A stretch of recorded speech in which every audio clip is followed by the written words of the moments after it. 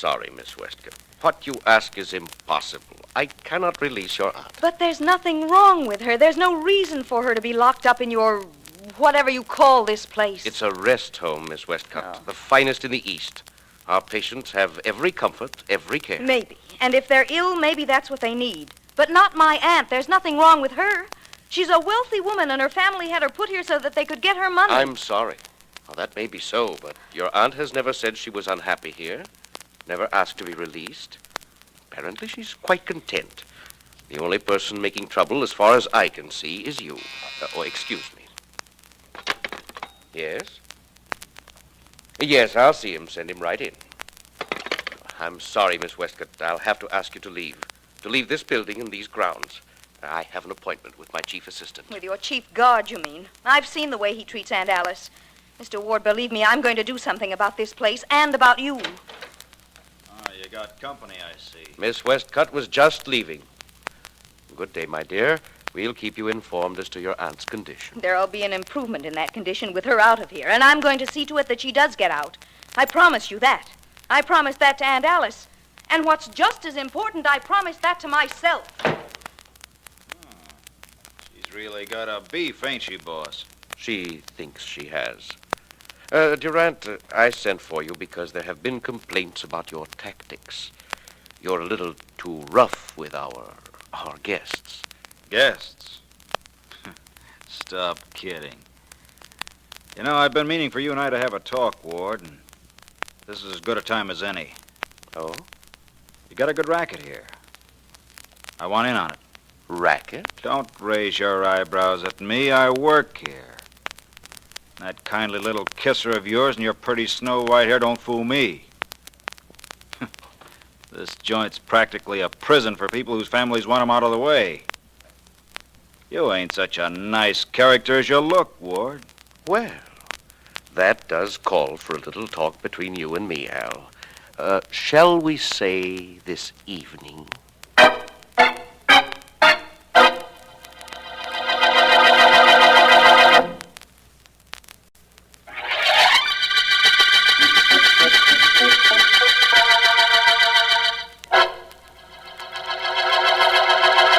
Look, Mrs. Westcott, I didn't bring your dinner up to your room just to have you sit and look at it. Eat it and hurry up. I just don't think I want it right now. I'll eat, Mr. Durant. I just don't care for anything right now, thank you. You don't, huh? Well, you better. I'm through for the night as soon as you eat. Now, Mrs. Westcott, I ain't got much patience. Start eating.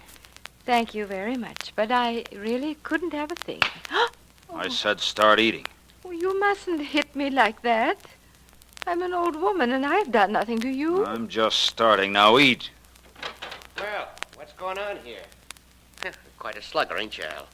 Like any woman your weight, I bet. What's it to you, Bill? Nothing. Go ahead, hit her again for all I care. Now, look, Bill, Mrs. Westcott here's on this floor. This is my floor. That's got nothing to do with you. You belong downstairs. Yeah, sure. What I came up to tell you, though, Al, was that I ain't got the dough I borrowed from you. No? No. Maybe I'll be able to pay you in a couple of weeks. Maybe. Maybe? What do you mean, maybe? You'll pay me that dough. Believe me, you'll pay it. Please, gentlemen. You're giving me a headache with all that arguing. I'd much rather you didn't argue. It ain't making Al very happy either. Just to make him just a little bit more unhappy, take your time about eating. He'll wait. I'm making him wait for his dough.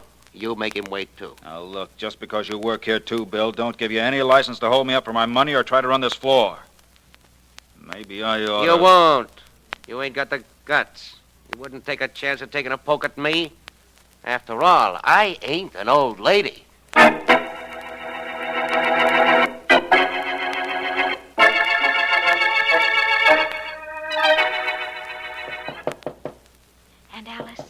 Aunt Alice, please wake up. Aunt Alice. Joan, dear, what are you doing here at this time of night? Let me in quickly. Of course. Aunt Alice, get your clothes together. I'm going to get you out of here. But why, dear? I have no place to go. My family doesn't want me at home. You always have a place to go as long as I have an apartment. Now hurry, please. I've been hiding here in this building till everyone went to sleep, and then I came right here. Did you, dear? I wasn't sleeping, you know. I was just lying on the bed and thinking. Just think. And Alice, please hurry. Something terrible has happened. But he deserved it. We know he deserved it. You mean that Mr. Durant, who is supposed to look after me? He's lying outside my door, isn't he? And he's quite dead. You know about that? Oh, yes. And I'm not a bit sorry. Not a bit.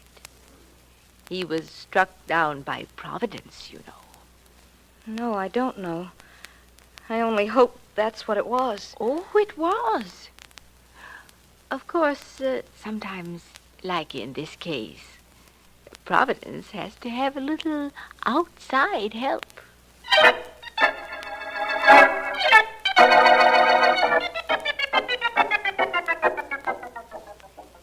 The solution of murders lies not so much in the mistake made by a murderer, but in the ability of the investigator to find that mistake. Well, I got that, Mr. Vance. That's good, Miss Woods. Now, let me see. How am I doing since Miss Deering's been away seeing her mother, Mr. Vance? Great, huh? Adequate. Adequate but refreshing, Miss Woods. Mr. Vance, you seem a little unoccupied. Something on your mind? No, nothing. That's the reason for my being preoccupied, I imagine. I heard over the radio a little while ago of an unusual murder, and it disturbs me that my friend, the district attorney, hasn't called me. Who got killed? The guard at a private sanitarium. I don't understand why Mark... Well, I'll get that myself, Miss Woods. It's probably Mr. Markham. Hello? Mr. Vance, Yes? this is Joan Westcott. Mr. Vance, there's something you must do for me.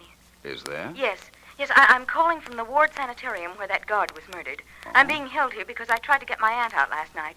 Mr. Markham is here and Sergeant Heath. I heard Mr. Markham say that he was going to call you. And you're calling for him? No, I want to beg you not to work on this case, Mr. Vance. Please, please don't. The man who was murdered deserved to die. I'm afraid that isn't within your province to judge, Miss Westcott. I'm glad you called and told me Markham was there, though. It gives me every reason to go up. Goodbye, Miss Westcott.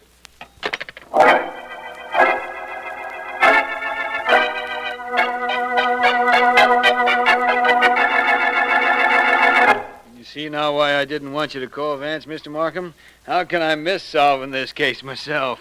I don't know how you can. I just hope you don't. And I did phone Vance Heath, only he wasn't in. Now, let's see. The dead man was killed by a blunt instrument. Blackjack, probably. And in his hand, you found 3 black hairs. Yeah, he probably yanked him out of his murderer's head when he was struggling with him. Now, I talked to everybody in this joint that's got any sense. And there are 3 suspects. And all of them got black hair.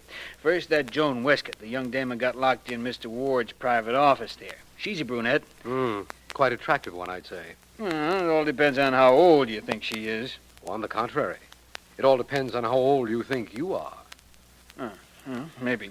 Well, my second suspect, anyhow, is her aunt. She's a little touched, I think. She's a patient here, and she's old, but her hair is pitch black. Yes, I saw that.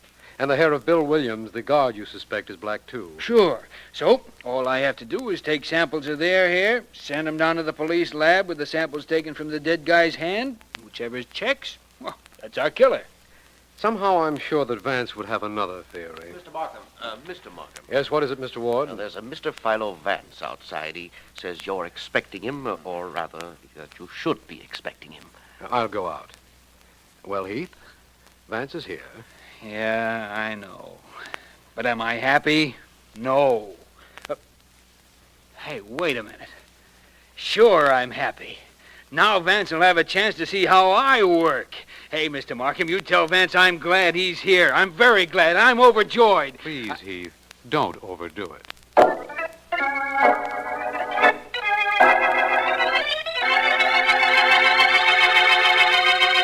Thanks, Markham. You're welcome. Just give me a few minutes in Mr. Ward's office with Joan Westcott and that other guard, Mr. Williams, and I'll be satisfied. All right. You know, of course, that the reason you didn't reach me on the phone was because I was on the way up here. Of course. My fault for calling late. Go right in, Vance. I'll wait for you here. All right. You know, murder in a sanitarium is such a delicate thing. I'm really gratified that you did come. Right, and thanks again. It's all right. Well, hello, you two. Hello? Hiya. My name is Vance. Oh. I've a purely academic question to ask both of you. Miss Westcott, did you kill Mr. Durant? So you came after all, didn't you, Mr. Vance? Even after I begged you not to. I told you I would. Mr. Williams. Don't bother me. I'm sorry, but I must, Mr. Williams. What's that? Changing of the guard? Patients are exercising. We march them around. What about it? I'd like to see that. So look. Yeah, look, Vance. You can see it very plain from this window. Well, I'll try. That's quite an imposing sight. Does Mr. Ward always lead the patients through those maneuvers? No, that's my job. I'll show you where I generally do it from. You see, right about... I've got him, Miss Westcott! Oh! Clipped him. Now, grab that towel and cram it in his mouth. Get that towel, hurry, or I'll take care of you, too. Oh, here it is. Good. Now, get that roll of wire from the top drawer in Ward's desk and step on it. We'll tie him up good and get out of here. I don't want to get out of here, not this way. Do what I tell you. Get that wire. Well... Make it quick. Okay. That's better. I don't like doing this. Who cares what you like? Do what I tell you so I can get out of here. You want to stay, stay. I'll tie Vance up and then go to work on that window. Here's the wire. Okay. Vance guy just walked in here. Wrong time for him. There, that takes care of his hands. I use my handkerchief to make sure that towel stays in his mouth. Tie it. Good and tight. All right, but I... Hurry up and shut up. Feet. There, one more turn to make sure. That does it. Well, you coming with me? No. Well, then, so long, sister. I'm getting... What's going on in here? Sergeant Heath. Well, I guess that's that. Seemed like a good idea at the time, though. Hey, come on in, Markham. Take a look at your friend Vance. All he needs is a spit, and he's ready to be barbecued. Vance, what happened? What? Just a moment. I'll have this. Look. There you are. Thank you for removing that gag, Markham. It's all right. Well, please get to work on my hands. Of course. Now, what happened here? Well, Miss Westcott and Mr. Williams didn't want to be questioned, I imagine, so Mr. Williams knocked me out. Oh, thank you, Markham. I'm all right now. Oh, you fine. are you? I'm going to show you how all wrong you are, Vance. I'm solving this case myself. You can watch if you like. I'd like to, very much. Okay. Now, Al Durant, the dead man, had 3 black hairs in his hand when we found the body. So, a black-haired guy, or gal, killed him. That's entirely reasonable. Sure it is. Now, I'm taking samples of the hair of this black-haired gal and this black-haired guy. Yeah, hold still, you. Hey, what are you doing to my head? Just taking a couple of hairs off it. You won't miss 'em. Now, you, miss. Don't you dare use that scissors on my head. Oh, okay, do it yourself. Here. Oh, all right. This is all completely ridiculous. Perhaps not, Miss Westcott. Sergeant Heath is going to have your hair compared down at the police laboratory with the hair found in Al Durant's hand. And if it checks, I'm afraid you're in rather a serious spot. I'm not afraid. Heath, let me ask you something. Yeah?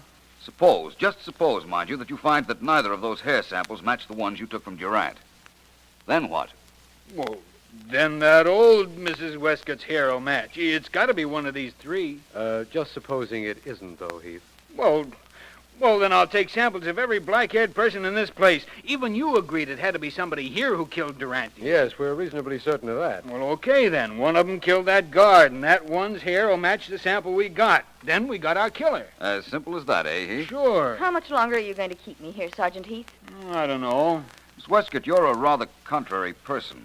As I understand it, you wouldn't leave this place before Mr. Durant's death. Now you're quite anxious to go. Yes, I am. I want to get out of here and take my aunt with me. I never want to see this awful place again. Well, Miss Westcott, I wouldn't be so anxious to leave here if I were you. In the event that Sergeant Heath's hair test points to you, you'll be going to a much more uncomfortable place, I assure you.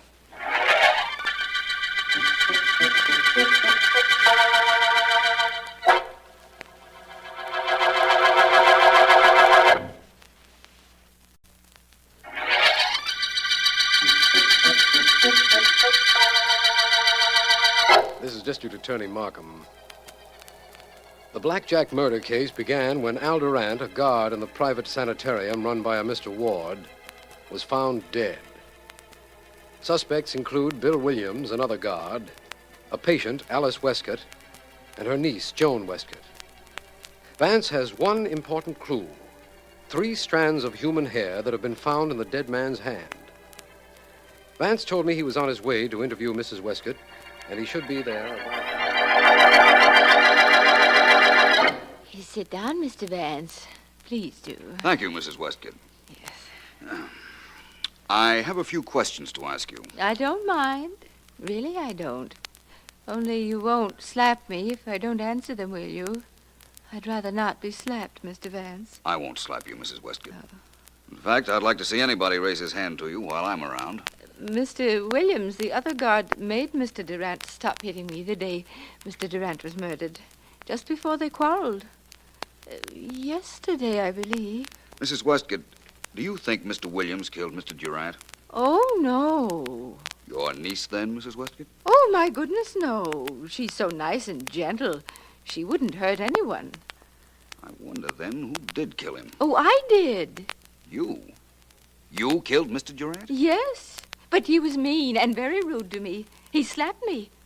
I'd rather not be slapped, Mr. Vance. I know. You told me that before. How did you kill him? I opened the door, and there he was. And he had a blackjack in his pocket. I took it out of his pocket and hit him with it. I'm sorry if I've caused everybody so much trouble, but nobody asked me until now whether I killed him. All they wanted was a few strands of your hair. Is that right? Yes, but I don't know why. You're sure of what you just told me, Mrs. Westgate, that you hit Mr. Durant with his own blackjack? Oh, I'm positive. I used to kill him very often. Every night, right after I fell asleep, I used to kill him. And always the same way. So you see, I know I did it. I see. I'll tell you one thing, Mrs. Westgate. You've confused me, and very nicely. I wonder how ill you actually are, how imaginative you actually are, and above all, how clever.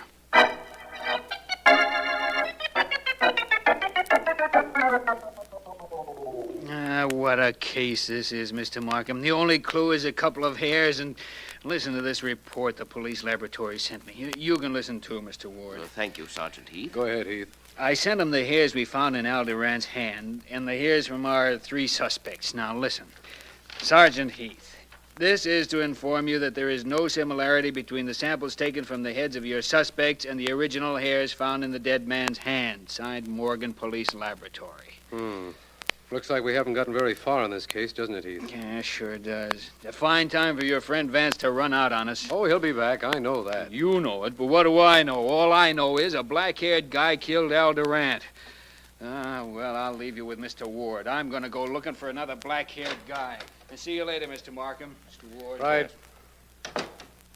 How soon will the police leave here, Mr. Markham? They've spoiled my discipline, my routine. They've ruined this office. How do they ruin it, sir? By using it? Look and see. Papers helter-skelter, the desk moved, everything topsy-turvy. Nothing is in its proper place. Everything must be in its proper place, Mr. Markham. Yes, I know. And the reason we've made such a mess out of your office, Mr. Ward, is because we're trying to put a murderer in his proper place. Behind bars.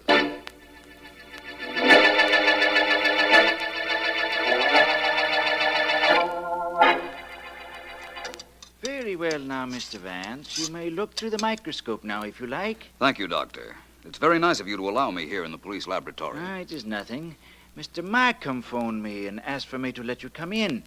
I was glad to have you. Sometimes even scientists like a little audience. Here, now look through the microscope, Mr. Vance. All right. Tell me first, though, Doctor. Your test showed that none of the hair samples from the 3 suspects match the hair found in the hand of Mr. Durant, the murdered man. None of them match, Mr. Vance. You are looking through the microscope now. Good. The single hair on the right, that is the one which was found in the murder man's hand. The one on the left is one of the samples. Vast difference, isn't there, Doctor, under a microscope? Definitely. Notice, Mr. Vance, at the very tip of the hair on the right, a little unusual substance. Yes. That is gum arabic, generally used as a glue. As a glue? Well, Doctor, perhaps the hair samples found in Mr. Durant's hand came from a wig. No, I'm sorry, Mr. Vance. They came from no wig. They came from a human head, and they were pulled from that head when the head was alive. Now, Mr. Vance, that hair came from no wig. It came from a living head. But the gum arabic, that must mean something. Yes, I imagine it does, but what? What, Doctor?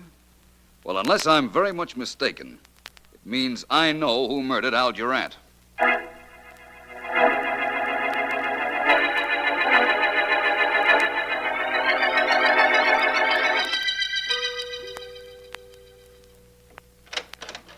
Well, Vance, welcome back. Thank you, Markham. Any progress on the murderer of Mr. Durant? No, none at all. Frankly, I've been waiting for you. I've an idea you'll be glad you did. Where's Heath? He and Mr. Ward are gabbing in Ward's office. You know, Vance, I was thinking that perhaps an outsider killed the guard. That is possible, you know. Undoubtedly, only I'm quite sure that isn't what happened. Where's Joan Westgate? I'd like to see her. She's in that room right there, Vance. It wouldn't surprise me any if she were about to break down. I'd like to talk to her, Markham. I'll meet you in Mr. Ward's office in a few minutes, all right? Certainly, Vance. I'll be there with Ward and Sergeant Heath. Hello, Miss Westgate. What is it, Mr. Vance? Why were you crying, Miss Westgate? Any reason I might do something about? No. Perhaps there is. I'd like to tell you something. This is no trick, believe me, but I know that neither you nor your aunt murdered Al Durant.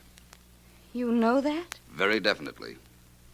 Now, will you tell me why you were crying? Oh, Mr. Vance, I didn't mean to break down, but the hopelessness of this whole thing just got me. It just got me, that's all. I thought my aunt had killed Mr. Durant, and that's why I couldn't tell you about this place. I'm afraid I don't know what you mean. Well, if she had killed your aunt, I wanted you to think that she was insane, that she belonged in a place like this. Only this isn't a rest home or a private hospital, Mr. Vance. It's a prison. None of the patients here have anything wrong with them. I'm beginning to understand a lot of things now, Miss Westgate. The one thing missing from this case so far was a motive. I believe I have that now.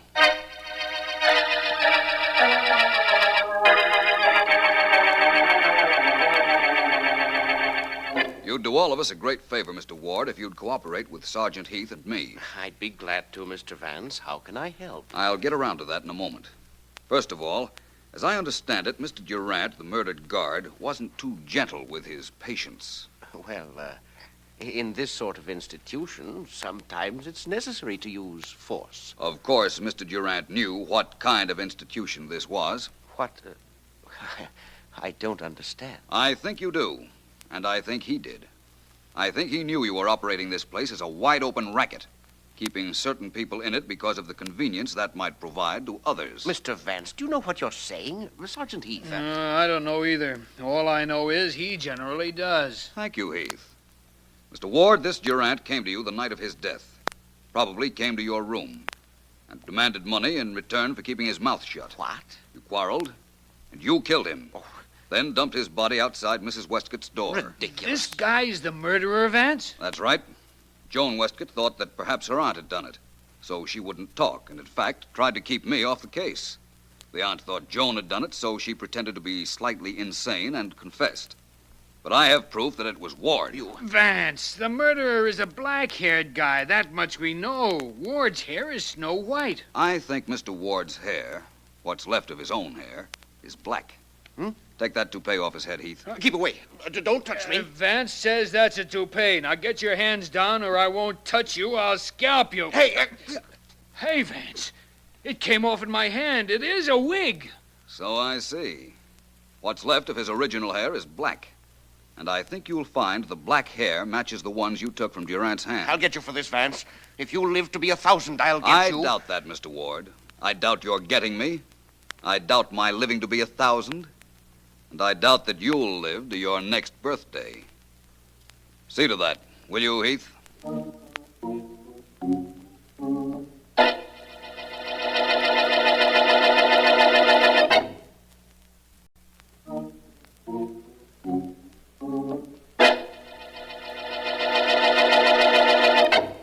Mr. Vance, I'm so mixed up about that hair thing. I don't know how to begin asking you what made you so sure. I'm dumb, huh? Leading question, Miss Woods. Perhaps I might explain, though. The one clue we had was the black hair. Yeah. It had a bit of gum arabic on it. I believed that the gum arabic, or glue, got on the hair from a toupee. That's the way it turned out, too. That's right. I was sure then that Ward wore a toupee, and I reasoned that Durant must have come into his bedroom when he was preparing for bed, at which time he'd have taken off the toupee. Oh, hey, then they battled, and that's how Durant got some of Ward's real hair in his hand. That's right. Sergeant Heath spent his time looking first for a black-haired individual. Sure, that Mr. Ward's toupee was snow white. He had quite a racket, didn't he, Mr. Vance? For a while. But, like all rackets, eventually it backfired. This one backfired very convenient for me. Hmm? You got back here just at 5:30. right at the end of the day. That's right, Miss Woods. And right at the end of the day, we're right at the end of the blackjack murder case.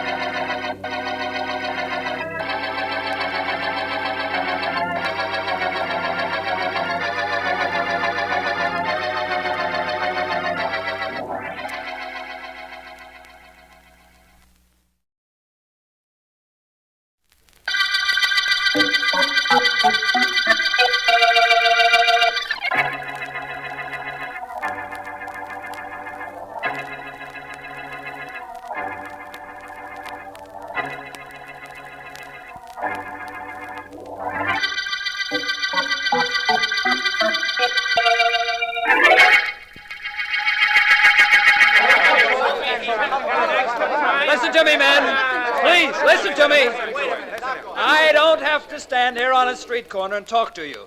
Nobody pays me to do it. Okay, then what do you do? Because I'm a citizen. I'm a citizen the same as all of you, and I want you to know the same things I know about Jonathan Graves and his political gang who is trying to steal your votes. They're crooked men, completely crooked. They're in politics for their own personal good, not the good of the community. That's right. Now be sure you remember that when you go to the polls election day. That's all I've got to say. Thanks for listening. Wait a minute, Masters. I want to talk to you. Oh, it's you, Graves. What could you have to say to me? That was quite a speech you made. Thank you. You seem to be able to influence people very nicely. Well, I read that book you've heard about. Don't get cute, Masters. You're a very honest, upstanding young fellow, and I'm sure we could use you in our organization. What you mean is you could use me so that I don't fight against your organization. That's your interpretation. Of course, there is an element of logic in it. The truth is that if you keep up these street corner talks, you're going to get a lot of people disliking us. That's the best news I've had all day. So long. Wait a minute, young fellow. Don't be in such a hurry to get away. It might be very valuable to you to stick around and listen a few minutes. I doubt it. The only thing I'd consider valuable would be if you and your crooked colleagues withdrew from the election. No, we can't do that, my boy. You know that. We've got too much at stake. It's cost us a lot of money to build up our candidates. We can't just withdraw them just like that. In that case, we've nothing to talk about. Oh, but we have. We have something to talk about that should be very near and dear to you. You. What about me? You have your choice at the moment, Masters. A choice of being a quite wealthy, silent young man, or a very definitely dead one.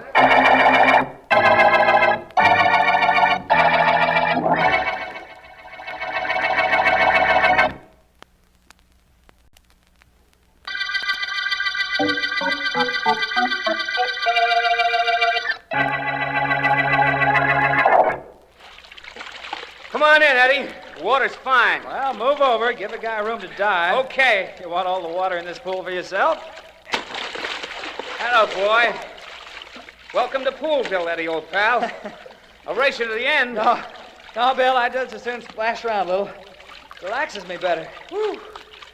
A little tightened up from those street corner talks you've been making, huh? No, not particularly.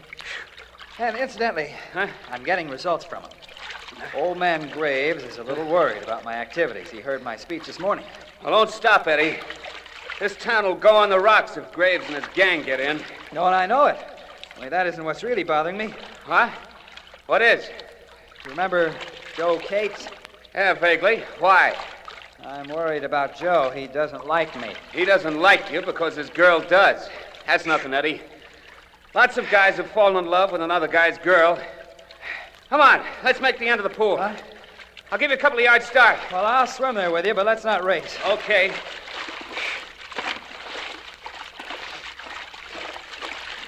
I'd rather talk. Look, talking and swimming aren't for me. Let's sit up the edge of the pool if you want to gab. Good enough.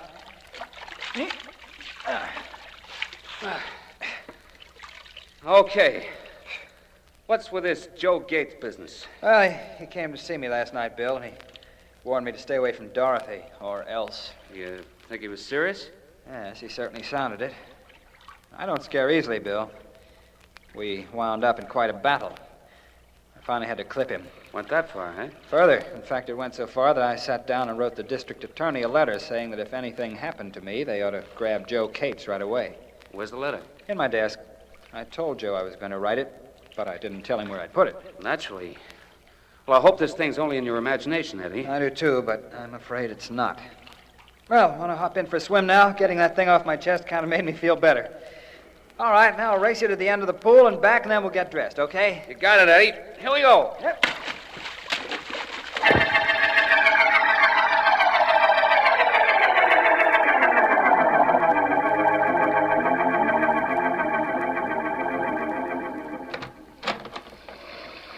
Wow, look at it come down, Yeah. Eddie.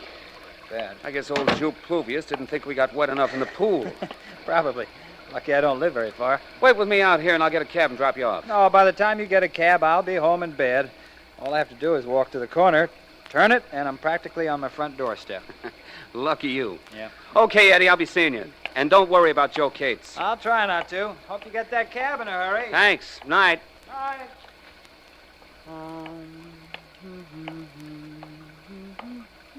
Oh, good evening, officer. Well. Awful night, isn't it? It ain't good. Waiting for a taxi? That's right. My friend is Lucky. He lives just around the corner. That's him walking down the street now. Well, he doesn't seem to be too much in a hurry. He's got a lot on his mind. Hey, officer, look. What is it? That fellow with a slouch hat and his coat collar turned up. Came out of a doorway and followed Eddie around the corner. I don't like that. Come on. What the... That was a shot, officer. Hurry. I knew it was a shot, and I'm hurrying as fast as I can. Who was this Eddie? Eddie Masters. Guy I've known for years. We were swimming together just now, and he was worried Here's about... the corner. Let's see if he had something to worry about. He sure did. Is that him on the ground over there? Sure is, and that guy bending over him. Grab him, officer. He's starting to run. He ain't gonna get very far. Stop, you! Stop or I'll shoot! No, don't shoot. Don't. Eddie. Okay, you! Eddie, what I happened? saw you throw your gun away just now. You're coming to headquarters with me. No, officer, no, I didn't do it. I didn't shoot him. No, huh? Well, you just happen to be out for a stroll in this lovely weather, huh? Come on, back with me. I'll go please, pick up your gun and take you downtown. I didn't do it, officer. I swear I didn't. Why'd you run away when you saw us coming around the corner? I was going to chase the guy who did shoot him. That's all I was going to do, honest. Stop your lying. Let's see if your victim's friend knows who you are. How is he, my boy? He's dead, officer. That's what I thought. Recognize this guy I grabbed? Hold your head up, you. Sure I recognize him. He's the guy I saw sneaking around the corner after Eddie. He's the fella Eddie was afraid would kill him, and he did. He's Joe Cates.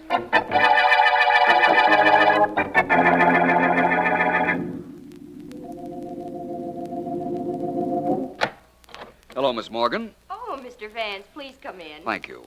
Is Mr. Markham in? He's in his private office. He's been trying to reach you. Yes, I know. I phoned my office and they gave me the message. Is that you, Vance? That's right, Markham. Please come in here, will you, Vance? Well, the command of the district attorney permits no pleasantries between you and me, Miss Morgan. Excuse me. Of course. Hello, Markham. How are you, Vance? Fine, thank you. And you? I'm not sure. Sit down, won't you, Vance? Yes, thanks. I have something on my mind, something important. Of course. Does it have anything to do with the trial you're conducting? Everything. Vance, I left that courtroom today knowing definitely I can get a conviction in the state's case against Joe Cates. And that bothers you? Yes. Every bit of evidence points to Cates being the killer. Yet when we adjourned today, for the first time in my life, I was sorry that I'm the district attorney. Well, this sounds serious, Markham. Tell me about it. I'll tell you as much as I know. Joe Cates was picked up near the spot where Edward Masters was murdered, and we rushed the case to trial, as you know. Tell me the things I don't know, Markham. Perhaps that would be easier. All right. A witness, Bill Miller, saw this Joe Cates follow the victim around the corner. Then Miller and a policeman heard a shot and found Cates bending over Masters' body. The newspapers say Cates threw away his gun and started to run, but the policeman overtook and overpowered him. That's the way it happened, isn't it, Markham? Yes, and despite a letter in which Masters wrote he feared Cates, I'll tell you something, Vance. Cates denies shooting Masters, and I don't entirely disbelieve him. No? No, despite this letter the victim wrote naming Cates as the man who had threatened him. It seems there's rather a complete case against Mr. Cates, but you say you don't entirely disbelieve Cates' claim that he didn't kill Masters. Why? I don't know why. Call it a sixth sense, call it anything you like, but I don't think he did it. Everything points to him, and I'm sure I'll get a conviction when the case goes to the jury. But I don't believe he did it. Well, perhaps he didn't. Perhaps someone else did murder Mr. Masters. He had political enemies, I believe. Yes, but Vance, it's the ballistics report on the gun that the police officer picked up that proved our conclusive evidence against Cates. The officer saw him throw it away. And it's the murder gun, all right, a pearl-handled automatic, a .45. I know why you tried to reach me. As the district attorney, there isn't anything you can do to prevent Joe Cates from being convicted. But as a man, I'm sure he didn't murder Masters. And tomorrow I've got to put him on the stand and convince the jury that he's guilty. I know how you feel. Let me see. There are 3 reasons why Cates is believed guilty. The witness who saw him trail Masters around the corner, the letter written by Masters and indicting Cates, and Cates' gun, which the officer saw him throw away and which has been proved to be the murder weapon. That's right. Combined, they form irrefutable testimony against Cates. But you're not too happy about the certain proof you have that Cates is a murderer. Definitely not. Only there isn't anything I can do about it. I don't like to see you unhappy, Markham. Maybe there's something I can do about it. I'll be at the trial tomorrow.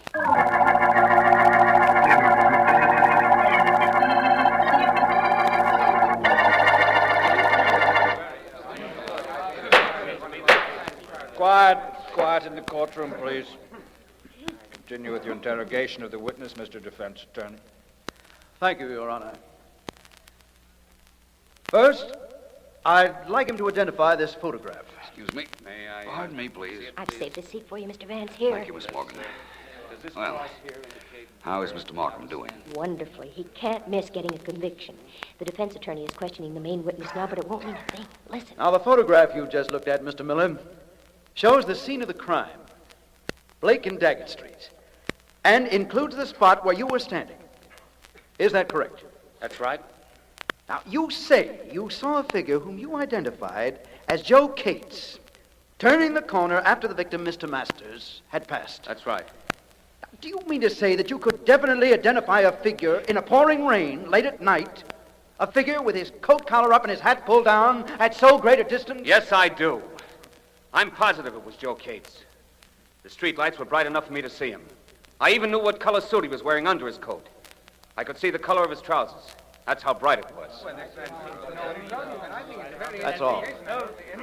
Your witness, Mr. Markham. No questions. See what I mean, Mr. Vance? Mr. Markham has a cinch in this case. So it appears. Your Honor, I wish to call back upon the stand my client, Mr. Cates. Very well. Mr. Cates, please. Will you take the stand? Yeah, I'll do it.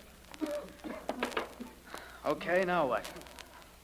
Mr. Cates, the state declares that a police officer seized you a short distance from where Mr. Masters' body was found lying on the ground.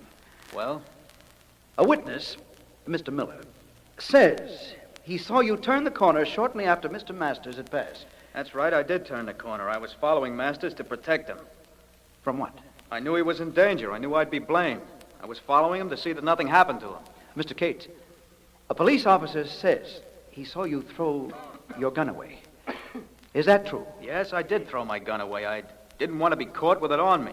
The state says that gun the officer picked up, the one you threw away, killed Edward Masters. I know. I've heard it a dozen times, only I can't help what the state says. All I know is I didn't do it.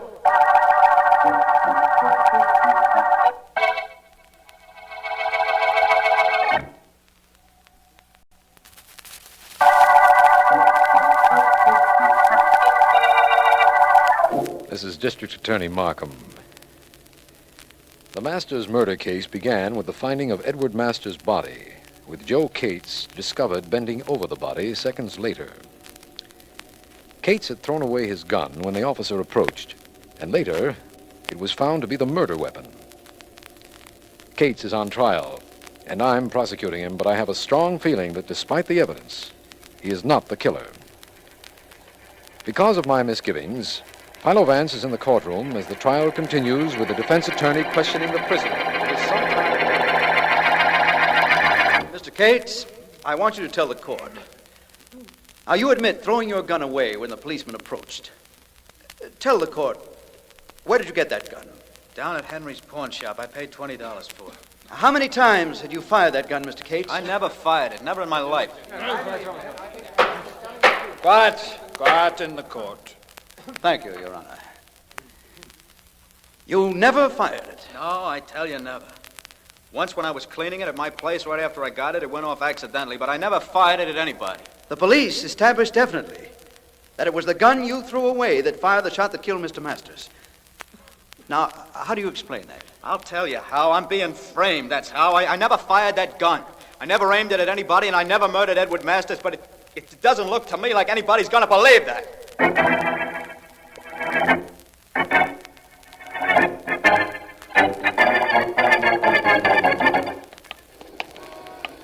Well, this is Henry's pawn shop, Vance. Do I go in with you? No, Markham, please. I want to do this alone if you don't mind. Wait for me, will you? Of course. After the trial this afternoon, I don't mind being alone, believe me. The trial isn't over yet, Markham. Tomorrow's another day. And by tomorrow, we may have some hope for Cates. I hope so, Vance. I won't be long.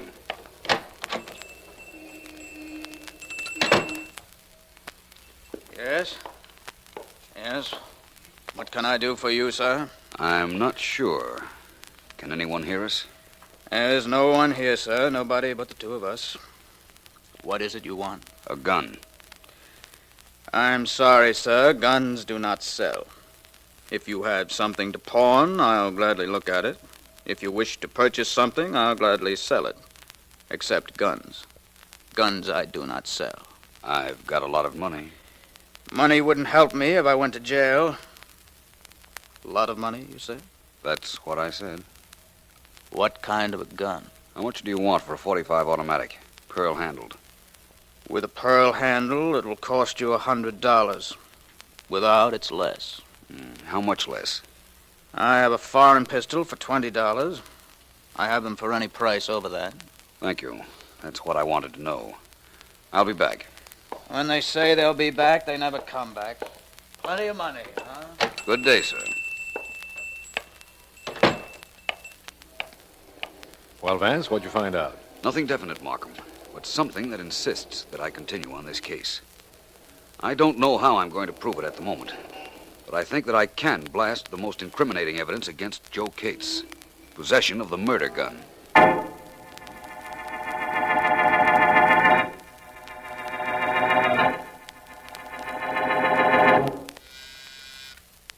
Yes, Miss Burke? There's a Mr. Akins to see you, sir. Who? Mr. Akins. I don't know any Mr. Akins. You sure he wants to see me? He said he wanted to see you, Mr. Graves. He asked if you were the political leader, and I told him yes, and then he said he had something very private and personal to discuss with you. What could that be? I'm sure I don't know, sir. Well, send him in. Then if you like, you can leave. Well, thanks, Mr. Graves. Private and personal. What could that be? Mr. Graves. Come in, Mr. Akins. What can I do for you? I rather think it's something you can do for yourself. Yes, Mr. Graves, that's exactly what I rather think. And what does that mean? Mr. Graves, I live at the corner of Blake and Daggett Street, above the drugstore. Well? Remember that rainy night when that fellow, what's his name? Yes, Eddie Masters, was shot? Yes? What about it? Well, I was standing at the window, looking out. I like to look out when it rains. I think streets are prettiest when it's raining. Forget the streets. What's on your mind? Well, my windows face the corner where Masters was shot.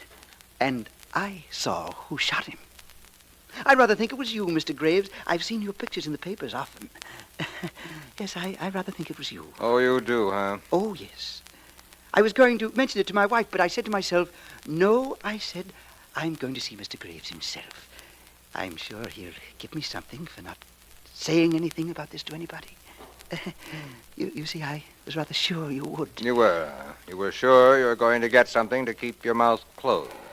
I was rather certain of it. You're going to get something to keep it closed, all right? Keep it closed for good. Oh, no. No, please.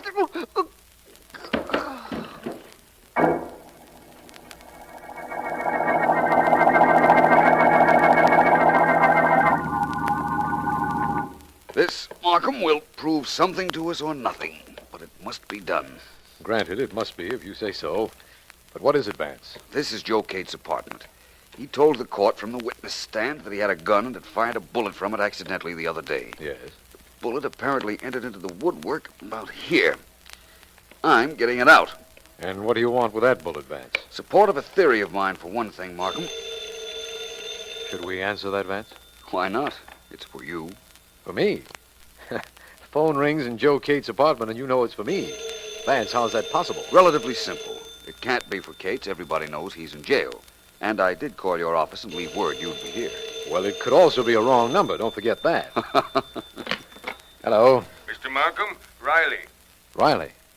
Vance was right again. What? Nothing, Riley, nothing. What is it? There's been another murder, Mr. Markham. Quiet fellow named Akins, George Akins. Yes? Lived at the corner of Blake and Daggett Streets. We picked his body out of a lot. Shot through the head. Where are you calling from? The morgue. Akins' widow just identified the body. Thought I'd let you know. Well, I'm glad you did. Thanks, Riley. Bye. Well, Vance, just to make matters worse, there's been another murder. A fellow named Akins lived at the corner of Blake and Daggett Streets. Shot through the head. Well, rather unfortunate for Mr. Akins. But it doesn't make matters worse for us. Why not? It's just another murder the police will have to solve. Perhaps. Where did the murder of Edward Masters take place, Markham? At the corner of Blake and Daggett. Vance. You see what I mean, Markham? I think perhaps our Mr. Akins might have seen the Masters murder, tried a shakedown, and got himself killed for his efforts. Sounds reasonable, doesn't it? Well, it can't be coincidence. That's the way I feel about it, too. Now, Markham, there's something I want you to do for me. I want to be present when the bullet taken from Akins is compared with this bullet I just took out of the wall in Kate's apartment. All right, Vance, but why? Because the answer to that question is the answer to the Masters murder, Markham.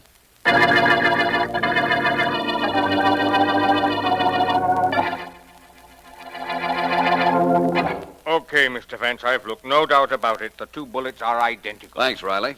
Satisfied, Markham? I'm completely satisfied that the bullet we took out of the wall in Kate's apartment came from the same gun as the bullet that killed Akins. But what does that prove? Everything. Everything to my satisfaction. I'm convinced now that Cates did not kill Masters. Satisfied beyond the shadow of a doubt. And I understand that Masters was particularly active against a political organization trying to get into power. That's right. He made street corner speeches against the organization every day. The head of that party is a Mr. Jonathan Graves, I believe. Yes. Get him in your office, Markham. I'm going to see Akins' widow. With half a break, we'll clear up this case in an hour.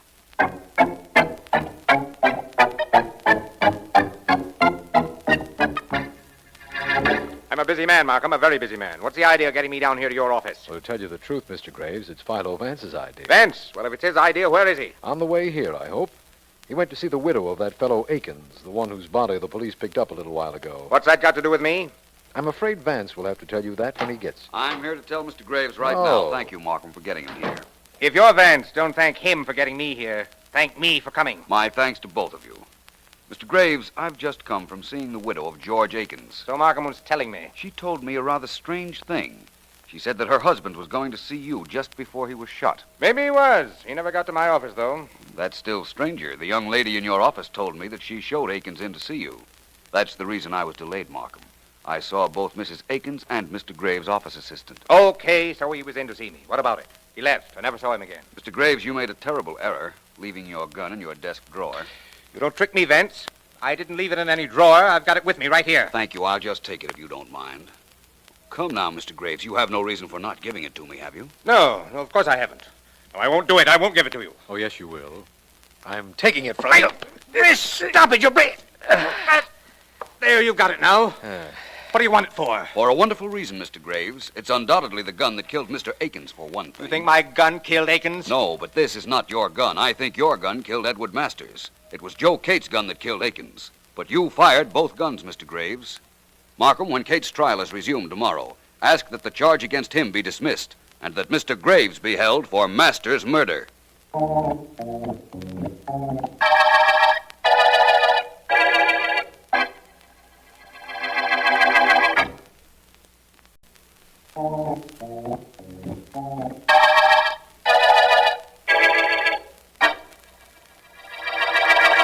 Vance, would you explain to me about the murder gun? That's what's been bothering me. It will bother you no longer, Markham. The gun that killed Masters was a pearl-handled automatic, right? That's right. Kate's gun, the one that he bought from the pawnbroker, was a foreign pistol. Cates told me he paid $20 for his gun. You can't buy a pearl-handled automatic for $20. Oh, I see now. The police officer picked up the murder gun, all right, but it wasn't the gun Cates threw away. That the murderer himself came back to find after the crowd had dispersed. Give me that slowly, will you, Vance? Please? Certainly. Cates threw his gun away when the policeman arrived. Yes. The murderer, Graves, saw him do it. Uh-huh. Graves had previously thrown his gun away when he was running with Cates after him. Oh, I see now. Graves came back to pick up Kate's gun and keep it. Keep it until he had to use it to kill Mr. Akins. Uh-huh. Apparently, my idea as to why Akins was killed was correct. He saw Graves kill Masters.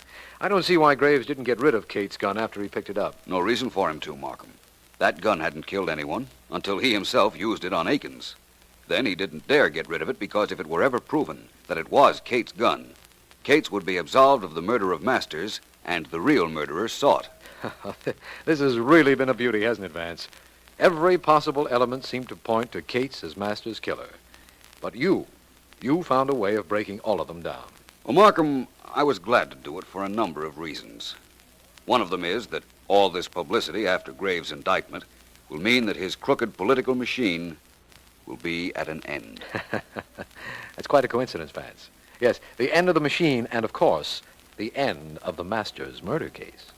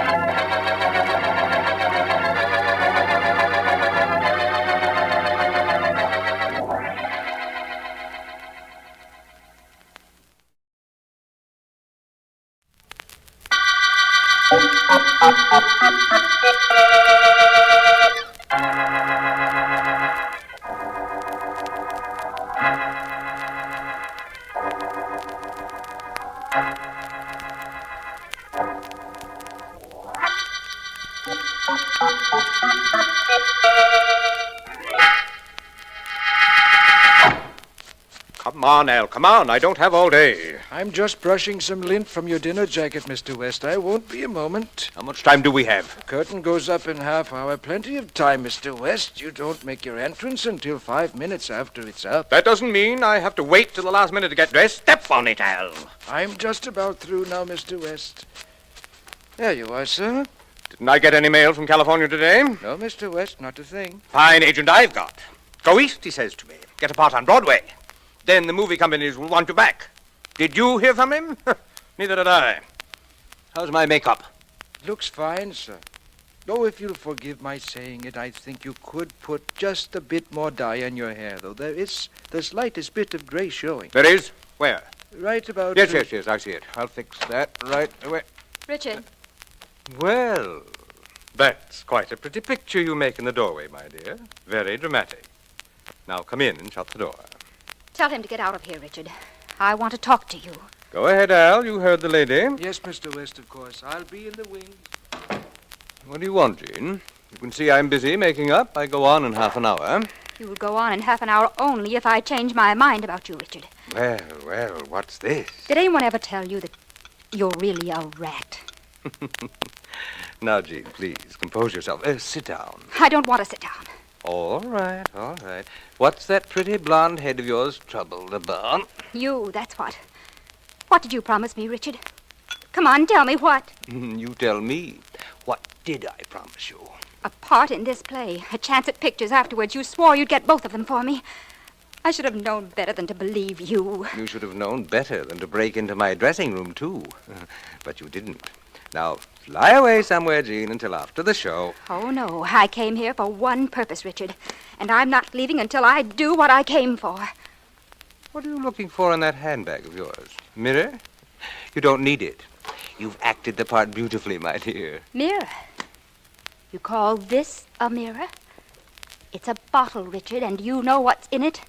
Acid. Face. Yes, that face of yours is never going to see another girl. Give me that bottle. Get away from me. You take your hands off of me. I'll never give you this. Stop. You're breaking my wrist, Richard. I'll take that little bottle, darling. There. That's better. Now run along somewhere and play. Run along somewhere and play. I'll run along. But I'll be back to see you, Richard. And then I'll really play for keeps.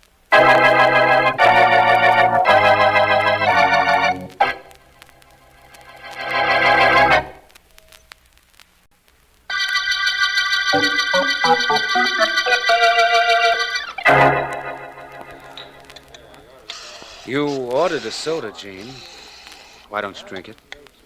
I'm thinking about... About Richard West? Yes. It's not very complimentary, is it, darling?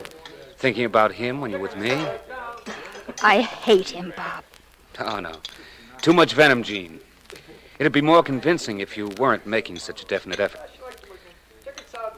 Matter of fact, I hate him, too. Not like I do. Why not? He promised you a part in the play he's in. He didn't deliver. I had the part he's playing now until he stepped in. Same reason. Say, Jean, you know who's casting? Who? George McCready. Let's you and I go over to his office now, huh? Oh, I don't feel like it. Oh, you'd better feel like it before word gets around this soda fountain that McCready is listening to readings. Did you ever see so many actors and actresses out of work in your life? That includes us, you know. Not if we get over to McCready's in time. You know how word flies around in this place. In 2 minutes, the whole mob of them would be flooding McCready's office if they knew. Oh, forget McCready for now, will you, Bob? All right, for you, I'll forget it for now. Bob, what would you say if I told you that Richard West hurt me more than I can tell even you? Bob, I hate that man so much I won't rest while he's alive. You claim you love me. You've said there isn't anything you wouldn't do for me. Well, honey, you know how fellas say things like that. You meant it, Bob. I know you meant it. Look what Richard West has done to you. He took that stage job because he knew you were first in line for it. Knew that a young actor could be a star in that part. That was a honey of a part. I could have played the heck out of it, too. Sure you could. You could have been great. The notices would have been all for you. It would have made you, Bob. And just because West knew I liked you, he took the role. He killed you professionally, Bob. Don't you realize that? He killed me professionally. Yeah, I guess he did. Maybe that gives me an idea of what I've got to do to him.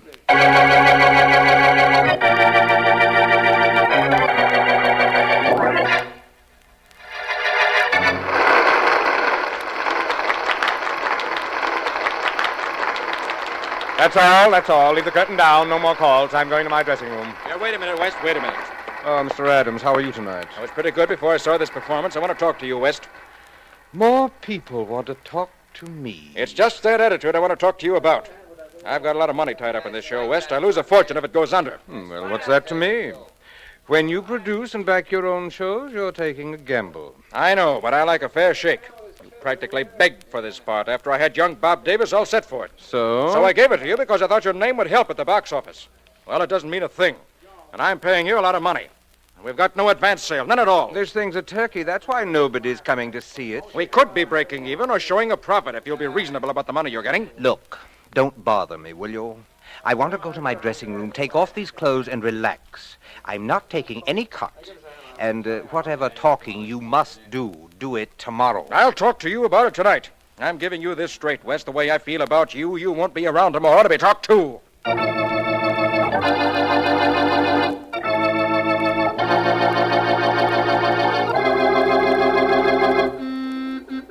Markham! Markham! Oh, there you are, Vance. I'll be right with you. Well, the great Philo Vance is now acting as my personal chauffeur. I'm getting up in the world. How much higher can a district attorney get? Get in, Markham. Thank you, Vance. I suppose you know why I phoned and asked you to pick me up. No, I don't know, but I suspect, and I'll be duly grateful if my suspicions are correct. You're right, as usual, Vance. It's a murder, and not an ordinary murder, or the police department could handle it very well, I'm sure. No question about that, Markham. Which way do you want me to drive? Straight ahead, Vance. I'll tell you all about this as we go along, and I'll let you know where to turn. Good enough, my friend. Suppose you start from the beginning, eh? Well, the beginning and the end of this case, as much as we know about it, that is, are very close together, Vance. Did you ever hear of an actor named Richard West? Former leading man in pictures, now on Broadway in a play? That's the man, Vance. Well, it seems he's dead. Actually or professionally? As I understand it, he'd been slipping professionally for some time, but I'm speaking of him as a person. He was found shot to death in his apartment several hours ago. And that's where we're going now? Yes, Vance, that's where we're bound for. We've done quite a bit of work on the case already, although we haven't any results to speak of. Well, let's talk about the results you can speak of, Markham. Well, it seems that West took the job on the play he was in, and a lad named Bob Davis didn't like that. Bob was set for the role before West came along. Hardly a murder motive, Markham. Oh, there's more to it than that. This Davis had a girlfriend, a beautiful blonde, from what Sergeant Heath tells me. Her name is Jean Carey. And it seems that West did more than kick her around a little. And you think that Bob Davis might have resented that? I think Jean Carey resented that, Vance. According to Heath, she's quite an excitable person. She had a motive, and she is a blonde, you know. Well, that factor isn't terribly important, Markham. Some of the least murderous people I know are blondes. Well, that's possible, of course. The point I started to make was that Sergeant Heath has rounded up Miss Carey and is holding her at the apartment of the late Richard West. He has also, as I understand it, notified B.J. Adams, producer of the show West was in. Very thorough of Heath, Markham. I must remember to thank him. Anything else? Yes. The gun was near the body. No fingerprints as usual. Turn here, Vance, and then straight ahead. Very well. Straight ahead, you say? Yes. I hope it's straight ahead to the solution of this murder.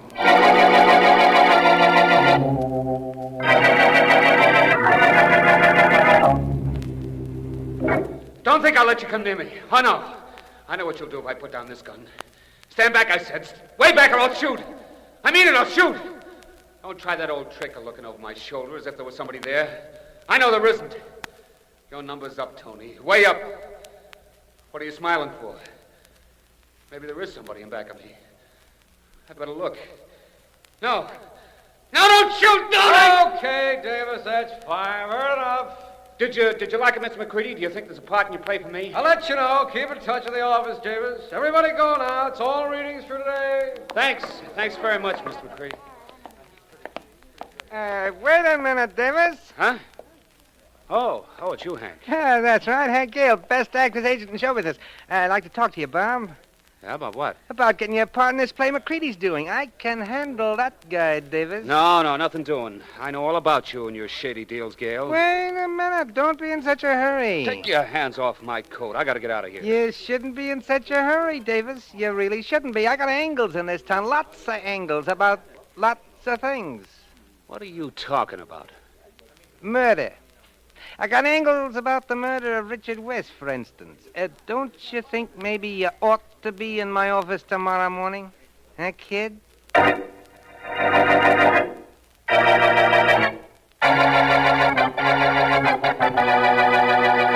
Your name is Jean Carey, is that correct? That's right, Mr. Vance. And in answer to your next question, I wasn't up here at Mr. West's apartment at all today until Sergeant Heath brought me here a little while ago. You're anticipating my questions, Miss Carey. Perhaps you'd care to answer the next one. I haven't asked that either. Well, you're going to want to know how it is that there are 2 champagne glasses on this end table, and why it is that one of them has lipstick marks on it. You're doing fine, Miss Carey. Now, how about answering your own question? I don't know how it is. Mr. West had other girlfriends, I suppose.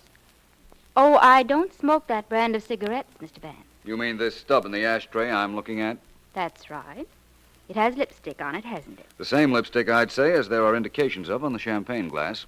Well, it's not mine. So you say. This lipstick is sort of light, isn't it? Looks like it might be orange. Mr. Vance, How long are they going to hold me? That's entirely up to the district attorney and Sergeant Heath. Until the murderer of Richard West is caught, I imagine. Why? In a hurry to go somewhere? I'm in a hurry to go anywhere as long as it's away from here. You think this is fun? Hardly. Especially to the police, Miss Carey. The police don't like unsolved murder cases. In fact, the only person that likes a murder less than the police is the victim. Very funny. Well, what happens to me now? Am I to be held here or in prison until you find out either that I didn't kill West or who did? I think the police will release you, Miss Carey, as soon as I'm through with you. You know, of course, that Sergeant Heath is trying to locate your boyfriend, Bob Davis. That shouldn't be too tough. I can tell you where to find Bob. Oh, really? And you wouldn't mind turning him over to the police? Why should I mind? He didn't do anything. He and I were together at the time of the murder. If he knew the police wanted him, he'd be here with bells on. What would he have to lose? I don't know. Is it true that B.J. Adams, the producer, was going to star Bob Davis in a play before Richard West appeared on the scene? Yes. Bob's a good actor. He would have been great in the part. I wonder how good he was in playing the role of a murderer. Why, Bob wouldn't kill anybody, even for me or himself. He couldn't. He isn't the type. According to you, that is. But don't forget, Miss Carey, that according to Shakespeare, one man in his time plays many parts.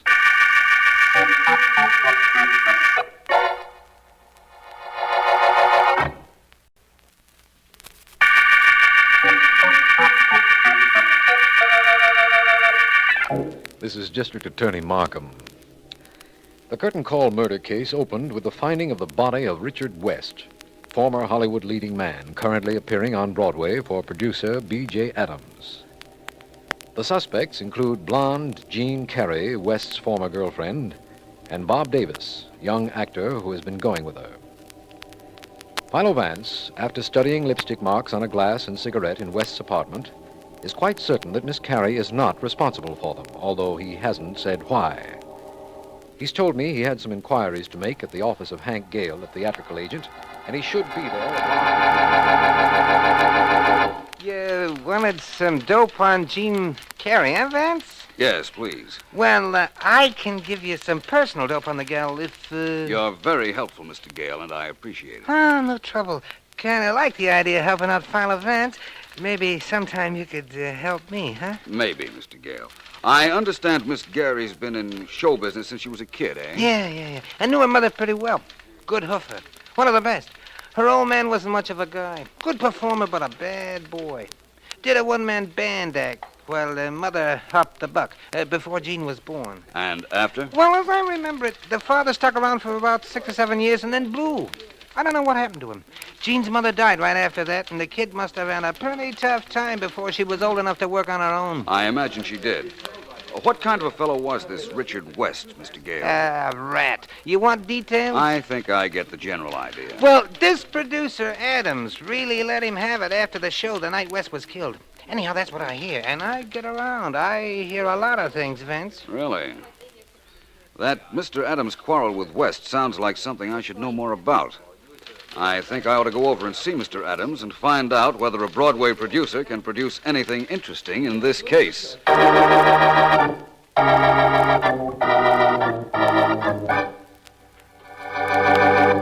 Is Mr. Adams in, miss? He's in, but he ain't seen any actors today. I'm Bob Davis. I once read... Oh, I know you, Mr. Davis. I remember you were here before, a couple of months ago. I never forget a face. I got a photogenic mind. Good day, Mr. Davis. I've got to see Mr. Adams. I know. They all say that, only you can't. Good day, Mr... Hey, you can't go in there. No, don't bet. Mr. Adams, I've got to talk to you. What do you mean breaking into my office like this? Get out, you, immediately. Not until I've talked to you. Mr. Adams, my name is Bob Davis. I know you're going to reopen the play that Richard West was in, and I want the part I was promised once. Oh, you do, huh? Yes, I do. Does that give you the right to come crashing in here and telling me what you want? Get out of here before I throw you out. Mr. Adams, You're Bob Davis. You should know the police are looking for you for Richard West murder. What? It's been on the radio for hours. Now get out before I call him and tell him you're here. I didn't know. Yes, Miss Jeffers? Should I call the police, Mr. Adams? I could hear that Davis guy yelling all over the place. No, don't bother, Miss Jeffers. Thank you. Oh, Mr. Adams, there's a Mr. Vance outside. Philo Vance. Philo Vance, the private investigator? He sure looks good enough to be. Send him in. Hey, Davis, where are you going? If that's Vance, he may be after me. I'm getting out of here before he sees me. Mr. Mr. Adams. Oh, come right in, sir. Glad to see you. Thank you, Mr. Adams. How are you today, sir? Very good, thank you. And yourself? Fine. Say, haven't I seen you before, Mr. Adams? I don't remember meeting you, Mr. Vance, but it's possible you've seen me at the theater. I'm an inveterate first-nighter. Go to every first-night opening in town, except my own. Can't stand my own opening. It's too nerve-wracking. I can imagine. It seems to me, though, that I've seen you within the past week, and there hasn't been an opening this week. No, there hasn't. The opera, maybe. I was there last Saturday night. That must have been it. Funny how an unclarified detail sticks in your mind, isn't it? I'm sure it hasn't the slightest significance, but I did remember seeing you. Like the opera, Vance? Generally, I liked the performance Saturday evening, all except the overture. The second violins seemed out of tune with the first few minutes. You've got a good ear, Vance. Thank you. Only it wasn't the violins. It was the violas. The stars were in great voice, I thought. Yes, the performance was quite enjoyable. However, I didn't come here to discuss opera with you, Mr. Adams. I came to talk about the late star of your show. Ah, Richard West. Naturally. Mr. Adams, was your show making money? Frankly, no. Was West in any way responsible for that? Undoubtedly. I had a contract with him. Had to pay him a lot of money every week. How long a contract did he have, Mr. Adams? Run of the play. Of course, I could have closed the show, but then I'd have no chance of getting any of my money back. His death saved you quite a bit of money then, didn't it? Unquestionably. And I think I see what you're driving at, Vance. I'm not driving at anything in particular, Mr. Adams. Not yet, that is. People sometimes kill for money, don't they, Vance? And I did save a lot of money with West dead. Your thinking isn't unreasonable. I suppose I'm a suspect. Although I'll tell you now, I'm not a very good one. I have several good suspects already, Mr. Adams. I'd gladly discard both of them in favor of one actual murderer.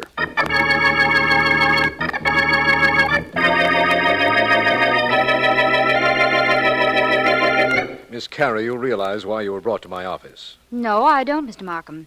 All I know is that Vance said I could go. Yes, he did, and you're not being officially detained. You can leave any time you like. But there is one thing I want to know more about.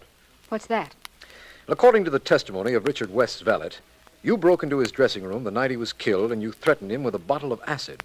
Oh, that. Oh, that? You're dismissing it rather lightly, Miss Carey. Because it's only half right.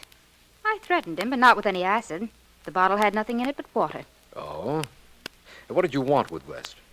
I wanted him to make good on his promises to me. That's what I wanted. I thought I could force him into getting me a chance in Hollywood. You might have tried to do the same thing later that evening in his apartment, only this time you had a gun. I wasn't near his apartment. I told you that. I told Vance that. Excuse me, please. Markham speaking. Hello, Markham. Vance. Oh, hello, Vance. What's up? My spirits, for one thing, Markham. Will you do me a favor? Of course. What is it? I want you to reach Bob Davis and B.J. Adams and have them at my office in an hour. Can you do it? Of course I can do it, Vance. Good. You can bring Jean Carey with you if you like. She's there with you now, isn't she? Why, yes, but how did you know? I came to call for her to tell her some news that she wasn't going to like very much. And I found that a man from your office had been at her apartment. You have some news that she isn't going to like very well, Vance? Definitely, Markham. I'm going to prove her connection with the murder of Richard West.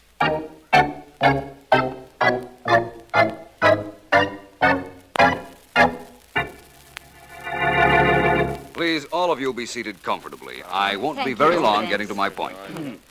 Miss Carey, What is it, Vance? with whom were you in love? Bob Davis, Richard West, or your career? I wanted to be successful. That's what I thought. Jean, you told me that... Not now, if you don't mind, Mr. Davis, please. Mr. Adams. Yes? How long have you been a theatrical producer? In this city? Yes. About 10 years. What did you do before? Nothing much of anything, Vance. Acted, painted scenery, the usual thing. Vance, excuse my interrupting, will you? Certainly, Markham. What is it? You told me on the telephone that you could link Jean Carey with Richard West's murder. Was it through the lipstick on the glass in West's apartment? No. You put the lipstick there, didn't you, Mr. Davis? I? Yes, you hated West because he took your part in the play.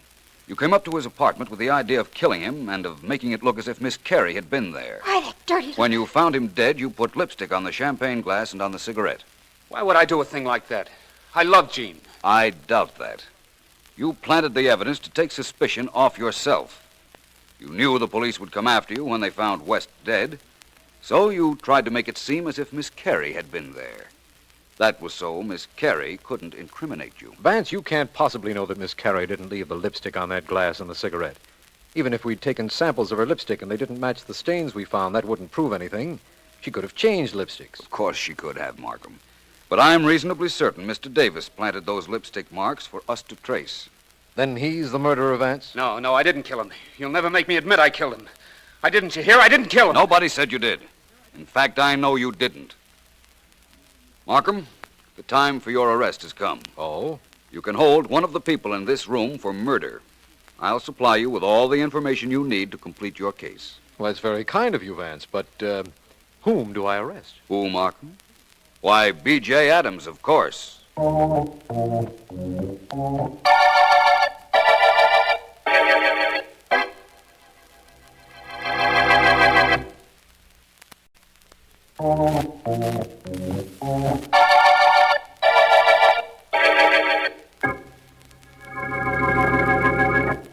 I, B.J. Adams, of my own free will and volition, do hereby make this statement to District Attorney Markham and Philo Vance. I killed Richard West. Take these questions and answers down, Johnson, please. Mr. Adams, why did you kill West? As long as he was alive to appear in my show, it cost me thousands of dollars every week. Mr. Adams, what was the real reason? What was that, Mr. Vance? What was the real reason you killed West? I killed him because of what he did to my daughter, Jean. What? Jean Carey is your daughter? Yes, Markham. I knew that when I found that Jean's father had left her when she was just a child and had been a professional musician at the time. In my first interview with Mr. Adams, he revealed a detailed knowledge of music. Well, it was too close a tie for me to ignore. So that's what put you on my trail, eh, Vance? Partly. That and your arrival in this city soon after you had left Jean and her mother. The whole thing was too coincidental. You had to be her father. I was. Maybe I didn't do the right thing by Jean when she was a kid, but I wasn't going to stand by and see her kicked around by a heel like West. She didn't know I was her father, you see.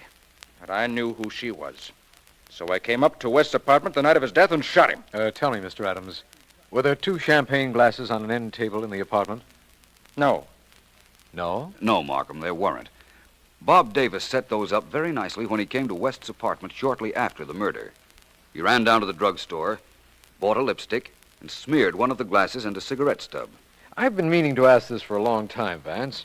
How did you know that Miss Carey didn't make those marks? Oh, Markham, it was an orange lipstick, and Miss Carey is a blonde. Oh. No blonde ever wears orange lipstick. It's not vivid enough. Mm-hmm. Deep red, purple on occasion, but never orange. Terribly unbecoming, Markham. And I guess I'm terribly unobserving, Vance. I'm awfully glad you're around. I'm glad I'm around, too, when there are murder cases to be solved. Incidentally, Bob Davis was equally unobserving when he purchased the lipstick. He just asked for a lipstick and took the first one the clerk handed him, never bothering to look at the color. I'm glad he didn't. We really would have been confused if he had. No telling how long it would have taken us to get somewhere on the West murder. You're probably right, Markham. But we know where we are now, don't we? We're at the end of the curtain call murder case.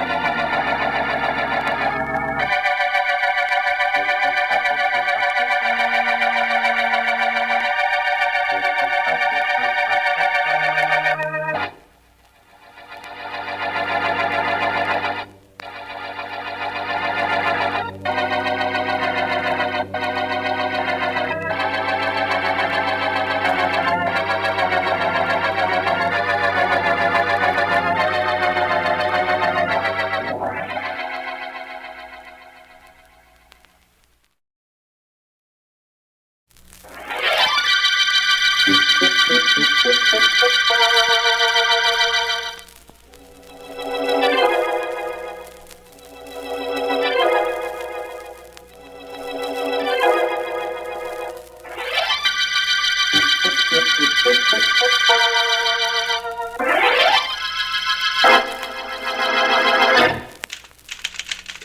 Deering, do you think you might stop typing for a moment and listen to me? I could try. Thank you. You see, Vance, you never know the things you can do until you try. What am I to listen to? At the moment, a bit of thinking aloud. Markham phoned and asked me to wait for him in my office. Right. Why? I don't know. It can't be a murder case, or the eminent district attorney would have asked you to meet him at the scene of the crime. Say, who's doing this thinking aloud, you or me? Both of us. Markham said he was going to bring someone with him. Now, who could that be, and why? Well, it could be anyone, and for almost any reason. Ellen. I know. Go back to my typing. I'd like to make a wager with you. I'll bet I come closer to guessing the purpose of the district attorney's visit than you will. Vance, if I bet against your guessing or your reasoning, you'd have the only full-time secretary with no pay on record. Oh, there, you two. Oh, hello, Mr. Markham. Come in, Doris. Welcome, Markham. And an extra special welcome to your lovely companion. Miss Jane L., may I present Philo Vance and Ellen Deering. How do you do? Doris Jane L. How do you do?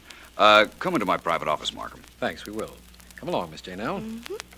Go right in, Miss Dinell. Thank you. Markham. Thanks. Oh, Miss Deering. Yes, Mr. Vance. You should have made that wager. I've never been further off base in my life. Now he tells me. Well, I'm delighted to see you, Markham. And I hope I know why you're here. Well, I'm not sure myself whether I should have come, Vance. This isn't exactly in your line. I'm a private investigator. What's the trouble? Isn't this private? Yes, it most certainly is. Vance, Doris Jane Nell is the star of the play at the King's Theater. Let me tell him, Mr. Markham, please. By all means. Mr. Vance, I received this note this afternoon. It worried me. I brought it to the district attorney's office because I thought that was the thing to do. Here it is. Will you read it, please? You read it to me, Miss Dinell. What does it say besides threatening you with death? But you haven't seen it yet. How did you know? You're upset, Miss Dinell. Nothing else would account for it. What else does it say? It says, if you play your role in the theater tomorrow night, you will be dead before morning. And that's all, Mr. Vance. That's enough, I'd say. So the note threatens you if you go on tomorrow night, not tonight. It might be the work of a crank, but I don't think we can afford to take that chance. I can't, I'll tell you that. Do something for me, Miss Dinell. If you receive any further communication, please mention it to no one. Now, that's important. I imagine you're not going on tomorrow night. Mighty good imagining, Mr. Vance. I definitely am not. I don't mind taking chances, but when I do, I just as soon it cost me money if I lose. Not my life.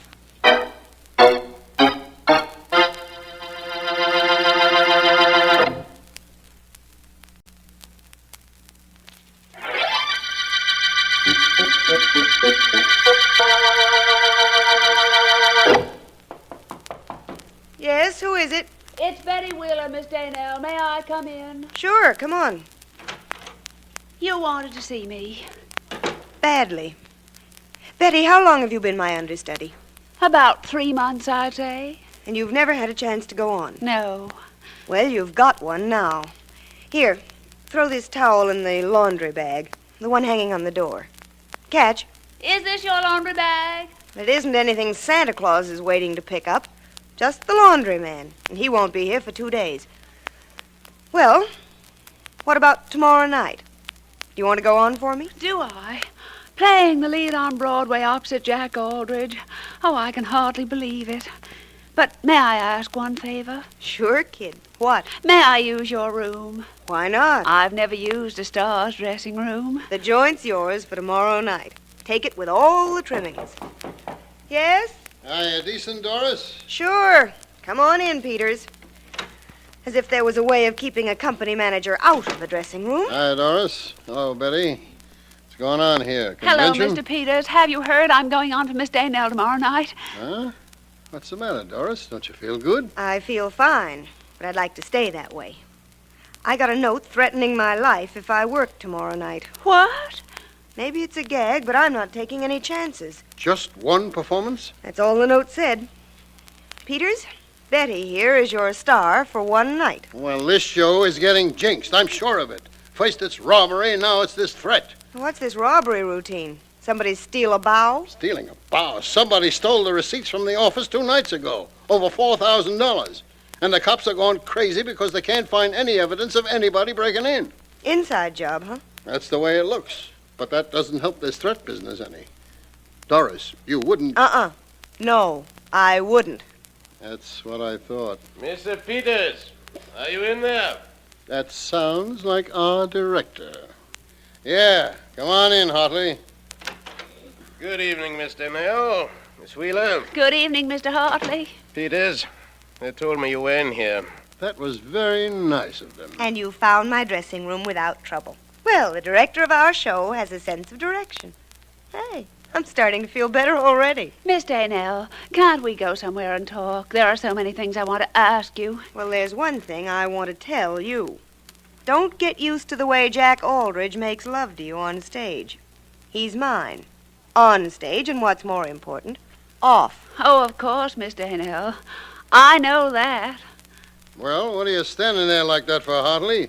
You're supposed to have come in here to see me. What about? I did not want to interrupt the young ladies. I find their conversation very interesting. I'll have a record of it made for you. Now, what do you want with me? Please come outside, Peters, so we can talk. Tell me in here. I think it would be better for you if you came outside. Okay, come on, I'm ready. Well, Hartley, what is it? What's on your mind? Money, Peters. I need some money. 10 till payday? Let's not fool Peters. I don't want any of that vaudeville money. I need dough. 1,000, maybe 1,500. Who doesn't? You are going to give it to me. Am I? How do you know? It isn't how I know, it's what I know. Shall I go into details?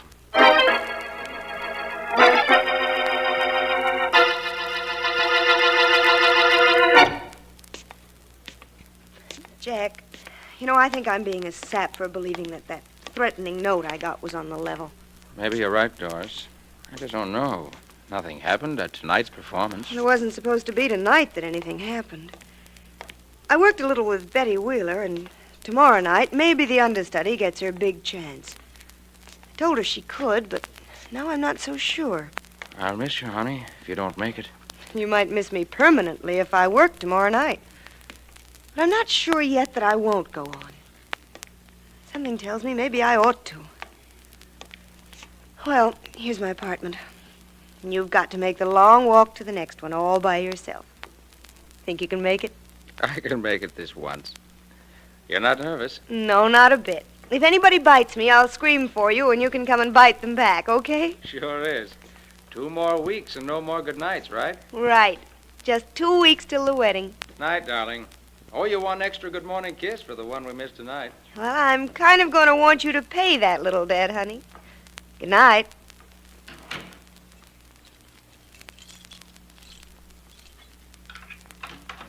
What's the matter with this lock? Oh, it's not the lock, it's me. There. Oh, I'm so tired. Who can that be at this hour? Hello? Miss Daynell, you got my note? Yes. Who is this? Never mind. You're gonna be a smart girl and not go on tomorrow night, ain't you, Miss Daynell? I don't know. You better know. You better know for sure, too. On account of I wasn't kidding, sister. I meant it. You walk on stage tomorrow night, and you'll be carried out of your apartment the next day.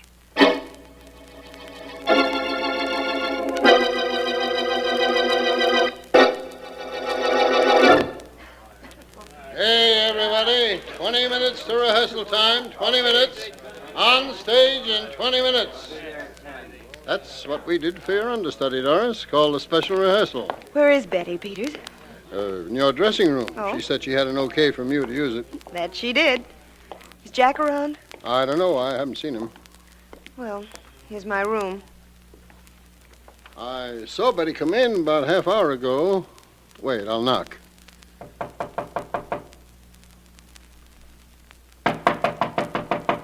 Hey, she couldn't have gone out, or I'd have seen her. Betty! Betty! Miss Wheeler! Hey, Wheeler, open up. Peters, I never locked that door in my life. Something's wrong here, Doris. Hey, somebody, Miller, Hartley, come on over here. Something's the matter in Doris's dressing room. Doris. Well, it isn't me, Jack. It's Betty Wheeler. She was using my room. Oh, thank goodness. What's going on, Peters? I don't know. Wait a minute. I got a key to this dressing room. Well, Betty took mine yesterday. Miss Wheeler is in there. I saw her go in.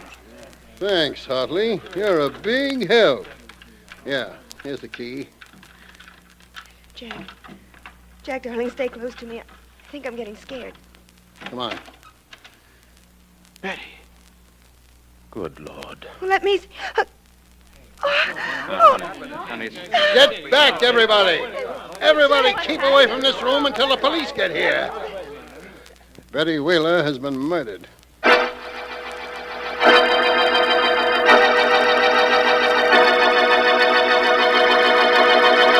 This is her dressing room, Vance. Nothing has been touched, but the body has been removed. So this is it, eh, Markham? No possible lead on the killer? Nothing Sergeant Heath could find, Vance. You know about the robbery here a few nights ago? When the night's receipts were taken? Yes. I know about it. Heath believes that was an inside job, doesn't he? From what I understand, it had to be. No one broke in, and the receipts were missing, over $4,000. That kind of money will be hard to trace. All small denomination bills. It would also make a pretty sizable package, but I don't suppose that matters. What does matter most now is this murder. Vance, do you think there's a connection between the murder and the robbery? Possibly. Let me see. Doris Dennell received a note threatening her if she went on stage for tonight's performance. And then her understudy, Betty Wheeler, was murdered in Miss Dennell's dressing room. What's that? Sounds like a fire warning. Fire! Everybody get out! There's a fire in the theater! Everybody, Markham, includes us, I suppose. Doesn't anything ever upset you or your routine, Vance? Certainly. I was about to leave, wasn't I? Neither of you gentlemen need leave.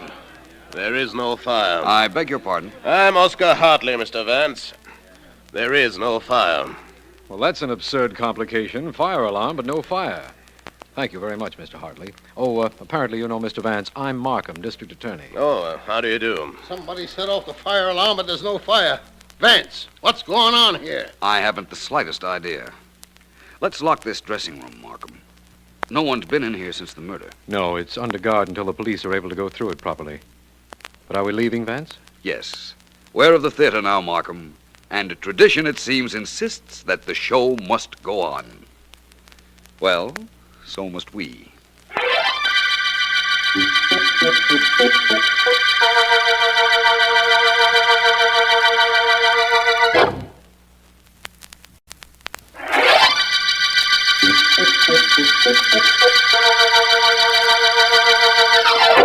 This is District Attorney Markham.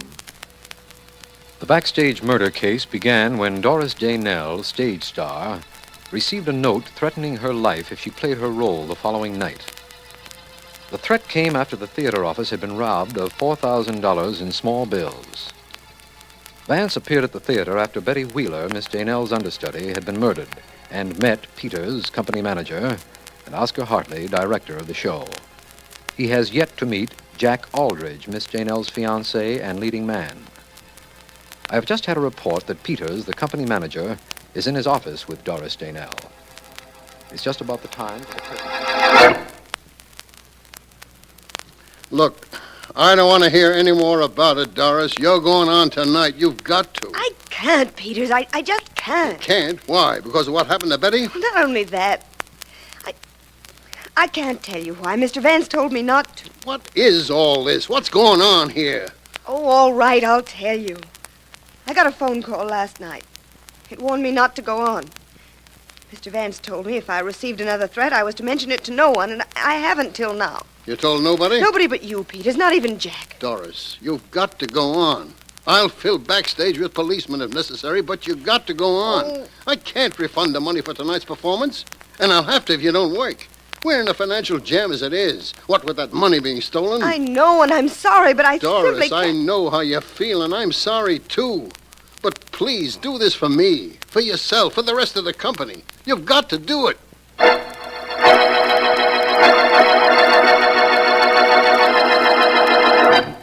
Hey, D.A., maybe I ought to take this murder room apart, piece by piece. Maybe then I'd get a clue to who killed that Betty Wheeler. Well, if you think that'll help, go ahead, Sergeant Heath. Maybe that won't be necessary, Heath. Hello, Markham. Oh, hello, Vance. Heath and I were just sitting here in the dressing room trying to reason out this Wheeler murder. That's not a bad way of solving a murder, Markham. Heath, what's the status of this room? What's been done to it since the murder? Nothing yet. Fingerprint men went over it, found nothing. I'm thinking of taking it apart. Not a bad idea. What's this on the back of the door? You mean the laundry bag? No, I mean this tacked-up notice. Don't forget to turn out lights. Laundry will be picked up every Friday. That's tomorrow. Please leave key with doorman. Well, there's certainly nothing unusual about that. It's on every theater door in the country. You know, Vance, I was thinking the murder of this Wheeler girl had something to do with a robbery in this theater. I think it's the other way around, but I agree. You know something, Vance? If I could just find out who stole those receipts or where the money is, I'd be on the right track. I'm sure of that. Oh, I know where the money is. What? You do, Vance? And who stole it? I don't know who stole it or who murdered Miss Wheeler. But I repeat, I do know where the money is. Well, where is the dough, Vance? Right there in that laundry bag. But you can't know that, Vance. You were only in this room once before, and then only for a few minutes, and I was with you all the time. I didn't see you look in that bag. I haven't looked yet, but I see the sergeant is about to. Go ahead, Heath. Dump all that stuff on the floor. That's just what I'm doing. Holy mackerel. This package. Is that the money, Vance? Probably. Hey, it is money. Lots of it. Over $4,000, if I'm not mistaken. Vance, anytime you say anything from now on, I'll bet you're not mistaken. How did you know it was there? Reasoning, Markham. The theater robbery we suspected was an inside job. In view of what followed, it seemed reasonable to me that the thief hid the money in this dressing room.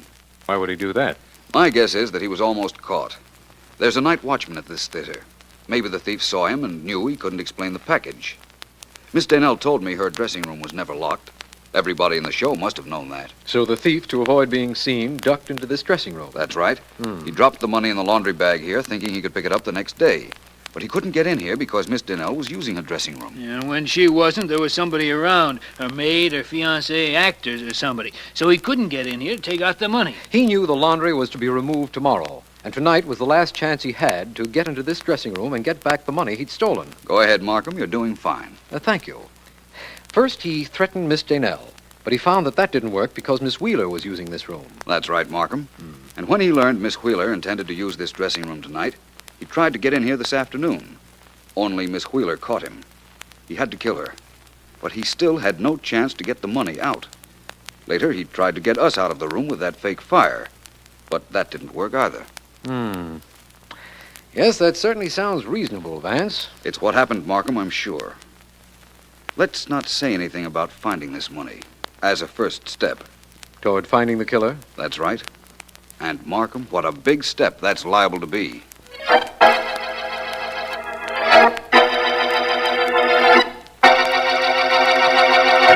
I've questioned Jack Aldrich and Mr. Peters, Mr. Hartley, and I didn't want you to think I was slighting you in any way. I know you had talked to them. I overheard you. You did? How? By the exceedingly simple process of putting my ear to the door. I just wanted to see how far Peters would go in indicting me. You see, he and I did not get on very well. So I learned. But still, you direct every show he's connected with. I'm a genius. That's not the way I heard it. Apparently, you have a hold of some kind on Peters. Very definitely. You see, many years ago, Mr. Peters happened to take some money out of a theater safe. The producer caught him. Peters was allowed to put the money back when he swore it was his first offense and would never happen again, so nobody was hurt, nor any the wiser. Except you. Oh, I had to know. You see, I was the producer.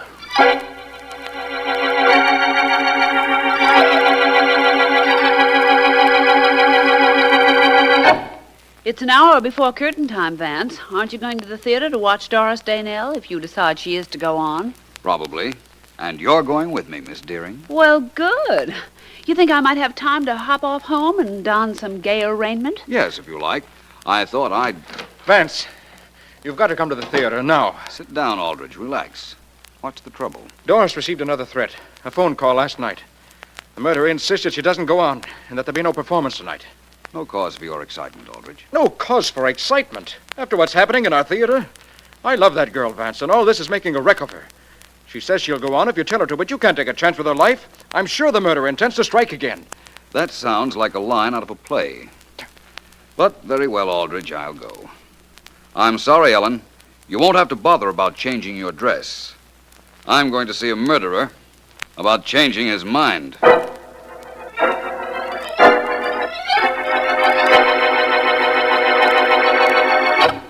I'm so glad you're here, Vance. When you're around, I feel much safer. That's hardly a tribute to my romantic appeal, but I like it, Miss Daynell. I'm just taking a little inventory. How many phone calls did you receive? Just one. The one in my room. Oh, Vance, I told Mr. Peters about the call. I had to. I was trying to tell him why I couldn't go on tonight. You're going on, Doris, and you're going to be great. But the man who murdered Betty and who threatened me, Vance, what about him? Him? Oh, I know who he is, Miss Daynell. He probably thinks he's very clever. I'm going to let him make his second mistake. Second? What was the first? Thinking he was very clever.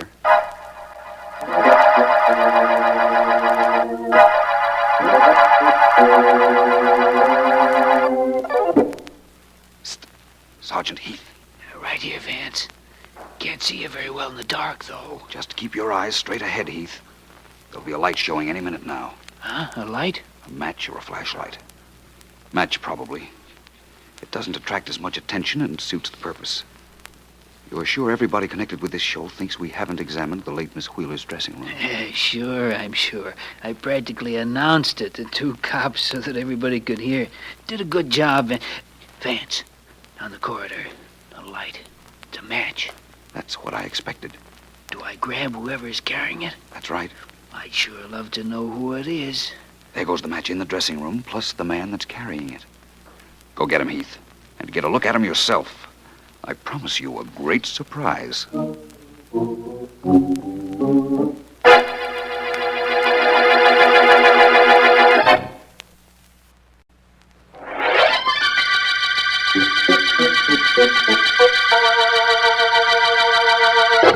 Ellen, how long will you be getting dressed? Not long. What's the hurry? Won't they hold up the show till we get there? Well, Vance, how do I look? As interesting as an unsolved murder. As soon as I find out if I like that, I'll thank you. And speaking of unsolved murders, let's talk about one you solved. The backstage murder case.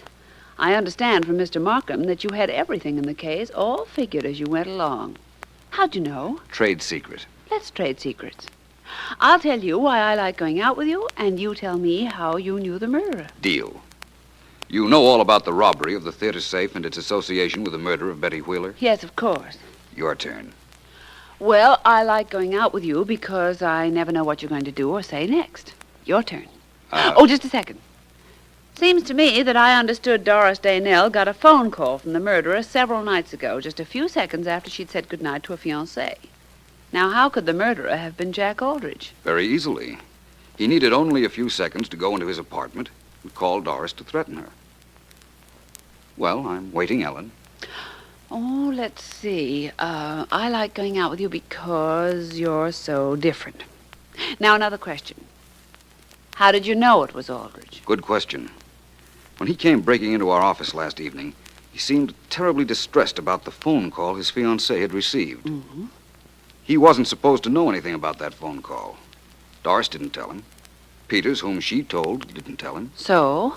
So the only way he could have known about it is if he made the call. So he made it. Now it's my turn to say something nice to you, isn't it? Mm-hmm. Well, let's see now. Well, is it that difficult? No, I've got it. I like going out with you on account of most of all, I like going out with you. A little repetitious, but very flattering repetition. Well, that's about all there was. Of course, while I knew his identity, I couldn't prove it. So I set the stage for Aldrich to steal back the money he had hidden in Doris Dennell's laundry bag. He tried to, and Sergeant Heath took care of him. I'm glad. That Sergeant Heath took care of Aldrich? That and the fact that you were right again, and that we're going out, and that you're you, and that I'm me, and most of all, I'm... What? Glad Yes. that this is the end of the backstage murder case.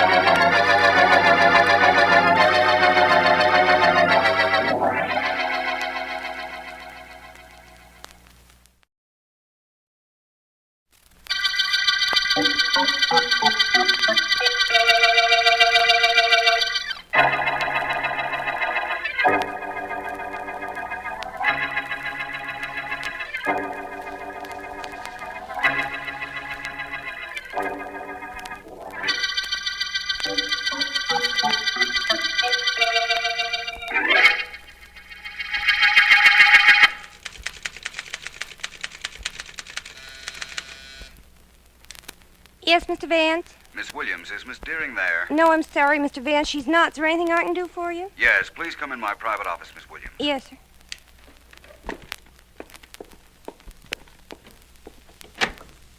Yes, Mr. Vance? I want you to take some notes on the White Willow murder case, Miss Williams.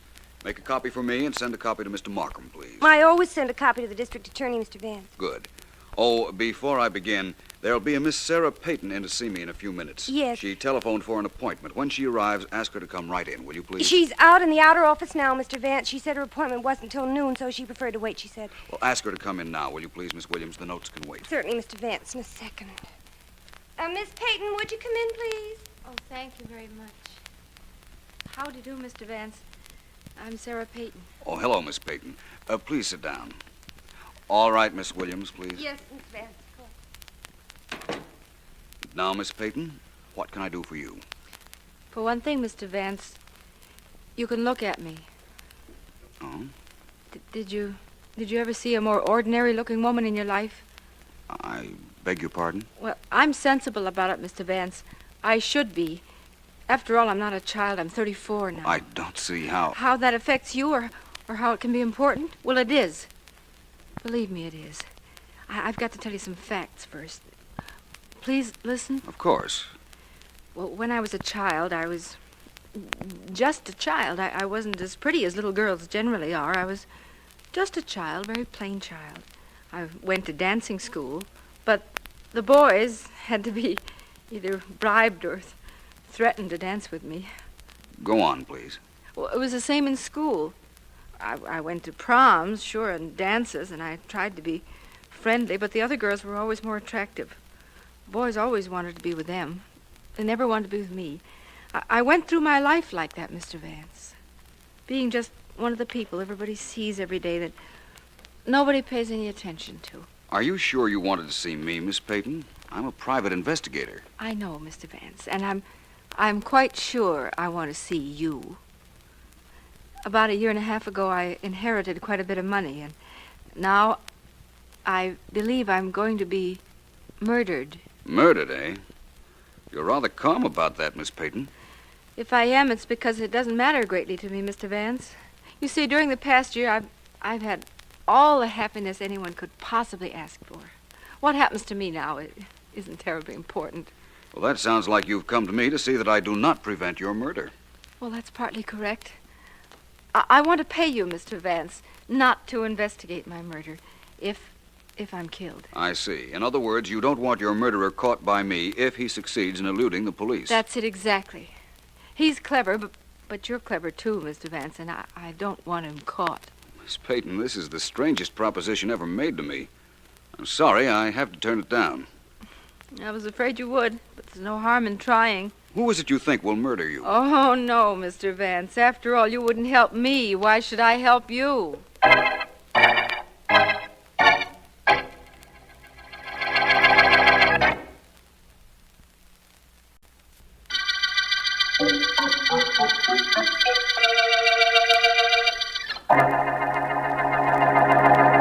Samuel, sit still just a minute. I want to see if this sweater I'm making will fit you. Uh-huh.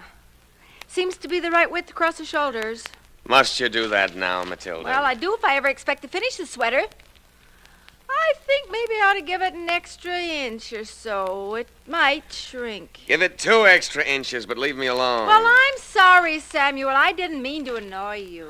Oh, it isn't you. It's that sister of mine, Sarah. What am I going to do about her? Nothing. Why should you do anything about her? She's living her life the way she wants it. She's old enough to know what she's doing. I can't sit by and let her throw herself away on that gigolo.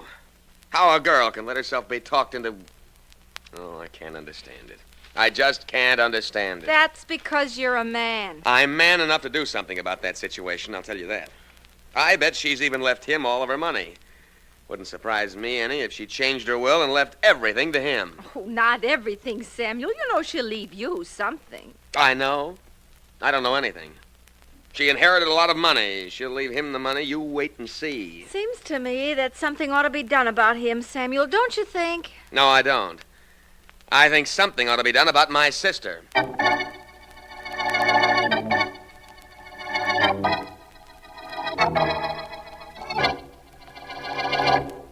Oh, say it again, Joe. Just once more. I love you, Sarah, darling. You're the sun, the stars, you're everything. Oh, you're lying, but it sounds so good. Sounds so wonderful. You didn't mind my buying you that easy chair. I was hoping you'd like it. Mind? I never mind anything you do, Sarah, darling. You know something? Hmm? I've never been so happy in my life as I've been this last year. You just made it perfect for me. I don't care what happens after this. I'm glad. You got a right to be. I guess I should be too sensible to believe that a man like you would fall in love with me. But I don't want to be sensible. Can you understand that? I understand only you, darling.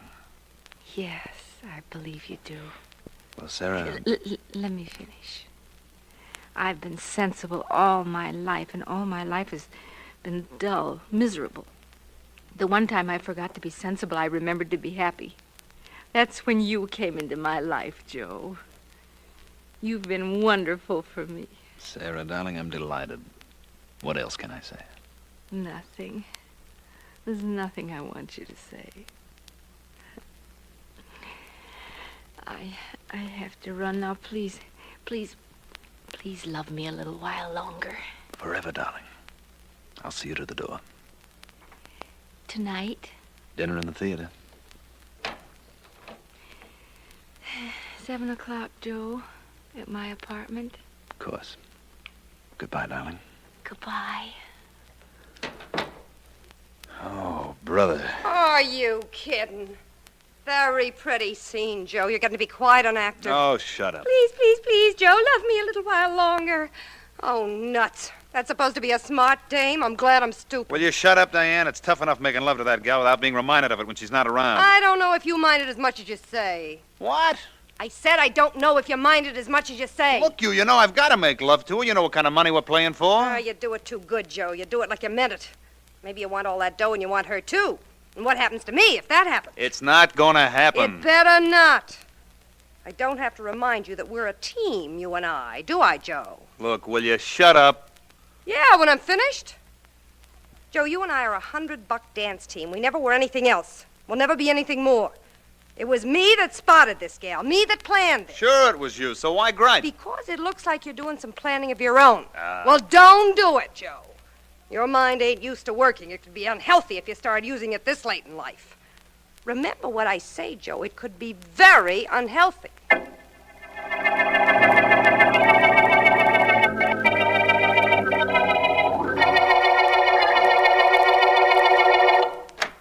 Vance? Oh, Vance? In here, Markham. My private office. Come on in. I'm on the way. How are you, Vance? Very well, thank you, Markham. And very surprised at your visit. Don't give me that, Vance. Nothing surprises you ever. Won't you sit down, my complimentary friend? Your complimentary friend happens to be a very busy district attorney at the moment. There's been a murder, Vance. A woman named Sarah Peyton. Sarah Peyton, eh? Well, that was to be expected. You mean you knew she was going to be murdered? No, but she did. She was in to see me to pay me not to look for her murderer. What? I won't explain it now, Markham, but that's what happened. Tell me the details. All right, I'll give them to you as far as we know them. She was found dead in her one-room apartment, shot to death. Her body was in one corner, and a man's top hat was on the studio bed in another corner of the room. Really? Yes. Sergeant Heath is checking it now. Heath's done quite a bit of investigating and found out some very important information. Such as the fact that there was a gigolo mixed up with Miss Peyton? Well, yes, but Vance... How did I know? She practically told me, Markham. No mystery about it, believe me. Tell me what else Heath found out. Well, this gigolo, his name is Joe, is a professional dancer, part of the team of Joseph and Deanne. Small time, as I understand it. Miss Peyton's brother gave us that information. Her brother? Who's he? Oh, very legitimate, Vance. Woolen business, quite substantial. Married, has been for 15 years. He told us about this Joe. Yes, so you said. And there was a top hat on the bed in the murdered woman's apartment, eh, Markham? Yes, we reasoned that the murderer was somebody Miss Peyton knew. He came in, they quarreled, and he shot her. Then, believing the noise of the gun would attract neighbors, he fled, forgetting his high hat. Very possible, of course, Markham. What are you looking for, Vance? My hat, Markham. Just because your murderer forgot his is no reason why I should go out investigating him without mine.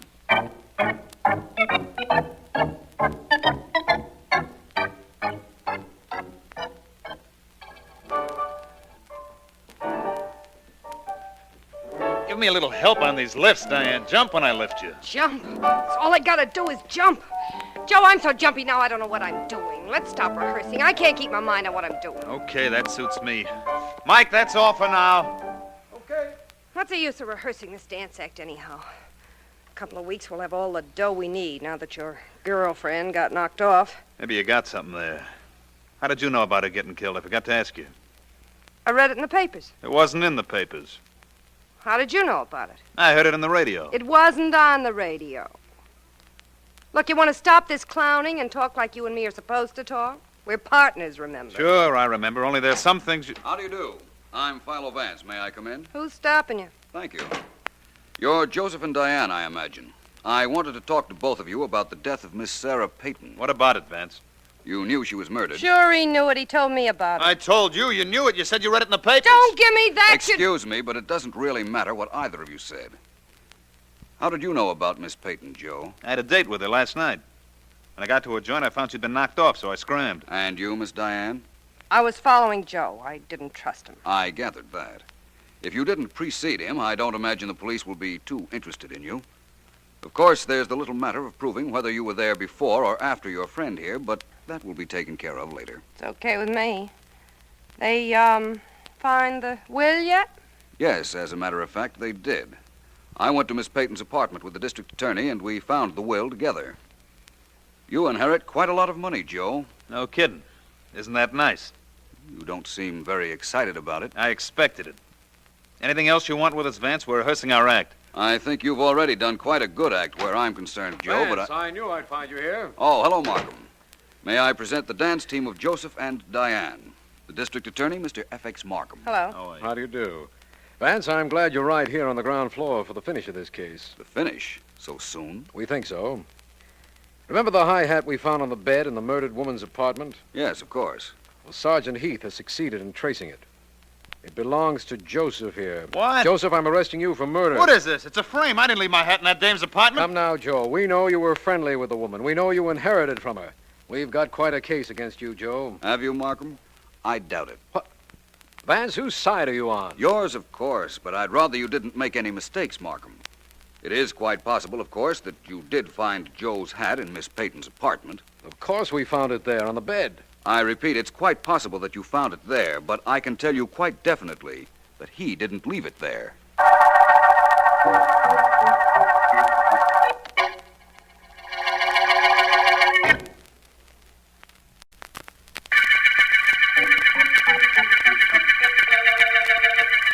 This is District Attorney Markham. The high hat murder case got its name from a hat that led us to Joe, a dancer. The topper was found on the bed in the apartment of murdered Sarah Peyton, a woman who had tried to pay Philo Vance at one time not to investigate her murder. Vance has asked me to release Joe and his partner, Diane, but will not clarify his remark that Joe did not leave his hat in Miss Peyton's apartment. We are watching Joe's rooms, and one of my men just phoned and said that Samuel Peyton, the murdered woman's brother, has just gone in to visit the dancer. He should be there. Stand up, you dirty rat. Lay off. Stand up and take what's coming to you. Relax, will you, Peyton? The cops let me off. They know I had nothing to do with killing your sister. I know better. Maybe they can't prove anything on you, but I'm not going to try. I'm going to beat it out of you. You'll admit it when I'm through with you. Don't be silly, Peyton. You're out of your class. You think so? Well, what do you think now? I told you not to fool around, Peyton. Somebody's liable to get hurt. Sure, you. Maybe that first smack didn't do the trick, but I'll beat the living daylight. Cut it out. Quit it, you dope. Dope, huh? We'll see. Okay, I hate to do this, but...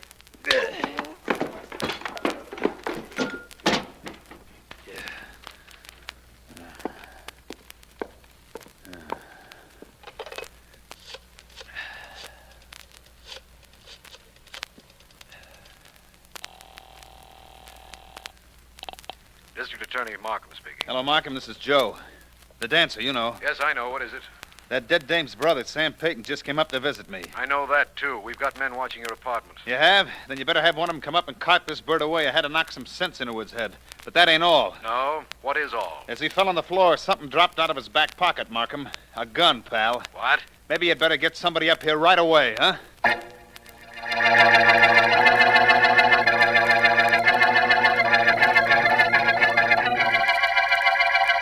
Are you ready, Smith? Yeah? Well, this is it, Vance. We're going to shoot a bullet out of the gun we took from Samuel Peyton into that cotton bale. And if it matches the bullet we found in his sister, we'll know plenty. Yes, I suppose you will. Well, let's get on with this, Markham. Right. Let it go, Smith. Right. Now, that bullet's in the bale of cotton Smith shot at, Vance. Let's get it out. I'll take the gun, Smith. Suits me fine, Markham. I'd like a look at it, too. Of course. The bullet will be embedded in the cotton bale, but it can be removed easily. We use cotton I know, because... Markham, because it won't destroy any markings on the bullet. Someday I'd like to be able to tell you something you don't know, Vance. Markham, there are a lot of things that fall into that category, believe me. I'll get that bullet out with this pocket knife of mine. Ah, there we are. That did it. Ugly thing, isn't it? It could be very beautiful if it matches the bullet that killed Sarah Peyton, Vance. I mean, it would solve this case beautifully. I hope you're right, my friend.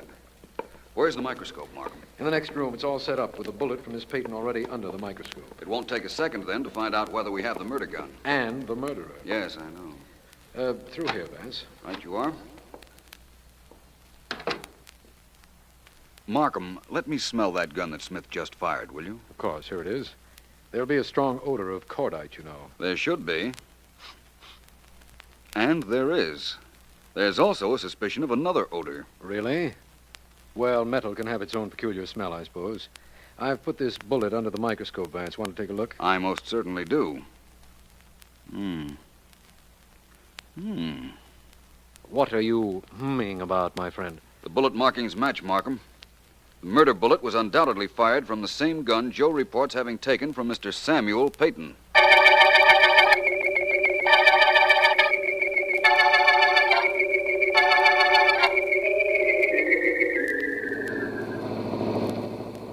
Vance, when you have that look of concentration on your face, you're thinking, so perhaps I'd better not interrupt. But I would like to know what it is you're thinking about. To be honest, it's about this visit we're making to Mr. Samuel Peyton and his wife. I could have sent Heath to arrest Peyton. After all, the murder gun did drop out of his pocket after Joe had clipped him. That's Joe's story, Markham. Did you ever think that that might be an excellent way of getting rid of the murder gun? Joe may have had the gun all the time and merely told you it had fallen out of Peyton's pocket. Say, Vance, that is possible, isn't it? It's very likely, I'd say. Well, we'll find out very shortly. This is the Peyton home. Coming, Vance? Definitely. If Joe planted the murder gun so that it would seem Peyton had it, Vance, how does that tie up with your theory that he didn't leave his top hat on the murdered woman's bed? It doesn't. But about the hat and the bed, Markham. Joe's in show business. Show people have a superstition about hats on beds. They'd no more think of leaving their hat on a bed than they'd think of jumping out of a window. Oh, I see. Of course, it is possible that Joe knew we'd think the hat was a plant if it were found on a bed, so he put it there purposely to clear himself. But that's unlikely. Vance, nothing is unlikely. Yes? Mr. Peyton, this is Philo Vance, and I'm District Attorney Markham. Oh, yes, I've been expecting you. Come in. I'm afraid we're going to have to ask you to come with us, Mr. Peyton. I've been expecting that, too. You knew we'd check the gun Joe took from you and find that it had fired the bullet that killed your sister? I thought you might. We're pretty thorough, Mr. Peyton. However, to be perfectly fair about this, I'd like to know one thing. Yes? Did you bring that gun to Joe's room? Yes, I did. The gun's mine. I'm your man, Mr. Markham. I murdered my sister.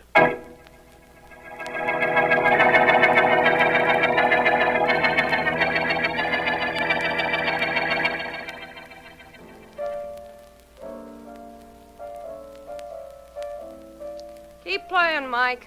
We're paying you by the hour. Joe'll show up sometime or other. You know, it's a funny thing. It's about time you showed up, you big clown. How long? Oh. Mr. Vance. Hello, Diane. Isn't Joe here? No. You want him? Not particularly. There were some things I wanted to ask him, but they weren't terribly important. No, I don't imagine they were. I hear you got a confession from Mr. Peyton. That's good work, Vance. Well, thank you. That is, if Mr. Peyton is the murderer, which I doubt. I think I'll wait for Joe. It's okay with me. Piano bother you? Not at all. Very rhythmic, I'd say. You dance? Not very well. Want me to teach you? Come on, come here. It's easy. Just put your right arm around me. That's good. Now, you just think where you want me to follow, and I'll follow. See? Easy, isn't it? Quite.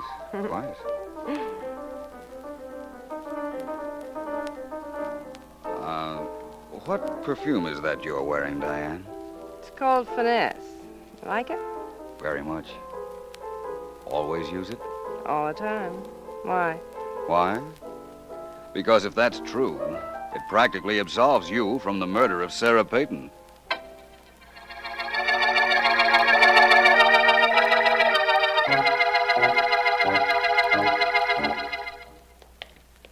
You want to see Mr. Peyton, Vance? Why? He's confessed. Yes, I know.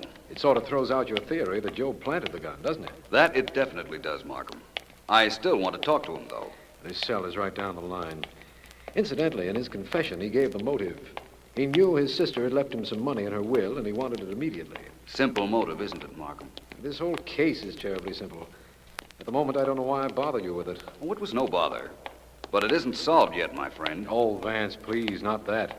We don't often get a murderer to confess with so little trouble. You got a confession, all right, Markham. But was it from the murderer?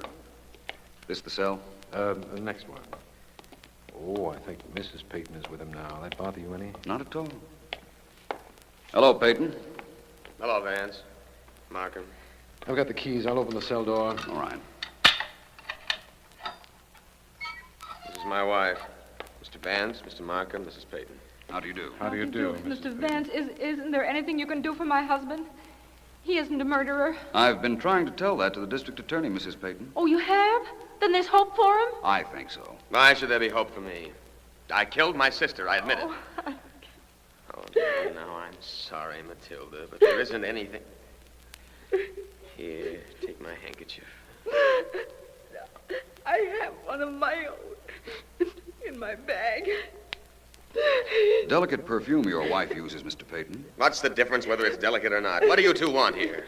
Has she always used it, Mr. Peyton? Yes, always. She has it made up. She likes it. Now leave her alone. I'm sorry, but we can't. You see, I'm very certain that despite your confession, It was your wife who killed your sister.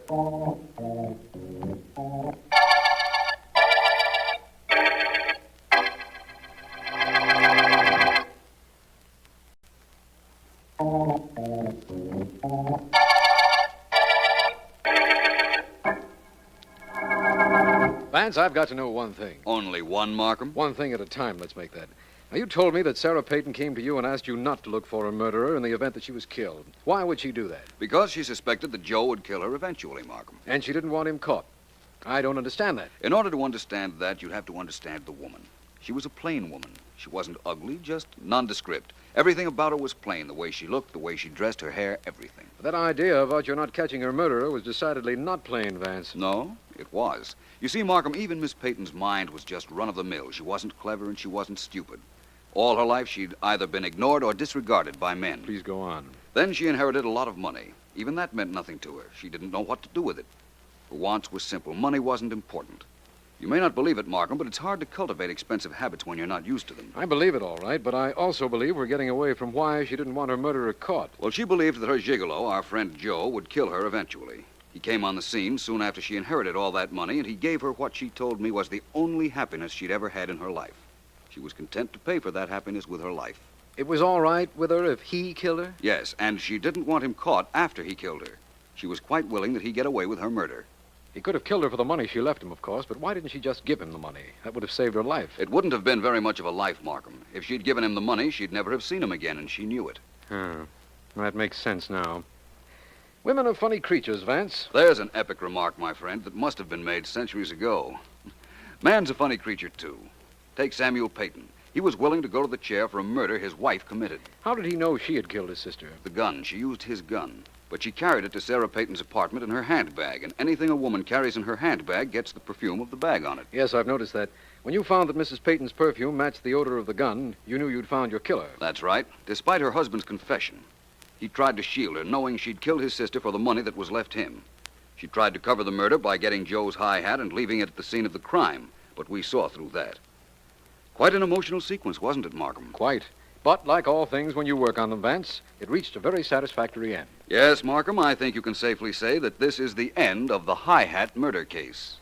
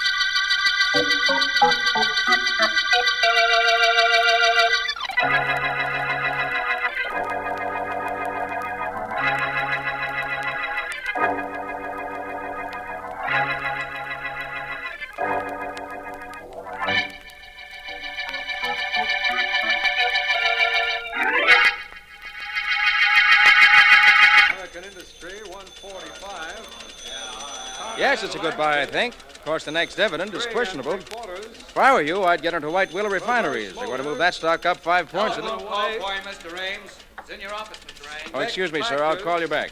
15 1/2. Davis Motors, 168. Ames speaking. Stuart, this is Dawn. Oh, yes, darling. What is it? I'm How's quite the busy. market? Holding its own, I'd say. White Willow is off a fraction. That's what you're really interested in, isn't it? Oh, you're what I'm really interested in, Stuart. Well, tell me about it tonight, will you, darling? I've got some people waiting to see me. I'll be up around... Well, you better name the time. Oh, I can get rid of Nate around 8:30. Play safe and be up around 9, will you? I'll be there. Goodbye, darling. Bye. Sit right down again, Ames. What? I want to talk to you.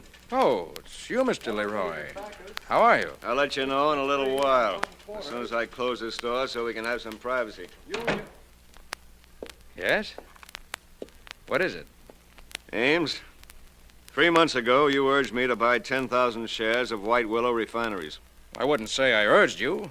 I pointed out that the company was in good financial shape and had excellent possibilities. There was going to be a merger. If it had gone through, the shares would have been split 2 for 1. Yes, I know. That's what you told me. But there was no merger. And the stock is off 15 points from what I paid for it. I'm sorry, Mr. Leroy. I don't control the companies. I just recommend investments for my clients, and most times they turn out well. You knew White Willow was a dog stock when you put me in it. I've lost $150,000, all the money I had in the world. Oh, look here, Mr. Leroy. You can't be blaming me for that. The investment must have looked good to you. Yes, it looked good because you recommended it. I mortgaged everything I own, went into debt to buy that stock. I'm broke, Ames. If I sold that stock now, I couldn't get enough money to pay my debts. I'm really sorry, Mr. Leroy, but there isn't anything I can possibly do about it. No, huh? No.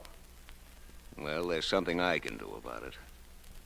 You don't think I'm going to take a loss like that lying down, do you? Oh, no. Somebody's going to take it lying down, but it won't be me.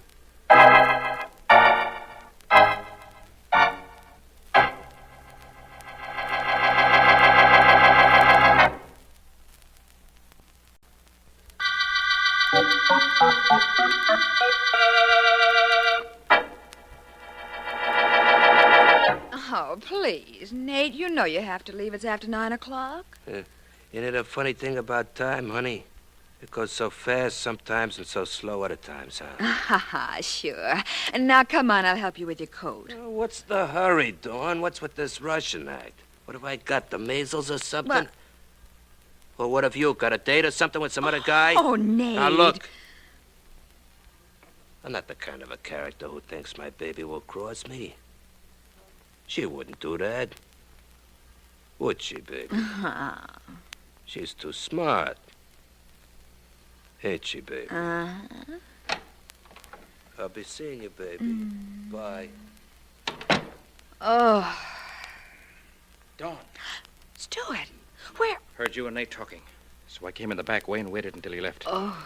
Good thing you didn't catch me walking in here. It's all I'd need. What's the matter, Stuart? Something else wrong? Oh, yes. The market, Dawn. Started to bend in the last hour. Afraid it's going to crack at the opening tomorrow. Is White Willow down? 2 points. That's White Willow that's got me worried. George Roy says he went broke on that stock, and that it's my fault. Looked like he was desperate. Oh, forget about Leroy, darling. And listen to me. It's Nate. I have an idea he knows about you. What? How could he? Well, don't ask me. Only Nate has a way of finding things out in this town. He's got a finger in every racket and a finger man on practically every block. What makes you think he knows about me? Oh, just a couple of things he said, that's all. Nothing definite. Nate never says anything definite, just a few hints. Enough to worry me, I'll tell you that. Enough to worry you? Well, what about me? If Nate Amico knows that I'm seeing his girl, I'm really in trouble. Oh, darling, don't you think I'm worth a little trouble? Oh, yes, of course you are. Listen, maybe it'd be better if we didn't see each other for a while. What? Maybe I ought to take a little trip somewhere for my health. Oh, but your health is wonderful, darling. Yes, it is now. But there's no telling how long it'll stay that way. With George Leroy and Amico around.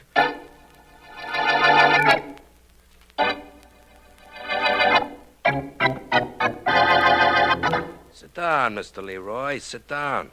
Always like to have somebody that comes to see me sit down. Thank you, Mr. Amico. Thanks very much. It is perfectly all right with me should you want to cut out that Mr. Amico stuff and call me Nate. I am known mostly to most people as Nate. All right, Nate. I don't want to take up too much of your time. I know you're busy. Never too busy. I shouldn't take time out for something on which maybe I can make a buck. What's your proposition, Mr. Leroy? Well, I don't exactly know how to begin. Okay, so I'll help you.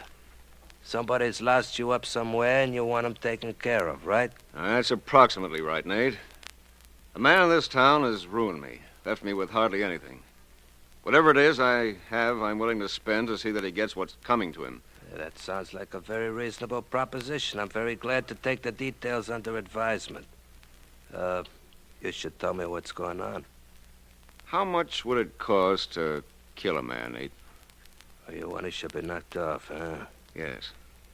Well, that requires a little working on, Mr. Leroy. It's a pretty hot town for killings. At DA, we got Markham. He's a rough character. Now, if you want this friend of yours worked on a little, that could be different. I want him dead. I see what you mean. Well, I could get him good and scared for you and wouldn't cost you too much scratch. I want him dead, I said. Yeah, I know. I heard you. Who is this guy you want should be suddenly taken dead? His name is Stuart Ames. Stuart Ames, huh? Yes, he has an office. I know all about him, Mr. Leroy. And he's the guy you want killed, huh? That's right. How much will it cost me? Well, I don't know. You see, I kind of have a reason I should kill that bum myself. Maybe this is one job I don't do for money. Maybe Ames gets knocked off just for the fun of it.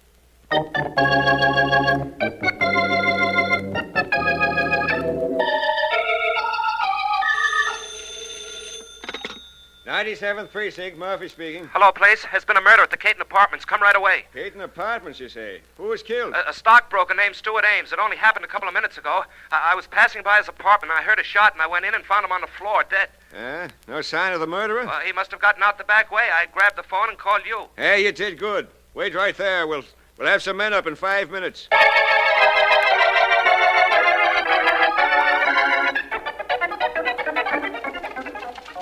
Oh, Miss Williams, has my secretary come back from lunch yet? Oh, no, Mr. Vance. Miss Deering isn't back yet. Anything I can do? Yes, I think so. Just a second, I'll come into the outer office.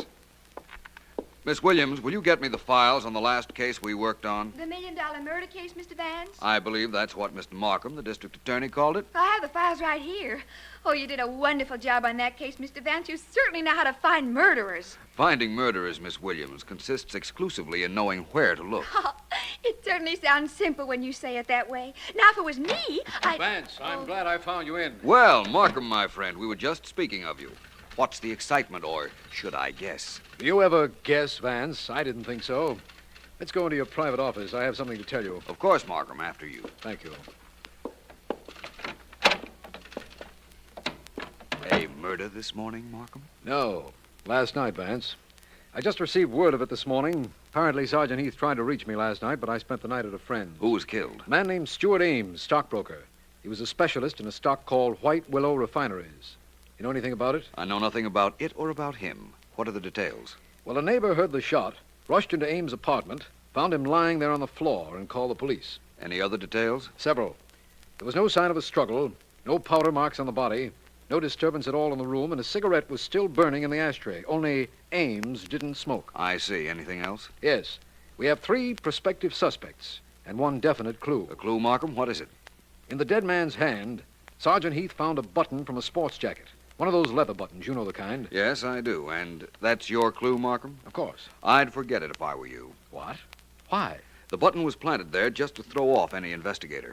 But, Vance, what can you possibly know about My dear Markham, if there were no signs of a struggle and no powder marks on the body, how could the killer have been near enough to the victim for Mr. Ames to yank a button from a coat? Yeah.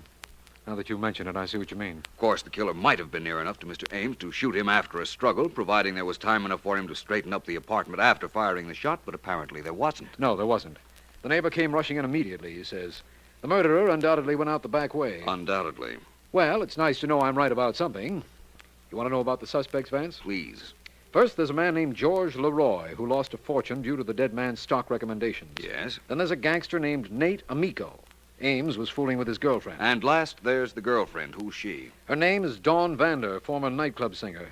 She's the one who supplied Sergeant Heath with the information about the 2 other suspects. She's being held at the apartment now. Is she attractive, Markham? From what I understand, she is. Well, in that case, what are we doing here?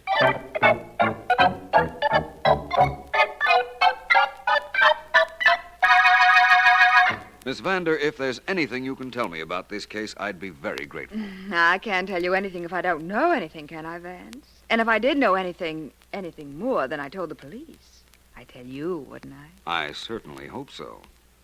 This was Mr. Ames' living room, I imagine? That's right. Oh, I wish I could help you. I do too, Miss Vander. Markham. Yes, Vance? Come in, will you, please, Markham? Yes, of course.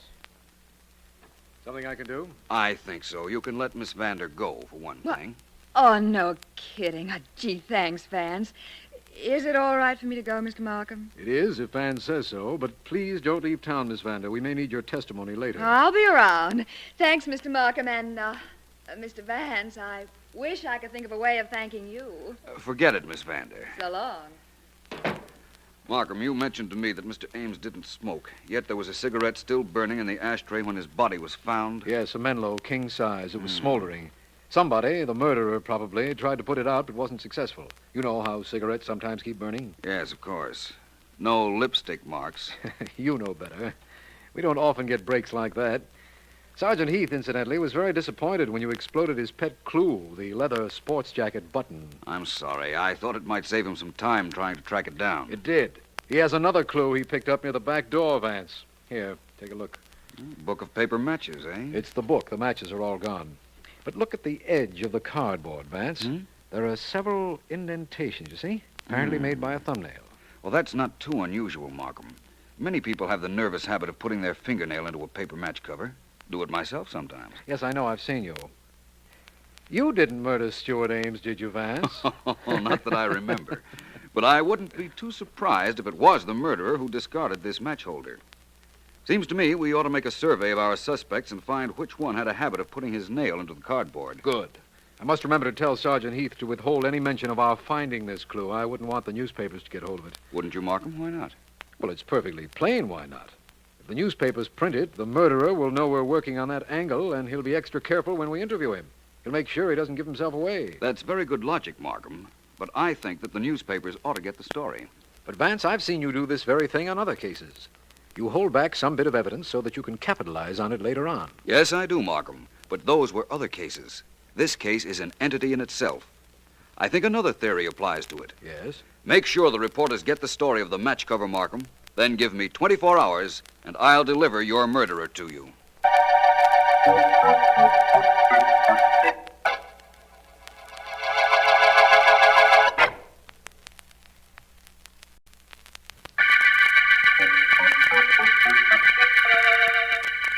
This is District Attorney Markham. The White Willow murder case began with the finding of the body of Stuart Ames, stockbroker specialist in White Willow stock. Suspects include George Leroy, who went bankrupt following Ames' market tips, Nate Amico, gangster boyfriend of Dawn Vander, nightclub singer whom Ames was seeing, and Miss Vander herself. Philo Vance believes that a paper matchbox cover with fingernail markings is a vital clue, but hasn't said why. One of my men has reported that Miss Vander has just visited Nate Amico's apartment, but we don't have anything.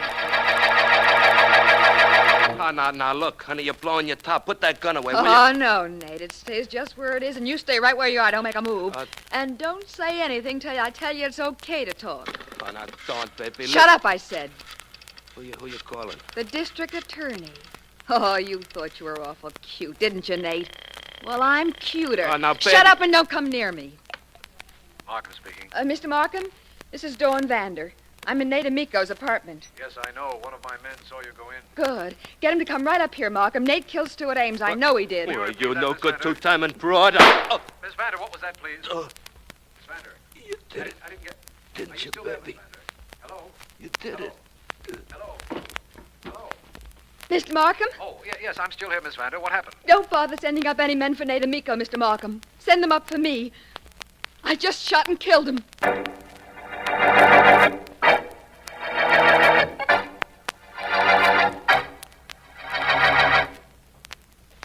Do you want me to go in with you, Vance, or do you prefer to talk to Miss Vander alone? Either way, Markham. In that case, I'll leave you here.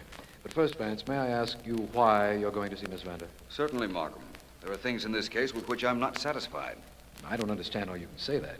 It's very obvious that Amico killed Ames. And that Miss Vander killed Amico when he tried to prevent her from telling that to me on the telephone. The last part of that statement is correct, Markham. I have an idea, you have an idea, it was Miss Vander who killed Ames. Frankly, I don't have any such ideas, Markham. Oh. But just in case you did, I'd like to remind you, Vance, that Miss Vander uses a great deal of makeup. And there was no lipstick stain on the cigarette we found smoldering in Ames' apartment. I realize that practically removes suspicion from her. Then there's the clue of the matchbox. Miss Vander certainly doesn't seem to be the nervous type, does she? No, and while we're on the subject, she doesn't seem to be the type to carry paper matches either. But I'm going to see her regardless. As you say, Vance. Which cell is she in? First one to the right. I'll talk to her from the outside through the bars. Thank you, my friend. I'll see you later. Right. Come into Heath's office when you're through, will you, Vance? I'll do that. Miss Vander? Oh, hello, Mr. Vance. I'm sorry I'm being such a baby. I'm sorry you're being held in this detention cell, Miss Vander. But you will have to stand trial, you know. Yes, I know. I don't really care what happens to me at the trial either, Vance. As soon as I found out that it was Nate who killed Stewart, my whole world fell apart. When I questioned you, why didn't you tell me it was Nate? That would have saved you a lot of trouble and a prison sentence. I know, but I was afraid of him. Later, I thought it over, and when he tried to stop me from telling Mr. Markham, I shot him when he went for his gun.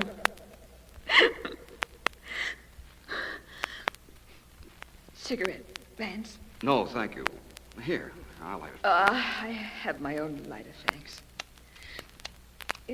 It was self-defense, Vance. Markham knows that. He could hear Nate threaten me over the telephone. Yes, I know. He told me that. Having trouble with that lighter, Miss Vander? No fluid, I guess. Allow me, please. Just hand it to me through the bars. These Burton lighters are tricky. There. Thank you. Is there anything I can get for you while you're here, Miss Vander? Oh, no, I don't think so. Unless you can get me my compact, I'm lost without it. I'd even settle for my earrings or a cigarette holder or a couple of bobby pins. Anything so I don't look like everybody else in this cell row. I'll ask Mr. Markham to get them for you, Miss Vander. I'll send you some cigarettes. What brand are you smoking? Douglas cork tips. Right. Oh, thank you, Vance. Oh, no trouble, Miss Vander. After all, you did me a favor, you know. You mean by finding Stewart Ames' murderer for you? Yes. That is, if it was Mr. Ames' murderer you killed.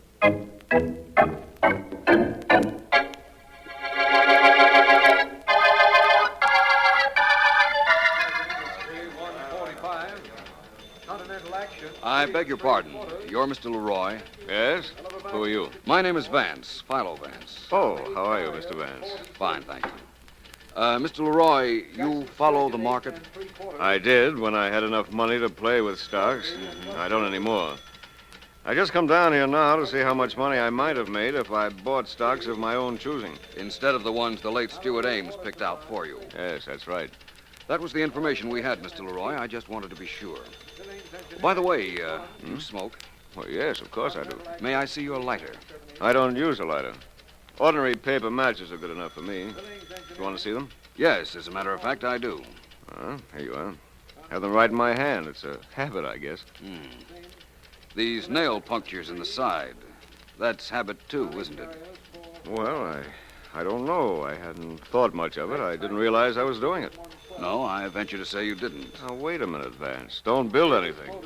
The police know that dead gangster killed Ames. I didn't kill him. You've got to believe that. Do I, Leroy? Why?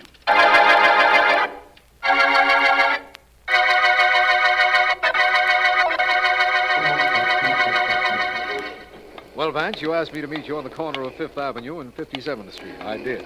Now tell me, where are we heading? Toward the solution of the White Willow murder case, I hope, Markham. See this tobacco shop?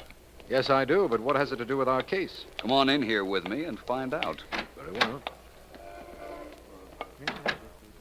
Gentlemen, may I help you? Yes, please, if you will. If I'm not mistaken, this store is the exclusive agency for Douglas cigarettes. That's correct, sir. We import them. Douglas cigarettes and Burton lighters. I'd like a carton of Douglas's, please. Cork-tipped. Very good, sir. Thank you. I'll have them wrapped. Vance, I don't know what you're driving at. You remember, of course, that it wasn't a Douglas cigarette we found in Stewart Ames' apartment. It was a Menlo. Of course. This carton is for Miss Vander.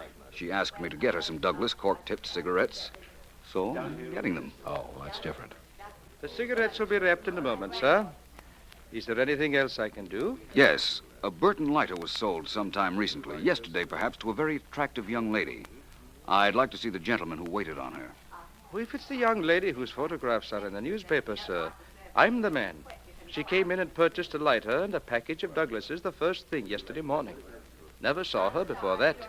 That's what I thought. Dawn Vander bought a cigarette lighter yesterday morning, Vance. How did you know that? I'll explain later. Will you have her and Mr. George Leroy in your office this afternoon, Markham? I'd like to talk to them both, but I'm sure only one of them will want to listen to me.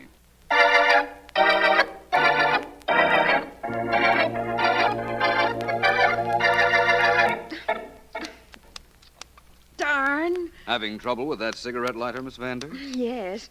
You want to try and make it work again, Mr. Vance? Try these matches of mine. They never fail. Thanks. Here you are. Now, Mr. Leroy, you and I had a little chat in the brokerage office this morning. You didn't tell me all I wanted to know. I'll tell you the whole truth, Vance. I offered to pay Nate Amico to kill Stuart Ames for me. But he told me that he would do it for the fun of it. Well, Vance, that just about cinches the case against the dead Nate Amico, doesn't it? Not quite, Markham. Not quite. What do you mean, not quite, Vance? I told you I knew he killed Stuart Ames. That's the reason I shot him. Now you hear this Mr. Leroy tell you Nate told him he was going to kill Stuart. What else do you want? For one thing, I want those matches I gave you, if you don't mind. What? Thank you. And now, in case you'd still like to know what I want, Miss Vander, I want Mr. Markham to hold you for the murder of Stuart Ames.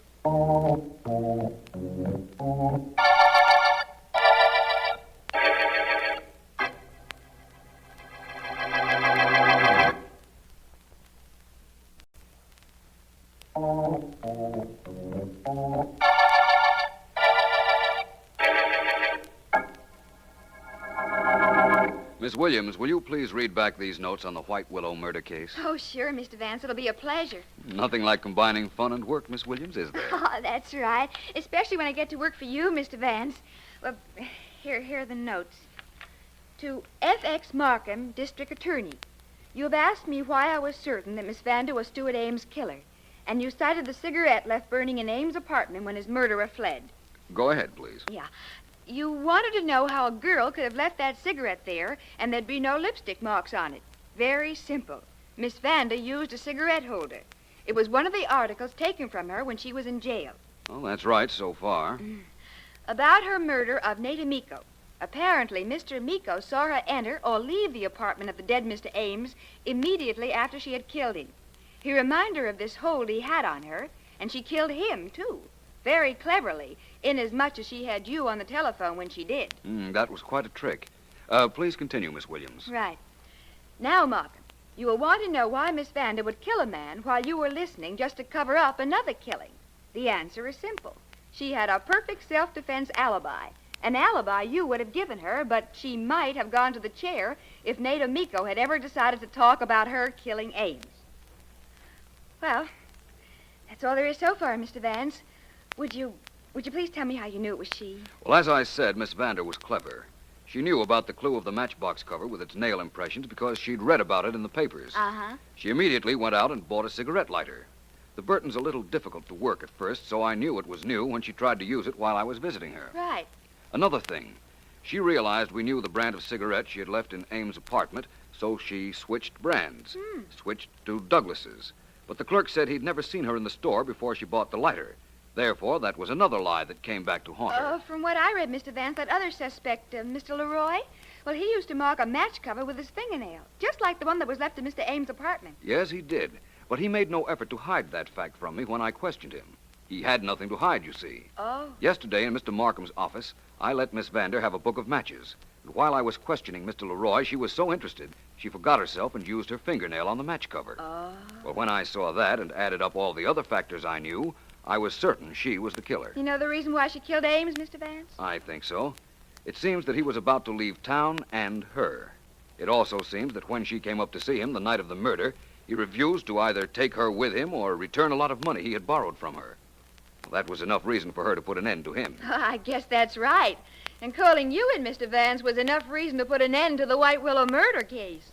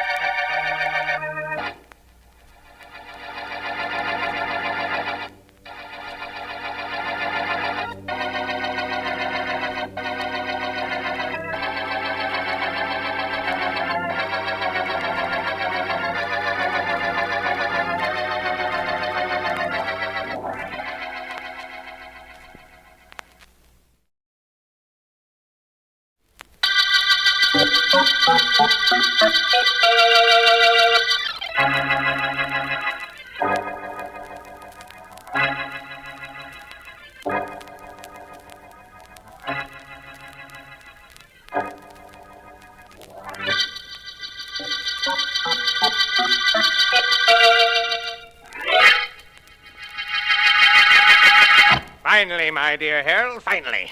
In a few seconds, you will learn why this mansion is so completely burglar-proof. I saw the men working on the wall, Mr. Simmons. They were finished with the masonry 2 days ago. Oh, yes, they were finished with the masonry. A wall 10 feet high now completely covers the front of this place of mine, and there is nothing but a cliff in back.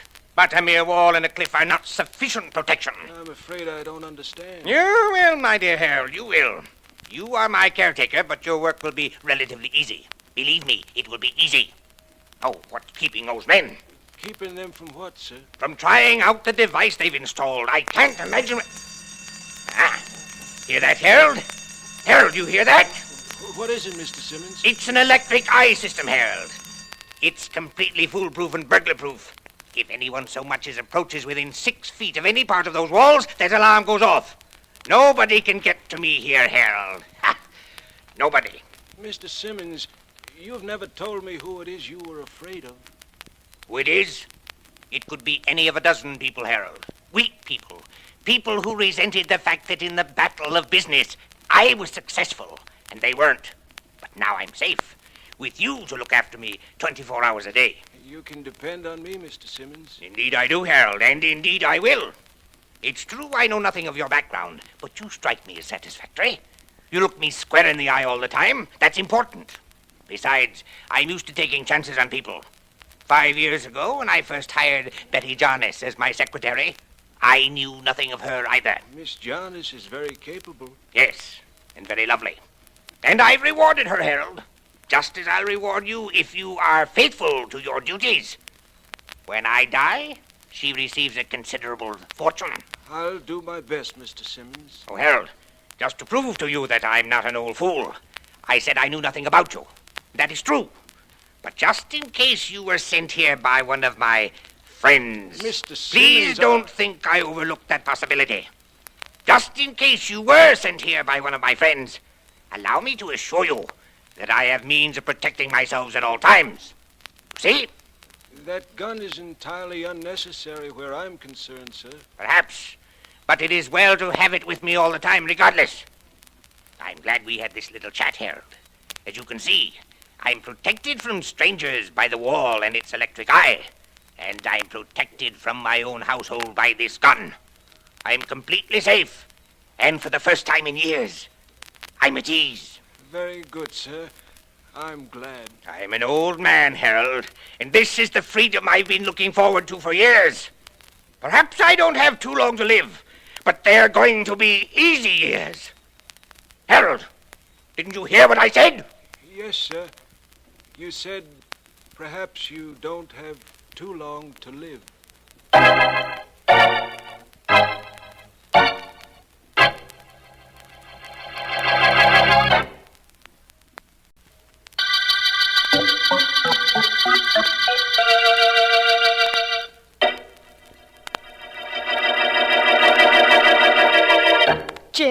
Jim, are you there? Hello, sis. I'm here. Why are you calling me? I had to talk to you, Jim. So much is happening, and you're 1,000 miles away. Another gripe about that job of yours? Yes, it's still Mr. Simmons. He's unbearable. So why don't you quit? Why do you keep calling me up and complaining every week? Oh, no. No, I don't quit this job. Not with all that money I'm being left in Simmons' will. I'm sticking. Well, then what's your beef? He's moved out to a place in the country. There's a wall around the house. The windows are barred. And I've got to work there and live there. Well, what do you want me to do? I don't know. All I know is that this place is a prison. Gray stone, flat roof. Whew. Those barred windows and the wall, I feel like I'm in jail. Oh, if only something would happen to the old buzzard. Like what? Like realizing that you deserve a couple of days off a week so you can have a fling at living? That's not what I'm thinking, Jim. I was thinking that it looks like I'm going to be able to live only if Mr. Simmons dies.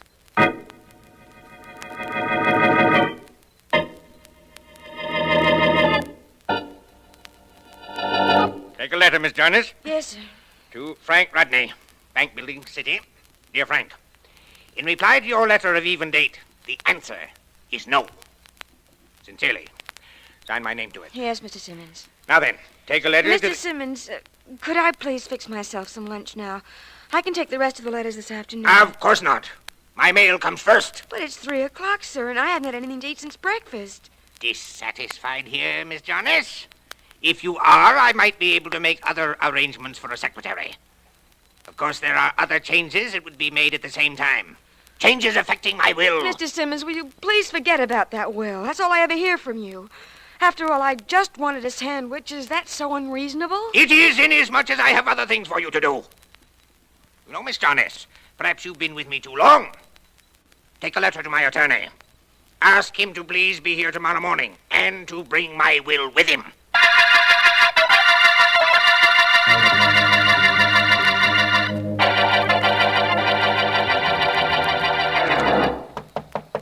Vance? Oh, Vance? Oh, just a minute. Markham, what are you doing here at this hour? Come in. Thank you, Vance. I'm sorry to have awakened you. Awakened me, my friend. No, you didn't. I haven't been to bed. I've been reading up on criminal identification through hair analysis. Very interesting. Kept me from realizing it was daylight. Vance, don't you ever do anything that ordinary people do? Like sleep, you mean, Markham? I'd have gone to sleep if I were tired. I wasn't, so I stayed up. How about you? District attorney's hours don't begin this early, do they? They do when there's a murder. And there's been a murder, Vance. In that case, Markham, I'll slip out of this robe and into a shower and be with you in a moment. Come along, you can tell me all about it. Right. It seems, Vance, that a millionaire named Ezra Simmons built himself a mansion out in the suburbs and installed every known method of burglar alarm. But someone got in last night and shot him to death. Really? I know about Simmons. He made a fortune stepping on people's backs. I'll hop in the shower and make this as quick as possible. Good. Of course, Vance, there's a possibility that Simmons was killed by someone in his house. His secretary, Betty Jarnes, or his caretaker, Harold Eckner. No question about that possibility. Miss Jarnes claims she couldn't stay in the house last night and went into town, returning this morning to discover the body. And the caretaker claims he heard no one try to get in, nor will he say he killed Simmons. Unreasonable of him, isn't it? How would you like me to tell you how Simmons might have been killed? But, man, how could you? Apparently, neither the caretaker nor Miss Jarnes killed him. That's a little too obvious. And you don't know anything about any of the details of this case. All I know is what you've told me, Markham. But I won't disturb you with one of my long-range predictions. I'd suggest we get right up to the Simmons mansion. Right now, Vance? Oh, hardly. I think we ought to wait until I get dressed first.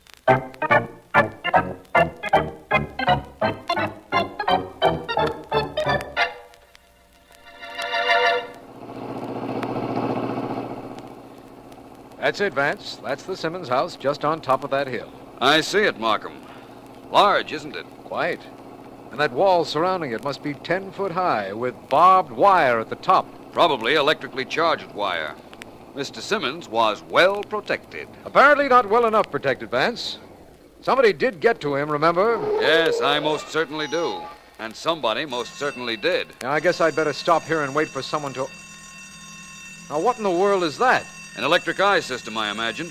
As soon as any object comes between the posts in front of the gate, those bells go off. Oh, of course. Here comes someone to open the gate. Caretaker, probably. Probably. I asked Sergeant Heath to let him resume his duties around the place until we got here. Hello there. Hello.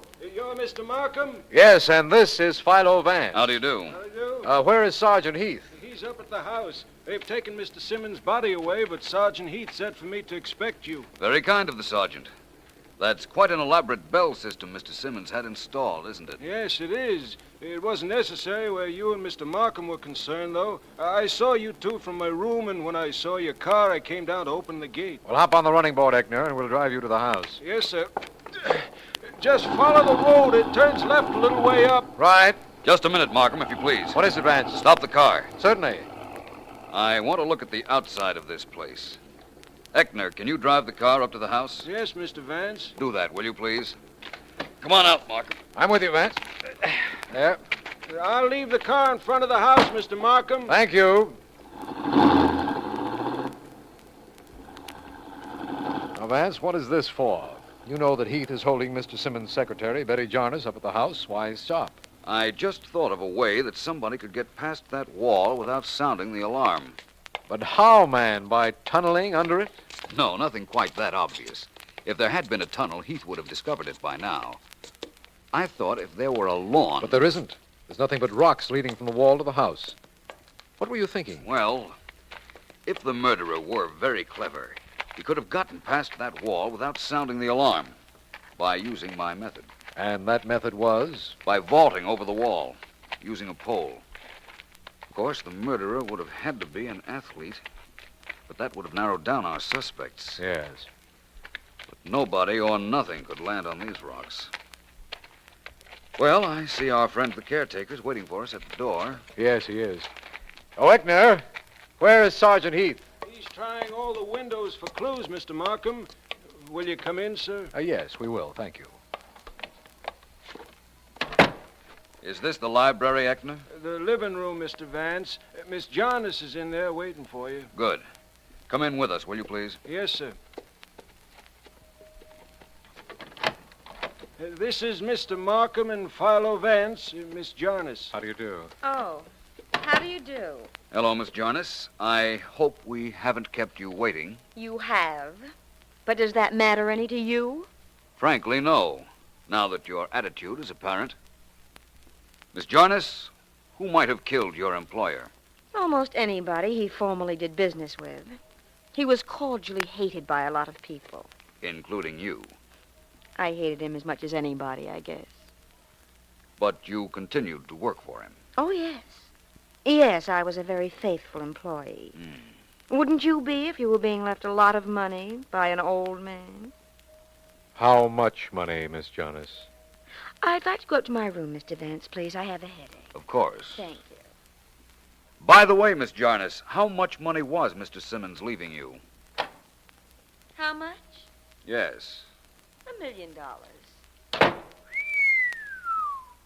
You can say that again, Markham.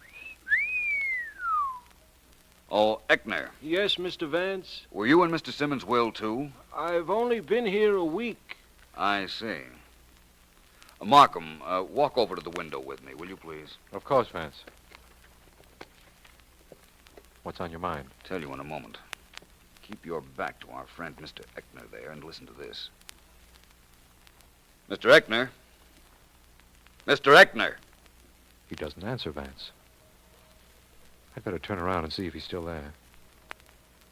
Yes, he is. I just wanted confirmation of a theory, Markham. This one is correct, thank goodness. You see, the late Mr. Simmons went into an involved routine to have his home wired with gongs that would go off if an intruder approached.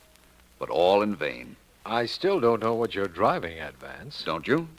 Well, Eckner here, the man he depended upon to protect him in case those gongs went off, happens to be stone deaf.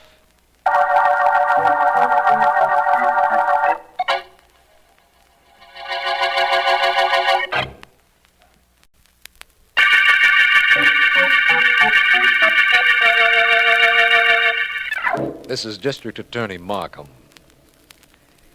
The $1 million murder case opened with the finding of the body of Ezra Simmons, much disliked recluse, despite all of Simmons' efforts to protect himself. Suspects include his secretary, Betty Jarnes, and a caretaker, Harold Eckner, who, Vance has discovered, is stone deaf. At noon of the day following the murder, Joseph Hargrave, Simmons' lawyer, arrived at the mansion. All of us, Vance, Miss Jarnes, Eckner, and I, are gathered in the library to hear him read the will he has brought. Very well now, very well. Quiet, please. I must have quiet, please. You'll have it, Mr. Hargrave. Good. Now, let me see, where do I begin? Oh, yes. Miss Jarnes, you wrote me a letter asking me to be here today. Yes, I did. And to bring the will. Mr. Simmons wanted you here with it. Don't know why. And don't care why. Guarantee he didn't know he'd be dead when I came now. Did he? Or did he? Could he have committed suicide? Hardly, Mr. Hargrave, hardly. Didn't think he would. Wasn't the type. Mr. Hargrave, if you don't mind, I'm quite anxious to find out what was in the will. What are you so anxious about, Mr. Vance? Nothing in it for you. Miss Jarnes here gets $1 million. Mr. Eckner gets $10,000. The rest goes to a home for cats. He left me $10,000, but I've only been with him a week. There was a copy of the will on Mr. Simmons' desk. You were here long enough to see it, you know. Miss Jarnes, you can't mean I killed Mr. Simmons. Oh, can't I, Well, though? what about you and the $1 million you got? You could have killed him. I wasn't in this house when he was killed. You know that. I called to you and told you I was going out. Please, both of you, if you don't mind, I'd like to do some talking. And if you don't mind, I won't listen. I can't stand people talking. Makes me nervous. If you don't mind, I'll just go to the kitchen and make myself some coffee. What is it you were saying, Vance? Well, first of all, I want to talk to Mr. Eckner. You are deaf, Mr. Eckner. Why didn't Miss Jarnes know that? And did Mr. Simmons know it? No one here knew it. I can read lips perfectly. I was afraid to tell Mr. Simmons I was deaf. I thought maybe he wouldn't give me the job when I applied for it, and, well, I needed it. I see. Well, I imagine that's reasonable. Apparently, you were the only one here last night when the murder was committed. I know you can't hear, so I don't expect you to be able to give me much information. But can you tell me anything at all? I think so, Mr. Vance. Well, go ahead, man. We're waiting. Well, I was awake all last night, gentlemen. In my room, there's a lamp connected with the same electric eye device that sets off the gongs. Nobody could get near this house without my going out to investigate. And nobody did.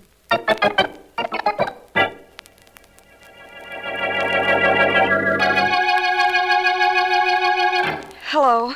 Hello, is that you, Jim? Betty, honey, how's my favorite sister? I've been trying for 15 minutes to get you on the phone, Jim. How soon can you get here? What do you mean? Jim, Mr. Simmons has been murdered, and Philo Vance thinks I did it. You've got to get here right away. Yeah, okay, sis. I'll hop on a train in a half hour, but it'll take time, 15 or 16 hours, maybe longer if I don't get a fast train. Fly in, Jim, please. Betty, you know I can't fly. Oh, I'm sorry, Jim. I forgot for a second. Of course you can't fly. We'll take the train, but hurry. I need somebody on my side, Jim. It's got to be you. Don't worry, honey. They aren't going to kick my kid sister around. I'll be there first thing in the morning. Where are you now? I'm at the Simmons house calling from the hall. Oh, hurry, Jim. Please hurry. Hang on tight, kid. I'll be there. Bye. Goodbye. Why couldn't you fly, Miss Jarnes? Oh. I didn't mean to startle you, and I certainly didn't mean to eavesdrop. But apparently I've done both, so I might as well take advantage of this situation. Why can't your brother fly here? He cracked up flying a plane about 5 years ago. He won't go into a plane. But what excuse does that give you to listen to my conversation? Miss Jarnes, believe me, I have no excuse. But I do have a reason.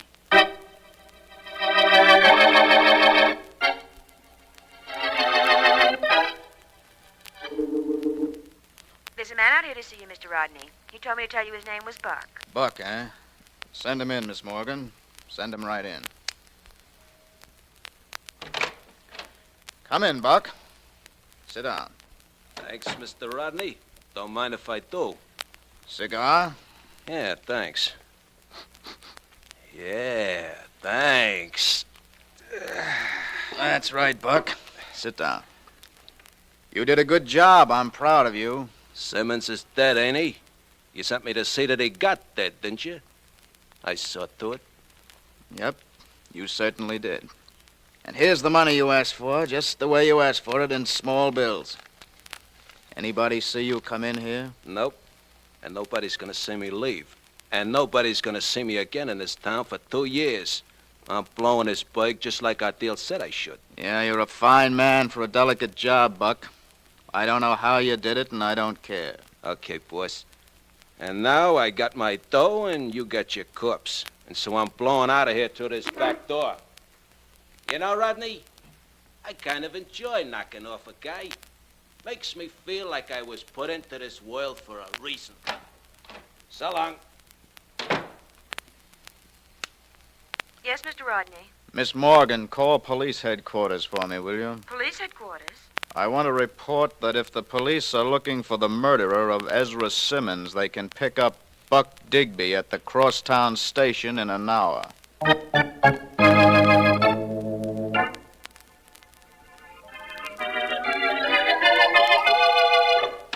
Hi, Markham. Ah, there you are, Vance. Glad you got here. Where have you been? Doing a little investigating, Markham. I knew I could leave you here at the Simmons mansion with complete confidence that if anything turned up, you'd let me know about it. Something has turned up, Vance. 2 things, in fact. One of them is that Miss Jarnes' brother has arrived from out of town this morning. What's the other? How did you know? Oh, you'll have a reasonable way, I know, so let's skip that. The other thing that turned up is that we picked up Mr. Simmons' murderer. I beg your pardon. We got a tip that Buck Digby killed Simmons and was about to leave town. We caught him at the station, and of course he denied everything, but we're pretty sure it's he. Are you, Markham? Yes. Has he told you how he succeeded in getting into this house despite the wall, the electric eye, and the barred windows? Well, no, he hasn't. He probably won't either, Markham, because the chances are he didn't kill Simmons despite your tip. I think I know who murdered Ezra Simmons, Markham. And believe me, it isn't Buck Digby. You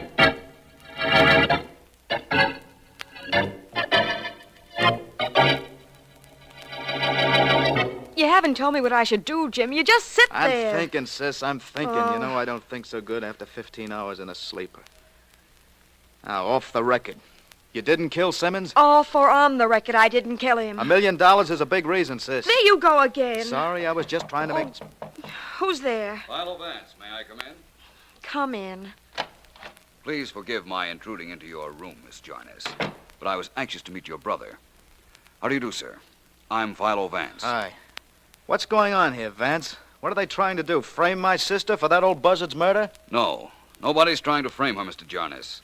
If she's innocent, I assure you she won't be put in jail. Until we're sure we're keeping her in this house. Miss Jarnes, is there a room in this house that is relatively soundproof? The basement is. It's equipped with all the gongs and stuff. But you can't hear what's going on in the rest of the house, if that's what you mean. That's what I mean. I'm going to ask you and your brother to go down there. Join Mr. Markham and Harold Eckner. You're all going to see me drive down the road and out through the gate. And when you see me again, I'll be in this house without an alarm being sounded or a window bar being out. I'll get in just like the murderer got in.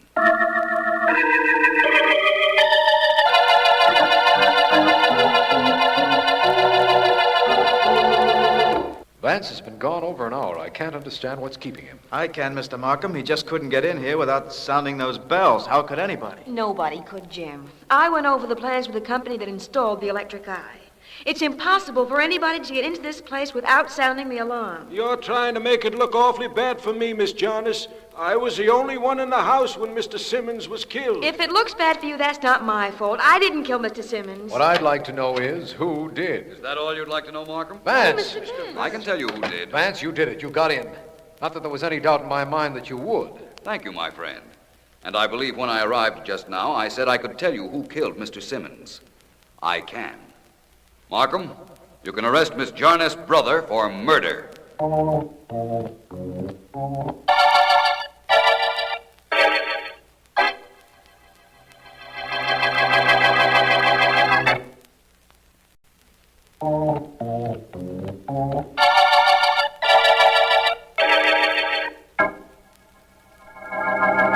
Now, this requires a lot of explanation, Vance. Let's start with Buck Digby. All right. He went to kill Simmons, but he found he couldn't get in the mansion without setting off all those gongs, so he gave up the idea. Then he heard on the radio that Simmons was dead, so he figured he'd collect regardless. And the man who sent him to kill Simmons, that Mr. Rodney, he tipped us off to Buck. Why would he do that? 2 reasons. He was an allegedly respectable citizen. He knew that Buck would involve him if he were arrested, but he could always deny the accusation. However, if Buck remained at liberty, Rodney would be blackmailed by him for the rest of his life, and he knew it. I see. Now tell me this. Jim Jarnes was in South City, 1,000 miles from here, on the afternoon of Simmons' death. He was afraid to fly, yet you claim he was in this house at midnight in time to kill Simmons. That's right. He was afraid to fly, Markham, but he flew just the same. But he couldn't have flown a plane over the wall and landed on those rocks outside. Nothing could land on them safely. Yes, I know, Markham. But Jim flew in from South City in about 4 or 5 hours. And then he rented a helicopter from a flying field about 10 miles down the road. How do you know that? I rented one there myself a little while ago. Those helicopters are wonderful. They can land on anything, including the roof of the Simmons house, which is where I landed.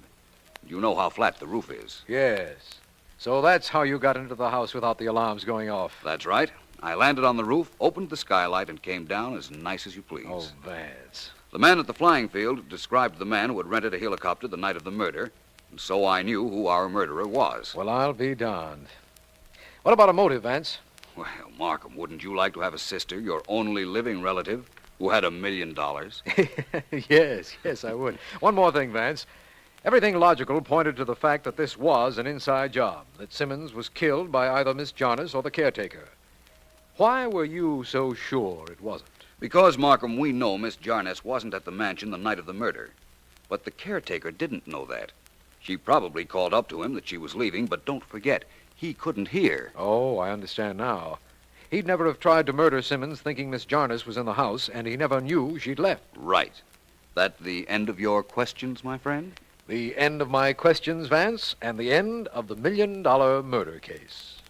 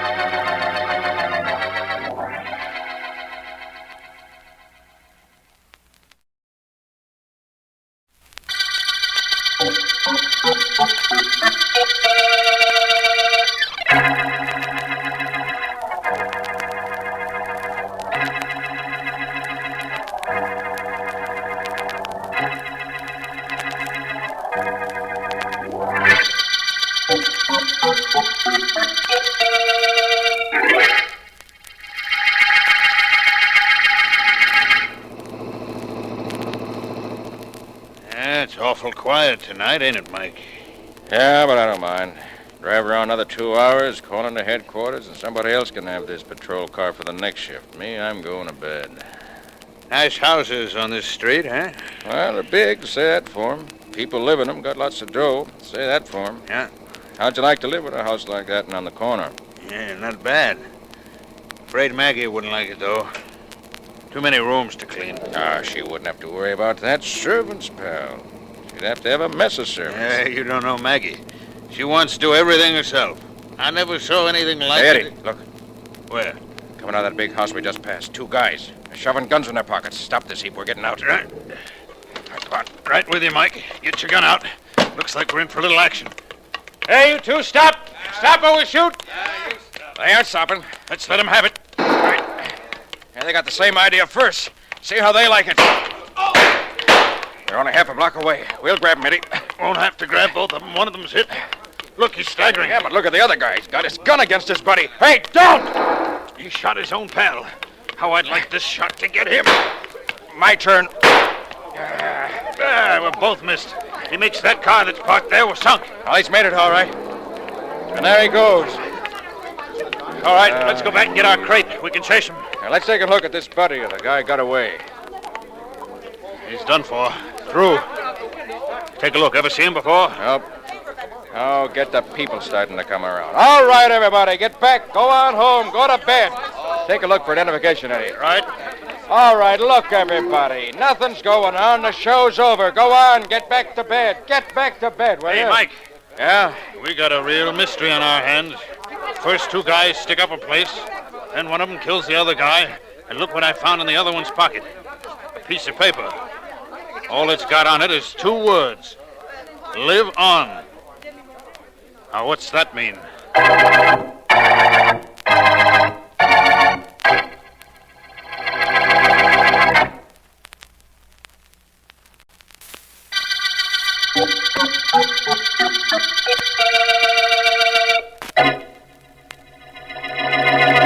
Mr. Parker, boss. Don't bother me, Larry. I don't bother people, Mr. Parker. I do just like I'm told all the time. All the time. Well, do what you're told.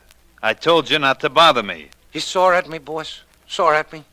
Of course not, Larry. I'm just trying to work out some instructions for our next job.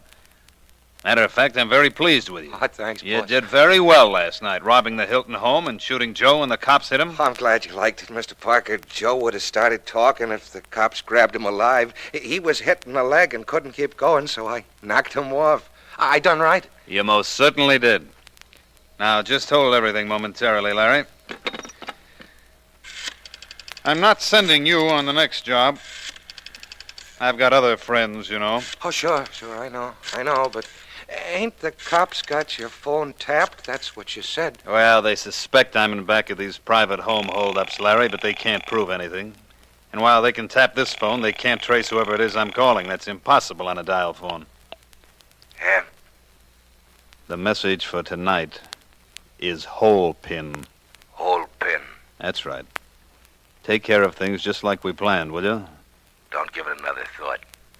So long. Goodbye, my friend. Good luck to you. Hey, gee, boss, you're smart. Really smart, I mean. Well, thank you, Larry. Thank you very much.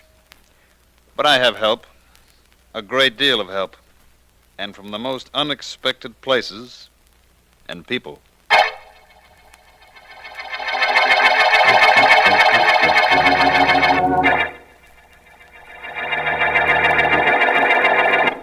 And then, Mr. Vance, the paper goes on to say that the robber who killed his accomplice is being sought by the police. Who expect to make an arrest shortly. Oh, that's right, Mr. Vance. How did you know? Oh, I'm smart, Miss Williams. Didn't you know? Gosh, Mr. Vance, I've only been working for you for 3 months. You can't expect a girl to know everything in 3 months. No, I guess not. I think, though, that... Miss Williams, Vance. Oh, hello, Mr. Well, Markham. hello, Markham. I've rather been expecting you. Miss Williams was just telling me about the mysterious message found in the dead hold-up man's pocket. That's why I'm here, Vance. I'd like to talk to you about the whole thing, if I may. Well, come right into my private office, Markham. Can't have the district attorney of our fair city flaunting a furrowed forehead to the world at large. Gives the town a bad name. In here, please. Thank you, but I'm not worrying about this town getting a bad name. I'm worrying about someone giving me a rather bad time. Sit down, Markham, please. And let's have your problem. Right, Vance.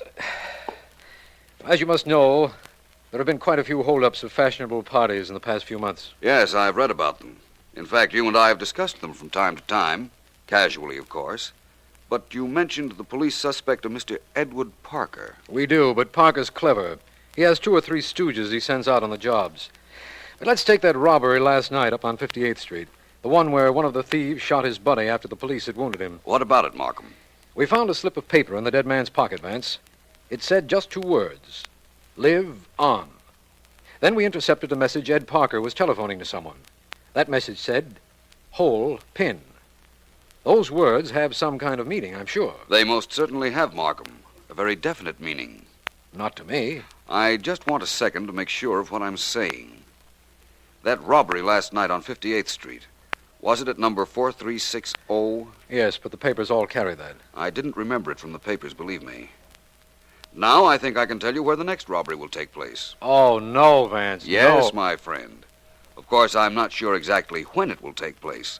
But after I make a phone call, I think I'll be able to give you that information, too. But, Vance, what you're saying is ridiculous. You can't possibly know that. No? Well, I think I can. Just have the police at 2540 138th Street and see what happens. Yes, Markham, that's where the next hold-up attempt will be made. I'm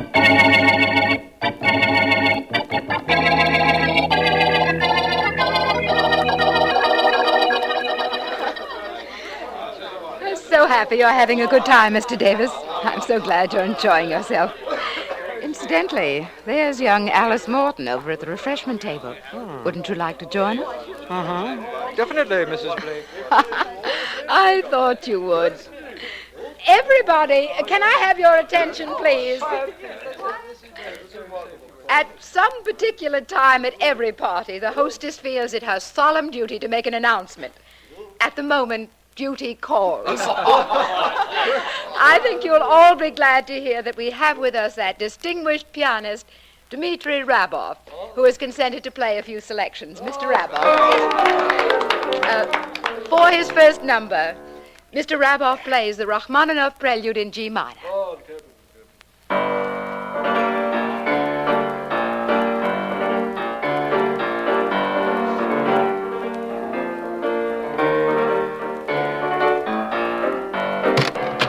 Okay, you at the piano, hold it!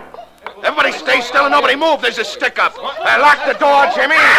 Cut that out, lady. Cut it out or you'll never do no screaming no more. And don't none of you guys get brave all of a sudden. All of you got too much jewelry on. My friend here's got a big bag he's going to put in the center of the floor. Go ahead, Jimmy. Out. Now. That's it. All you guys and dames, one at a time, starting from my left, dump your rocks into that bag. And don't hold out or I'll come get 'em myself. Hey, you fat dame. You start it off. That's a go. Open up this door. Open it up. This is the police. Hey, it's the cops.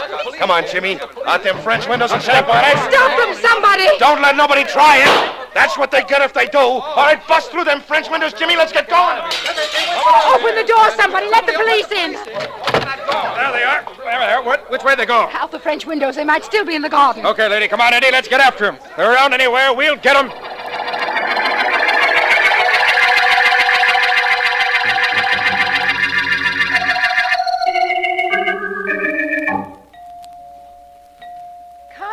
Coming. Yes? How do you do? I'm Philo Vance. You're Mrs. Blake? Yes, I am. Please come in, both of you. This is District Attorney Markham, Mrs. Blake. How do you do? How do you do? Won't you gentlemen come in and sit down? We're not going to stay very long, Mrs. Blake. We just wanted to speak to you about the party in your house last night. It was terrible. If the police hadn't arrived, every one of my guests would have been robbed. If Mr. Vance hadn't told us that there'd be a robbery attempt at this address, the police wouldn't have arrived so conveniently, Mrs. Blake. But we'd like a description of the men who held up your guests. Now, let's see. They were both average height. The one with the gun had a long, thin nose and a cut under his right eye. Uh-huh.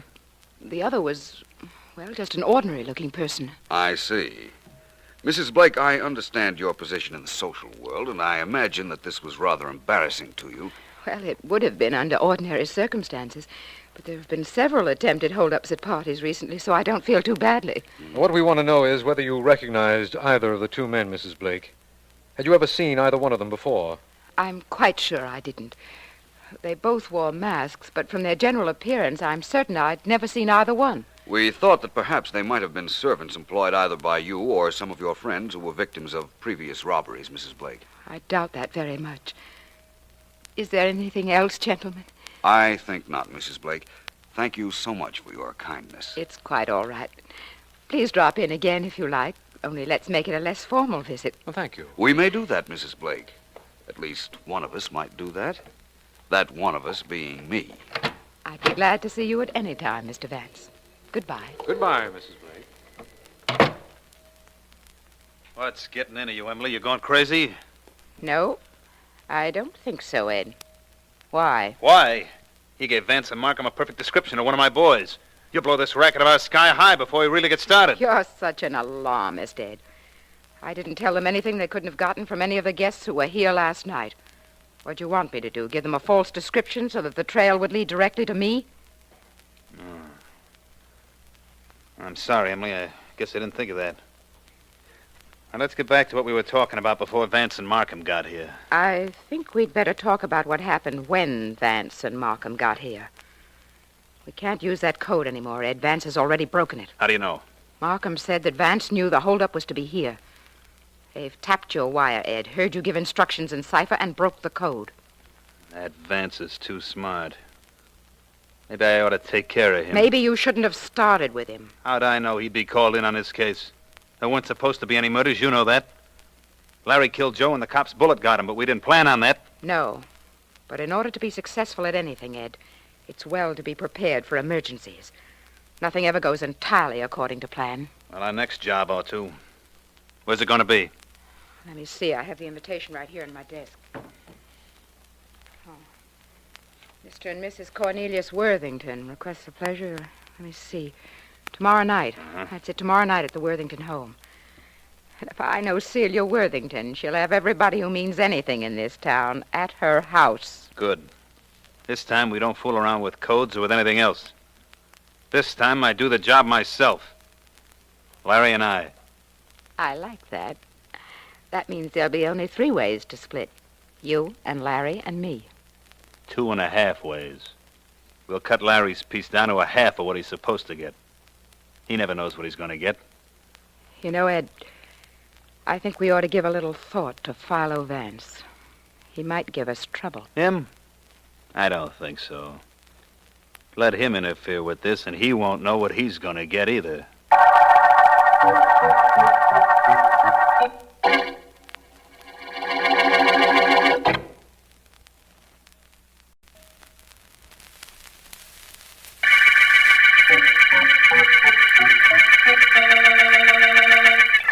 This is District Attorney Markham.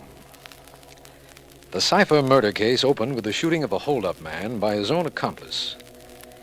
In the dead man's pocket was found a code message which Vance succeeded in breaking down, to such an extent that when I told him we had tapped the telephone wire of a Mr. Ed Parker and heard him say, "hole pin," Vance immediately gave the address of the next hold-up attempt.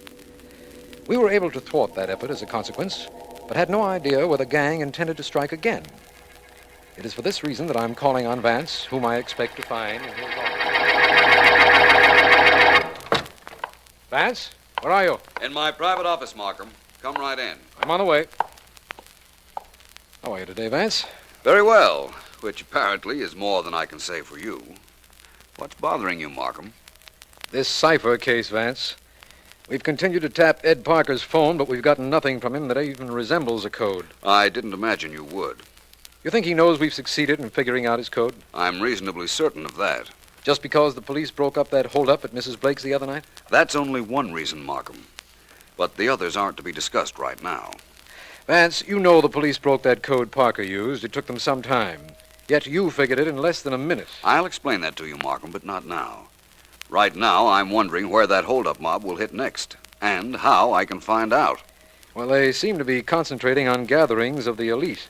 Strictly social stuff. Really? Well, then the chances are that Mrs. Emily Blake would be invited to the next affair. And she did invite me to call on her, remember, Markham? Yes. I think I'll accept that invitation, my friend. I see. You intend to get her to tell you when the next big social event will take place and perhaps ask you to accompany her. Vance, you're a very resourceful man. That isn't the only reason I'm doing it, Markham. Don't forget, Mrs. Blake is a very charming woman.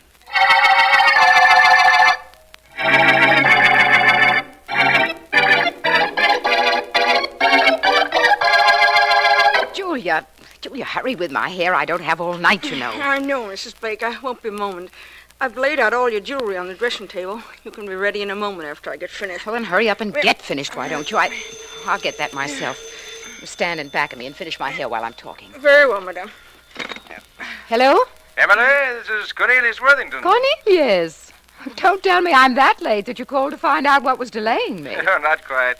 Emily, dear, there's a change in plans about the party tonight. Oh? Yes, one of the children's ill, and they've quarantined our house. Oh, how dreadful, Corny. We called the Applebys, and they're going to have our party at their house. Come there, won't you? I've got a dozen people to call, so I've got to cut this short. The Applebys are at 651. 651? 131st Street. 131st Street. You don't mind, Emily? Oh, it's perfectly all right, Corny. I understand. Toodaloo. Oh, I'm finished, Mrs. Blake. Oh, good. Now, hand me that telephone. Yes, ma'am. Oh, wait. There's someone at the door. Here, call this number and just give them this message. The message is Bop Pip. Bop Pip? Yes, do it right away, will you? I'll get that door myself. I'll do it, but I don't know what I'm doing. Coming. Good evening. Please come in. Good evening, Mrs. Blake. Why, you're staring at me. Is anything wrong? Is it the white tie or the topper? It isn't either, Mr. Vance. Only you seem to look as if you belonged in a white tie. That's rather strange attire for a private investigator, isn't it? Yes, but at the moment I'm not working at my chosen profession. You did invite me to call, didn't you? Why, yes. But I'm going out tonight. I thought you might be, hence these evening clothes. May I go with you? Well, why not? Thank you. By the way, Mrs. Blake, you look quite charming. Thank you. My wrap, Vance, it's over by the chair. Of course. Here you are. Beautiful shoulders, Mrs. Blake. Beautiful. I'm going to run out of thank yous. But I warn you, it'll be long after you run out of compliments. Perhaps. Where are we going, or shouldn't I ask? We're going to a party. Oh? It was supposed to be held at the Worthingtons, but it's over at the Applebys. That won't bother you any. We're still going. Of course. It won't bother me any. Shall we go?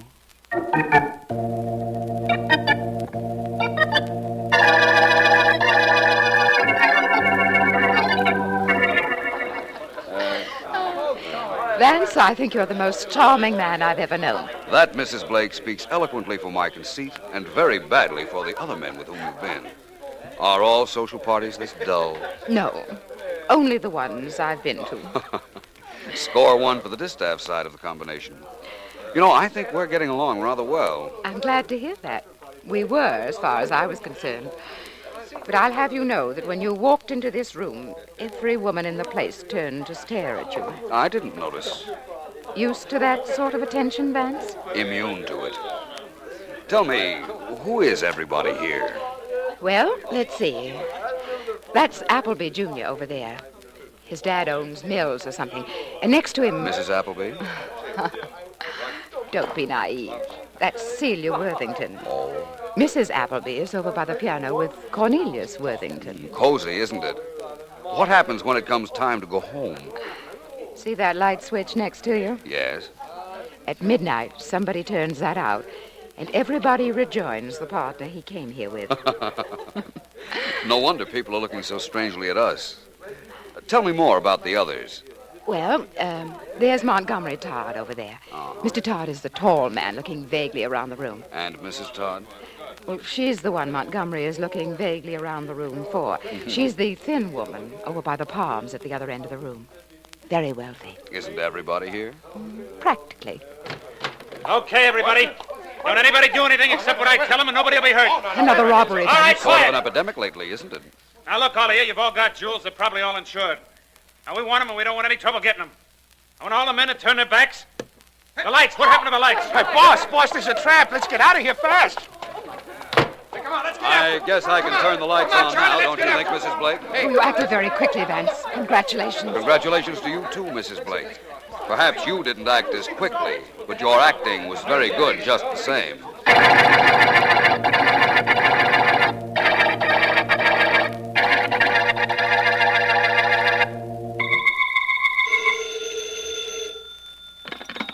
Markham speaking. Markham, this is Vance. I've just left Mrs. Blake. The party we were going to switched addresses at the last moment. Yes, I know. My men found only servants home when they went to cover the Worthington house. 2 men just tried to hold up the guests at this party, Markham. I slipped away to call you and report. Oh, glad you did. Sergeant Heath found out where the party was. He just called in to say he picked up 2 men who were fleeing from the Appleby mansion. Come on down here, Vance. I'll have them here in a few moments. I'll be there, Markham, and I'll bring Mrs. Blake with me. I'm quite sure she can supply all the identification we need.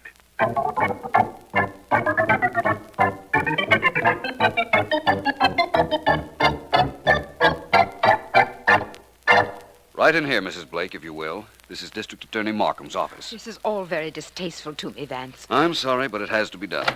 Please come in. All right. Just a moment, please. Just a moment. Hello, Vance. Glad you're here. Good evening, Mrs. Blake. Hello, Mr. Markham. Mrs. Blake, we picked up these 2 men as they were running from the Appleby house an hour ago. Can you identify them as the men who tried to hold up the guests of the party?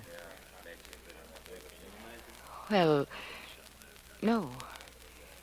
No, I can't. They're the men who tried to hold up tonight's party, Markham. I recognize them. Thank you, Vance. I guess that's all we need. We can take them in and break up the mob that's been preying at society functions. Do you have all of the mob members, Markham?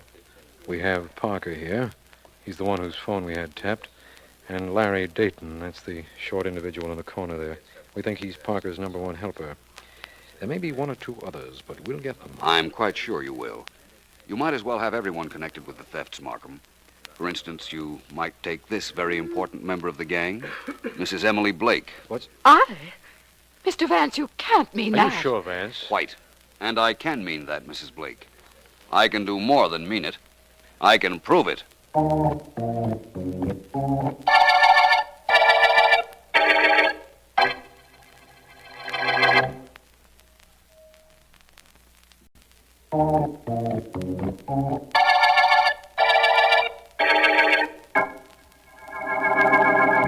like nothing better than to relax at the end of a case, Vance, but we've gotten confessions from Mrs. Blake and Ed Parker, and I'm still not relaxed. Well, Markham, what's the trouble?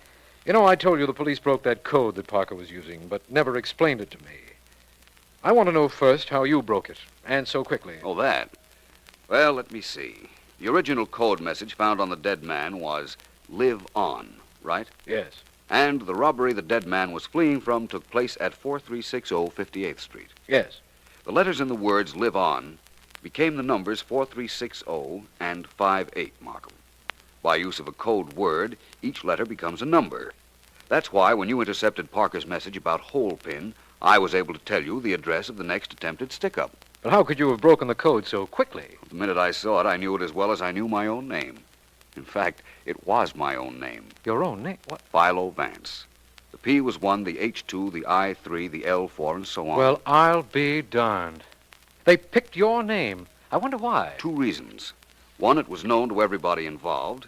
2, they never thought I'd be called in on a mere series of robberies. Well, that brings me up to the question of Mrs. Blake's guilt, Vance. That? Well, it started because I believed there had to be somebody on the inside tipping off the gang as to where these parties were being held.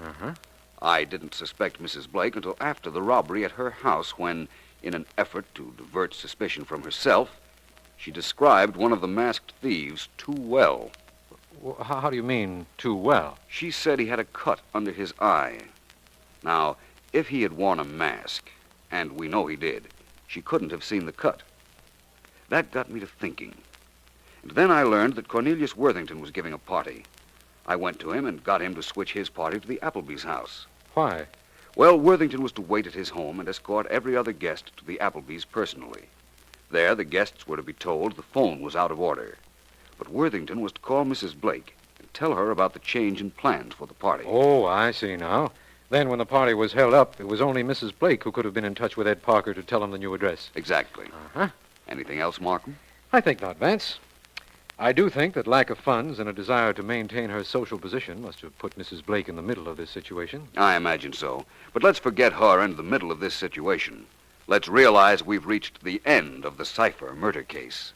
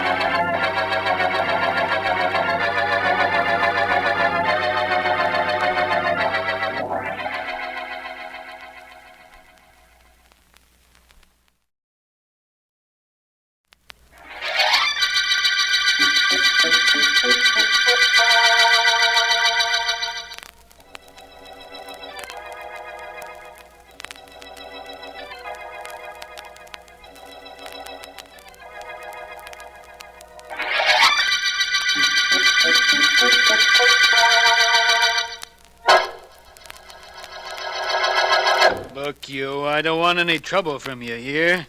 We got you cold for breaking and entering, and I could put you in jail and keep you there forever if I wanted to. You'd be an awful sorry guy if you did, Sergeant Heath. You coop me up before I get a chance to talk to the district attorney, and you'll be awful unhappy. The district attorney's got nothing to do with this case. You broke into a joint, we caught you, and we're going to send you up. But you did send for Mr. Markham, didn't you, Heath? Yeah, I sent for him, only he ain't going to be happy being brought down here unless you got a good reason. I got a great reason. Wait till he hears what it is. Hello, Heath. Oh, hi, Mr. Markham. You asked me to come down here. I'm here. Suppose you tell me what this is about. DA, this punk here, he's Joe Farrell, said he had something hot to tell you. What is it, Farrell? Well, D.A., I want you to go easy on me on a kind of, I got a trade to make. What kind of a trade? I don't like crowds, D.A. This room is too crowded with Heath here. Huh? Ask him maybe if he'd like to hop into the other room for a minute. Heath? Okay. But this stooge better have something to say to you. I'll be right next door, Mr. Markham. Thank you, Sergeant. Well, Farrell? D.A., listen. The cops have got me cold on a burglary rap. Okay, I ain't looking to crawl out of that. Only I want him to go as light as possible. I should think you would. I got information I'll hand you if there ain't too much pressure put on me by Heath. We can't make any trades with criminals, Farrell. Although if you know something that might help us, perhaps the judge might be lenient if you throw yourself on the mercy of the court. Yeah, that's okay by me. Listen, Markham, here's the dope. You know the City Museum? Very well. Okay. Well, the museum gets a big shipment from some foreign country. I ain't sure where. And it comes in this afternoon. It comes from some collector who died and willed the whole thing to the joint. Well? Well, one of the things that the museum is gonna get ain't what it seems to be. It looks like something, only it ain't what it looks like. You understand? No, I don't. Okay, I'll hand it to you this way. There's maybe 6 or 8 things in that collection. Mostly statues and stuff. Only there's something about one of the statues. Really? What? I don't know. It's junk as far as I could find out. All I know is this, that there's guys in town that want that statue, and they want it bad enough to kill for it.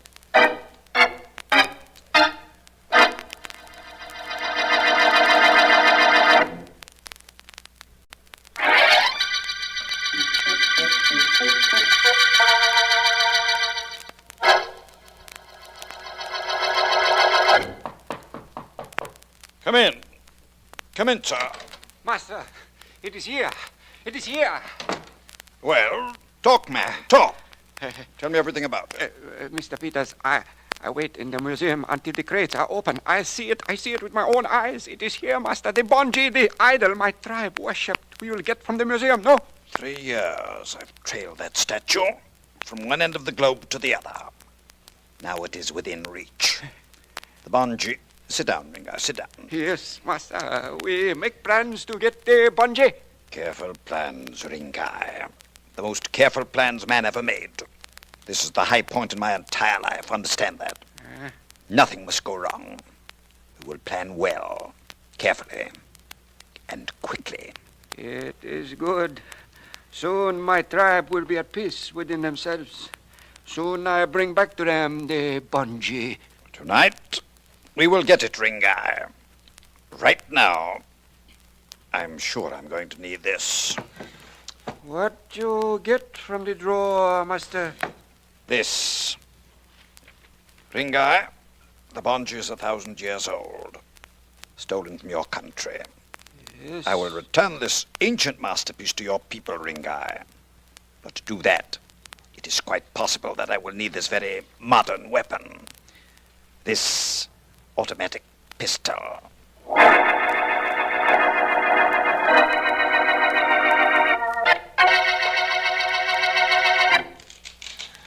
All day I do nothing but open these crates. I'm supposed to be the curator in this museum, and all day What are you doing here? Excuse me, Mr. Jasper. You are Mr. Jasper? Yeah, sure, my name is Jasper. Who are you? What are you doing in the museum? No one's allowed in here at this hour. I've done a lot of things in my life that no one has been allowed to do, Mr. Jasper. My name is Carter, Enid Carter.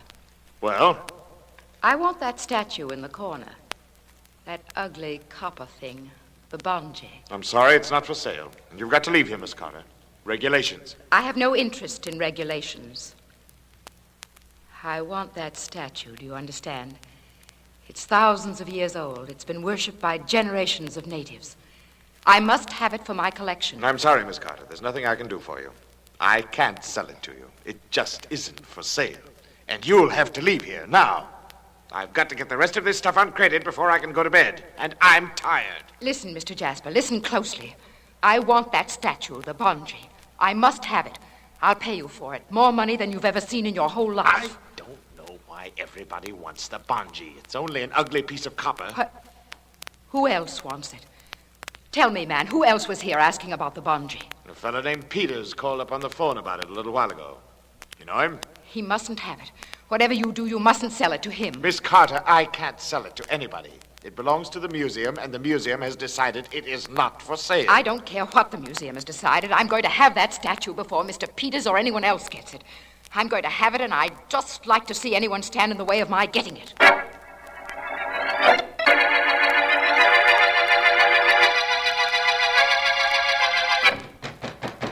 Come in, come in. Will you stop banging on that door at this hour of the night? Hurry, please, hurry. Well, what is it? What's the idea of waking me up at this hour? You're Mr. Jasper, the curator of this museum? Yes, what about it? You woke me up. Do you realize that? I tried to wake you. I've been banging on the door for 20 minutes. I sleep upstairs. What do you expect me to do? Apologize for not being awake at this time of night? What is it you want? Oh, Mr. Jasper, I'm Maurice Abbott, the art dealer. You know my gallery on Madison Avenue. Yes, well? You have an ugly copper statue here, valueless except as a relic of native rituals. I want that statue. You mean the bungee? That is correct. I just heard it arrive today, and I came down here to make a deal with you. I don't make any deals, Mr. Abbott, and you can't buy the bungee in any event. It isn't for sale, and you're the third person tonight who's tried to buy it. I'll offer you more than they did. I'll top their best bid. Look, please, go away and let me sleep. The bungee is not for sale. At least let me look at it. Let me see it. Go away. Good night, Mr. Abbott. Come around in the morning when the museum will be open. Don't close this door on me. I want to talk to you, Mr. Jasper. Not tonight anymore, you don't. I'm going to bed. Going to bed, you see. I trust his sleep is not interrupted.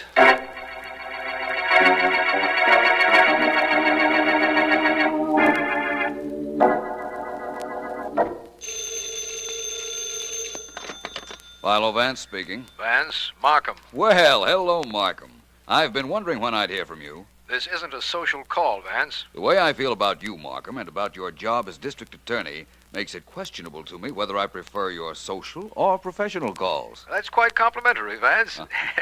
Perhaps the purpose of this call might return that compliment. There's been a murder down at the City Museum, and we need help. Delighted that you do, Markham. Who was killed? Well, Vance, it seems that a native idol was delivered to the City Museum yesterday afternoon. Uh-huh. The curator of the museum, a Mr. Jasper, had reported an art dealer named Abbott unusually interested in it. Yes, go on, Markham. The statue was called the bungee, a small copper figure. Sometime during the night, an art collector named Enid Carter was found murdered near the statue. Enid Carter? Not the social registrite? The same, Vance. She was shot to death.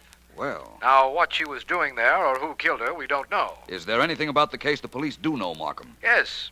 A stool pigeon Sergeant Heath picked up yesterday told me that he knew there would be an attempt to steal one of the pieces in the museum. Really? Well, perhaps Miss Carter interrupted someone's plans, and in the interrupting met her death. Well, that seems reasonable, Vance. Will you meet me at the museum? Will I, Markham? I assure you nothing can keep me from keeping that meeting.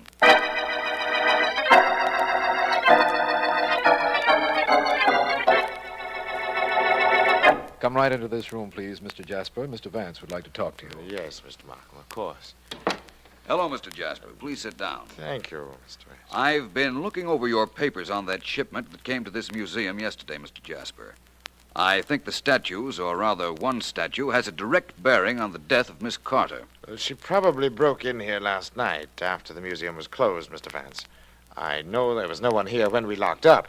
How she got in or why, Mr. Jasper, may or may not be important. Markham, did you ever hear of the bungee before today? No, Vance, I'm sorry, I didn't. If Mr. Jasper will correct me if I go too far astray. Yes, of course. The bungee was a native idol stolen from a tribe many years ago. According to these papers which arrived with the bungee, it is copper, stands 3 feet high on a base a foot square, and weighs 3,500 pounds. Rather heavy, I'd say. Copper is quite heavy. Have you anything to add to what I've said, Mr. Jasper? No, I think not. Except that Mr. Abbott, the art dealer, was very insistent on purchasing the bungee. I've already told Vance that. And now, Vance, I know you haven't seen the statue yet, but have you anything to tell us? I think so. I think I can tell you why the bungee was wanted, and in so doing, tell you the reason Miss Carter was killed. You know that, Mr. Vance? Vance, you can't possibly. You haven't even seen the statue or the body. That's true. I didn't look at the body because Sergeant Heath had already examined it, and Sergeant Heath is very thorough. I didn't see the bungee because there was no need to see it. You see, I know that it wasn't copper at all, but solid gold. Gold? You know the bungee is gold, Vance. How could you possibly know that? By the weight, Markham. A statue 3 feet high and 1 foot square makes 3 cubic feet of statue. Copper weighs 500 pounds a cubic foot. Then if the bungee were copper, it should weigh 1,500 pounds. That's right. But the bungee weighs 3,500 pounds. Therefore, it isn't copper. Gold weighs approximately 2.5 times as much as copper, hence my deduction. Vance, when will you ever stop astounding me? Never, I hope. Now let's look at the bungee and see whether... What's that? Shots, undoubtedly. Sergeant Heath or his men are shooting at something. Come on, Vance. I'm right with you, Markham. There's Heath at the window, firing at something on the outside. Yes, I know. Heath, Sergeant Heath, what's happened? They got away, D.A. Hello, Vance. Hello, Heath. Who was it got away? Search me. 2 guys must have been hiding in this joint and thought they saw a chance to sneak out the window a couple of minutes ago. I spotted them, yelled to them to stop, but they wouldn't, so I fired at them. Did you hit them, Heath? No, I don't think so. I think they made it okay. I saw them get in their car and beat it. Well, things certainly are getting complicated on this case, aren't they, Vance? Quite a bit. Complicated for you, Vance? What should I say? Wait till the papers hear about this. Imagine what happens to me when I gotta tell them that Miss Carter's murderers were here, sneaked right out under my nose, and I can't find them. Well, if that's all that's troubling you, Heath, forget it. Huh? When the reporters ask about the shooting, tell them just one thing, and they won't annoy you any further. What's that one thing? Mr. Markham can probably tell you. Can you, Markham? Why, yes. Only for the life of me, I don't know how you can do it. Heath, tell the reporters that Philo Vance can produce the 2 men who just escaped from this museum. Is that right, Vance? Yes, Markham. That is precisely what I want Heath to tell the reporters.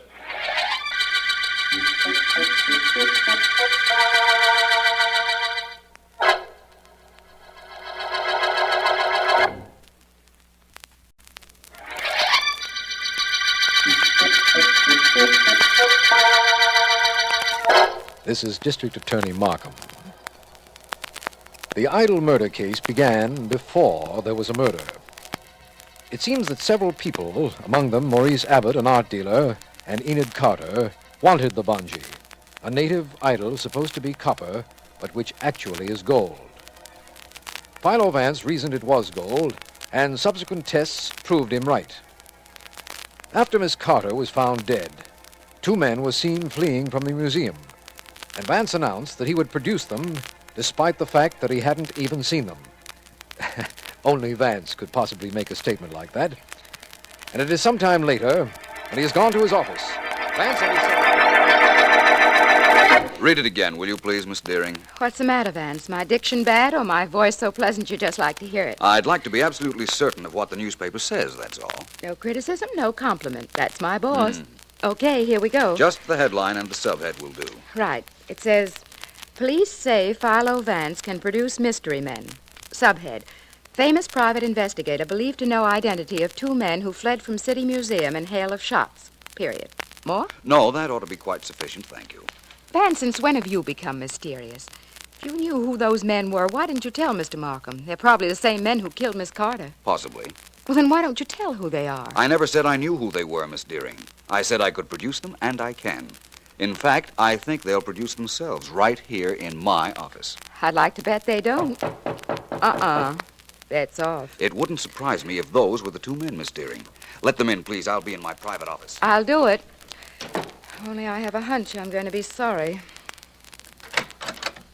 Forgive me, my dear, but this is the office of Philo Vance. Yes, it is. Come in, please. Thank you. Come, Ringo. Yes, master. My dear, I must see Mr. Vance. Is he in? He's not only in, but unless I'm mistaken, he's expecting you. Go right into his private office.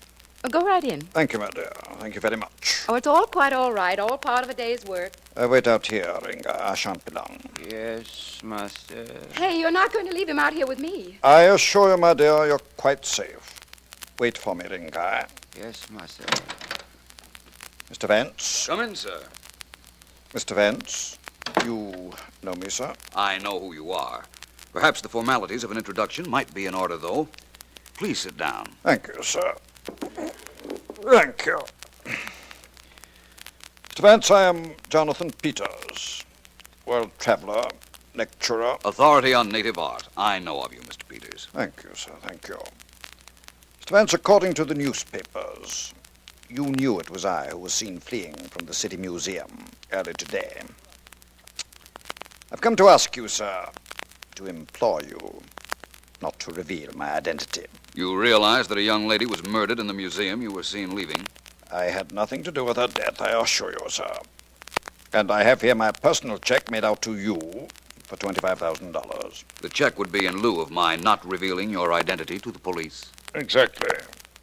For the sake of your conscience, you might know that my friend and I did not kill Miss Carter. We were in the museum to see the bungee, and then she was shot. But the alarm was sounded so soon. The officer on the street came in so quickly we could not escape. We waited our chance and tried to get out while you were in the museum. Apparently, you saw us. We'll let it go at that. Your story may or may not be correct. But tell me something, Mr. Peters. Do you know the history of the bungee? Of course I do, sir. It was stolen many years ago from a native tribe. I have pledged to return it to the natives, one of whom accompanied me here. That's the only story you know about it? Precisely, sir. The only one. The fact that it's supposed to be copper but is actually solid gold means nothing to you? You know that, sir? You're a brilliant man, Mr. Vance. I'm brilliant enough to telephone the police and have them take you in, Mr. Peters. Put down that phone, Mr. Vance. Put it down. Please, sir. Excellent backing you have for your instructions, Mr. Peters. This gun, obvious, but like myself, Mr. Vance, purposeful. Helps me get into places and, as now, out of them. Please don't move, sir. I'm sorry to have to leave like this, but before I go, I beg you to reconsider calling the police. It will necessitate a return visit to you from my friend, this gun, and to me. You're a clever man, Mr. Vance. Be a smart one, sir, I beg of you. Do not call the police.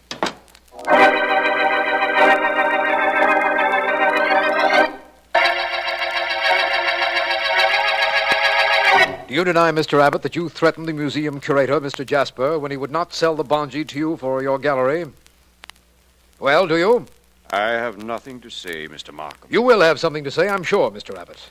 Mr. Jasper here is ready to swear you first tried to bribe him, and then you threatened him when he told you he could not sell you the bungee. Yes, he did. I swear he did, Mr. Markham. Very well, I did try to bribe Jasper here, and I did threaten him. I wanted that statue. No doubt you did, Mr. Abbott. Oh, hello, Vance. Hello, Markham. Mr. Jasper, Mr. Abbott. Mr. Vance. Well, Markham, we're approaching what in Western moving pictures is generally referred to as a showdown. You see, I know who murdered Miss Carter and why Mr. Abbott's interest in the bungee was so acute. You're not going to frame me for this. You're not... Grab him, Jasper. You nearest him. Let go of me. I'm coming to help. Hold on to it. Now, Mr. Abbott, I think you'd be better off sitting down and telling us all about this before Vance does. Feel like talking, Mr. Abbott? No. No, I don't, and I never will. Go ahead if you can prove I killed Enid Carter. I dare you. Try to prove I murdered her.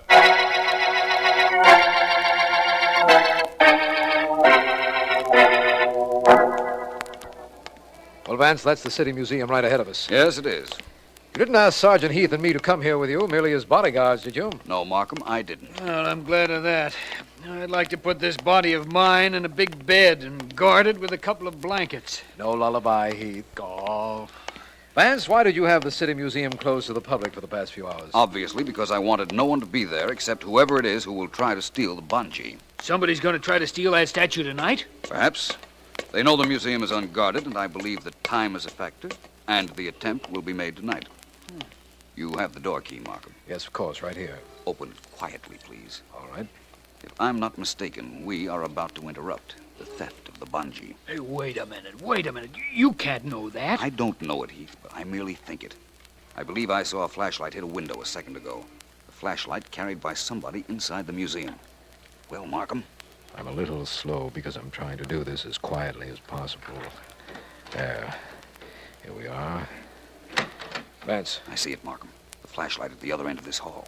Close the door, Heath, please. Quietly. I've got my finger on the light switch. Right. What's that noise, Vance? Winches, Markham. The bungee is heavy and unwieldy and has to be raised mechanically. Well, Heath, I think we're about to catch our thief. Same guy who murdered that Enid Carter dame? Perhaps. Ready, Heath? Me and my gun are both ready. Throw the switch, Vance. Here goes. Stand where you are, whoever you are, or I fire. Come on, Markham, Vance. Who is it, Vance? Can you make him out? I know who he is, but that body on the floor in the corner... Okay, you. Get your hands up and turn this way. Get him up. All right. Only don't shoot. It's Jasper, the curator of this museum, Vance. I knew that. I'm much more interested in this body. Markham, it's Jonathan Peters. What? He's still breathing. Heath, keep Jasper covered. Right. Come over here, Markham. I'm with you, Vance. He's dying. I know he's dying, but I didn't kill him. I swear I didn't kill him. Shut up, you. We got you cold trying to steal the statue, ain't we? Yes, maybe you have, but that man is dying, only I didn't kill him. I found him that way when I came down here a little while ago. All right, Jasper, we'll get to you later. Something. I think Mr. Peters is trying to say something, Markham. Bend down here with me. Right. I can't. Hello, Mr. Peters. How are you, Vance? You find me in a sorry state, sir. A sorry state indeed. Who did this to you, Mr. Peters? That native boy I had with me, Ringai. He found I was trying to obtain the bungee. Not for his tribe, but for myself. We'll pick that boy up in a hurry, Vance. Is there anything we can do for you, Mr. Peters? For me, sir, nothing. This is not quite the idea of the way I should prefer to die. So near to a fabulous fortune. So very near. But fate has made a decision. And I shall abide by it, gentlemen. Yes, I shall abide. He's gone, Markham. Yes. And I believe you can charge Mr. Jasper here with murder. I? Well, you know I didn't kill him. He told you that. I heard him. You don't believe I killed him, do you? You can't. I didn't say you killed him, Mr. Jasper. I said you could be charged with murder. You see, I've known all along you killed Enid Carter.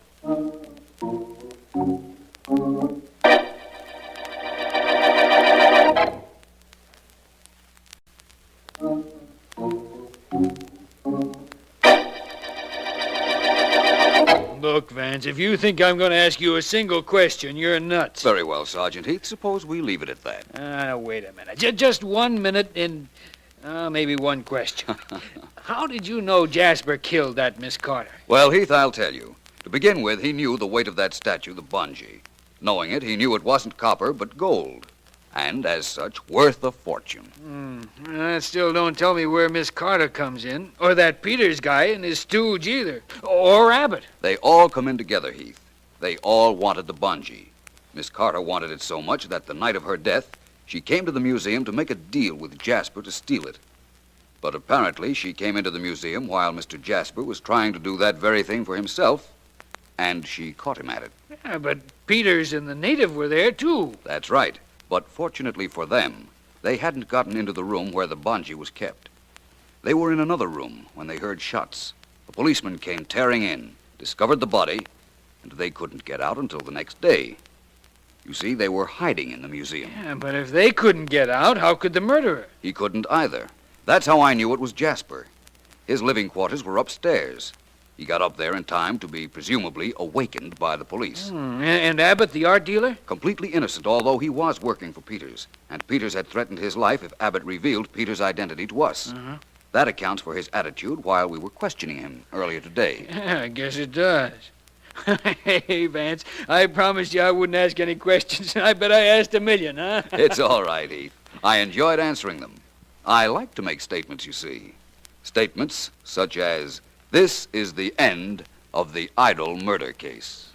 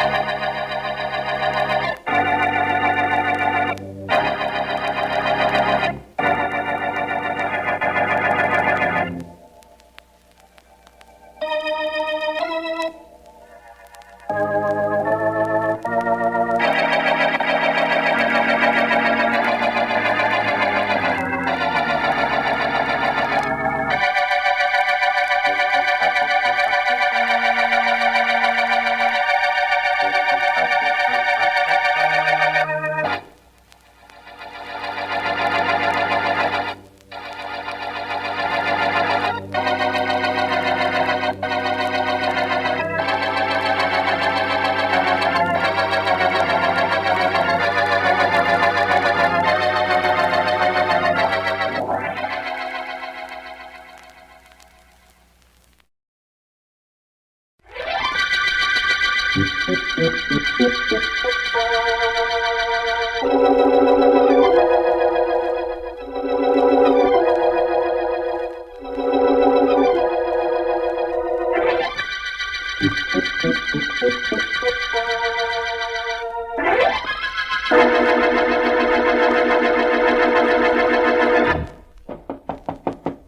that you, Vance? Yes, Markham.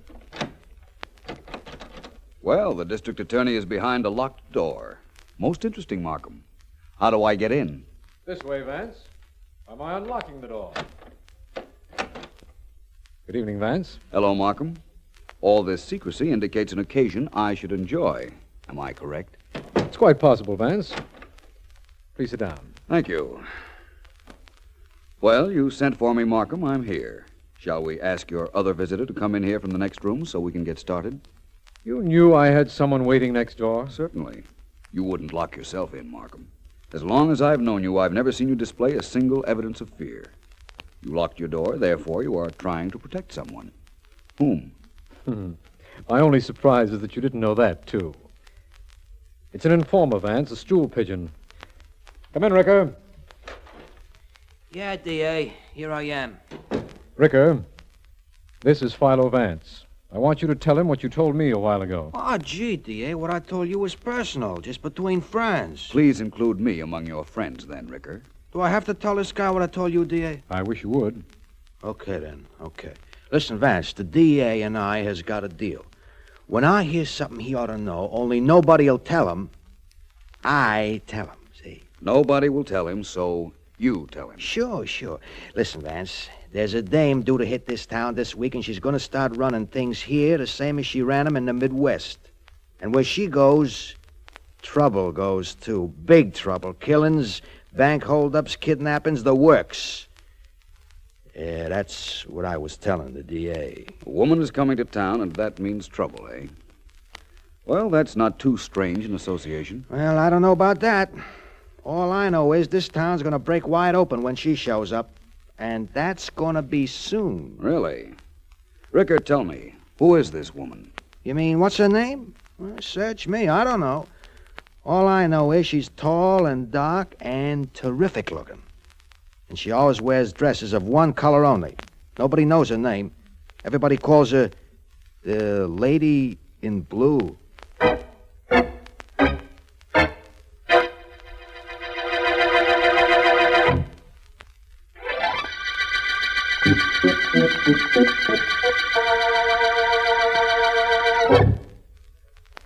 It would be my suggestion, Danny, not to let the Lady in Blue into this office. Legal advice or a friendly tip? A friendly tip, Danny, actuated by the fact that I wish to be retained by you as your lawyer for quite some time yet. Meaning I may not be around long running things if I let the Lady in Blue in here. Well, we'll see. Davy, let her come in. Out, mouthpiece. That door there. Call me later. I hope you will be able to answer the phone when I do. Bye. Davy, I said to send that... Hello, Danny. Well, aren't you going to ask me to sit down, Danny? I am as soon as I can breathe normal again. You're the Lady in Blue? That's what I've been called. You knew I was coming to town? Everybody knew it. What do you want with me? I'd like to do business with you, Danny. Things are a little slow where I came from. I need activity. I can find things to do here. Things you're already doing. All right, I get that. But the way you look, the way you're dressed, the way you talk, what do you want with rackets? Rackets, Danny? I'm not associated with any rackets. I do things more legitimately.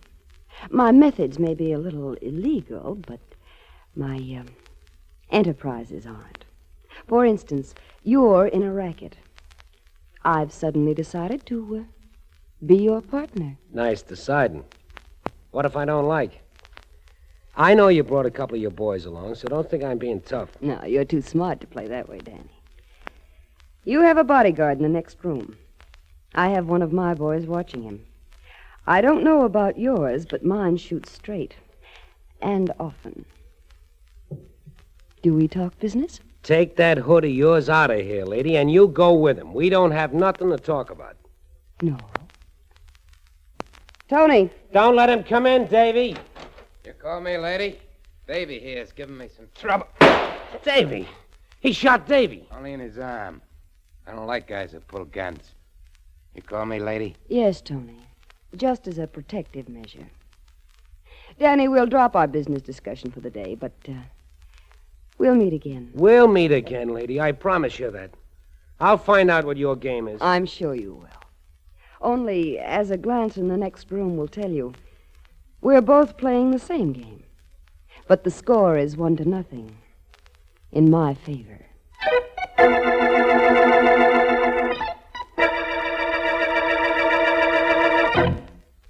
How do you do, madame? May I help you with your selection? It's quite possible. You own this shop. Yes, I am Madame Marie. Madame, you have a beautiful figure, and I have the creation that will set off the blue of your eyes. Please come with me. We can do business here, Madame Marie. I'm not interested in gowns. I'm interested in working for you. Working? A woman like you is looking for a position? Not exactly. Madame Marie, effective today, everything which you purchase from manufacturers here and abroad must go through me, a service for which I charge 10%. Do you understand? No. No, I do not. You will. Oh, now there's a beautiful gown, that blue evening model. An import, of course. How much is it? $400. But I still do not know what you're trying to do. I need no one to buy for me. You'll change your mind. I'll take that gown. Send it to me at the Ritzmore, Suite 928. Oh, 400, you said? Very well, here you are. Good day, Madame Marie. Oh, you'll be hearing from me. Oh, dear, what does this mean? Evelyn, I'm not to be disturbed. I'm going into my office. A thing like this cannot happen.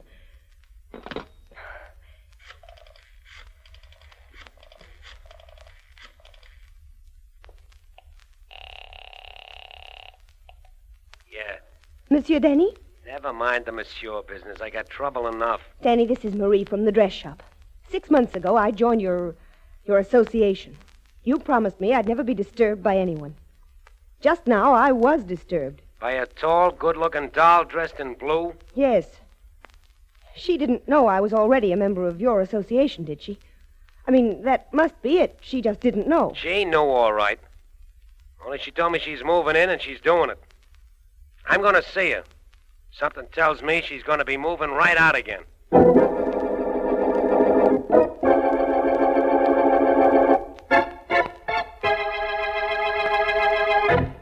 Sit down, Danny. We're quite alone, and there's nothing for you to be afraid of. Do you like my new gown? I bought it today. I like the gown, lady. It's your ideas on doing business I don't like. You're cutting in on Madame Marie, I understand. Well, as long as you understand, I see no need to discuss it further. Do you like the gown really, Danny? Listen, lady, I don't like what's going on here. I was doing all right. I was doing fine till you cut yourself in. I'm not taking it, lady. I'm telling you now, I'm not taking it. But, Danny, there isn't really anything you can do. Look, would you care to take me to the theater tonight? I'll wear this new blue gown. I've some wonderful blue eyeshadow that matches and luminous stardust for my hair. You'll be very proud of me, Danny. You want me to take you to the theater? Hey, lady, you go for me a little? Why? Why? On account of you're only the most terrific dame I've ever seen, that's why. So you want me to take you to the theater? Is it a date, Danny? Oh, could be, lady, could be. So you like me a little, huh? Well, I like you a lot, lady. You got what I ain't got. Class. Thank you. You're welcome. Lady, come here a minute. I always wanted to know what it would feel like to have a swell dame like you in my arms. Come here, lady, come on. You want me closer? Real close? Like this? Oh, lady. Oh, lady, this is living. Hey, What did you clip me for? I step on ants when they start to crawl, Danny. You affect me the same way. Oh, I do, huh? You don't want to play then, do you? Except rough. Okay, if that's the way you want it, that's the way you're going to get it. Lady, you're going to be sorry you slapped me in the kisser. Take my word for it. Really? What are you going to do? Plenty. I'll fix you for this, lady, beginning now. You know that date we had for the theater? Well, it's off. Fool around with that.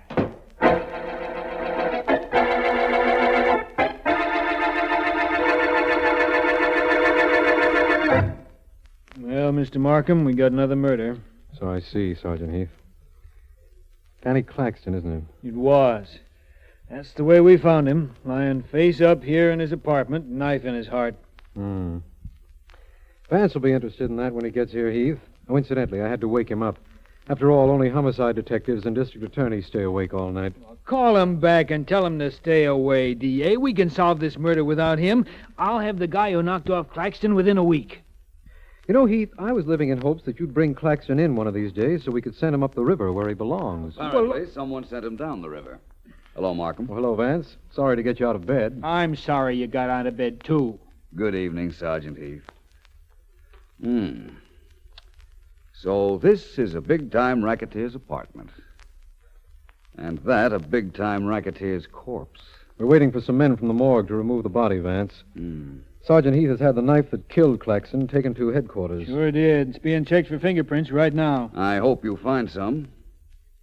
A knife killed Claxton, eh, Markham? Yes, Vance, a knife. And now we have a corpse, and so far, 3 suspects. Really? Who are they? Well, there's the lady in blue whom we were warned about last night, remember, by my personal informer? Yes, of course. Then there's a cold-blooded killer named Tony who works for the lady. We got him right away, but he's out on bail. Wonderful device, that business of bail. Who's the third? A former attorney who was Danny's business advisor, a man named Smythe. Also out on bail, I suppose? Mm-hmm. Oh, Heath. Yeah, Vance. What can't I do for you? Find anything in the room that might be a clue? Not a thing. But maybe you will. You generally do. But look, don't bother me, Vance. I'm busy. Well, Vance, do you want to look around, or shall we go? We might just as well go. Apparently, there are no clues to be uncovered. Coming, Sergeant Heath? Sure, I'm coming. I'll leave a man outside the door to wait for those guys from the morgue. Turn off the light, will you, D.A.? Certainly. Holy mackerel, it's dark in here. Open the door, will you, D.A.? It's right next to the switch. Certainly, I've got it right here. Don't open that door, Markham. What? Don't do it for a second, anyhow. Oh. Hey, Vance, what are you staring into a dark room for? You can't see anything. Hey, where'd you go? I'm over here by the body, Heath. And I did see something. Something very interesting. In the dark? Yes. You can open that door now if you like, Markham. Hey, Vance, what could you possibly see on that corpse in a dark room? I'll tell you about it sometime, Sergeant Heath. At about the same time that I tell it to the murderer.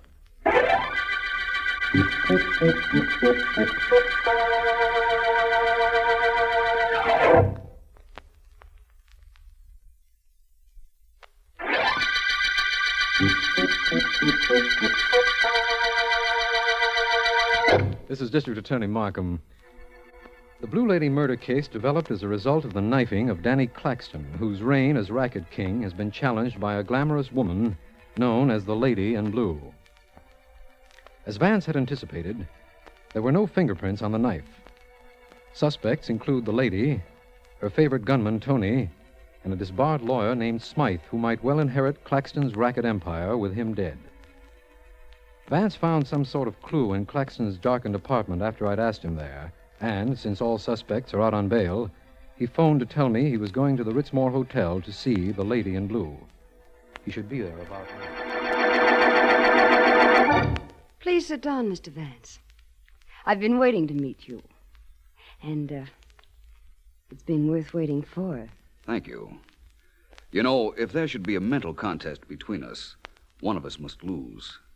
In view of that and my self-confidence, I appreciate your hospitality. You mean if there is a contest, I won't win? If you knew as much about me as I about you, you might not be so certain. We're very much alike. I'd hate to believe that. You and Danny Claxton didn't like each other, did you? Oh, I wouldn't say that exactly. He was quite fond of me. That's not difficult to understand. You know, Vance, I'd like you to tell me something. Something about me. Yes? What do you think of me? Are you quite sure you want me to tell you? Quite. Well, as a woman, you're perfectly gowned, beautiful, and exciting. Exciting, Vance? Very much so. Many men must have fallen in love with you. Many men? Yes. The one man? No. Is there something else I might tell you about yourself? You've told me what I wanted to hear. There's no question about that. Of course, I could go further. Let's take the surface you. The gown you're wearing is startling, but it's right for you. Your jewelry is exquisite, your hair becoming, fashionable, but too perfectly groomed. Nothing is wrong with you, lady. Therefore, something is wrong with you. Oh, please don't stop, Vance. If I were you, I don't think I'd strive so for effect. That hairdo of yours, for instance. What are those little things that glisten on top of it? Oh, that's stardust. When lights hit it, it has the effect of sparkling. You couldn't possibly be content to not stand out when there are no lights. A theater, for example. No, you're quite right. For occasions like that, there's a luminous stardust I use. Sounds wonderful. Oh, Vance. Vance, I like you. You're the man I never met in my life. Do you understand what I mean? I think so. And under other circumstances, something might be done about that. Not under these? I'm afraid not. I'm engaged in a murder investigation. Though I must admit that for the last few moments I've neglected it a bit. Will you tell me something? Anything. Within reason. Danny Claxton was murdered in his apartment last night. Were you ever in that apartment? No. So the contest commences. The gauntlet has been hurled. And the challenge accepted. Oh, expecting company. Not that I know of. I was just leaving. I'll answer the door. Lady, may I say that this has been one of the most pleasant interviews I've ever had? Just a moment. I'm glad you said that, Vance. No matter what happens from here in, I'll remember that. You did something to me. I shouldn't like what you did, but I do. Goodbye. Goodbye. Oh, Mr. Smythe. Go right in. Yes. Lady, I've got to talk to you. What did Vance want here? What is it you want here? Well, lady, I worked for Danny Claxton. I know everything he did, how he operated, who paid him, and whom he paid. I imagine you're taking over here. I could be valuable to you. My intention in coming here was to take over. Now I'm not so sure. I beg your pardon? Nothing. So you want to transfer your allegiance from the dead to the living, Mr. Smythe. You want to serve me. With Danny out of the way, why not? Was it you who saw to it that Danny was out of the way? Did I kill him? Why, lady, what difference does that make? The king is dead. Long live the queen.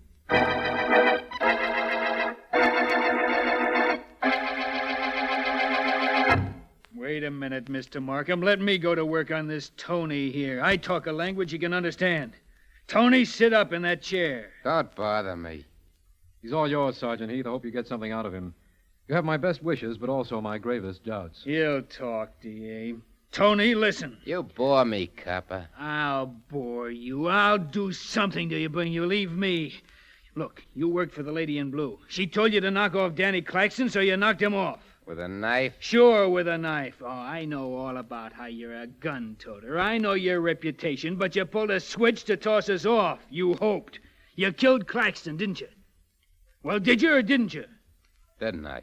Go away, Heath. Go far away. I guarantee nobody will look for you. You start talking or nobody will ever find you. Tony, get this. Hold it, Heath.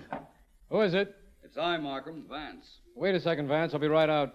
Tony, you killed Danny Claxton, and I'm going to prove it. Hello, Vance. Glad I found you, Markham. That sounds like you've got news on the Claxton killing, Vance. Oh, that. I suspected last night who killed Claxton. You did? Certainly. This afternoon, I visited the lady in blue. Just as I was leaving, Claxton's former employee, Mr. Smythe, came in.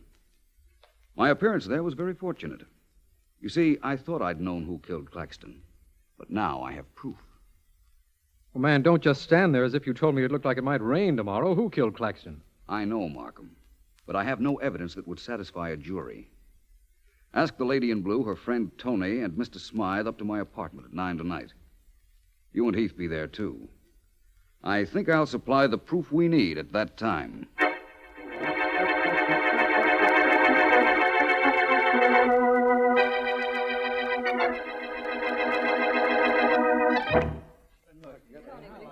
May I take the liberty of using a moment or two to describe this knife I'm holding? Come on, Vance. I've wasted enough time getting these three people up to your apartment. A moment more won't hurt, Heath.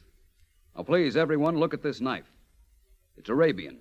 The handle is of ivory, and the blade solid steel. I've selected this knife because it closely resembles the one used to kill Danny Claxton. Now, for the purpose of this experiment, I need an assistant, someone to pose as the murderer. May I ask the lady in blue? Why, certainly, Vance. What is it you'd like me to do? Well, for one thing, I'd like you to look slightly less glamorous. It's completely demoralizing, distracting, and downright inconsiderate. Really? I was hoping you'd like this gown. That's why I wore it. Mm-hmm. Will you take this knife, please, lady, and hold it in your right hand?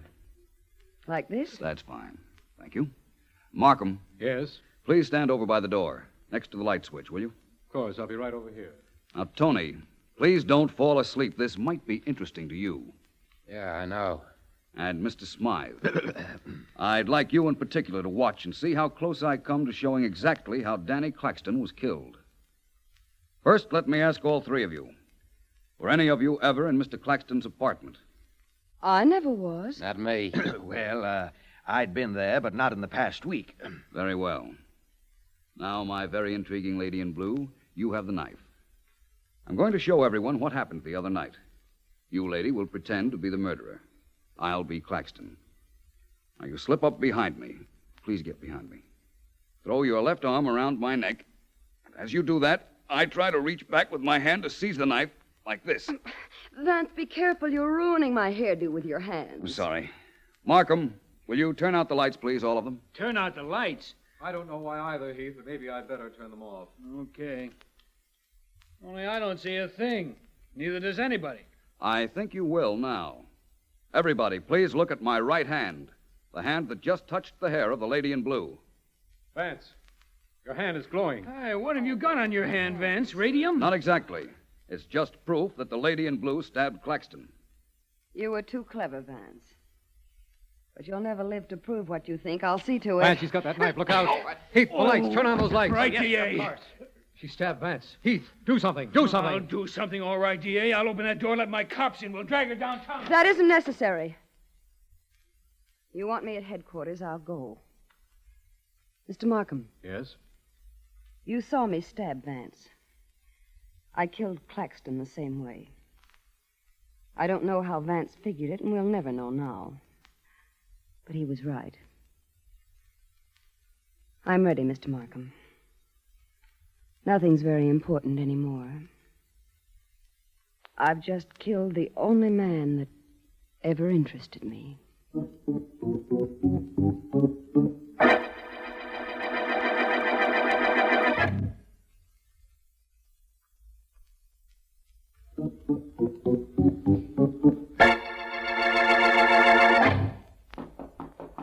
Come in, Markham, come in. Hi, Vance. Sleep well? Wonderfully. Sorry I had to put on that act last night. Did it scare you? Definitely. Let's see that trick knife of yours, Vance. Nothing much to it, Markham. Here it is. The blade disappears into the handle when you touch the point. See? Why, yes, of course. Had me worried for a while last night, though. Oh, Vance, I know now that she killed Claxton, but you knew before. Was it whatever you found when we turned out the lights in Claxton's apartment that told you the lady in blue had killed him? Yes, it was. It was Claxton's right hand, Markham. It glowed in the dark. Because it had touched the hair of the lady in blue, and on her hair was a glamour accessory, A phosphorescent preparation known as stardust. Oh, I see. As soon as I found the lady in blue wore stardust, I knew it was she who'd been at Claxton's apartment. Ah, the lady in blue was a lovely woman, Vance. Lovely to look at. But hardly delightful to know. Though for a moment at her apartment yesterday afternoon, I was beginning to find it hard to believe that. Well, Vance, you did it again. Yes, Markham, I guess this is the end of the Blue Lady murder case. But I wish the lady in blue had had a different beginning.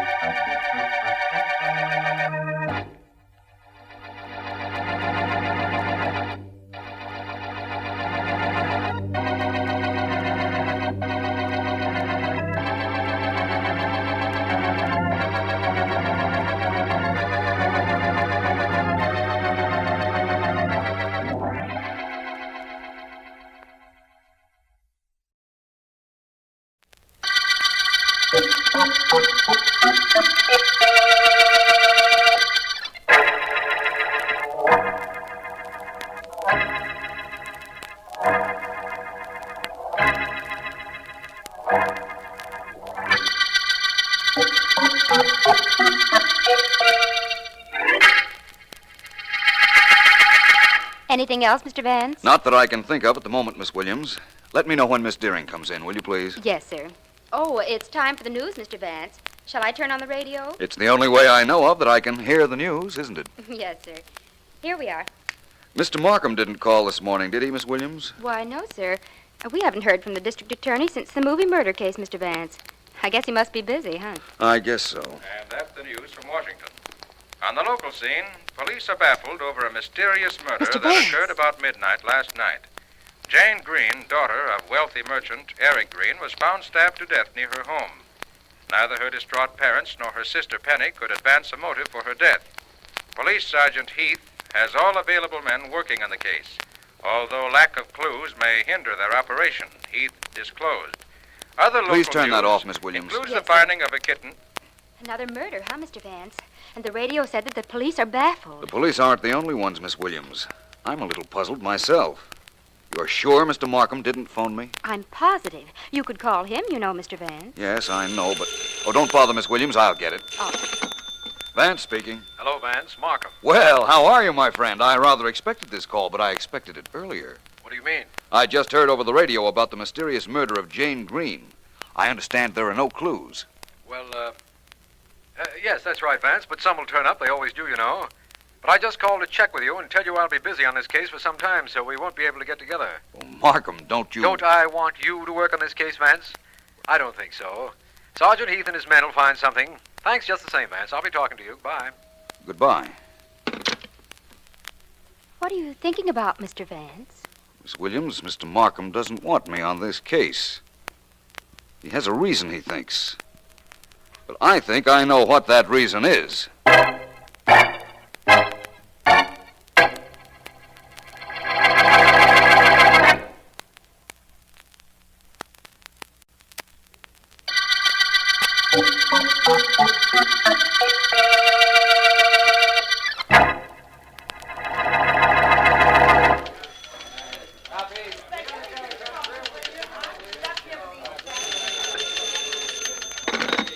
City desk, Daniels. Joe, this is McNamara.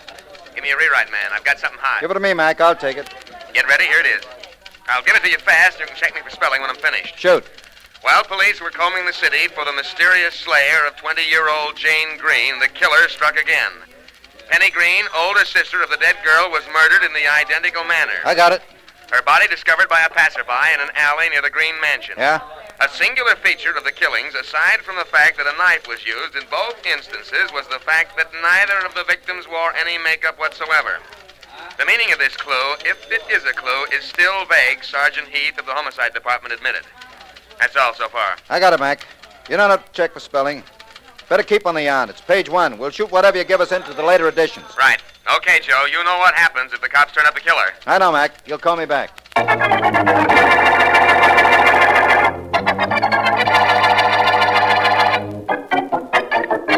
Look, Heath, I don't want to be hard-boiled, but there must be something on those 2 murders that you've turned up. You've been working on them all day. Oh, I'm sorry, D.A. I've had men all over the greenhouse. I've had them checking the lives of those 2 girls. Something will crack. Something better, Heath.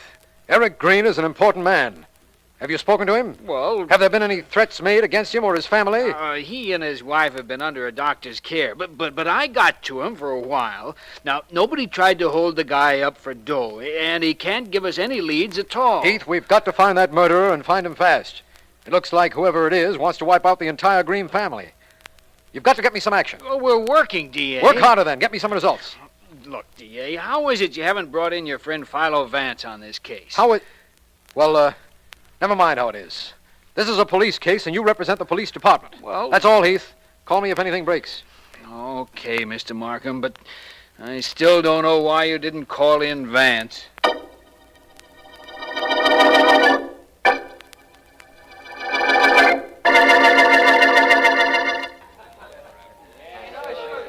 You know something, Daddy?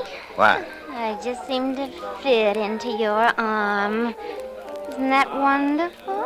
What's wonderful about it? I tried you for size before I decided you'd be my girlfriend. Nice party? You throw the best parties in town, Daddy. What's with this daddy business? Am I old enough to be your old man? Oh, Daddy, you're so silly. When I call you Daddy, I don't mean Daddy. I mean Daddy. Okay, so I'm daddy. Hey, Peggy, how about a dance with the company, huh? Oh. Hey, everybody. Peggy's gonna dance. Oh, please, Daddy, not now, huh? Later. All right. It's up to you, baby. Hey, everybody. Peggy's gonna dance for us. Later. Thanks, Daddy, darling. I just like it here with you. It's so cozy. Cozy in a joint with 20 people? Uh-huh. I don't know how you figure that, but it's okay with me. You know, I've been wanting to ask you something, Peg. How'd you like a job in that place I run? Me in a gambling house? But what could I do? Look pretty. Take the suckers' minds off the dough they lost. What about it? Oh, sounds good, Daddy. I'll let you know. Now, suppose you let me know something. Anything, baby. What's bothering that pretty blonde head of yours? What I want to know is why you threw this party. What are we celebrating? What are we celebrating? We're celebrating the death of 2 dames, Jane and Penny Green.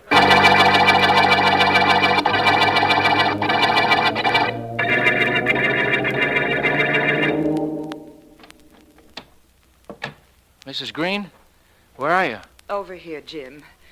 I'll keep the lights dim so as not to disturb Mr. Green. Come over. Thanks, Mrs. Green. How is he? He isn't too well. The shock of what happened to Jane and Penny has done something to him, the doctor says. He's resting in the next room now. If we don't talk too loud, we won't disturb him. I just came in to see if there was something I could do, Mrs. Green. Oh, thank you, Jim, but there isn't anything. I know how you must feel. You were practically a member of our family. A few more months and I would have been. If this awful thing hadn't happened to Jane. Yes. 2 months more and we'd have been married. I can't believe all of this. I can't either. It's very hard for all of us. I loved those 2 girls. They couldn't have been closer to me if I'd been their real mother. I know, Mrs. Green. Both of them used to say that all the time. Please ask me if there's anything you want me to do, will you? Oh, thanks, Jim. I just can't get over how this all happened. Eric and I were sitting here playing chess. We thought Jane was in her room. Then the phone rang, and it was the police telling us what had happened. I wasn't supposed to see her last night. She said she was spending the evening at home with you. I know. That's why Dad and I didn't go out at all. We were here all evening together. Oh, Jim, who could it be who's trying to wipe out our family? I don't know, Mrs. Green. But I promised myself something, though. I won't do any sleeping until the murderer of your daughters is caught.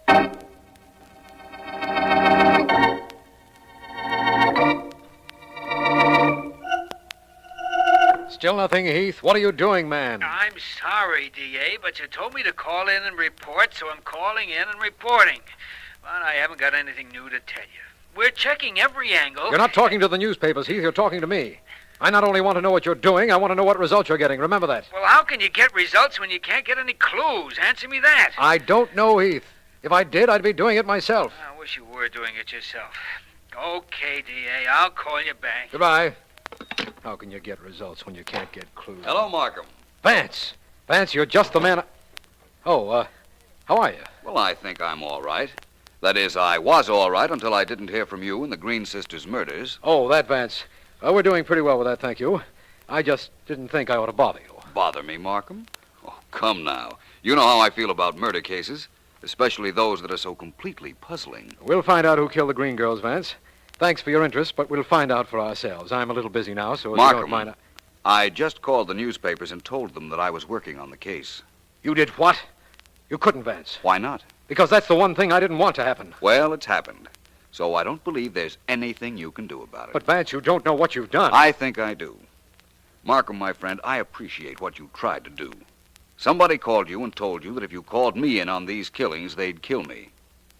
You know that? I reasoned it. Right after the first murder, you got a phone call threatening my life.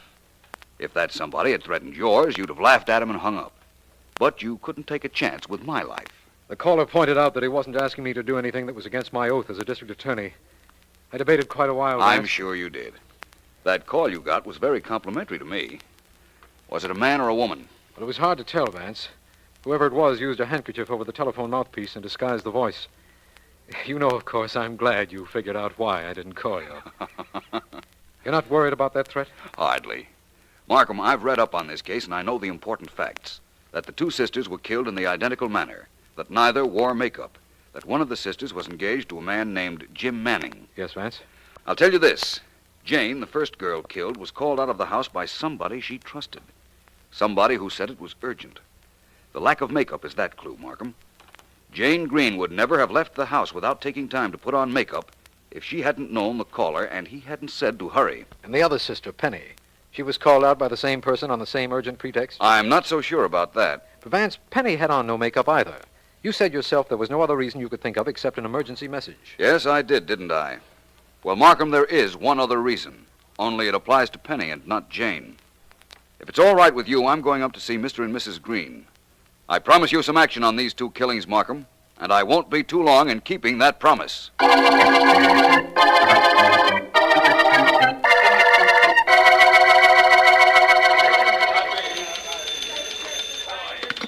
City desk, Daniels. Joe, this is Mac. Yeah?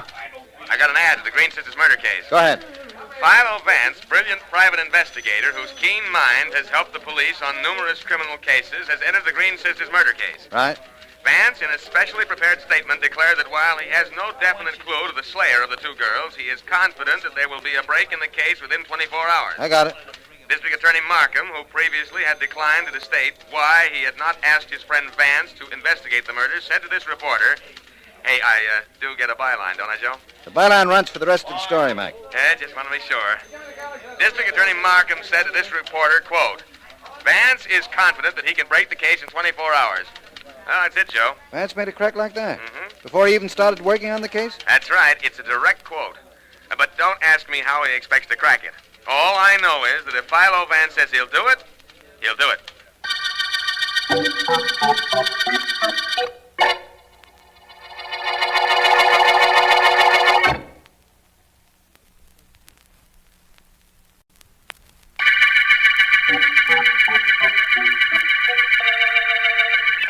This is District Attorney Markham.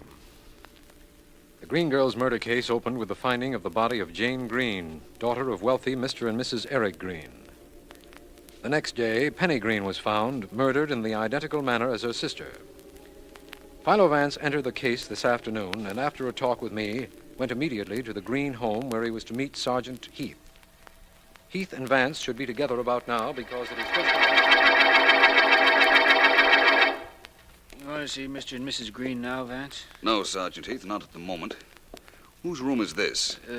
This was Penny's room. Why? I'd like to see it. There's nothing in it that'll help you, except her diary. Well, come on in. And there are the lights. Thank you. You think the diary will help me? Yeah. Who knows what'll help you? Here it is, over on this dresser. Oh, yes, of course. I'd like to take a look through this. Oh, help yourself. Went shopping this morning with Jay. Lunch with Jay. Matinee. Good show. Home. That's the last entry. Made the day of her sister's murder. Yeah. She and her sister went everywhere together. Her sister's name was Jane. Yes, I know, Sergeant. Nothing else in here you think might be helpful? No, not a thing. Well, I'll take your word for it. You're a very thorough police officer, Heath. Thanks, Vance. Now, where to now? I thought I might like to talk to Mrs. Green. I understand she's taking this better than her husband. Yeah, well, she's in here. It's kind of a sitting room. You want me in with you? Not unless you want to come. Just as soon not. I've questioned her till I'm blue in the face. I'll see you, Vance. Come in. How do you do, Mrs. Green? I'm Philo Vance. Oh, hello, Mr. Vance. I've been reading about you in this paper. Do you really think you can find out who killed my daughters? I'm going to try, Mrs. Green. I may need a little help, though. Well, tell me what you want to know. Thank you. To begin with, I understand your two daughters were very close. Yes, they were. Both of them favorites of their father. Both of them. What about Jane's boyfriend, the lad she was engaged to? Jim Manning? Well, what do you want to know about him? He and Jane were very much in love. I see, Mrs. Green. I'm sorry if this sounds awkward, and I know it will, but where were you at the time Jane was killed? At home, here with my husband. We didn't leave the house all evening. Sergeant Heath checked that with Mr. Green and the servants. I'm going to tell you why I asked. You see, Mrs. Green, there was a possibility, a remote possibility, of course, that you might have wanted your stepdaughters dead. I, Mr. Vance? I said it was a remote possibility. What? The reason might have been this. While they were alive, they would share in Mr. Green's money in the event that he died. I understand he isn't too well. With them dead, you'd get it all. I see what you mean. I'm sorry, Mr. Vance, but I'm afraid you're going to have to look elsewhere for your killer. I was at home. 5 people know I was here. 6. I believe that now. Thank you. Mrs. Green, please forgive these wandering eyes of mine, but your purse is open and there's a very strange disc on top of the handkerchief in your pocketbook. What is it? Oh, that? Oh, it's a chip, a poker chip. Mr. Green and I used to have poker parties here once in a while, and, well, I needed some extra chips. I was going to have that one matched. I see. And your husband's name is Eric Green? Yes. The initials on the poker chip are MG. Mistake, perhaps? The first initial? Oh, yes. I didn't mean the initial, Mrs. Green.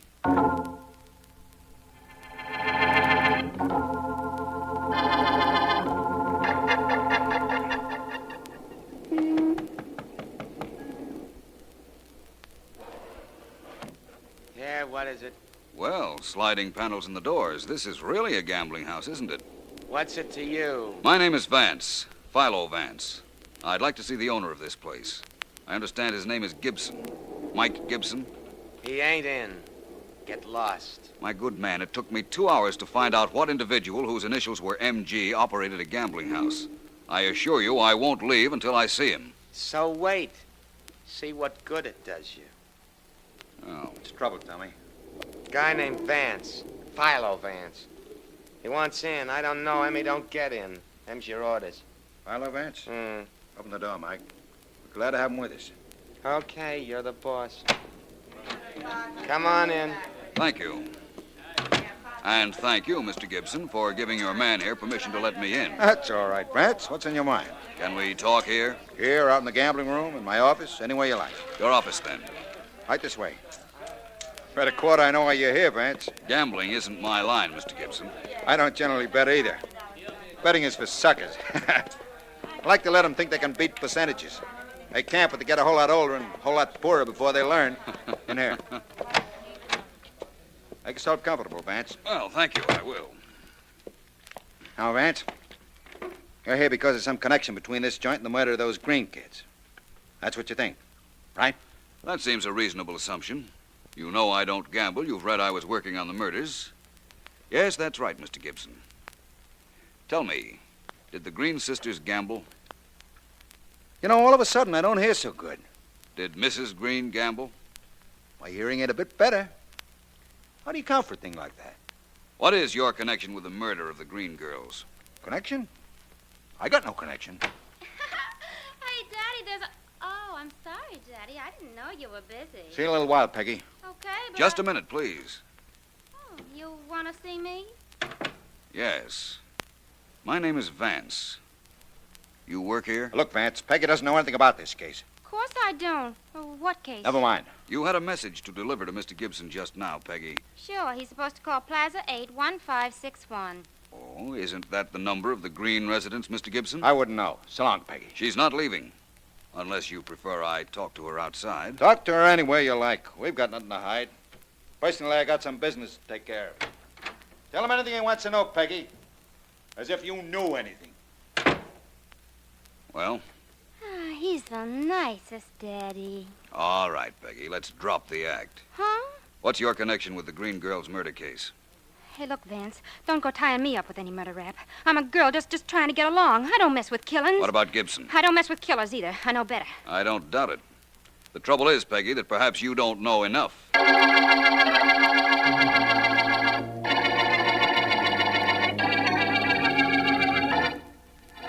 Hello there, Vance. Hello, Markham.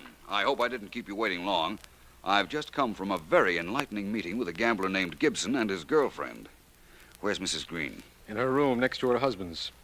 She rarely leaves it, Vance. I told her you were coming, and she said to go right in when you came. Well, then let's go. Good evening, Mrs. Green. Oh, how do you do, Mr. Vance? Hello again, Mr. Markham. Hello. Mrs. Green, I know you'll be very interested in who killed your daughters, so I thought I'd come up to tell you this in person. Is Mr. Green awake? Why, no, he's asleep in the next room. The door's open, so please don't raise your voice if you can help it. I rarely raise my voice, Mrs. Green. What I wanted you to know was this. I've just been to see a gambler named Gibson. That name mean anything to you? Why, no, it doesn't. Good. The police have Mr. Gibson's telephone lines tapped. They can listen to any calls that come to him. In an hour, there'll be a cordon around the block to intercept anyone who tries to get to Mr. Gibson. You better make that 2 hours, Vance. There are a lot of preparations for what you want. In 2 hours, then. Now, Mrs. Green, I want you to do something for me. Yes? Get on the telephone and tell Jane's fiancé, Mr. James Manning, exactly what I told you. But add this fact, that Mr. Gibson told me that if I came back this evening, he'd tell me what I want to know about the murder of your 2 girls.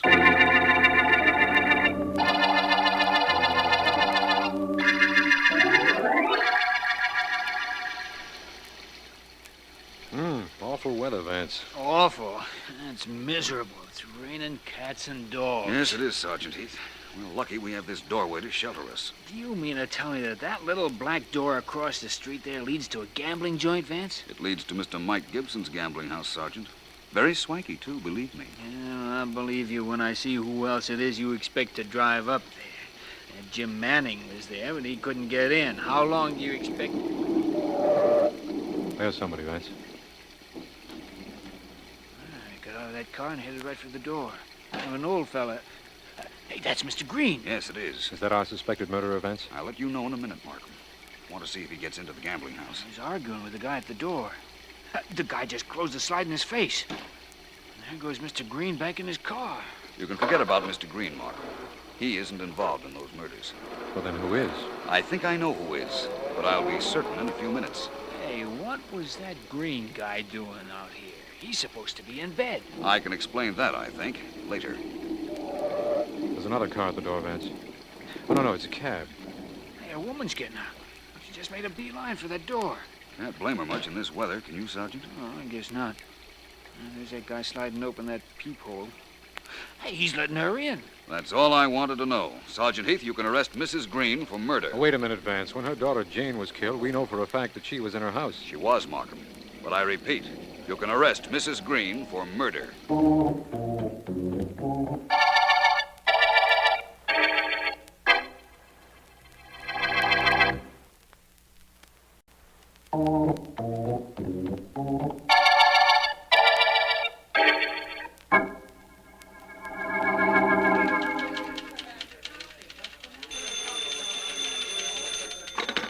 City desk, Daniels. Mac, Joe. Yeah?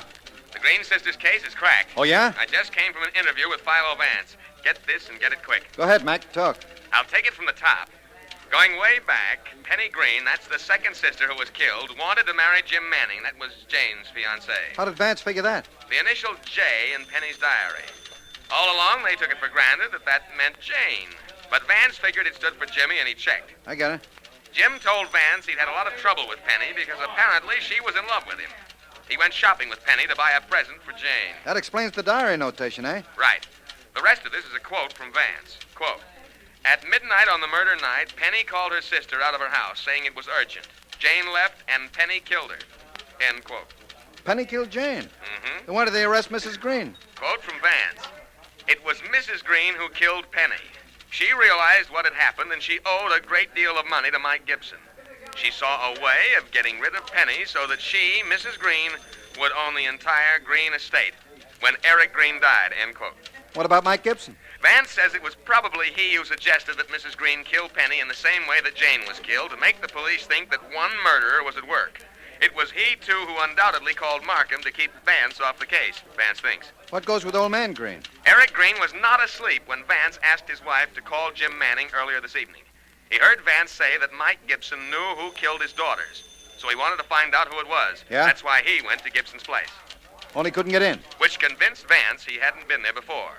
You see, Vance thought it might have been he who owed Gibson the money. I see. He never was certain that it was Mrs. Green until she got in the gambling house without any trouble.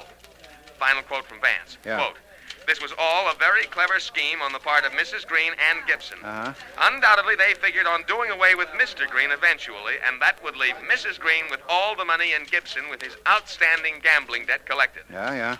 After Penny set the stage by murdering her sister under the impression that would induce Jim Manning to eventually marry her." End quote.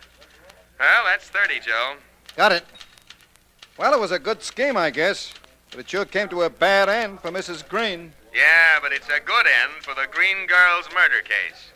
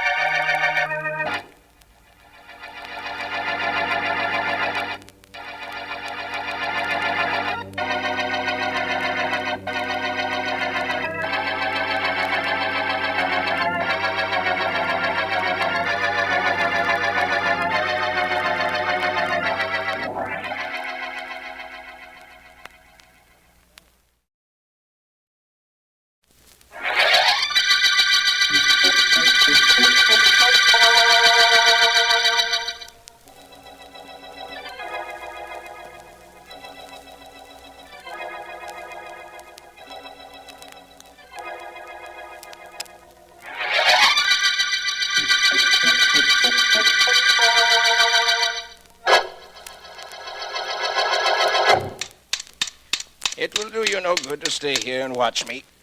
For you, I have no magic tricks to build or to sell. Now, look, Pop, I'll pay you just as much as any magician. Maybe more. Oh, no. Yeah, for you, I have nothing. I build a trick or an illusion for you, and what do you do with it? Expose it on the stage. Show the public how it works. You are not a magician. You're making it impossible for magicians to work. Get out of my shop. Now, Pop, all I want is one trick. Nobody can make them like you. A Pop Baker false bottom table looks 2 inches high to an audience. Actually, it's about 6. Nobody's as good as you, Pop.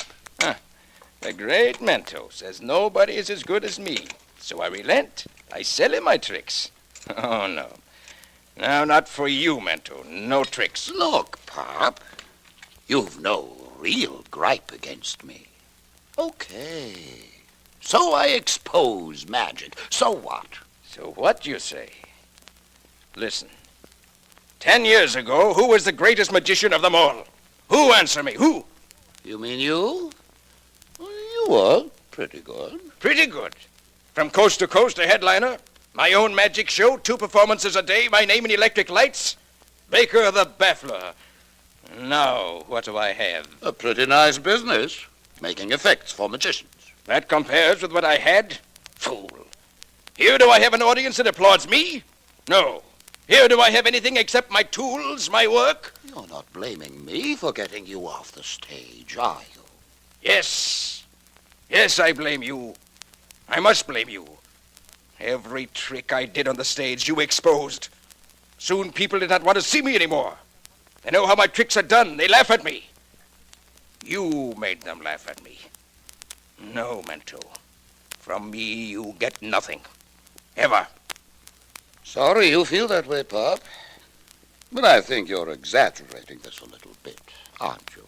Oh, no. No, I'm not. I think many times over the years I was on the stage, how it was everything to me. My whole life. Well? You took that life away from me, Mento. Remember, and be warned. You took my life from me. Maybe someday I do the same for you.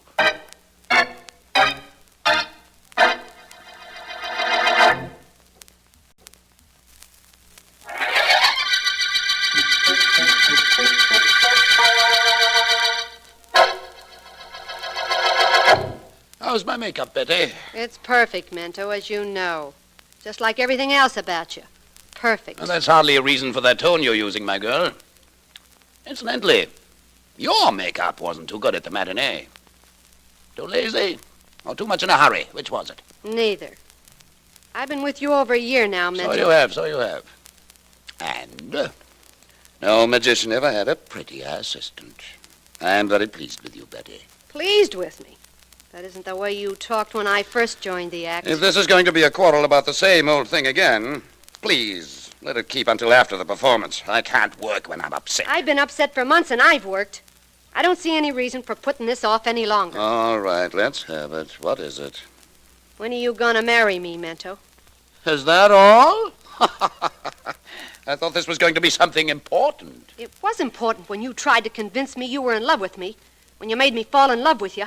I made you fall in love with me? Uh-huh. Come now, Betty. There's a limit to what even a magician can do. Come on, go on. Hand me my cape. Here. Folding flowers and silks are in it? Yes, they're in the folds of the cape where they belong. Now listen, Mento. How about you and me? What have you decided? What's the terrible rush, my dear? You know I'm fond of you. Maybe. But Johnny Davis is in love with me. He wants to marry me. Well, then marry him. I'll hide my broken heart and wish you two all the happiness in the world. Although what you can see in that hoofer, I don't know. Johnny's wonderful. Well, then you should be very happy. Well, I'm not. You've seen to that.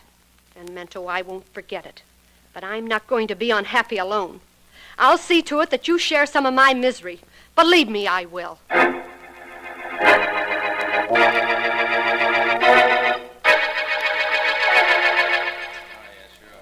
Oh, snap out of it, baby. Things can't be that tough. Besides, a coffee cup isn't a crystal ball, so start staring into it. I'm sorry, Johnny. Hadn't Mento has you upset, hasn't he? Maybe I ought to talk to him. Oh, it won't do any good, Johnny. I tried just before we went on stage 20 minutes ago. He won't tell me anything, one way or another. Is he in the dressing room now? Oh, I suppose so. Told me he was expecting 2 visitors after the performance. That might be just another stall so he don't have to take me out tonight. But he went to his dressing room, I know that. Why don't you give him up, Betty? He's only making you unhappy. I wish I could. Only without him, there's nothing. Well, there's a precious little guy called me. I could make you happy, dear. Yeah, I know one thing, Johnny. I know you'd try. It wouldn't be fair to you. There'd always be something missing. As long as Mento were alive, I couldn't help but want him. Is that so wrong? You know it is. That guy isn't happy unless he's doing something to hurt people. His fake magic act does nothing but expose tricks. He worked on you until you fell in love with him, just so he could watch you suffer. Yeah, and the awful part of this, Johnny, is I know all that. I know it, and I can't do anything about it. No, I guess you can't. But you said before that you'd want Mento as long as he was alive. Maybe I can do something about that.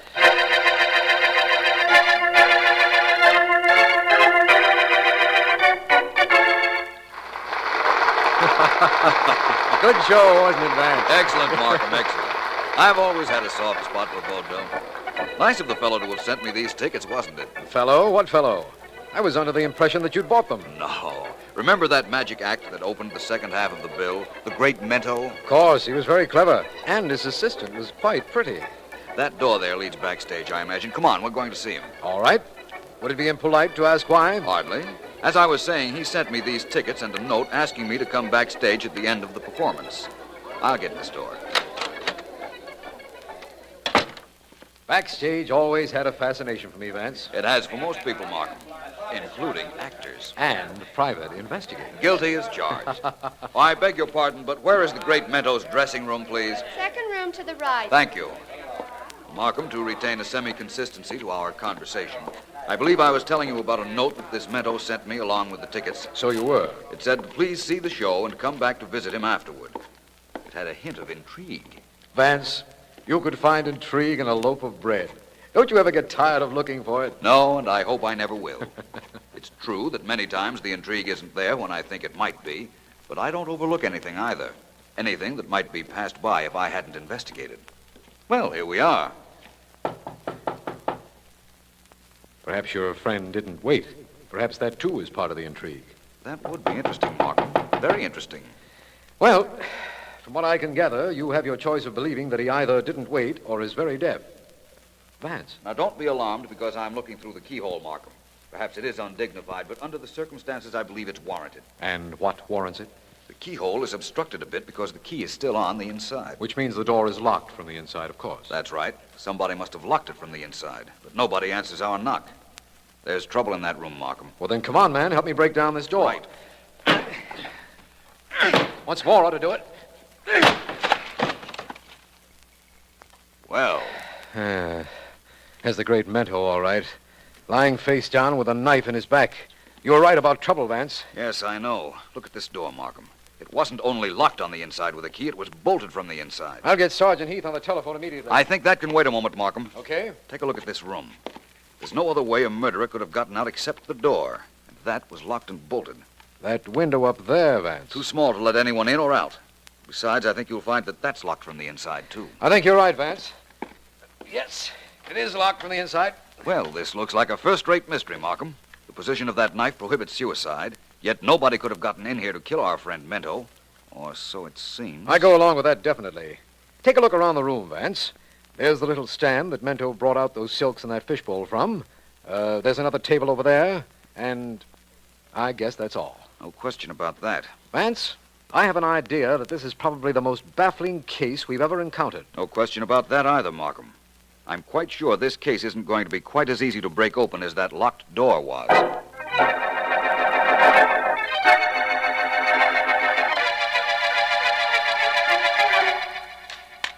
Bob Baker, I am, Mr. Vance. That's right. You in the right place? I imagined I was when I saw those magic cabinets.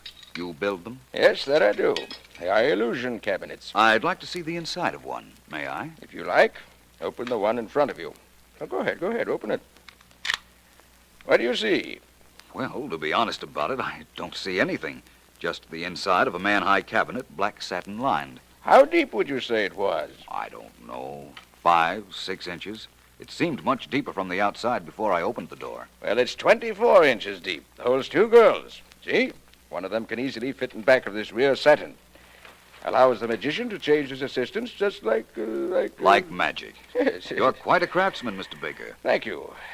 Yes, now it's my life work.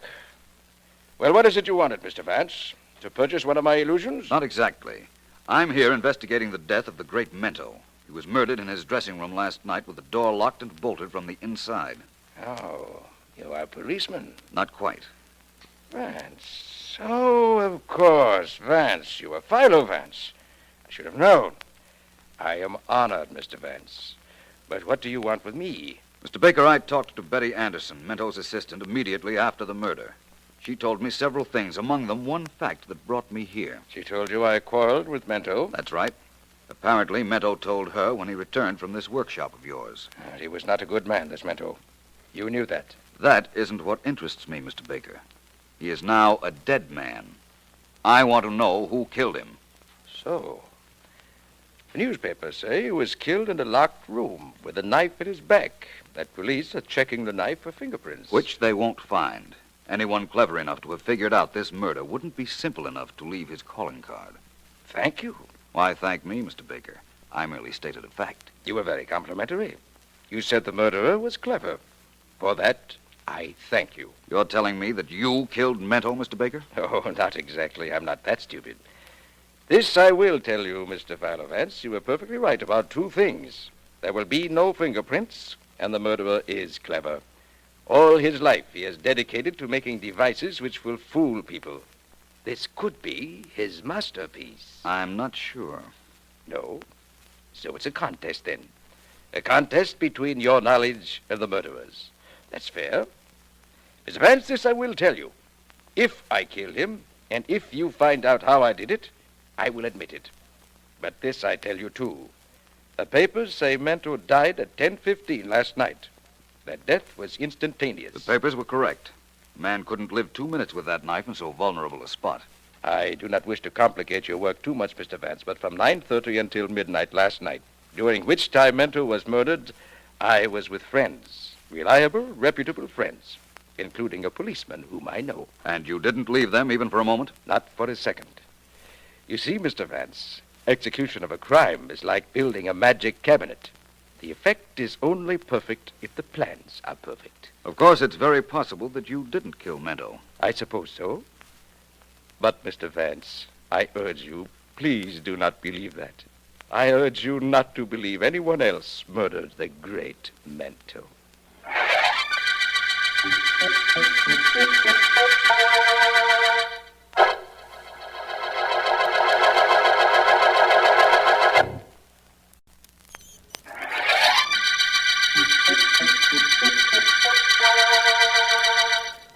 This is District Attorney Markham. The magic murder case began when the great Mento, theatrical magician, was found in his locked dressing room, a knife planted firmly in his back. Nobody could have gotten into or out of the dressing room, yet Mento couldn't possibly have been a suicide. Vance and I have questioned Betty Anderson, Mento's assistant, and have found that Mento had quarreled with Pop Baker, a craftsman catering to magicians. Vance has gone to see him, while I have decided to continue questioning Miss Anderson. It seems... I didn't kill him, Mr. Markham. I wanted to lots of times, but I didn't. Look at me. Do I look like a killer? My experience as district attorney has taught me, Miss Anderson, that murderers rarely do look like murderers. That's what complicates my job, and Sergeant Heath's, and Philo Vance's. You've told me that Mento promised to marry you. Yeah, sure he did in the beginning. And later on, he wouldn't be definite. He wouldn't say when. He wouldn't even say he wouldn't marry me. He was that kind of a man, Mr. Markham. You're trying to tell me that even though he might not want something, he didn't want anyone else to get it either. If only he'd said we were through, that he wouldn't marry me. Maybe then I could have been happy with Johnny. Johnny? I didn't mean to say that, Mr. Markham.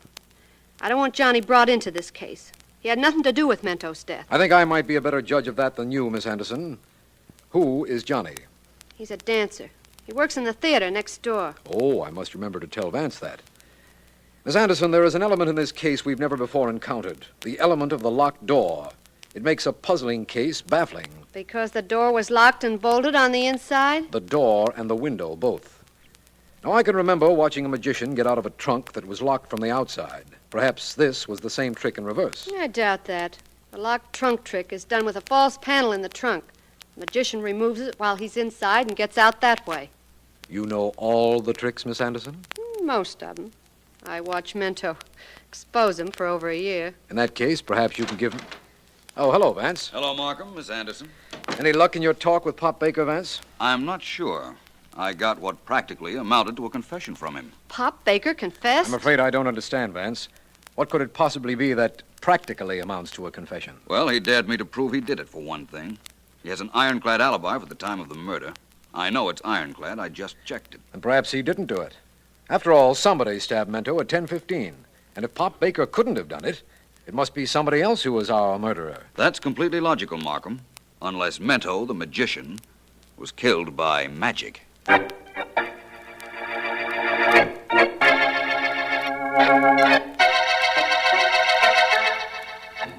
You want me to build some special effects for you, Miss Anderson? Yeah, please, Mr. Baker. I'll pay you for 'em. I want to do a magic act. Like the great Mentos? No, I won't expose magic, Mr. Baker. You see, I was with Mento long enough to know how all his tricks worked. I can do 'em, too. But I'll need something big. Some big illusion for a finish. You can build it for me. Undoubtedly, I can build it for you. But will I? No, I think not. You've got to. Oh, so it's a threat now. I've got to. Miss Anderson, perhaps you'd better... Hello there. Mr. Vance, why do you come here again? You expected me to come, didn't you, Mr. Baker? What I didn't expect was to find Miss Anderson here. I want him to build an effect for me, Vance. I'm going to do a magic act by myself now. Really? That's quite interesting. Mr. Baker, I came back because I want to know a little more about magic. I promise you that unless the information affects this case, I'll reveal it to no one. What is it you wish to know? Well, let's take the sawing a woman in half trick. How did that work? It does no harm to tell you. It has been exposed in theaters for years. 2 girls are used. One the public sees when she climbs into the box that is to be sawed. And the other? The other is lying on the table the cabinet rests on. It doesn't look wide enough to hold a girl, but it is. Illusion, eh? Yes. After one girl climbs into the box, she tucks up her feet in the top half. The girl in the table puts her feet through the bottom half, and the magician then saws in between them. Very simple, once it's explained, isn't it? If you saw Mento's act, you also saw a variation of the trick. He used a table similar to the one in the sawing a woman illusion. So he did. He took several large dogs out of the tabletop. Thank you very much, both of you. You're leaving, Mr. Vance? Definitely. I'm quite certain this mystery is no longer a mystery. I'll be seeing both of you again very soon. Good night. Good night, Mr. Vance. Now, Miss Anderson, we will talk about what you want me to build for you. No, Mr. Baker, not right now. I didn't like the look on Vance's face when he left. To me, it seemed a very satisfied look. That's just it. I think he knows something. I think he knows everything. And I gotta get out of here fast.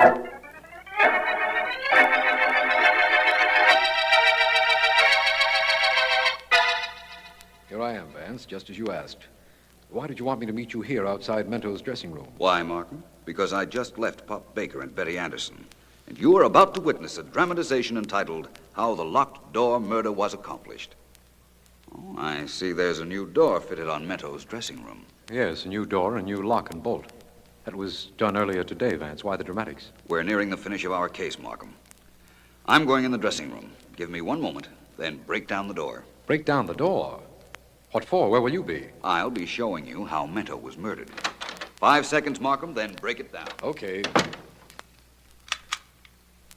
1, 2, 3, 4, 5. I hope you're ready, Vance.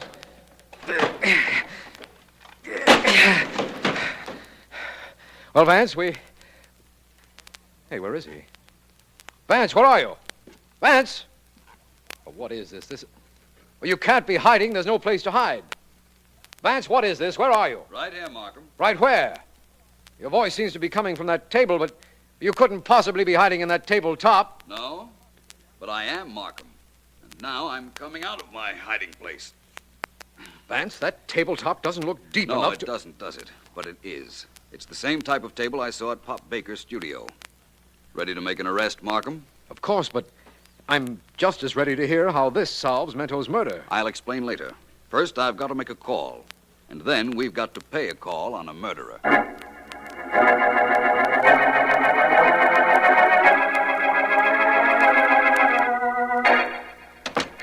Johnny. Well, this is a surprise. Hello, Betty.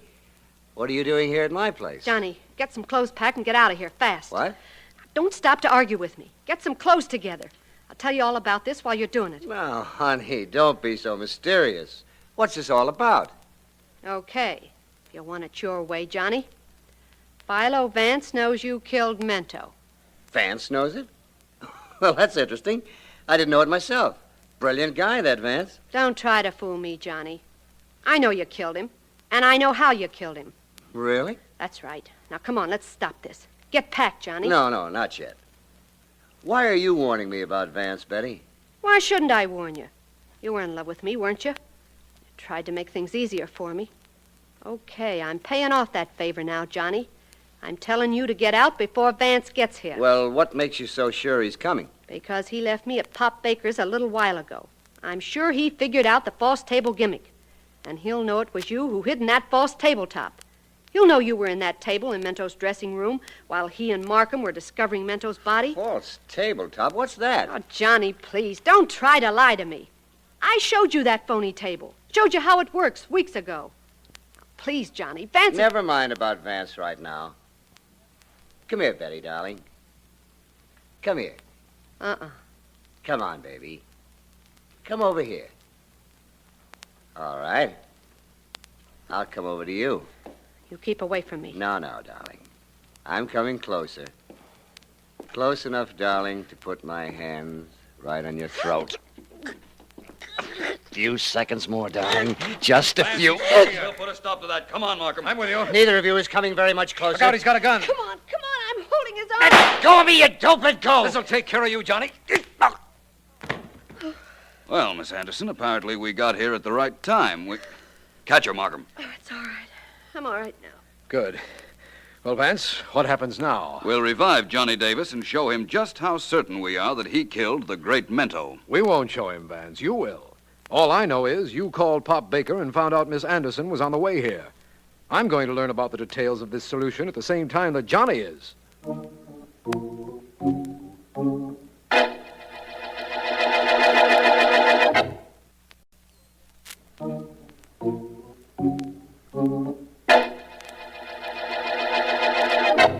Johnny, we know you were in love with Betty Anderson, but she wouldn't marry you as long as Mento was alive. So what about it, Vance?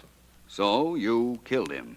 So you say. So he'll prove, too, Johnny, if past performances are any criterion. Well, they aren't to me. You can't prove a thing. Sure, I may have been a little rough with Betty when you walked in my apartment a while ago, but you can't hang for that. Johnny, I'll admit that locked door on Mento's dressing room had me stopped temporarily, but it doesn't anymore.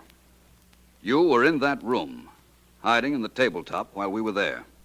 After we left, you left, with a practically perfect murder to your credit. Pop Baker could have killed Mento. That's what you wanted us to think when you hid in the table. You knew that eventually we'd figure out that this was a magician's way of killing a magician, and that we'd go straight to Baker. Fortunately, he had an alibi, but he couldn't resist trying to take a little credit for the murder. That was the showman in him. Johnny, we have Betty Anderson ready to say you admitted killing Mento. Also, that you tried to kill her. And also that she explained the false tabletop to you. We don't need your confession to get a conviction, believe me. No? Okay. If you don't need it, you get it anyway. Yeah, I killed Mento. What's more, I'd do it again if I had a chance. Well, Markham, that's the statement we wanted him to make. Now I think I've a statement I want to make. This is the end of the magic murder case.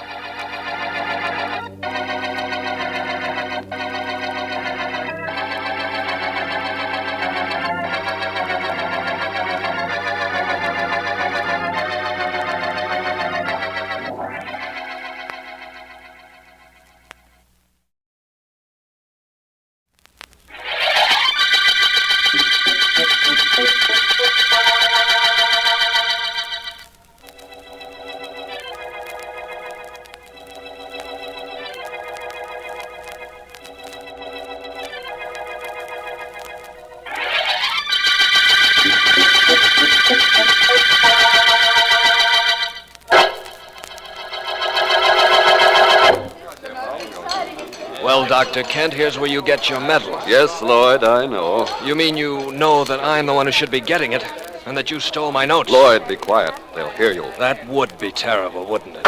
For you. Shh. Lloyd.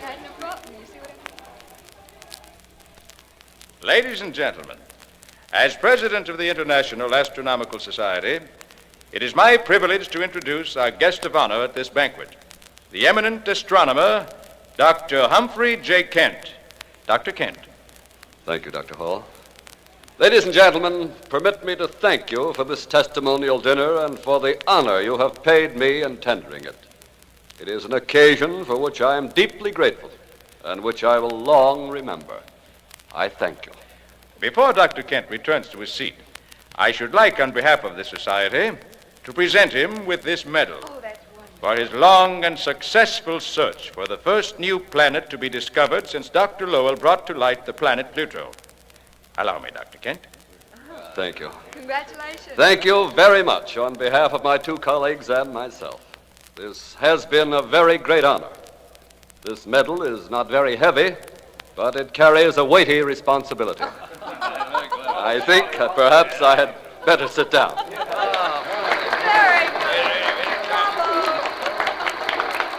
Quite a speech, Dr. Kent. Thank you, Lloyd. For 2 years, you and Diane and I worked together. For 5 years before that, ever since I got out of college, I worked on finding that planet. Lloyd, we'll talk about this some other time. Why? Because you're afraid of what I might say?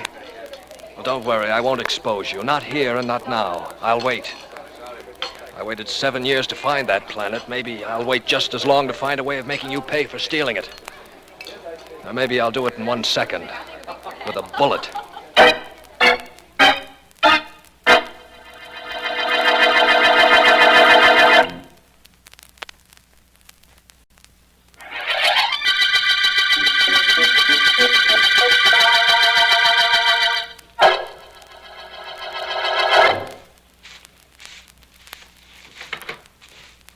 Oh, good morning, Dr. Kent. Good morning, Oscar.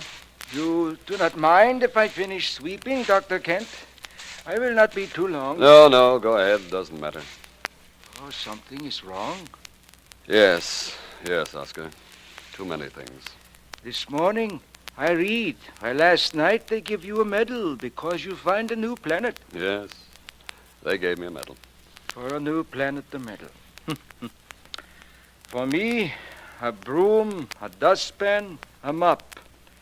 Dr. Kent, I too know the heavens. Maybe I do not use a big telescope like that one there, but I know the heavens. I know them very well. Yes, I'm sure you do, Oscar. Now, please, there's something on my mind. That I know, too. The heavens tell me things. They told me that. It is because of the sign, the astrological sign. You are a Pisces, born in February.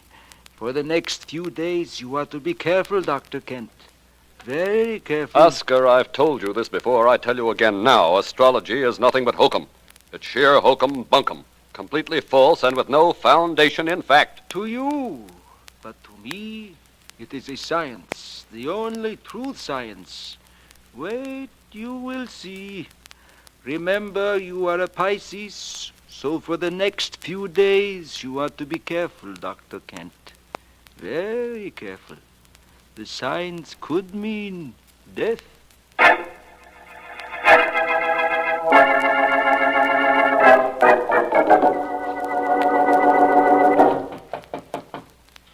Busy, Lloyd? No, I'm not, Diane. Come in. Well, better not let the endowers of this observatory see the learned Dr. Devons with his head on the desk. What's the matter, Lloyd? Plenty. I went to that dinner they gave Dr. Kent last night. Watched them give him a medal. Saw the smug look on his face when he accepted it. On behalf of my two colleagues and myself. Well, so we got a medal by proxy. I'm just as happy.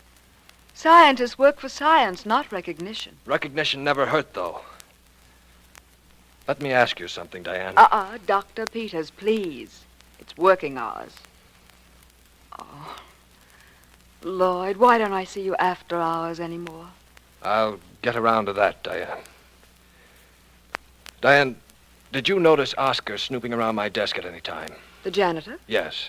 What would he be doing at your desk? Oh, pretending to clean, but actually to spy. You know he's very sold on astrology, don't you? Yes, but I'm more concerned at the moment with you and me. What's happened to us, Lloyd? What's happened? Nothing's happened. I'm tired, Diane. I'm tired of this place, of working, of Dr. Kent. And of me, eh? I said of everything, and I meant it. Leave me alone, will you? Just like that. Leave you alone. And I'm supposed to pack my things and walk out. Well, I'm not built that way, Lloyd. You're not walking out on me, oh no. Try it and you'll be the sorriest man that ever... Oh, I'm sorry, Dr. Devens, Dr. Peters. I just came in to clean. I come back. Oh, come on in, Oscar. I'm leaving. But, Lloyd, you and I have to talk a little bit more about the subject we were just discussing. There's nothing to talk about. No? Maybe I can induce you to change your mind.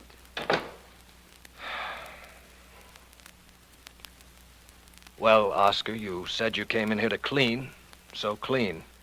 I only say that because Dr. Peters was here. Actually, I come to talk to you. About what? About $300. I need $300, and you are going to give it to me. I'm going to give it to you. What makes you think that? Many things. I must have an operation, they tell me. Operations cost money. You will give me the money. I'll give you the money. Are you crazy? Get out, Oscar. Get out now. I have to clean. Not now. You don't have to. Get out. I want to be by myself to think. Think if you want to. Think about many things. But also think about the signs. You too are a Pisces. And for the next few days, the stars say there is trouble. There is more than trouble, they say. There is death.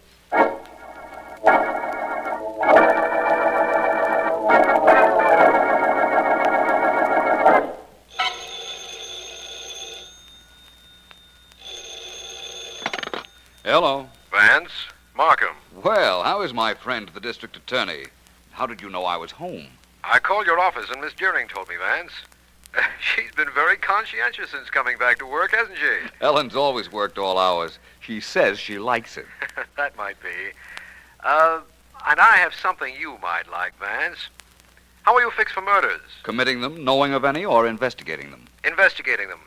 I've got a wonderful one for you, Vance. Happened a little while ago up at the Kent Observatory. You know anything about astronomy? A little. I know that Dr. Kent, head of the observatory, got a medal last night for finding a new planet. And to astronomers, getting medals is the highest possible honor they can receive. That's undoubtedly correct, but did you know that he has two assistants, Dr. Lloyd Devens and Dr. Diane Peters, a very attractive young lady? No, I didn't. If Dr. Kent was murdered, when can I see them? Oh, it wasn't Dr. Kent, Vance. It was young Dr. Devens. He was killed in his office a little while ago. Oh? I'm up at the observatory now, and the body hasn't been removed yet. Can you come up? I'll be right up, Markham. Apparently, astral bodies aren't the only things to be found there.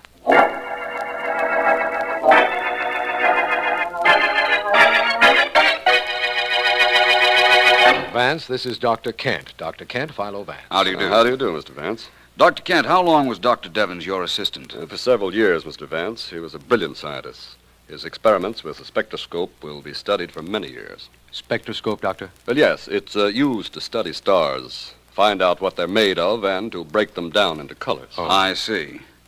I understand you discovered a new planet recently, Dr. Kent. Yes, I did, but I'd rather not discuss that right now. It can't possibly have anything to do with the murder of Dr. Devens. Oh, it might, Dr. Kent. In fact, you have no idea how many times it is the apparently irrelevant factors that lead us to crime solutions. Right, Vance? Yes, of course, Markham. Tell me, Doctor, how are new planets found? I understand there hasn't been one discovered in 10 or 15 years. Well, that's quite true, Mr. Vance. The last one, prior to my discovery, was predicted and located by Dr. Percival Lowell of the Lowell Observatory in Flagstaff, Arizona. Really? You say predicted and then discovered? Yes. You see, planets are not always seen through telescopes, such as that huge one over there.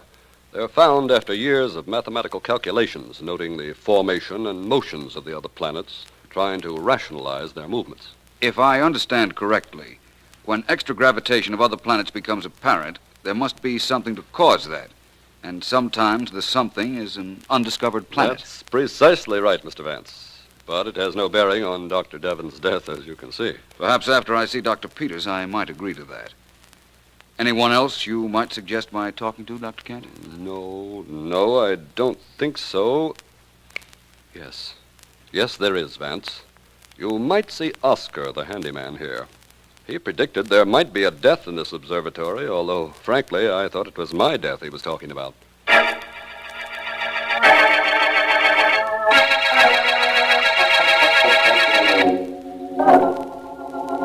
Help me carry these photographic plates over to the table, please, Oscar. Yes, Dr. Peters, I do it gladly.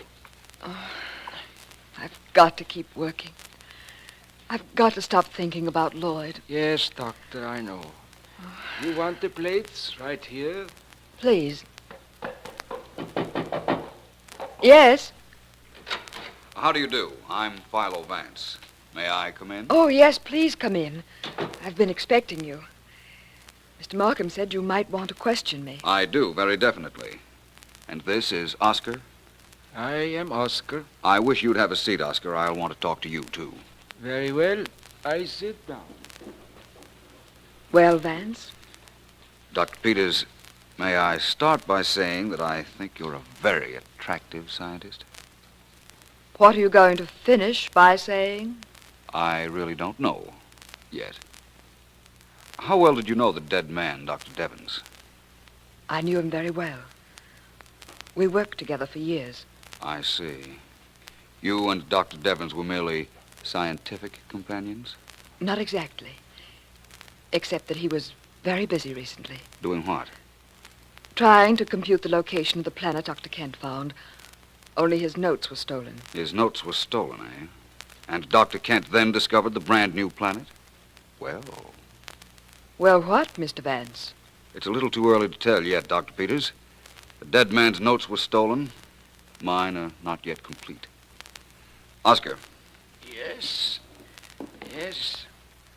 What do you want with me? I'm not sure yet, beyond the fact that I'd like to know how you could predict death as you did yesterday. How I could do it?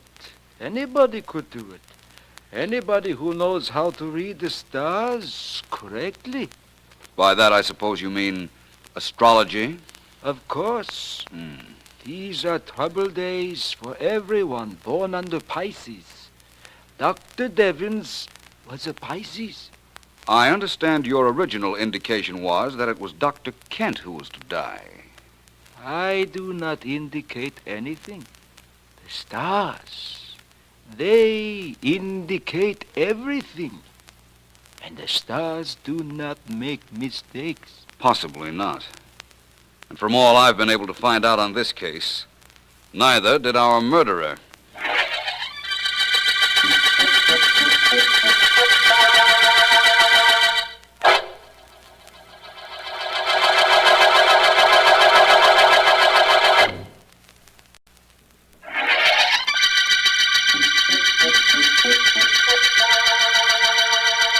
This is District Attorney Markham. The star-studded murder case began the night Dr. Humphrey J. Kent, famous astronomer, was rewarded for discovering a new planet. He was threatened then by Dr. Lloyd Devons, his assistant, who subsequently was found murdered. Vance knows that at one time, another assistant, Dr. Diane Peters, had been friendly with the dead man, but had had little time for her lately. Vance's other suspect is Oscar, general handyman at the Kent Observatory, where the murder was committed. As we return to our story, my men report that Oscar has just gone into Dr. Kent's office. What do you want here, Oscar? Your cleaning is done. This time I do not want to clean, Dr. Kent. From you, I want money. Money? You want money from me? What for? Well, Dr. Kent, Dr. Devons, he talks to himself when he is alone. Sometimes he only thinks he is alone. Well? Just before he is killed, he talked to himself. He say, he stole my planet. That planet was mine. I find it, but he steal it. He was talking about you, Dr. Kent. That is nonsense. Maybe. And the police, will not think so. You dare to come here and threaten me? To try to blackmail me? You pay me. I do not tell the police. I do not You'll tell... tell nobody, and I won't give you a cent. You understand? You won't talk, and I won't pay you not. No, don't hit me. I'll do more than that. I'll choke you. Dr. Kent! He hit me, Dr. Peters, just because I hear Dr. Devins say... Oscar. I don't care. I hear Dr. Devins say that it was Dr. Kent who steal the planet from him, that he find it, and Dr. Kent gets the medal. I hear him say this before he get killed. This man doesn't know what No, Dr. Kent. Perhaps you and I better talk this over. Oscar, don't say anything about this to anyone, will you? Not just yet. Not if you ask me not to, Dr. Peters. Thank you. You leave, Oscar. Dr. Kent and I want to discuss this more in detail. Don't we, Doctor?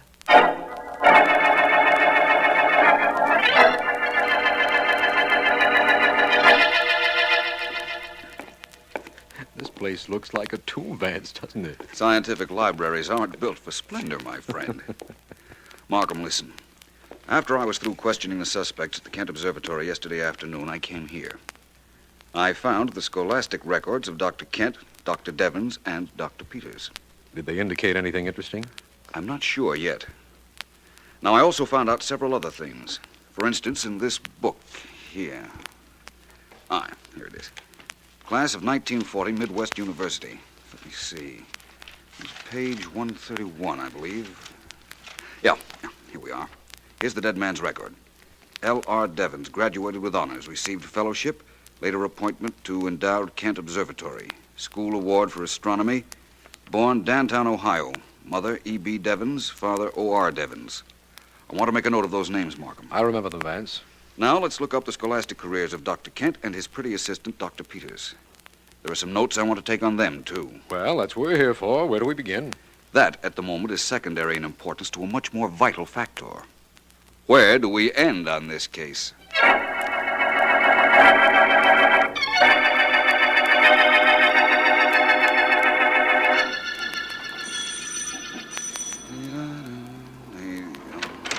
Mr. Vance. Oh, sorry to disturb you at your home, Dr. Peters, but it's a matter of necessity. May I come in? Well, I have company. I won't stay long. Thank you very much. Dr. Peters, I've found something very interesting at the science library this evening. What's that, Dan? Oh, Dr. Kent's voice, isn't it, Dr. Peters? Good evening, Dr. Kent. It's Philo Vance. Come in, Vance. Thank you. How are you, Dr. Kent? I'm well. I was just leaving. Oh, please stay. Dr. Peters, I came to tell you I want you at the observatory at 10 o'clock tomorrow morning. And I'd like you there, too, Dr. Kent. Would you? Why? A very obvious reason. I've been doing some research. Dr. Kent, I've found out several very interesting things. For instance? Well, from what I learned from Oscar, I believe Dr. Devins died believing that you, Dr. Kent, had stolen his research information on the new planet. That's preposterous. Is it? Perhaps. Dr. Peters. Yes? You mentioned something to me earlier which I haven't thought much about, but which perhaps you might clarify just a bit. I will if I can. What is it? I had asked you if you and the late Dr. Devins were purely scientific companions. You said, not exactly. What did that mean? It meant just that. Not exactly. You saw him socially? At one time. And then? Then I didn't. Who lost interest, Dr. Peters? You or Dr. Devins? He was working very hard on his notes. And had no time for you. Look, Mr. Vance, don't try to shape a woman's scorn angle to fit me. Do you know what Dr. Devins believed about Dr. Kent here? I know about Dr. Kent here, all about him. I'll meet you both tomorrow morning at the observatory at, shall we say, 10 o'clock.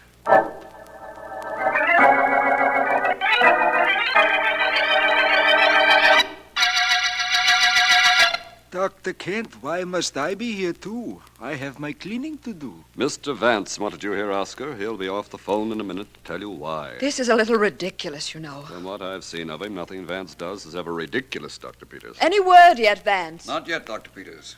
Mr. Markham is still on the long-distance phone at his office checking some facts.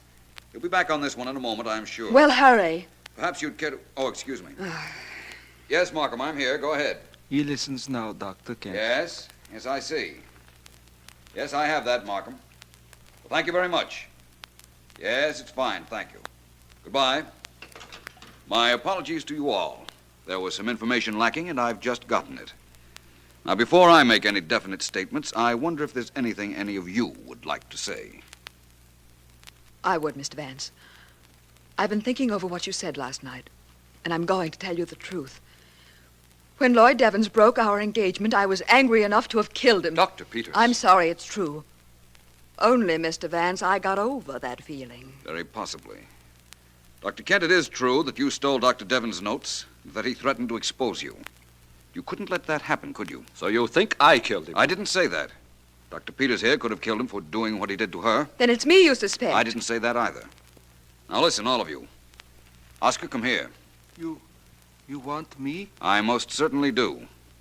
Your last name is Devons, isn't it, Oscar? Well, isn't it? That is my name. Lloyd Devons was your son. You don't have to admit that. Mr. Markham got a description of Lloyd Devons' father from your hometown, and it fits you perfectly. Yeah, it is true. I was his father. He did not like it to be known that his father was a janitor. A ridiculous concession to false pride. When your son's college record showed his father's initials were O.R., I thought the O might stand for Oscar, and Markham's telephone call corroborated that.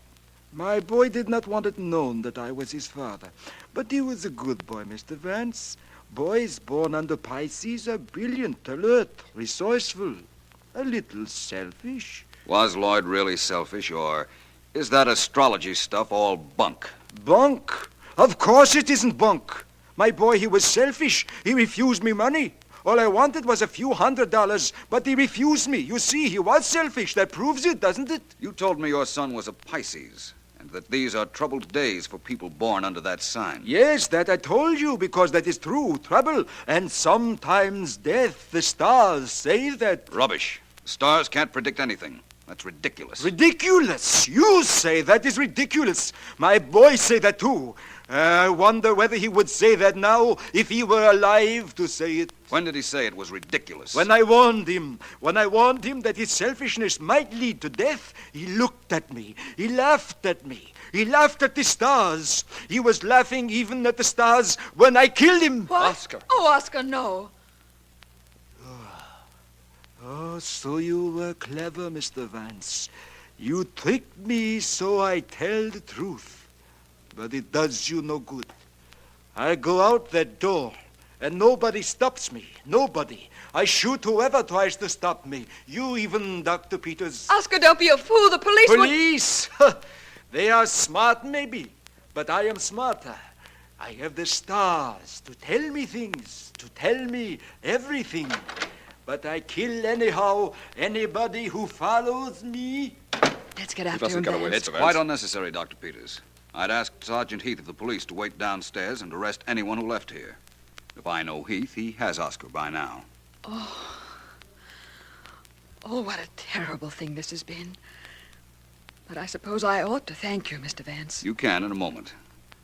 Dr. Kent, don't you have a medal given you by the International Astronomical Society that belongs to the late Dr. Devons? Yes, I guess it actually belongs to him. Don't you think you ought to write a paper for the Astronomical magazine giving him full credit? Well, partial credit, anyhow. Perhaps. Yes, I'll write the paper and my resignation together. That's what I thought you'd do. Well, I'll leave you now. Thank you, Mr. Vance. Thanks very much. For Lloyd. It's quite all right, Dr. Peters. I guess Oscar thought he could get away with murder, but it just wasn't in the stars.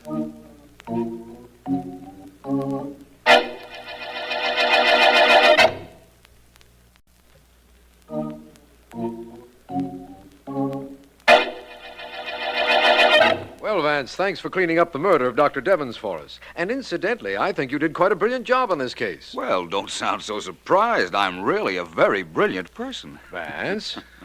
Oh, absolutely, Markham. I'm so brilliant that I had 3 suspects for the murder of Dr. Devons, all with motive, all with opportunity. But I'm so brilliant that I didn't know which one of them actually did it. That isn't exactly true, Vance. You did know ultimately. Yes, I suppose so. But I had to make Oscar break down and admit it. If he weren't so sold on astrology, I don't know how I could have done it. You'd have thought of something, Vance. You always do. And I'll tell you a little secret. I knew you'd solve this case. Knew it from the very beginning. Did you, Markham? I didn't. I guess I'm not so brilliant after all. I had to wait for the end. The end of the star-studded murder case.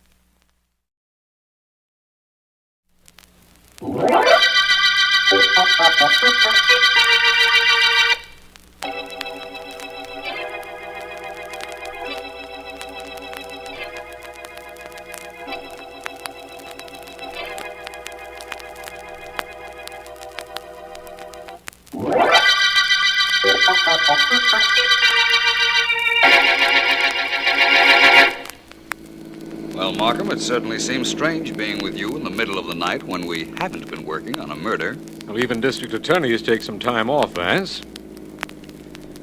And here's your apartment house. That it is. Well, thanks for taking Ellen home and for dropping me. No trouble at all, Vance. I'll phone you tomorrow if anything interesting happens. I'll be waiting. Good night, Markham. Meet you at a murder.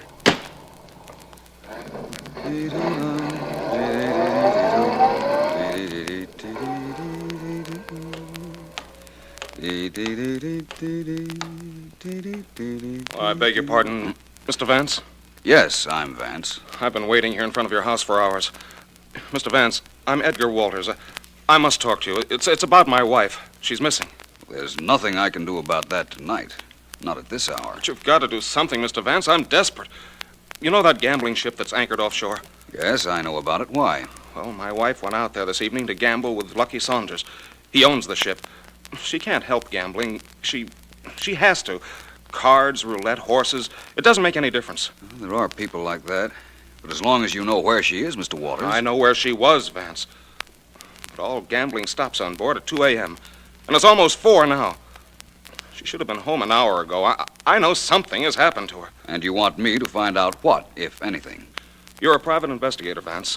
And I'll pay you well. I'll go upstairs and change my clothes. Be on my way in half an hour. Here's my card, Vance. Call me as soon as you find out anything, will you? And thank you.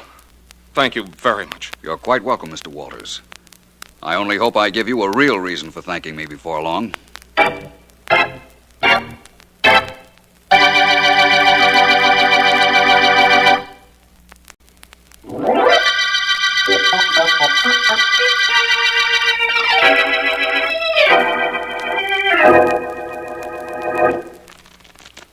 Your deal, Mrs. Walters? Your cut, Mr. Saunders. How much did I owe you before we started this evening's session, Mr. Saunders? 12,000. And now I owe you 3,000. It's time to quit, isn't it? I have a stateroom fixed for you, Mrs. Walters. We could go on with the game in the morning. Lady Luck's smiling at me right now. Tomorrow she might be laughing out loud. One cut, double or nothing. For 3,000? That's right. If I win, you join your friends, Mr. and Mrs. Henderson, and leave, huh? Oh, if I win, I'll stay here on board. There are no more water taxis to shore. I sent the last one off an hour ago. The Hendersons don't mind spending the night aboard ship. Your cut, Mr. Saunders. As you say. There we are. 9 of diamonds. And mine's the Queen of Clubs. That makes 6,000. Queen of clubs again. That's the third time you've picked that queen, Mrs. Walters. I suggest we quit. You won 6,000. I have it here in my safe. I'll get it for you. Maybe you won't have to get me anything. Or 12,000. Double or nothing, Mr. Saunders. One cut? One cut. They say never fight the cards, but there is also a law of averages to be taken into consideration. Your cut first. 12,000 or nothing. You are a gambler, aren't you? Very well, my cut. The... Queen of clubs. Why, yes. You seem surprised. You shouldn't be. You've had a strange affinity for that card since we started. Perhaps we'll discuss that a bit after I've cut. There. Oh, Jack of diamonds. You win 12,000. Once more. Hardly. You want the cash now? I think so. Then in the morning, with my friends, Mr. and Mrs. Henderson, as bodyguards, I'll leave the ship. Really, Mrs. Walters? Would you like to cut double or nothing on that, too?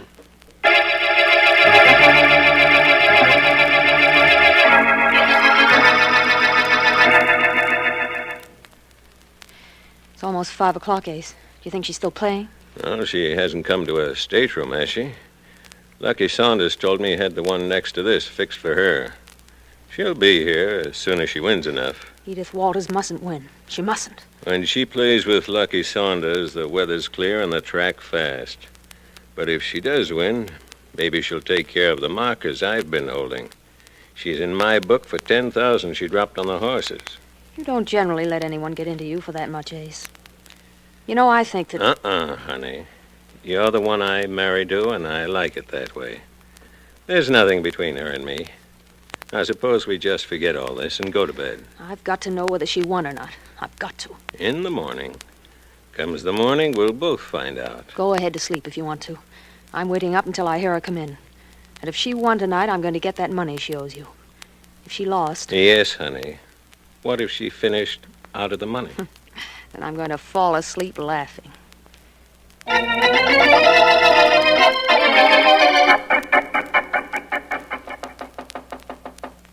is it? Mary Henderson. Wait a minute. What do you want? You mean, what do we both want? Me and this gun. Oh. Same answer, though. We both want you. You're being a little dramatic, aren't you, Mary? Maybe. How much did you lose to Saunders? I don't know that it's any of your business, but I didn't lose. That's what I was afraid of. You know, I don't like you, Edith.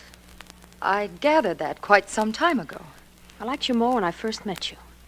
And I despised you then. I was praying you'd lose to Lucky Saunders tonight. Sorry to disappoint you. I still don't know any reason for that gun. I'll explain. It's very simple. There are no boats leaving for shore. And certainly none coming out from shore for the next couple of hours. We're practically alone on this ship. You and I, my husband, and Lucky Saunders. So? So you've got no means of either getting off or getting help. And I wanted to announce to you personally that you'll never leave this ship alive. You've lost sight of one thing, haven't you, Mary? My husband knows I came out here. Your husband thinks you came out here. Nobody knows except my husband, Lucky Saunders, and I. And I'm sure none of us will ever remember seeing you on board. You're going to kill me? Maybe. You're going to be dead, I can tell you that. You're afraid, aren't you? I was afraid, too. I've been afraid for months. Afraid I'd lose my husband to you. But I won't now. There'll be no you around to lose him to. You forget there's a radio room on board, right next door. I can send a message for help, and I'm going to right now. Stop! Edith, stop!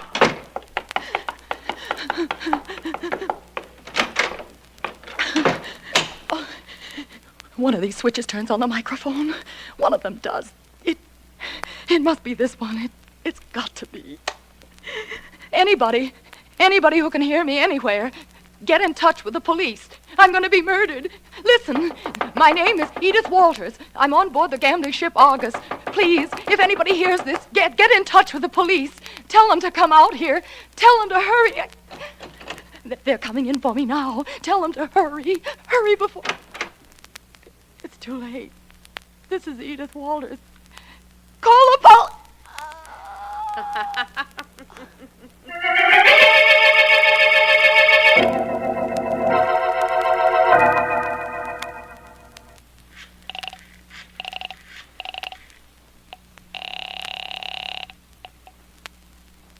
Hello? Markham, this is Vance. I didn't wake you up, did I? No, you didn't. As a matter I've of been fact... trying to reach you on the telephone for 10 minutes. Your line's been busy. I've been trying to get you, Vance. But it's 6 o'clock in the morning. What do you want me for? I've tried for 2 hours to get some sort of transportation so I could get out to the gambling ship Argus. I can't find a thing at this hour. I'm going to need a police launch. What you want to get out to the Argus for? To look for a woman named Edith Walters. Her husband... Edith Walters? Well, she's the reason I've been trying to reach you, Vance. A half hour ago, an amateur radio operator picked up a call for help from Edith Walters.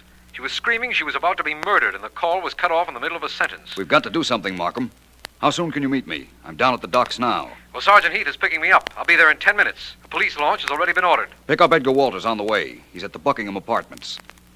I'll be waiting for you, Markham, at the foot of the docks to get to the bottom of this mystery.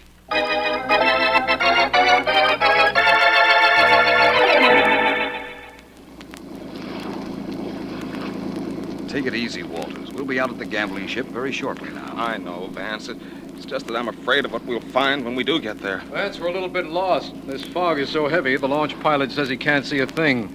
We're going by compass, but we don't know exactly where the Argus is anchored. Oh, I know, Mr. Markham. It's exactly 2 miles along the coastline from the dock.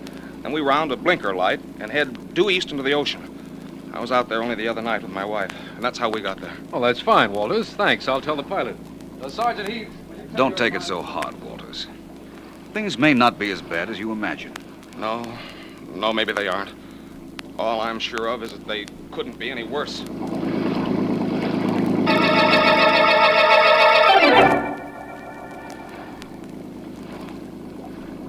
There's the Argus, Vance.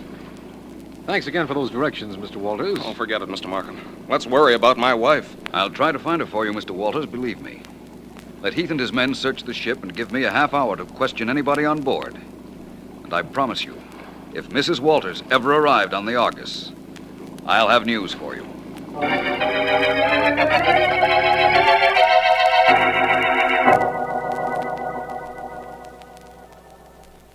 You're going to use the master's cabin as an office, Vance? Temporarily, Markham. What luck has Sergeant Heath had? None at all. He's had men searching this ship for a half hour. They can't find Mrs. Walters' body, and they can't even find any evidence that she ever was aboard. This is really a case, Vance. Yes, I know. I'd like to see the owner of this ship, Markham. He's waiting outside. In fact, I'll see him and Mr. and Mrs. Henderson together. All right, I'll tell them right now, Vance. Mr. and Mrs. Henderson and Mr. Saunders, will you come in here, please? Yes, of course. Certainly. Glad to come in. Please sit down and make yourselves comfortable. What do you want with us, Vance? I'm not quite sure. You say you haven't seen Mrs. Walters in 2 days, that she was not aboard this ship last night? That's right. Mr. Saunders, how do you account for the radio message that was picked up and relayed to the police? I've got no idea how, why, or from where it was sent. The message did say it came from the Argus. And we do have a radio sending set aboard. But there's no way in the world to prove it came from here. No, there isn't. Mrs. Henderson, your story, I take it, is the same as Mr. Saunders? Not at all. I beg your pardon. He said he hadn't seen Edith Walters in 2 days. I haven't seen her in a week. I see. And you, Mr. Henderson? I was supposed to meet her at the track yesterday afternoon, but she never got there. That proves nothing one way or another. Mr. Saunders, how long have you been operating this gambling ship in these waters? About a month. It's all very legal, Vance. That's a matter of opinion. It's legal. Well, let's say it's within the law. It's outside the state's jurisdiction, so state laws do not apply to it. Has the ship always been anchored in just this spot? No, we move it around every night. A few miles up or down the coastline, just to prevent any possible hijacking. We move it every night, but we keep it outside state limits every time we do. I understand. They call you Lucky, don't they, Mr. Saunders? Well, most gamblers are called Lucky, Mr. Vance. I've got an idea, though, that your name isn't complete. Offhand, despite the fact that we can find no evidence that Mrs. Walters was here, and certainly none that points to your having murdered her, I'd say your name should be Lucky up to now.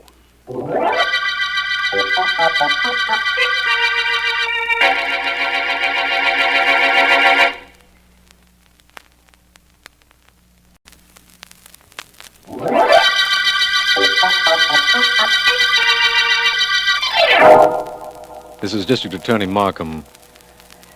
The Argus murder case started when Edgar Walters came to Philo Vance, asking him to help find Walters' wife. She had gone out to a gambling ship, the Argus, but nothing had been heard from her for several hours. Then, an amateur radio operator relayed a frantic message from Mrs. Walters to the police, and it sent Vance, Sergeant Heath, and me, along with Mr. Walters, out to the Argus. There we met Lucky Saunders, owner of the ship, and Mr. and Mrs. Henderson, both of whom knew Mrs. Walters, and both of whom deny she was ever on board. It was a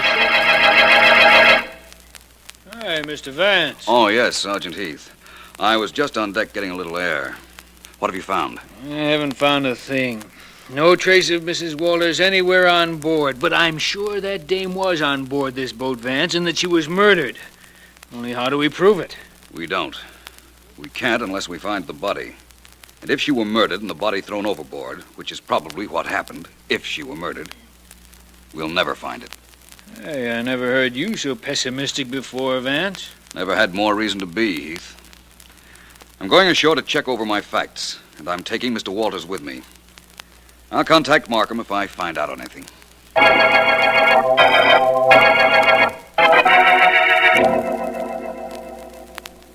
Well, that's it. Up to date, Ellen. You've got all the facts? Yes, Vance, all of them. Can you think of anything to add to what I've dictated to Miss Deering, Mr. Walters? No, I can't. You've been very thorough, Vance. Ellen, when will you have those notes typed up so I can see them? Oh, I don't know. I'm not sure. Please be sure. I'd like them in a half hour. Come into my private office, will you, Mr. Walters? Wait a minute, Vance. I beg your pardon. I'm not going to transcribe these notes today. I'm taking the rest of the day off. I'm sorry, Ellen. Some other day, if you like. Come along, Mr. Walters. Vance, I said I was taking the rest of the day off. I'll be back in the morning. You may take all day tomorrow if you like, but, Ellen, those notes must be transcribed now. Sorry, there is something I've got to do, but that's not it. Goodbye. Ellen, if you leave now, I'd just as soon you didn't come back to work for me. Okay, if that's the way you want it. Mr. Vance, I'm sorry. You had that nothing to do with it. I've felt this coming for quite a while. Let's get back to your wife, Mr. Walters. Who were her friends?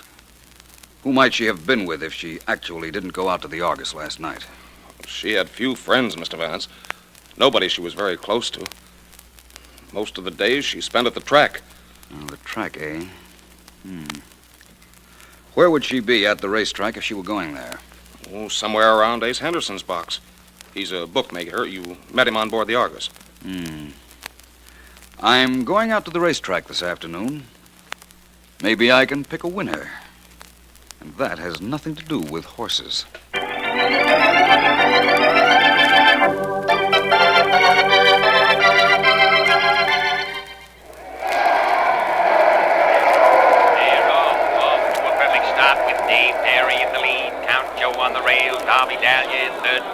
Hello, Mr. Henderson. Oh, hi, Vance. Didn't know you follow the ponies. I don't, generally. I got something good going in the next race, if you're interested. I'm interested, but not in races. Mrs. Walters? Come on, Joy! Come on, Joy! Yes, Mrs. Walters. I'd like to talk to you about her. Right after the race. Making up the distance, Joy. The second is dropping back. Rasputin's closing in on Dave Derry. At the 3/4, it's still Dave Derry and Rasputin. Dave Derry by 3 lengths, but Rasputin's closing in. Dave Derry by 2 lengths. 1 length. Rasputin is alongside as they approach the finish line. It's neck and neck, nose and nose. There goes Rasputin out in front. As Barker goes for the whip. It's Rasputin by half length. Rasputin, the winner!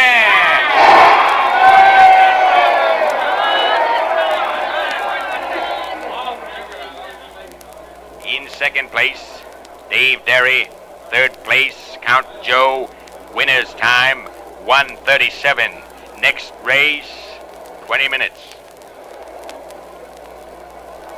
Well, Vance, I dropped a few on that one. We won't bother then about the good thing you had for me in the next race. Henderson, how much did Mrs. Walters owe you? Oh, a few... 10,000. How did she intend to pay you? That's never my problem, Vance. Isn't there some way bookmakers have of making sure that their clients do pay them? Yes, there is. What is it? What happened to Mrs. Walters?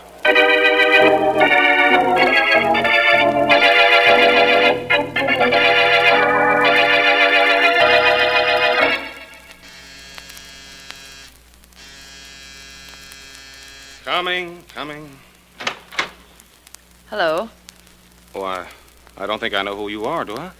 You should. I'm Ellen Deering. I was Philo Vance's secretary. Remember me now, Mr. Walters? Oh, yes. Yes, of course I do. Well enough to ask me to come in? Don't bother. I don't need an invitation. I don't understand what you want with me. Don't you? Okay, then I'll tell you. I'm the only one that knows that you murdered your wife. Do you want to know how I know you murdered her? I didn't kill her. I haven't even seen her since she left here yesterday morning. Oh, no? You told the police you'd been out to the gambling ship exactly a week ago, right? Well, of course that's right. They changed the position of that ship a couple of miles every night. Yet the time when you and Vance and Markham went out there, you gave exact directions on how to reach the Argus. Now, the only way you'd have known that is if you'd been there earlier. Well, that's now, right, don't but... get excited. Nobody realizes that little fact except me. And what do you want? Money. 10,000 will do. I don't have that kind of money. Well, then go get it. Here's my apartment address. Shall we say 9 o'clock tonight and $10,000 in cash?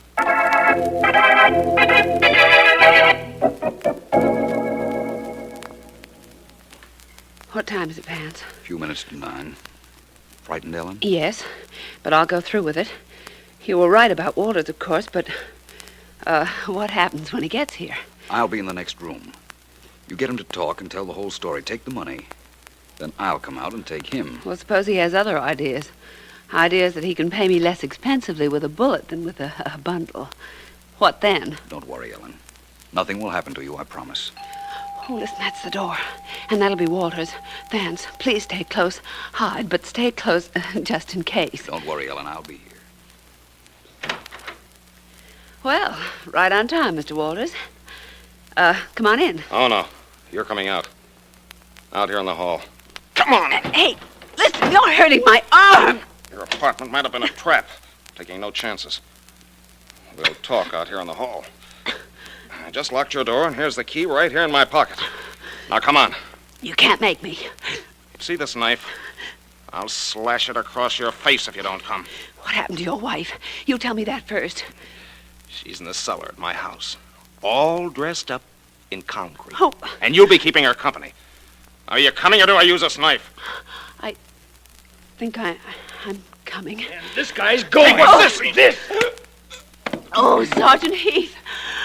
Am I glad to see you? Didn't you expect me? Oh. Didn't Vance tell you he asked me to be here in the hall in case this guy got cute? No, he didn't. And that reminds me. I've got something to say to Mr. Philo Vance.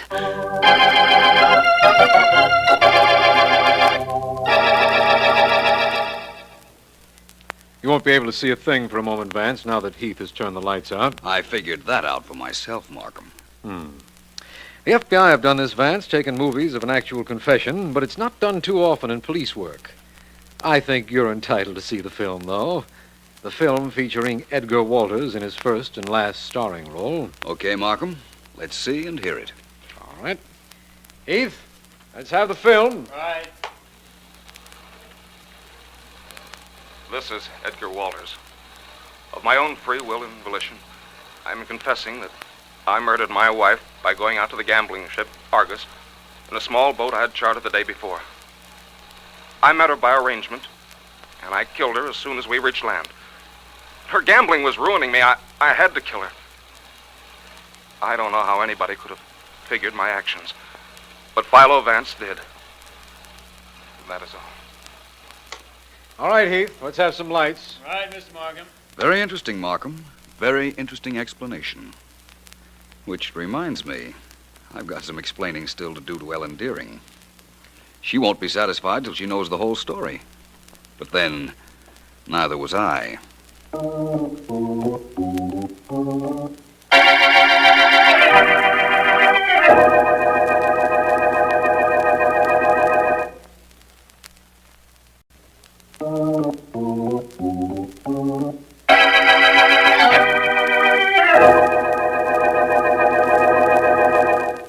Well, Ellen, I know you've waited very patiently. So let's talk about the Argus murder case. It really had me puzzled for a while. I was quite certain that Mrs. Walters had been on board the Argus, but the denials of Lucky Saunders and Mr. and Mrs. Henderson threw me for a while. Why did they lie, Vance? They all had reason. Saunders would have made himself a wonderful suspect if he'd admitted that Mrs. Walters had been on board, and in addition, have given his gambling ship a bad reputation. A gambling ship, a bad reputation? Well, that sounds like a reason skunks don't eat scallions, but I'll buy it. Why did the Hendersons lie? Mrs. Henderson hated Edith Walters, and Edith Walters was welching on money she owed Ace Henderson. Both would be ready-made suspects if they told the truth. I suppose I'm dumb, but it's hard to figure out why Walters came to you in the first place. He was trying to be smart. He figured it was a perfect alibi to ask me to work on his wife's disappearance. He knew I couldn't possibly get out to the gambling ship at 4 in the morning, but he could, and he did. But what about that radio message that Mrs. Walters sent? Mrs. Henderson admits now that she threatened Edith Walters, that Mrs. Walters ran into the radio room and sent the message that brought us out to the Argus. And then? Then, while she was sending the message, Saunders came along, let himself into the radio room with his own key, and put his hand over Mrs. Walters' mouth. He didn't want the police out on his boat, naturally. Commonly known as Natch. Then what? Then Saunders talked Mrs. Henderson out of any desire for personal revenge against Edith Walters, and saw to it that Mrs. Walters got to her cabin. But she had arranged with her husband to meet him, as we know, and she rode with him to the shore, and her death. It was a very clever plan Walters had. There's a moral in this somewhere. Something about wives, not gambling. Or playing around with gamblers. That was the beginning of Mrs. Walters' trouble. Yes, I suppose it was. And this is the end of the Argus murder case.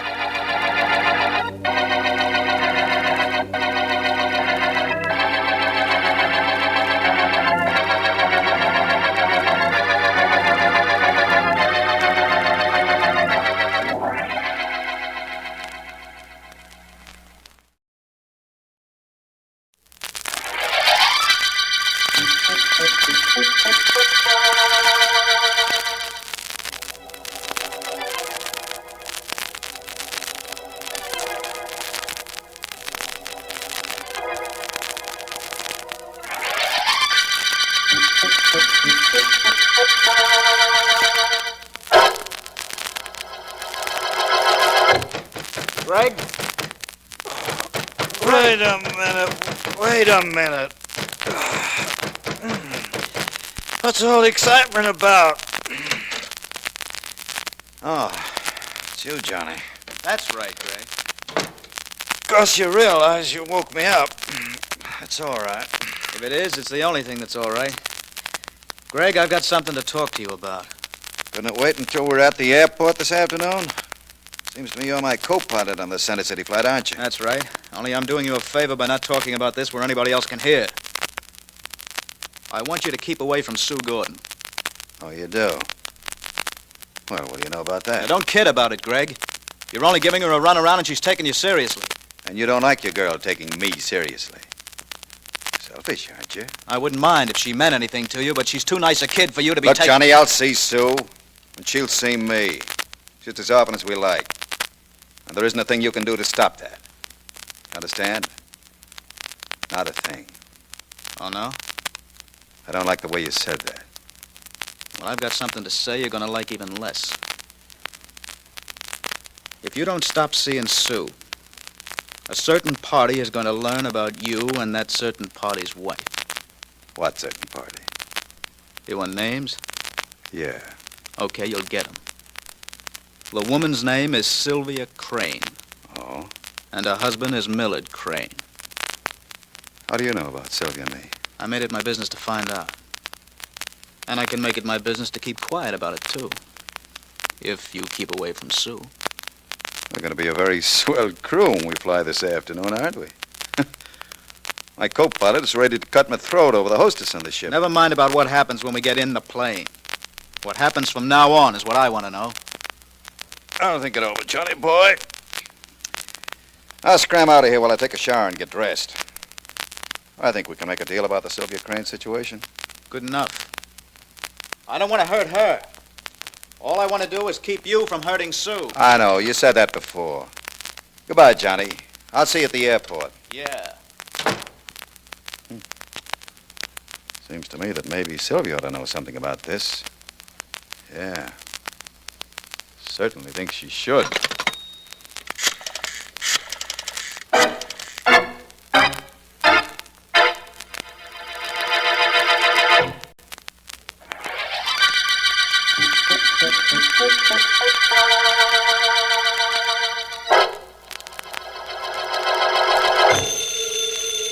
Shall I get it, Sylvia, dear?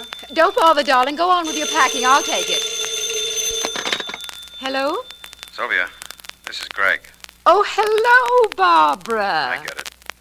Your husband's there. Okay, this won't take a second. Listen, we'll have to watch our step for a while. I'll explain why I want to see you. Why, certainly, Barbara. Luncheon tomorrow at the Barton Room. I'll be there. Goodbye. What did Barbara want, Sylvia? Oh, luncheon tomorrow, Millard, that's all. I'll help you finish packing. You won't need more than one shirt, will you, Millard? I think not, darling. I'll pack the other things I need myself. I'm going to miss you, dear. No, darling, I'll be back tonight. We'll get in the plane in an hour, be at Center City in 2. I'll be back before you know it. But I like the idea of you missing me. It's good for my ego. If you knew how much I miss you, you'd never be able to get your hat on. Ooh, that reminds me. One hat needed. Oh. In the closet, dear, please. Sure. Hope you close the deal, darling. It won't be any trouble. I still don't see why you don't send one of your men. That's what they're for, isn't it? Here's your hat. Thank you, dear. Yes, I have salesmen and good ones. But this is one thing I'm going to take care of myself. All by myself.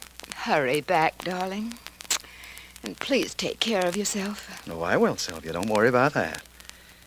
And I'm not only going to take care of myself, I'm going to take care of somebody else, too.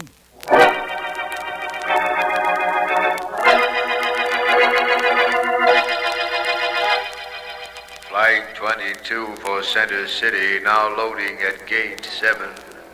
Flight 22 for Center City, now loading at gate 7. Good afternoon, miss. Hello. Hope you have room for one more on this plane. Certainly, sir. Just take any seat at all. I'm Sue Gordon. I'll be your hostess on this trip. How do you do? My name is Crane. Go right in, Mr. Crane. I think you'll find most of the other passengers already aboard. We're about to take off. Yes, I see the pilot and co-pilot coming now. Thank you, Miss Gordon. I'll see you on the flight. Righto, Mr. Crane. Hello, Johnny. Hi, sweets. Customers all on board? Practically a full house. All over me, Sue? Of course, Greg. How are you? Leave her alone, Greg. I warned you about bothering Sue, didn't I? She's the only one who knows whether it's a bother or not, Johnny. She knows. Believe me, she knows. I like the way she said that. Come on, Johnny. Let's get this plane started. Okay. I'll see you in a little bit, Sue. Do that, Johnny, please. Duck your head, low bridge. Don't worry about me. You're going to have enough trouble looking out for yourself. Come on in. Tell me all about it, lad. What's going to scare big bad me? Skip it. Let's get the plane warmed up. Thanks for telling me my business, but go ahead with the checking. Left and right engine. Gas electric valve set.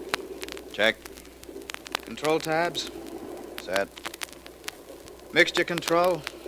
Idle off. Props. Low pitch. Gyros, altimeters. Set. Battery switch. On. Hold it. Spring held, boy. Spring held. Okay. Ignition switch. On. Here we go with engine number 1.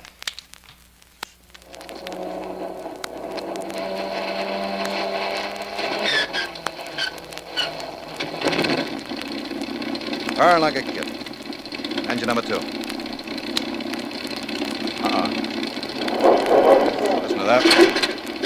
me that microphone, will you, Johnny? I'll get instructions from the control tower. Yeah. Thanks.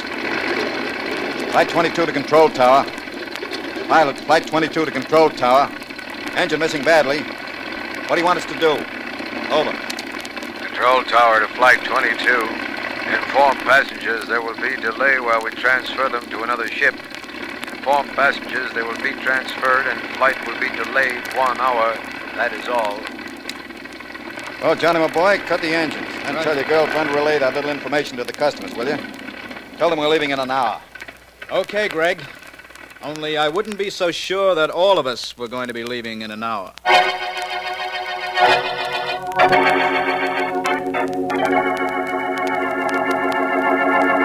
What I want to know is this, Miss Deering. Are you happy in your work? In my work? Yes, Vance, I'm very happy. A job with the greatest private investigator in the country? Who wouldn't be happy? You'll forgive me for momentarily reveling in that compliment and secondarily questioning the sincerity of it. Your face sort of belies that happiness. You said you might call me last night, Vance. What happened? Did Markham call you about a murder? No such good luck, Miss Deering. I haven't seen the district attorney in days. Seems that I became involved at dinner over a discussion concerning the merits of modern as against medieval architecture. Quite interesting. So interesting that you forgot all about the fact that I was waiting for your call. You didn't wait too long. You went to the movies, and not later than 9 o'clock. Who told you? Nobody. There's a single ticket stub from the Kingsway Theater in your bag. The date is on it, and your purse is open. The last feature at the Kingsway starts at 9 o'clock, so, you see? Yes, I see all right. Vance, does anything ever escape you? Of course, my dear, many things. Now, inasmuch as I have explained how I knew you didn't wait too long for me, am I excused for last night? You were excused last night for last night, and you know it. Hello there, you two. Oh, apparently I'm hello, interrupting something pleasant. How are you? Hiya, Markham. Welcome to our little city. I hope I know why you're here. Yes, you do, Vance. Who was it this time, my friend? What puzzles me is that you don't know. You always seem to be able to anticipate everything. It was an airlines pilot, Vance, a man named Gregory Allen. I was on my way to the airport and dropped by to pick you up. I'm glad you did. What are the particulars, Markham? Well, from what we've been able to gather so far, this Allen was kind of a ladies' man. Oh? He had a romance going with the airplane hostess, Sue Gordon, and this was resented by her boyfriend, his co-pilot, Johnny Taylor. That sounds like a nice, happy crew. Remind me to travel by train hereafter. Oh, that isn't all. The dead man also was going around with a woman named Sylvia Crane, and her husband was aboard the plane. You're going a little too quickly for me, Markham. Was Mr. Gregory Allen killed in the plane? No. It seems that when he was about to take off, one of the motors went bad, so everyone was to be switched to another plane. That would have meant a delay of about an hour, so Allen went into the pilot's room in the administration building, and that's where his body was found, in the pilot's room, with the lights out. The murderer probably turned them out to delay the finding of the body. When did all this happen, Markham? Not 15 minutes ago. I've had all the passengers held, although they're all quite anxious to get to their destinations. Good. You had the co-pilot and the hostess held, too, I imagine. Of course. Sergeant Heath is there now. In that case, Markham, I might say that within a half hour we should be there, too. Good day, Miss Deering.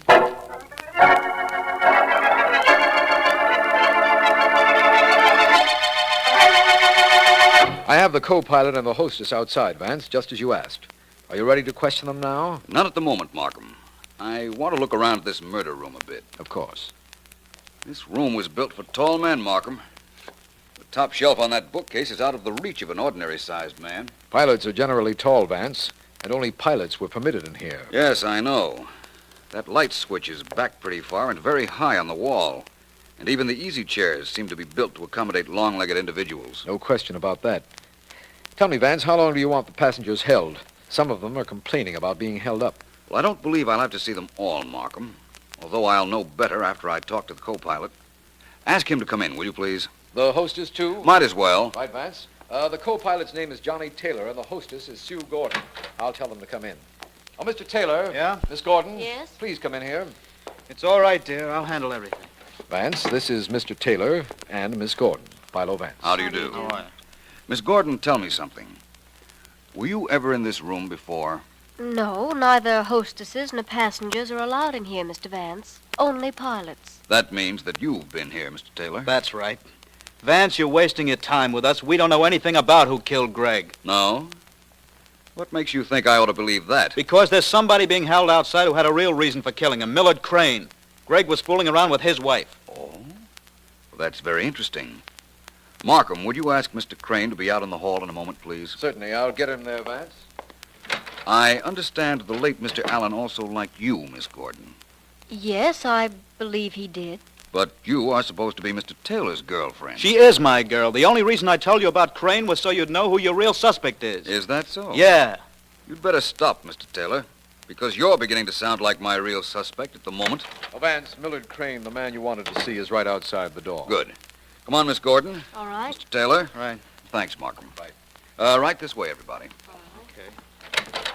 Mr. Crane, I want to see you. And I want to see you too, Vance. I understand it's because of you that we're being delayed. The delay will only be temporary. Mr. Crane, I've just been told by Mr. Taylor here that your wife and the dead pilot were quite friendly. You were told that, were you? Yes. Well, if they were friendly, Mr. Vance, I didn't know a thing about it. I don't believe him. You're the young man who told that to Mr. Vance, aren't you? That's right. What about it? You really ought to have proof before you make a remark Don't talk like to that. me about Hold proof. it, both of you. I was under the impression that I was conducting this investigation. Let me understand something. Are all three of you going on that flight to Center City? I'm co-pilot on the plane and Sue's the hostess. And I've got to get there on business. Very well, then. Go ahead, all three of you. You're all free to go. Come on, Sue, let's get out. Vance, I don't think I understand why you let them all go. They were your principal suspects. That's right. And they're all going to Center City. But they'll all be back. Markham, would you see what you can do about getting me a reservation on that plane? You think you can find out something about this murder in Center City? Possibly. Besides, I haven't been to Center City in almost a year.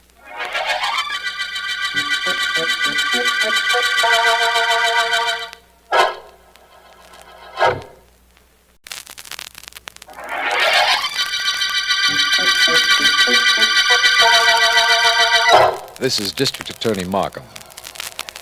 The flying murder case opened when Airlines pilot Greg Allen was stabbed in the pilot's room at the airport.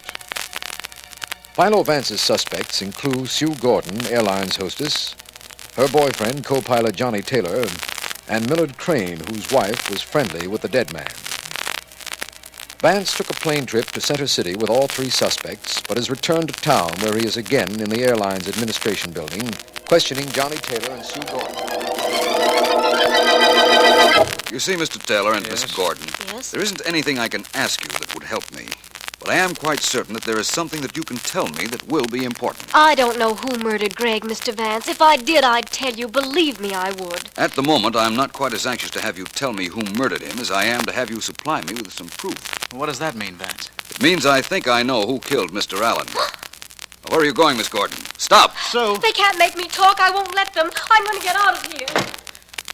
Well, she had nothing to do with the murder, Mr. Vance. She's just scared, that's all. Honest, that's all it is. That might be the reason she left here so suddenly. It isn't terribly important, though. I can have Markham pick her up almost any time. Mr. Taylor. Yeah? What can you tell me about Mr. Millard Crane? I've told you about Greg and Crane's wife. What else could I tell you? You might tell me that you saw Crane fooling with one of the motors on the plane that was originally scheduled to take him to Center City. But I didn't. And besides, what would that prove? It would prove that Crane wanted Flight 22 delayed so he could murder Greg Allen while the new plane was being readied. That means you know that Crane killed Greg? No, but I can understand how you might want me to think that. Oh, I see what you mean. Look, Vance, maybe I was sore at the way Greg treated Sue. But I wouldn't murder him for that. No. There have been murders for less reason, Johnny. In fact, this might be one of those murders.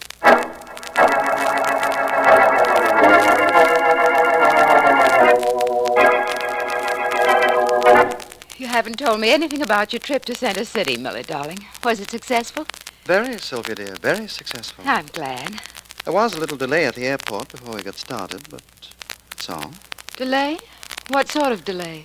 Oh, one of the engines on the plane went bad, and we had to wait around an hour. Oh, well, that wasn't too bad, was it, dear? No, but it seems that while we were waiting around, the pilot on the plane was murdered. The pilot? Yes. Didn't you read about it? Or hear it on the radio? I've been out all afternoon shopping. What pilot was it, Millie? Oh, dear, please, don't be so upset. course, it was too bad, but after all, he was a stranger. He was a stranger, wasn't he, Sylvia? Who was it, Millard? What was his name? The pilot's? Greg Allen. Greg! Oh. You knew him? How unfortunate. For him. Millard, did you know I knew Greg Allen? Did you? Maybe. You did know it, Millard. You killed Greg. Now, please, dear. You're hysterical. Of course I'm hysterical. Greg did. You killed him. You killed him. I wouldn't say I killed him. Philo Vance and the police have 3 suspects. Of course, I'm one of them. But the other 2, Johnny Taylor and Sue Gordon, both had pretty good reasons for killing Greg. I don't care how good their reasons were. They didn't kill him. You did. Sylvia, dear, you were the principal motive if any of the 3 of us killed your friend Greg. And if, as you believe, I killed him, it would be only a self-preservation for me to kill you, too. You wouldn't dare. I'll tell... Oh. Yes, dear? You were saying? Nothing. I'd better answer the door. I think you'd better control yourself and wipe away those tears. Don't you? I'll be in the library.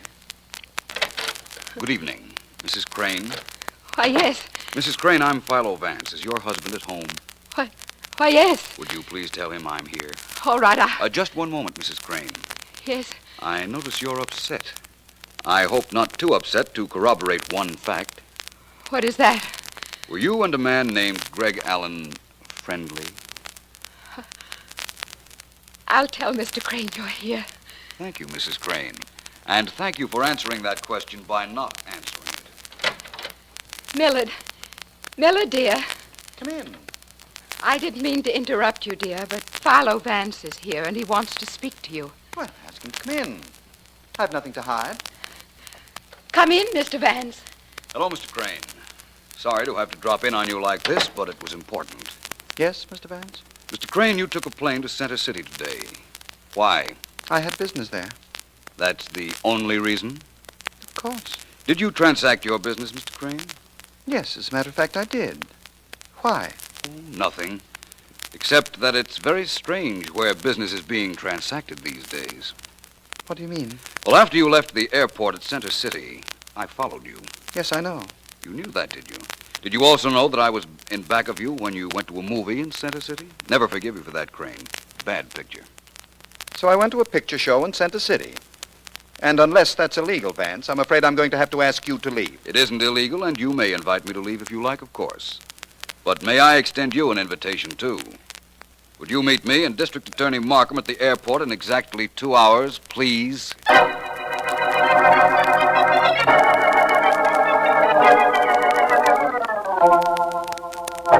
Bring in that airplane hostess, Miss Williams, and then come back here to take notes, please. Yes, Mr. Markham. Miss Gordon, come in, please. Very well. Sit down, Miss Gordon. There, that's better. Now then, I have a list of several questions I want to ask you. Miss Williams will take down your answers, so please remember to tell the truth. What do you want to know, Mr. Markham? I've already told you why I ran away from Mr. Vance at the airport. I was afraid he'd have me arrested, and I didn't want to be arrested. You're not arrested, Miss Gordon, merely held for questioning. If your answers are satisfactory, you may be released. Now, tell me, were you ever in the room where Greg Allen was found dead? Never. That room was only for the pilots. Nobody else was allowed in. I told Mr. Vance that. I just wanted it on the record, that's all. Now, another question. Did you hate Greg Allen because his intentions were not serious? No, I didn't. I couldn't hate him. I imagine Johnny Taylor knew that, too. What's that? Nothing. Just thinking out loud. Mr. Markham, what's the reason for these questions? The real reason, I mean. You want the truth, Miss Gordon? Of course. Well, then, ask Philo Vance. We're going to meet him at the airport now, and I have a hunch that this case might hang on your answers to these questions.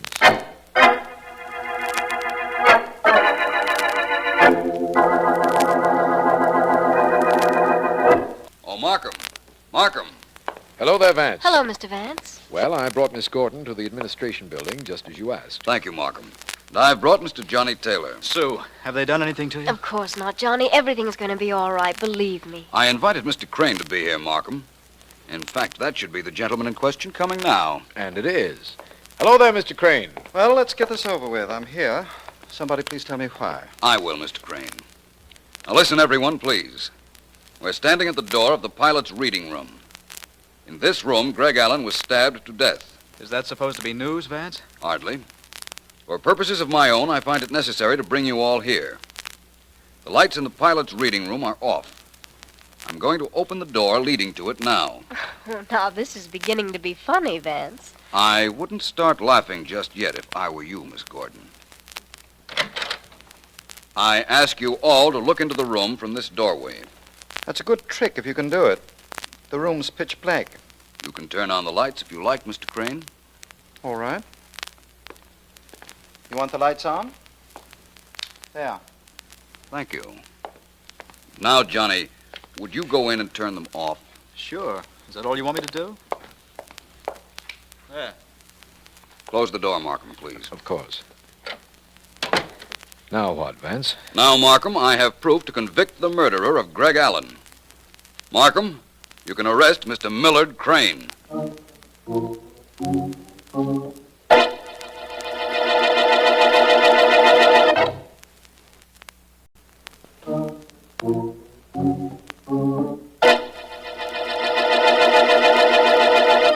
Ready, Miss Deering?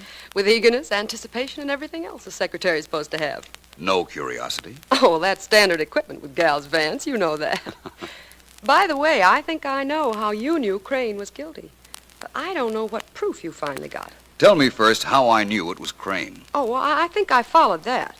He had no reason to go to that airport in the first place, inasmuch as his business trip was a phony, which you found out by trailing him to a movie in Center City. That's correct. And now you want to know about the proof. Well, for the purposes of our records, yes. Well, then, if that's the only reason, the explanation isn't important. After all, he has confessed, you know. And so has the mechanic he bribed to fix one of the engines on the plane Greg Allen was to fly. Vance, you know I'm dying of curiosity. That's different. In that case, listen. Who was allowed in the pilot's reading room? You mean where Greg Allen was killed? Mm-hmm. Nobody but pilots, of course. Everybody kept insisting that all through this case. That's right. But still, today, when we were out at the scene of the crime, and I asked Mr. Crane to please put on the lights, he walked into the dark room and, without a second's hesitation, snapped them on. Which meant that he'd been there before. Correct. The light switch was in an unusual position, way back on the wall. He'd been there to kill Allen, and after he killed him, he snapped off the lights to delay discovery of the body. Mm-hmm. When he turned on the lights for me, well, that was all the proof I needed. Oh, this was an unusual case, Vance. The principal suspect turned out to be the killer. Mm-hmm. The whole thing was awfully simple, though, wasn't it? Not that it isn't always after you explain it. Thank you, Miss Deering. For that, you may have the rest of the day off. Oh, thank you, sir. Of course, it's after 9 o'clock, but thanks just the same. I think I'll go wash up, inasmuch as Mr. Millard Crane is all washed up, and so is the flying murder case.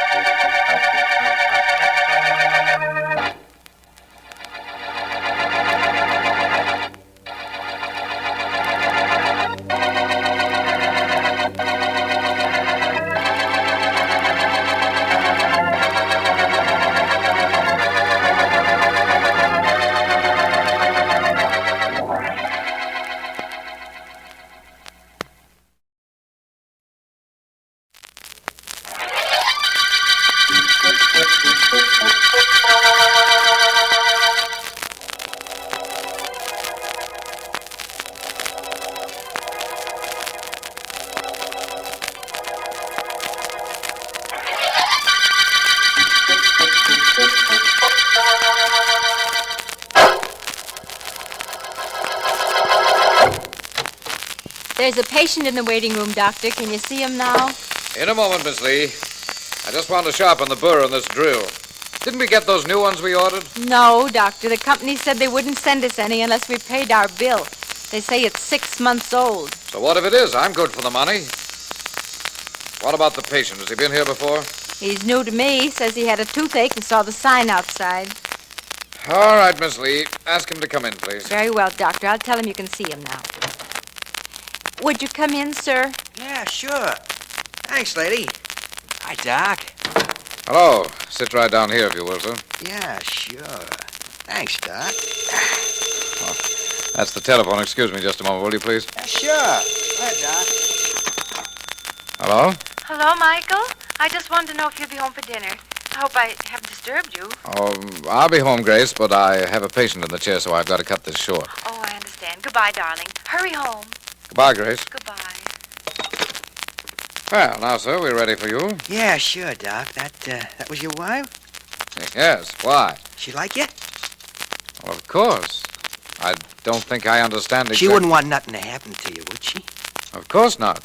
But then neither would I.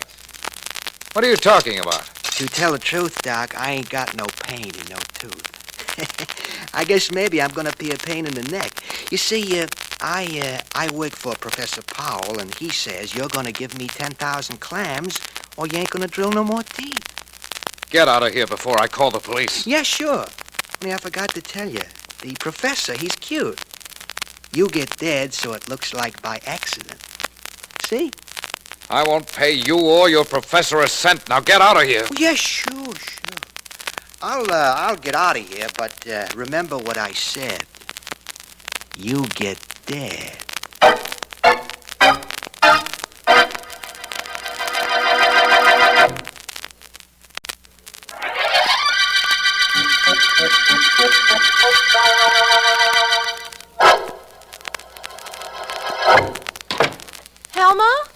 Helma, where are you? In the kitchen, Mrs. Butler.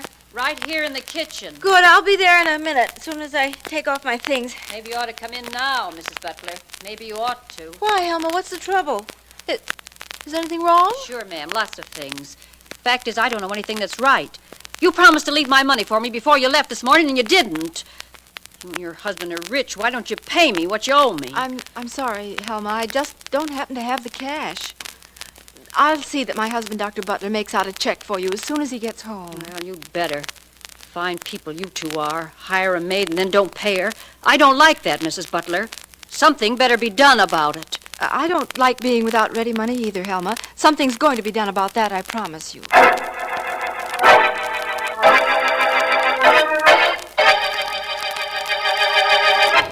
I'm sorry I'm so slow, Michael. I'm a little out of practice when it comes to serving. When's Helma coming back? She isn't. That is, she'll be in the morning for her money. But she walked out this afternoon when I couldn't pay her.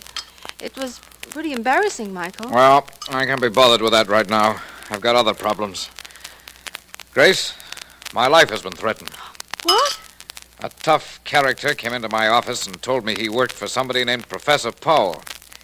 He threatened to kill me unless I paid him $10,000. Oh, Michael, no. No? Oh, yes. And he sounded like he... Oh, Michael, who can that be at the door? Is it Professor Powell? No, it's probably Stanley James. He left word at the office he'd be here tonight. I'll go to the door. I'll get rid of him in a hurry. I know what he wants. Oh, please, Michael, you're upset enough. Don't do anything you'll be sorry for. I'll do something he'll be sorry for. Just because he's a dentist, too, he thinks I'm supposed to help him. Well, he'll find out.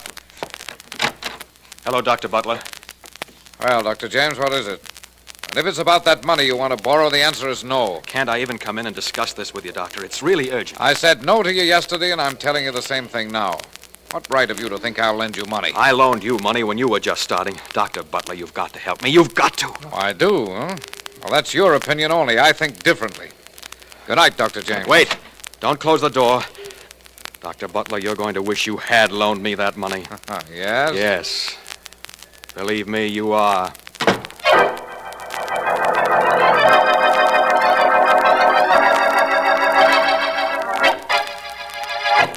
Professor? Professor Powell? I'm in here, Frankie. Come in. Yeah, sure, Professor. Well, I seen him, the Doc Butler you sent me to, and I told him what you said. Did you now, Frankie? Excellent. And that means he'll pay. I ain't doubting you, you understand, Prof, but what makes you so sure? The fear of death, Frankie, my lad. The unreasonable but unqualified fear of being forcibly removed from this world. Do you understand, Frankie? Yeah, sure, but what do you mean? Everyone has to die, Frankie. Not me. The few miserable years that may lie between the time fate dictates death and I do are cherished by ordinary men. Cherished to a point where they will pay to ensure them. That's stupid, huh? From their viewpoint, no. From mine, yes. Personally, I fear no death. This enables me to work without conscience or fear of consequences. And now, Frankie, to the business in hand. Yeah. Did this Dr. Butler say he would pay my $10,000 fee? He didn't say exactly. In fact, he practically tossed me out on my ear. Good. Good? Of course. He's the first man in this town whom we have approached. Doesn't matter whether he pays us or we kill him. If he pays, we have the money. If not, we have an object lesson to cite for the next individual we solicit. Now, let us ponder the problem of doing away with Dr. Butler.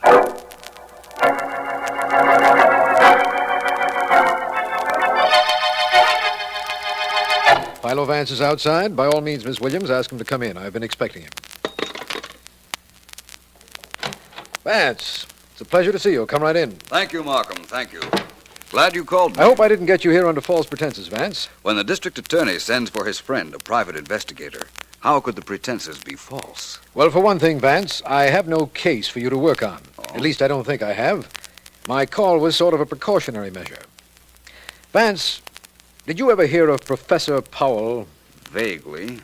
Isn't he an extortion specialist who operates in the Middle West? He did, formerly. He's either in town now or on the way here. I received a wire this morning from the chief of police at Islandtown saying he thought Powell was en route here. I seem to recall this Powell made a specialty of getting money from professional men. Yes, according to the file we have on him. Now, Vance, maybe this is coincidence, or perhaps Professor Powell has started operations here. But this morning, a dentist, Dr. Michael Butler, was found dead in his office. Really? What were the circumstances? Well, to be frank with you, they don't necessarily indicate murder. Oh? He was found lying on the floor of his office with no obvious indication of how he met his death. Is that so? The only thing strange is he had a loaded revolver in his pocket. You know, Markham, it strikes me that there is a definite connection between this mysterious Professor Powell and the death of Dr. Butler. I suggest we go to the doctor's office now.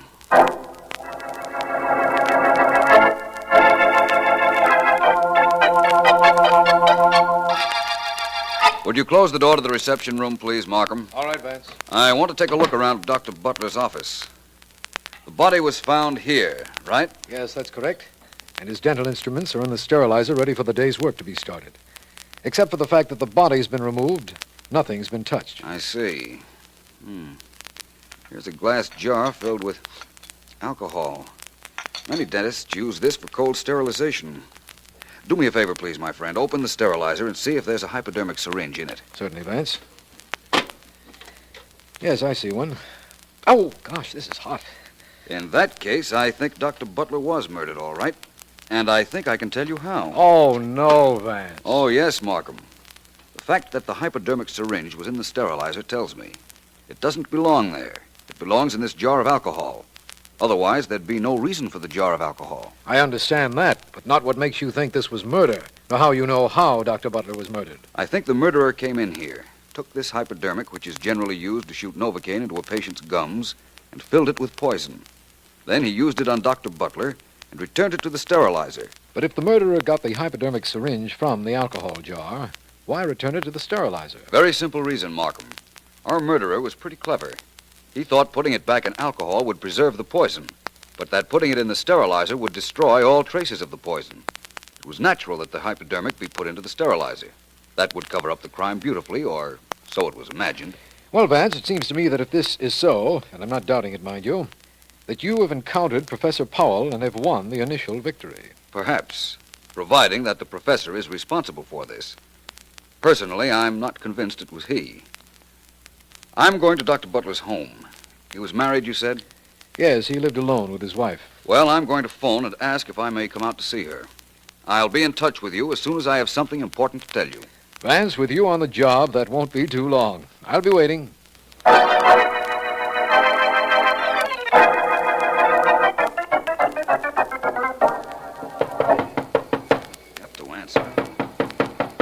Pound on that door till you're blue in the face, mister, only there ain't nobody home. No? No. The reason there ain't nobody home is because they knew I'd be here to collect the money they owe me. I'm Helma. I was the maid here till yesterday. My name is Vance. I had an appointment with Mrs. Butler. I felt certain she'd keep it. I had an appointment with her, too. Get my money. 5 weeks they owed me for, kept me waiting with all that money they have.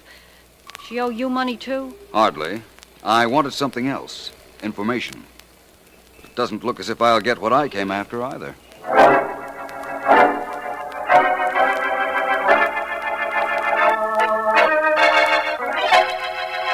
All I can tell you, Markham, is that I had an appointment with Mrs. Butler, but she wasn't at her house when I got there. So I came back to the office. Can't understand that, Vance, but I'm sure we can pick her up if we want her. I'd like to be assured of picking up Professor Powell, though. You'll get him, too, Markham. Well, thanks for letting me know that the medical examiner found that poison had been injected into Dr. Butler. It's nice to know I was right. Aren't you always? You know, the hypodermic left such a minute hole, it just wasn't detected until you asked that it be looked for particularly. Sometimes... Excuse me, Markham, for breaking in on something I know I'd enjoy hearing, but there's someone at the door, and Miss Deering's out. I'll call you back. Do that. Bye. Bye. Come in. Mr. Vance, Yes? I'm Grace Butler. How do you do? I'm sorry I wasn't home as I said I'd be. I just can't stay in that house anymore now that Michael... That's understandable. Please come in, Mrs. Butler. Thank you. May I sit here? Please do. Mrs. Butler, when I spoke to you on the telephone, you told me your husband had been threatened by a mysterious Professor Powell. Mrs. Butler, was your husband very wealthy? Yes, I suppose you would say he was wealthy. And you inherit most of his money? Yes. You're not trying to... I'm not trying to do anything except establish a clear picture of this case. You also told me of a threat made by a Dr. Stanley James to whom your husband refused to lend money. Yes. He hated my husband. And my husband expected trouble, Mr. Vance.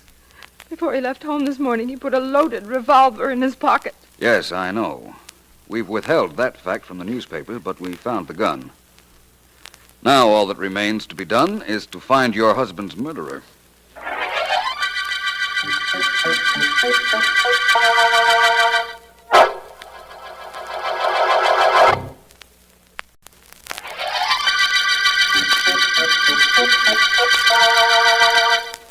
This is District Attorney Markham. The Butler murder case opened with the death of Dr. Michael Butler. Philo Vance reasoned that he was killed by an injection of poison into his body, and later investigation proved this correct. Vance's suspects include Professor Powell, an extortionist, Dr. Butler's widow, and another dentist, Stanley James. My secretary has told me that Vance is on the way into my office, and I have been waiting for him. He should be stepping in. Markham, my friend, how are you? Fine, Vance, fine. I imagine you have news for me. No, not yet. I took a cab here to see your notes on the routine questioning of suspects. I have an idea they're going to be very important. May I? Well, they're Sergeant Heath's notes, but certainly, Vance, they're right here. Here you are. Thank you. Dr. Stanley James admits he left his house early on morning of murder. Claims he went to library. No corroboration. Let's see now. Mrs. Butler asleep when husband left house. Collapsed when asked to identify body, and on recovery asked that she not be made to look at it. Permission granted. Complete check of her background and associates reveals no hint of trouble between her and doctor.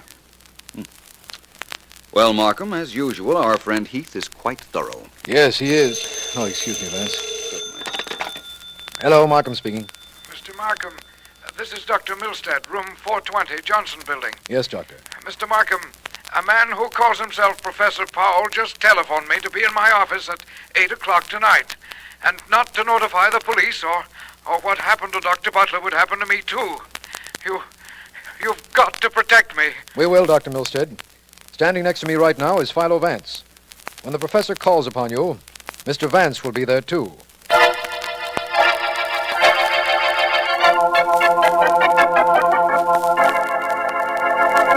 It's just 8 o'clock, Mr. Vance, and to be honest about it, I'm a little nervous. No need to be, Dr. Milstead. I'm quite sure I can handle our friend Professor Powell when he arrives. Oh, I'm sure you can.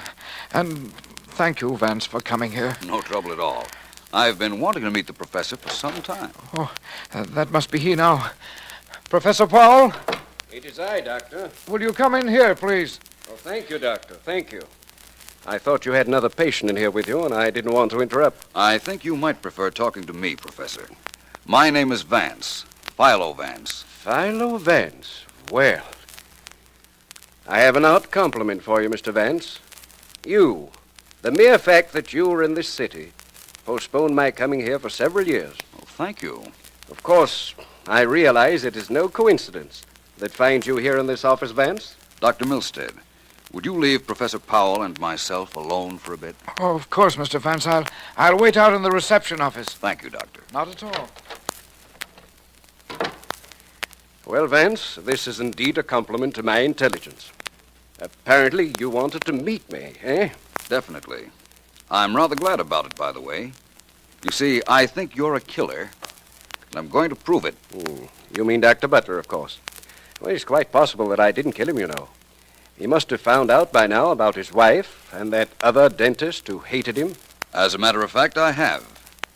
My compliments on providing suspects along with your murders, Professor Powell. Very considerate of you. By the way, what are your intentions in regard to Dr. Milstead? There are so many other doctors, Vance, and after all, Dr. Milstead did bring us together. He's perfectly safe, believe me. I'm sure he will be, now. Well, Professor Powell, I'm certain that this is au revoir, but we'll meet again. Believe me, we will, Vance. But the next circumstance may not be so pleasant for you.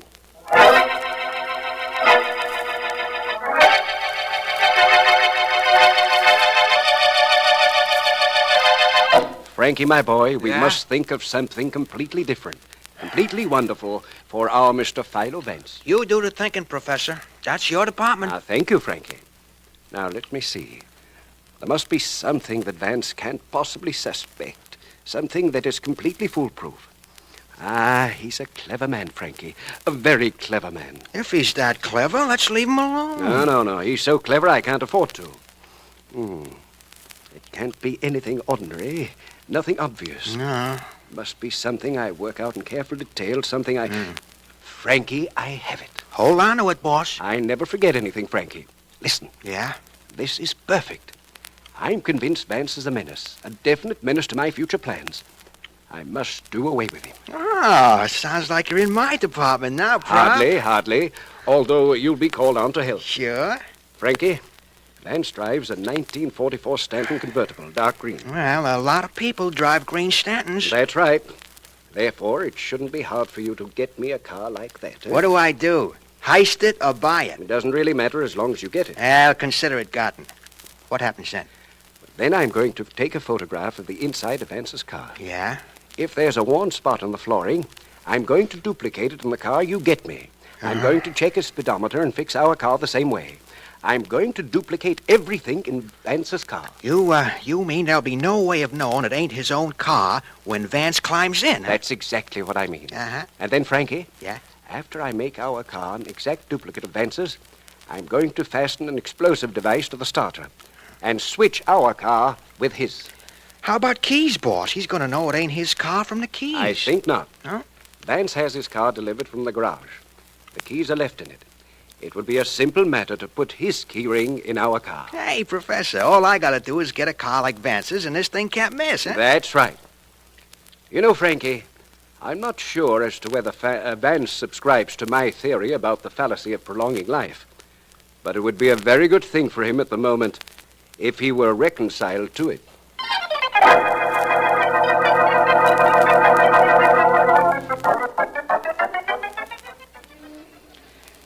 Gee, Professor, I sure did a good job of getting a car that was just like Vance's and of fixing the inside just like his, didn't I? Huh? Yeah, take a look at that bus in front of his door there, and the one we're in, and you couldn't tell them apart.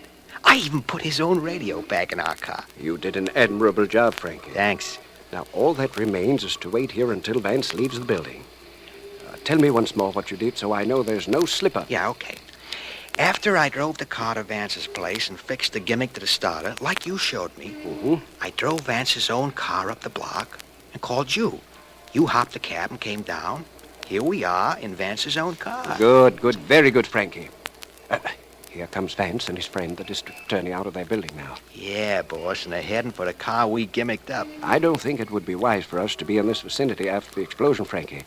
Perhaps it would be better if we left right now. Okay, boss, if you say so. Well, here goes. On with the ignition.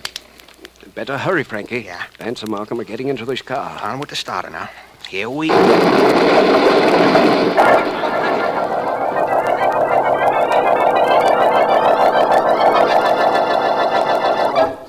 Markham, I think Powell is still breathing.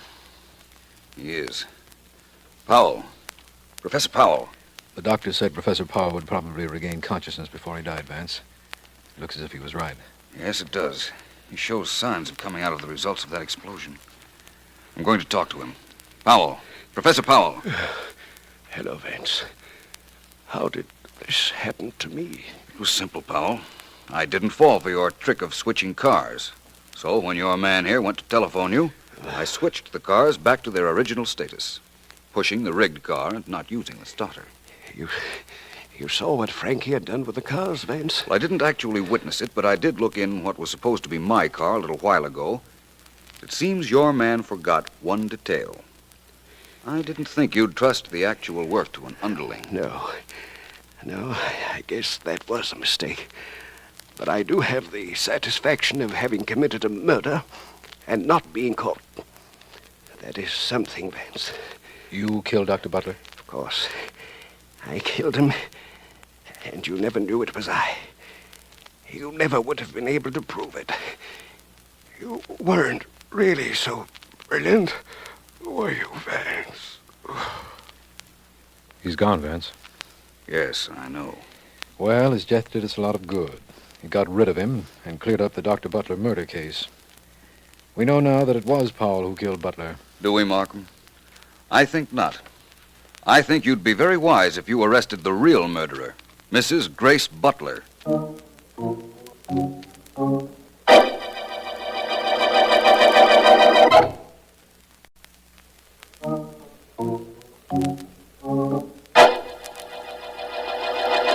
Let's start with the motive, Markham. It was money. Dr. Butler was very rich, but Mrs. Butler was continually being embarrassed by lack of cash. When she heard about Professor Powell's threat to her husband, she decided to make sure the doctor died, knowing Powell would be blamed. That's reasonable enough. Of course. So she stole out of the house as he was dressing on the morning of the murder, came to his office, and waited for him with the hypodermic in her hand. She hid the hypo in her hand, put her arms around her husband as if to embrace him, and shoved the needle into him. Death was practically instantaneous. Yes. Then she went through the routine of putting the hypodermic into the sterilizer, trying to eliminate all traces of the poison. Well, that's all very well, of course, Vance, but why did Professor Powell insist he kill Dr. Butler? The colossal conceit of the man was responsible, Markham.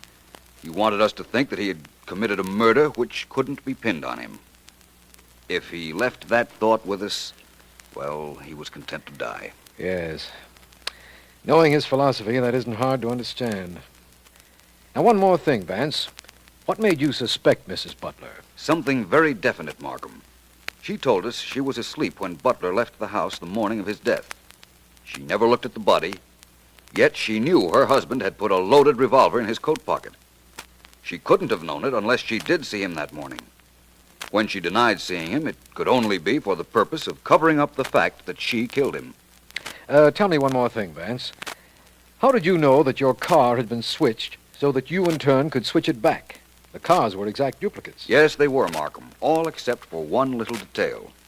The gas gauge in my car wasn't working. It didn't register at all. When I got into the car in front of my door, turned on the ignition, and saw the register indicate it was half full of gasoline. I knew it wasn't my car. Oh, I see. Then I looked down the street, and there was my Stanton. So you figured out the professor's plan. Lucky for both of us I did, don't you think? Luck had nothing to do with it, Vance. Remind me never to commit a murder when you're around. You're reminded, my friend. And incidentally, while we're on the subject, you're also reminded that this is the end of the Butler murder case.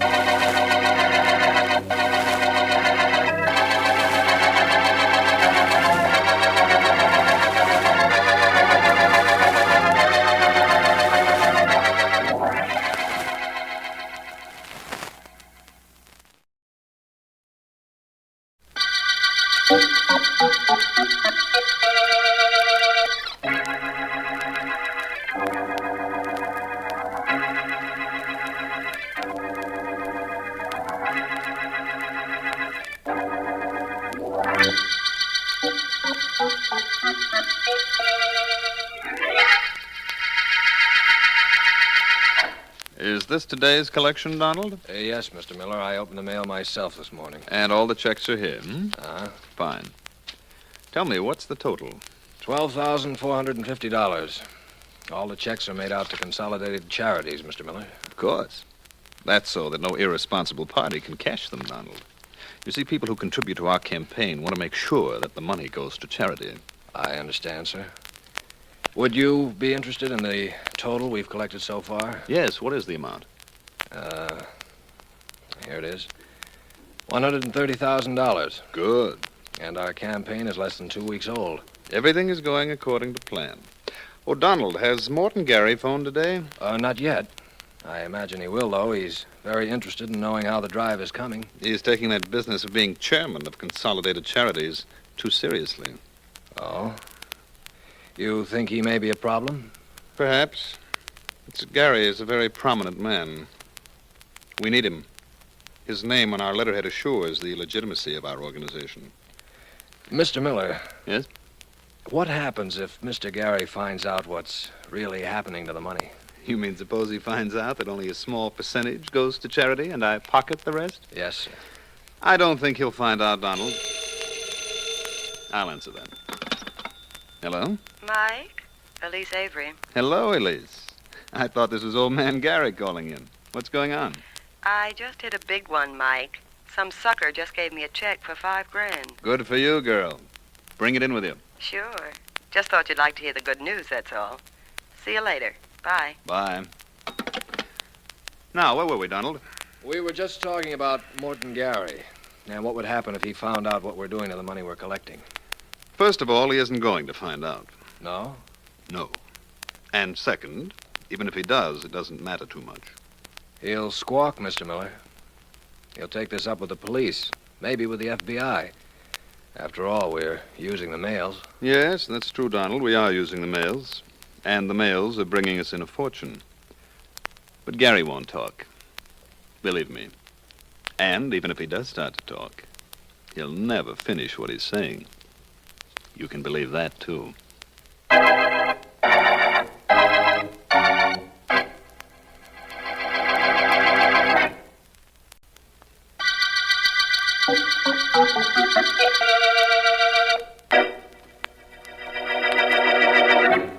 Mike? Oh, Mike, where are you? In my private office, Elise. Come on in. Right. Well, here I am, boss. Armed to the teeth with a check for $5,000. The one you phoned about? Mm-hmm. Lay it right here, lady. I want to look at it. Here you are, chum. Paid to the order of Consolidated Charities. 5000. Endorse it, cash it, and it's all yours.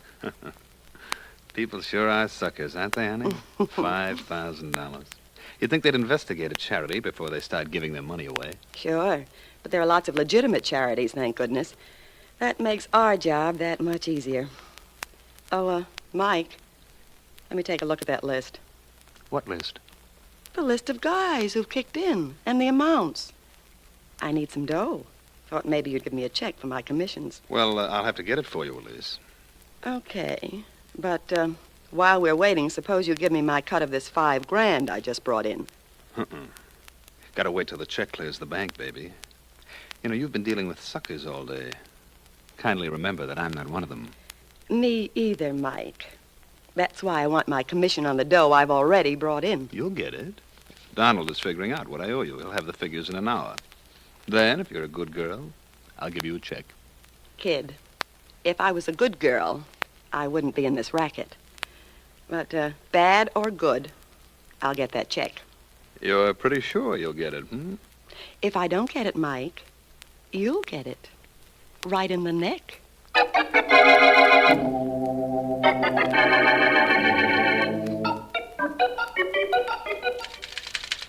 I beg your pardon, miss. Yes?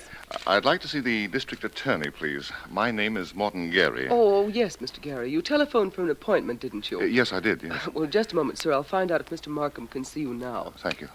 Yes, Miss Williams. Mr. Morton Gary to see you, Mr. Markham, by appointment. Ask him to come in, please. Would you go right in, Mr. Gary? Right through that door there. This door here? Yes. Yes, that's the one, Mr. Gary. Oh, thank you, miss. Thank you. Mr. Markham? Come in, please, Mr. Gary. How do you do, Mr. Markham? Mr. Gary, please sit down, sir. Oh, thank you, thank you. Mr. Markham, I've come to ask you to investigate a very unscrupulous man, Mr. Michael Miller. Miller?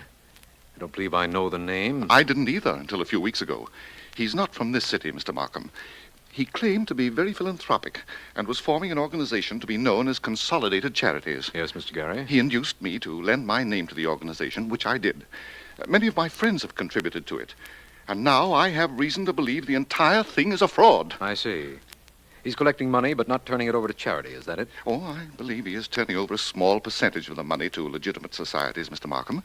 But I've asked to see statements of monies collected and dispersed, and Mr. Miller has refused to allow me to see any records. I begin to understand your suspicions, Mr. Gary. Michael Miller, you said the man's name was? That's correct. His offices are in the Lions building.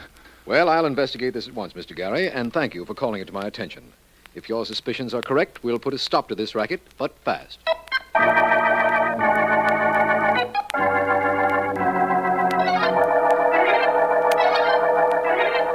931.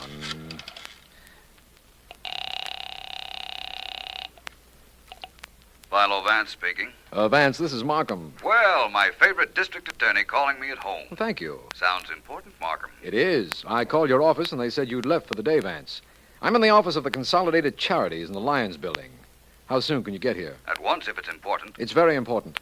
We had a complaint late this afternoon about a Mr. Michael Miller, who was the head of this supposed charity organization. Actually, it was a racket. Go ahead, Markham. Who made the complaint? Morton Gary. Oh. You know him, Vance? Yes, I do. Very honest, very wealthy, and very gullible. Well, when I got to this Miller's office a little while ago, Vance, I found Miller dead. He'd been shot twice, once in the heart and once in the calf of his leg. Really, Markham? How strange. And there are no records of any kind here, Vance. Apparently, the murderer took them with him. All that was here when we broke in was the body. The lists are missing, eh, Markham? Yes. Apparently, we have a listless murder case. Well, just to generate a little action in it, suppose I describe Miller's killer for you. Describe him, Vance? You haven't even seen the body. You don't know any more about this case than I've just told you. How can you possibly describe Miller's murderer? I'll explain that to you later, Markham. Right now, all I'll tell you is to look for a murderer with a bruise on his cheek or a black eye. I'm on my way down to meet you now.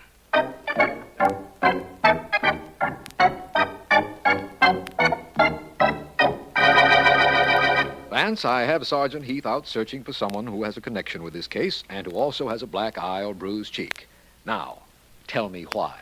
One of the nicest things about you, Markham, is that you do things that I suggest without demanding an explanation. Let us retain that fine point in our association until the proper time. shall we? I know your reasoning, Vance. You believe that if you were to explain why you think the murderer is bruised, I'd be prejudiced immediately against any suspect we turned up who did have such a mark. Exactly. Yes. And up until now, I'm quoting only theory, Markham, not fact or proof. Good enough, Vance, good enough. By the way, if you can table your theory temporarily, we have a suspect for you. Really? Who? A girl named Elise Avery. She's in the next room now. It seems that she came into the Consolidated Charities office while I was waiting for you. She admits she worked here, but denies any knowledge of the shooting of Mr. Miller. Oh, nobody makes our job simple anymore, Markham, do they? Well, that should make you very happy, Vance. You and your theory about the bruise on the killer's face. Do you want to go in and see Miss Avery? Do you think I should? She's very attractive. I should. I'll report any developments to you, Markham. Do that, Vance, do that. I'll be here somewhere trying to find some records of contributions. They must be around unless the murderer took them with him. Which is not at all unlikely. See you in a little while, Vance. Right. I'll go in and talk to Miss Avery now. Hello. Hello. Miss Avery, I'm Philo Vance. Really? You're not at all the way I pictured you, Vance. No? Mm-mm. Should I be flattered or ashamed? I didn't know you were so, distinguished looking. I'm ashamed of those newspaper pictures. Oh, I like that. You're either very easily pleased, Miss Avery, or very anxious to cater to my vanity. In either case, there are several questions I want to ask you. Oh, I'll save you the trouble of asking, Vance. I've got the answers already. Oh, yes? Yes. My name is Elise Avery. I worked for Consolidated Charities soliciting contributions. I got a salary. I had no idea this was a racket, and I don't know who killed Mr. Miller. Very interesting, very informative, and very pet. Miss Avery, you know that Mr. Miller was killed by a bullet in the heart? Yes, I do. Mr. Markham told me that. He also told me about a bullet in the calf of his leg. Oh, I don't see the connection, if any. I believe there is one, Miss Avery. Vance, may I confess something? Not the murder. No, of course not. Then go right ahead. I've wanted to meet you for a long time, Vance. Ever since I first saw your picture in the papers and began reading about you. We went through this flattery routine a while ago, didn't we? Oh, I don't want anything from you, Vance. I'm not looking for any favors for what I'm saying. That just happens to be the way I feel. And so I'm saying it. Well, I find this most enjoyable. Please continue. All right. I've often wondered what kind of a man you were, where a woman was concerned. Oh? Mm-hmm. Most of the men I've known were dull. You look different. You sounded different in the stories I read about you, and yet in person, you're still different. Attractively different. If you'll believe that I'm not merely trying to return a compliment, I might say that you're different too, Miss Avery, and very attractive. And what's keeping the two of us so much apart? Come closer, Vance. Hmm? Courage is one of my strong points, Miss Avery. I'm here. How much courage do you have, Vance? Adequate amount, I'd say. Enough to come still a little closer? Hmm? This is what I like about a murder case. You never know what's going to turn up next. Right now, it should be my toes. Oh, no, I never felt quite like this before. Vance, let's not talk about a murder case. That suits me. Concentration is one of my weak points. Vance. I was just thinking of that myself. And what are we waiting for? Nothing that I know of. Vance. Vance, darling. Vance, I just wanted to... Oh. I beg your pardon, both of you. Oh, Markham, well, come in, please, come in. I guess I'm supposed to say I hope I'm not intruding, but I guarantee all three of us know I am. You're not kidding. Oh, but you're not really intruding, Markham, honestly. Although it's true that you did interrupt me while I was embracing Miss Avery. Oh, after the way you've kissed me, my name is Elise. Very well. Well, Markham, it's true that you did interrupt me while I was embracing Elise. But that embrace was in the nature of an experiment. An experiment? Really? Yes, Elise, an experiment. An experiment that tells me whether or not you killed Michael Miller.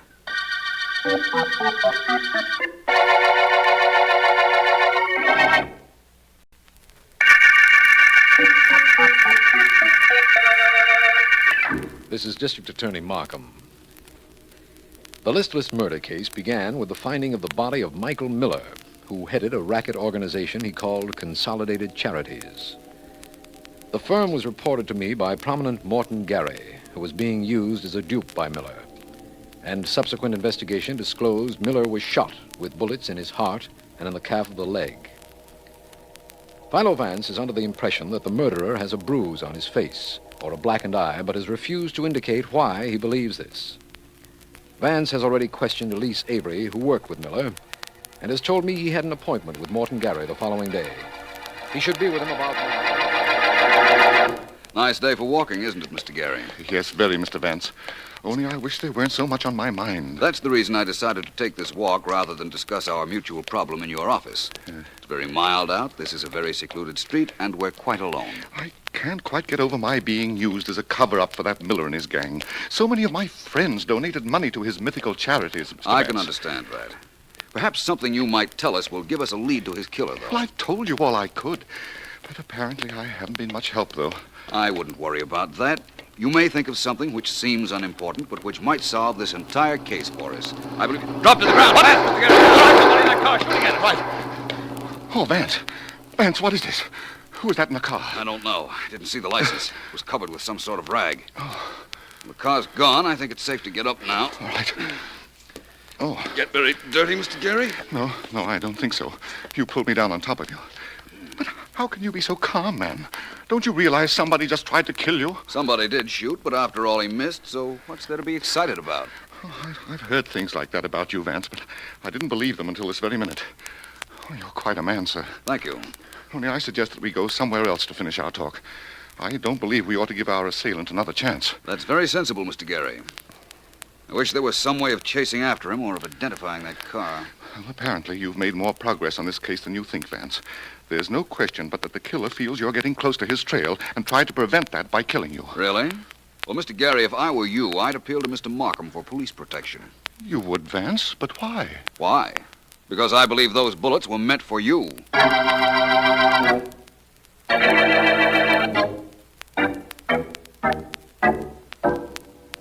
All right, Vance, you came down here to tell me you believe someone tried to kill Morton Gary.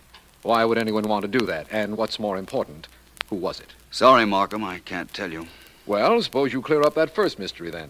No sense in having two unexplainable remarks by you go unanswered? You mean, why do I think the killer would have a mark on his face? Yes. Suppose you take your topcoat off, sit down, and let me have the details on that one. I'm not staying long enough to sit, Markham. But I will tell you why I think as I do. All right. You mentioned to me over the telephone that Michael Miller had a bullet wound in his heart and one in the calf of his leg. That's right. It's the bullet in his leg that leads to my line of reasoning. I think that the killer fired from the floor and his first shot struck Miller in the leg. In other words, he was lying on the floor, Miller was standing over him, probably about to kick him, and the killer shot. Yes. His first bullet struck Miller in the leg. Miller staggered back. The killer got up off the floor and shot him in the heart. Well, that still doesn't explain the bruised face. Doesn't it? Well, isn't it logical, if the killer were on the floor, that Miller had knocked him down first? And if he knocked him down, wouldn't it seem as if there should be a bruise? Yes, it would. And Vance, while you're in a true confession mood, why not explain why you were embracing Miss Avery yesterday? Well, certainly. There was no bruise on her face, Markham, but her makeup might have been used to cover it, if she did have one. What? While I was ostensibly kissing her, I was actually trying to rub off as much of her makeup as I could. Oh, I see. And as there was no bruise, that relieves her of suspicion, then, I suppose. I wouldn't go that far, my friend. I could be completely wrong about this. Personally, I don't believe you are. But as long as you've been so cooperative, Vance, here's a piece of news for you. There were 3 people in Miller's charity racket. Miller, Elise Avery, and a secretary, a young fellow named Donald Stone. We've overlooked him, haven't we, Markham? Well, I think we can do something about that. Miss Avery knew him, of course. Yes, she did. Well, perhaps I'll call her on the telephone and ask her something about him I want to know. Come to think of it, there was a memorandum at my office saying that she had phoned earlier today. Oh, wonder what she wanted. From the tone of the message she left, apparently she didn't believe what I said in her office, that the embrace between us was merely an experiment. She seemed to regard it more as a sample.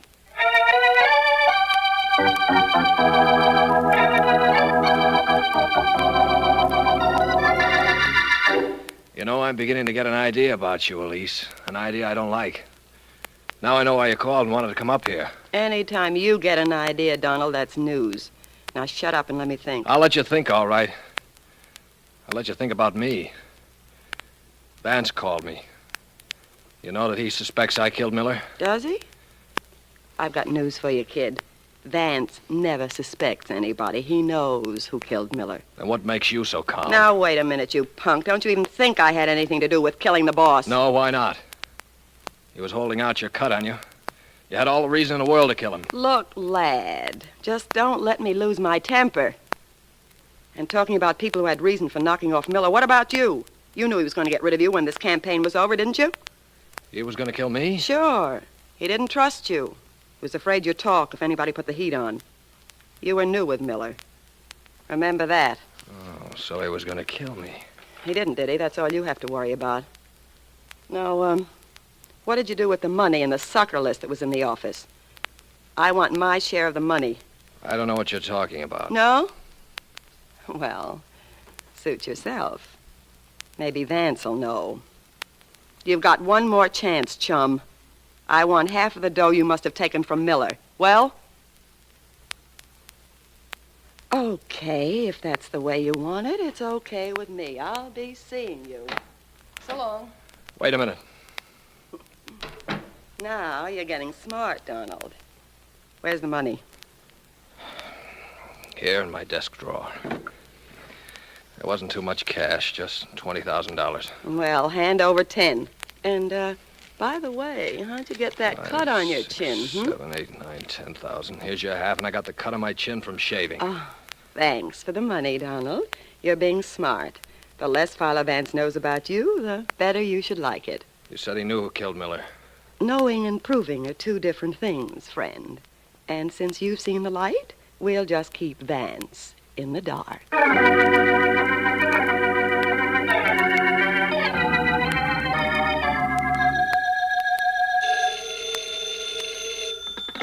Vance speaking. Hello, Vance. Yes? This is Elise Avery. I tried to reach you earlier today. I know. I got your message. I'd like to see you, Vance. So your message said. It isn't what you think, Vance. I'm trying to help you. I can tell you about Donald Stone, who was Miller's assistant in that charity racket.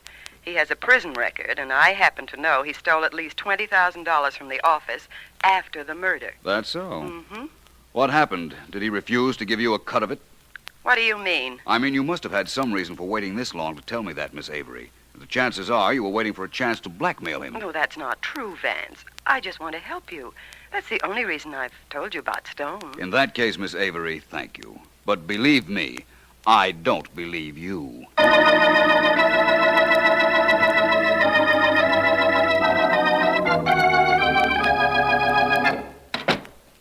Hello, Mr. Vance? Hi, Miss Williams. Mr. Markham in? No, he's not. Why don't you take your hat and coat off, Mr. Vance? He won't be long. Thank you. I'll do that. All right to lay them on this chair? Certainly. Thank you. Why, Mr. Vance, what on earth is that on your shoulder? Paint? No, Miss Williams. Looks like paint, doesn't it? Actually, it's something I'm preserving rather carefully. It's the clue to the murderer of Michael Miller. That spot? That's right, Miss Williams. And I think that perhaps I'd better not wait for Markham. I have some things to do, but would you ask Mr. Markham to have Miss Avery, Mr. Donald Stone, and Mr. Morton Gary in my office in an hour? Well, yes, of course. Tell him that I'll be ready to name Mr. Miller's murderer then.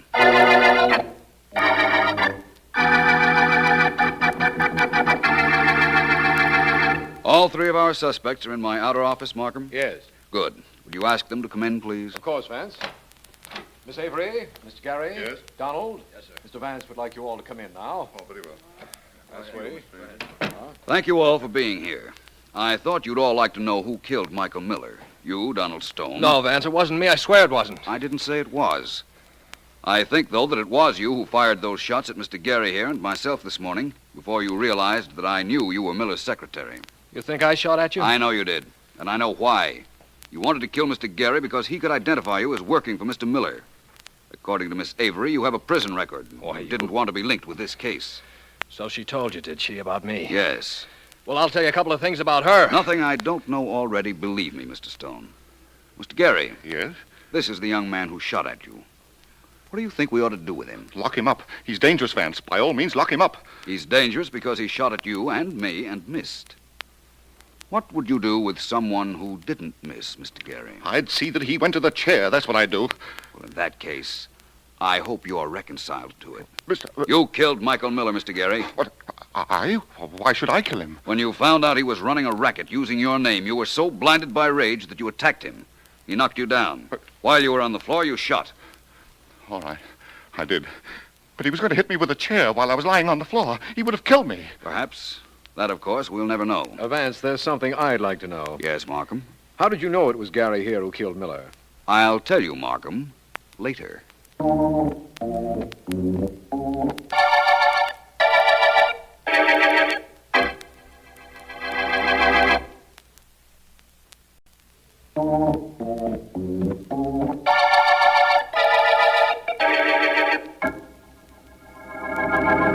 I'm listening, Vance. You knew Miller was killed by Gary. How? Remember, Markham, my theory about the killer having a bruise on his cheek? Yes, but Gary had no bruise. Oh, yes, he did. It was covered with makeup, so we couldn't see it, but it was there. But if makeup covered it, how did you know? Your secretary noticed a spot on my shoulder today. I'd wondered earlier how it had gotten there. But then I realized that there was only one way. And that was? That was when Gary fell against me on the street when we were both walking and the shots were fired. It was mild, and I wasn't wearing a topcoat. Oh, I get it now. When you realized how you got the makeup on your shoulder, you realized Gary would have only one reason for wearing makeup, to hide a bruise. That's right. Vance, you're wonderful. Come now, you're beginning to sound like Elise Avery. You'd better stop. I will, if you'll tell me what happened to the list of people that contributed to Consolidated Charities and gave this case its name. That list? Donald Stone probably destroyed it. He found Miller dead, stole whatever money was around, and tried to hide the fact that the Consolidated Charities was a racket. Yeah, pretty low racket, Vance. I'm glad we ended it. And I'm glad we ended the listless murder case.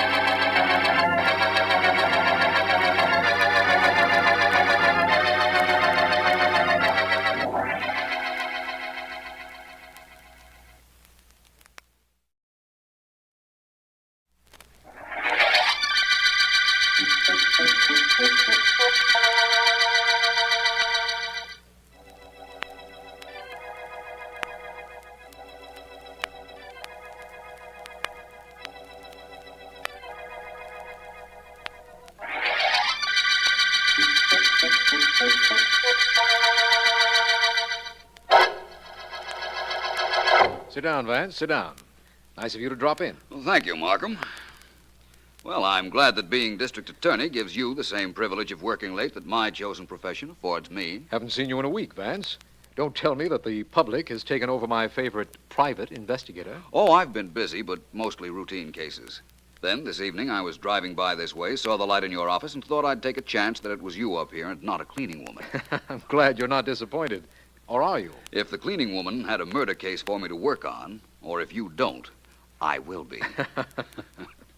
Anything unusual going on, Markham? Yes, I'm working late because a young lady phoned me and asked me to wait for her. She said it was urgent. Well, that sounds very interesting, Markham. Perhaps I... Which one of you is the district attorney, please? Please? Well, please come in. I must see Mr. Markham. I phoned him a while ago. It's a matter of life and death. Yours? Are you Mr. Markham? I'm Philo Vance. This is Mr. Markham. How do you do? Mr. Markham, my name is Mills, June Mills, and you've got to help me. Well, I'll certainly try if you'll give me a hint as to how. Oh, I'm sorry. It's just that I'm so upset. I've never done anything like this before, and I don't even know if you can help me. If he can't, I'd like to, Miss Mills. What's the trouble? Well, Well, I know the district attorney is called in to help convict a killer after a murder takes place, but can he help prevent one? That's what I want to know, can he? He certainly can try. Tell me what it is you're troubled about. It's my boyfriend, Johnny Blake. He works at the soda fountain down at the Kingsway Luncheonette. He's going to be killed. Who's going to kill him? Who? Yes, Miss Mills.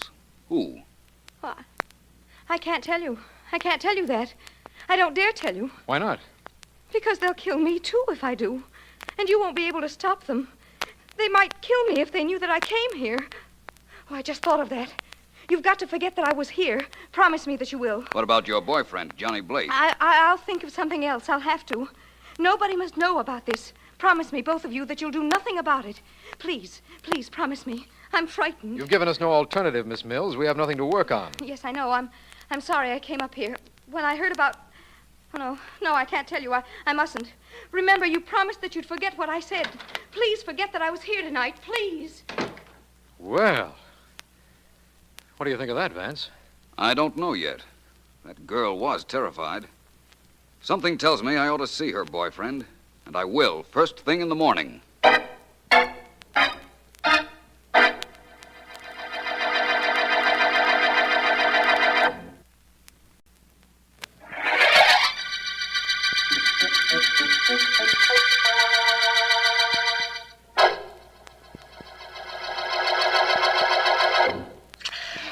Chocolate soda, all black, no whipped. There you are, sir. Thank you. What's yours, miss? Strawberry soda, no ice cream, please. And a bacon and tomato on toast. Right. BT down. Echo. BT down. Right, BT down. Strawberry, right, miss? Yeah, and a bacon and tomato on toast. Well, that's coming up. I'm only vice president in charge of sodas. There you are.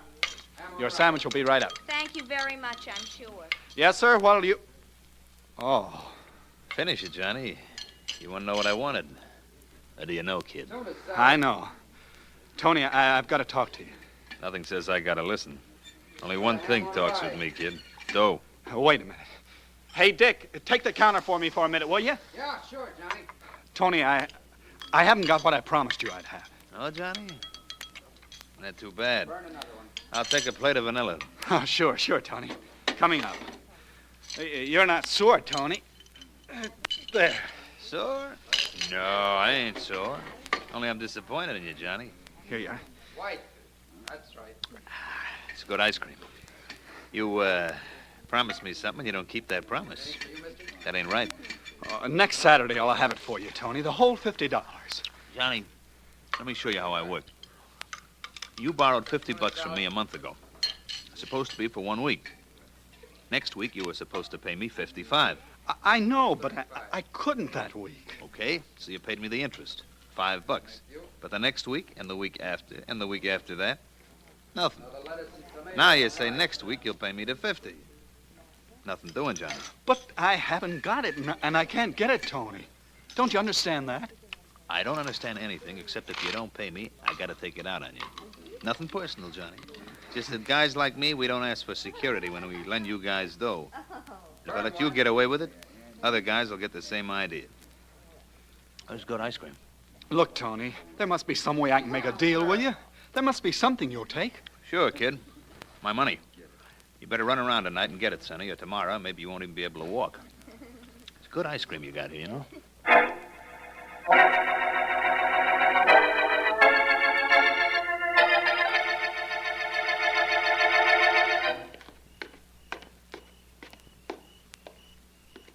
Sit down on the porch for a minute, Johnny, please. I don't want to sit down, June.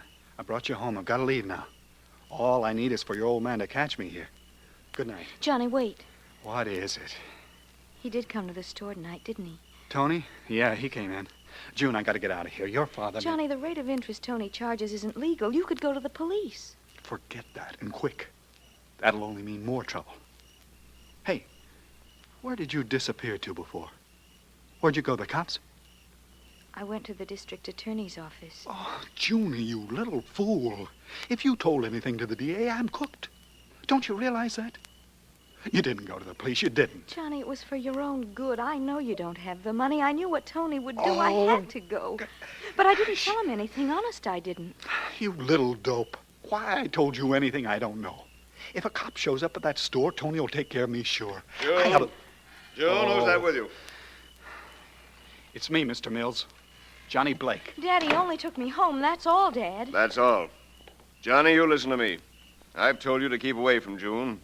If she hasn't enough sense to know what kind of a guy you are, I have. Mr. Mills, you don't understand about Understand? us. Why, Dad, What are you please. trying to So do? I don't understand, eh? Let me. I understand this. That you're no good for my daughter, Johnny. You're no good to anybody. And I'm telling you now, as quietly as I can, that if I ever catch you with her again, I'll kill you. Do you understand?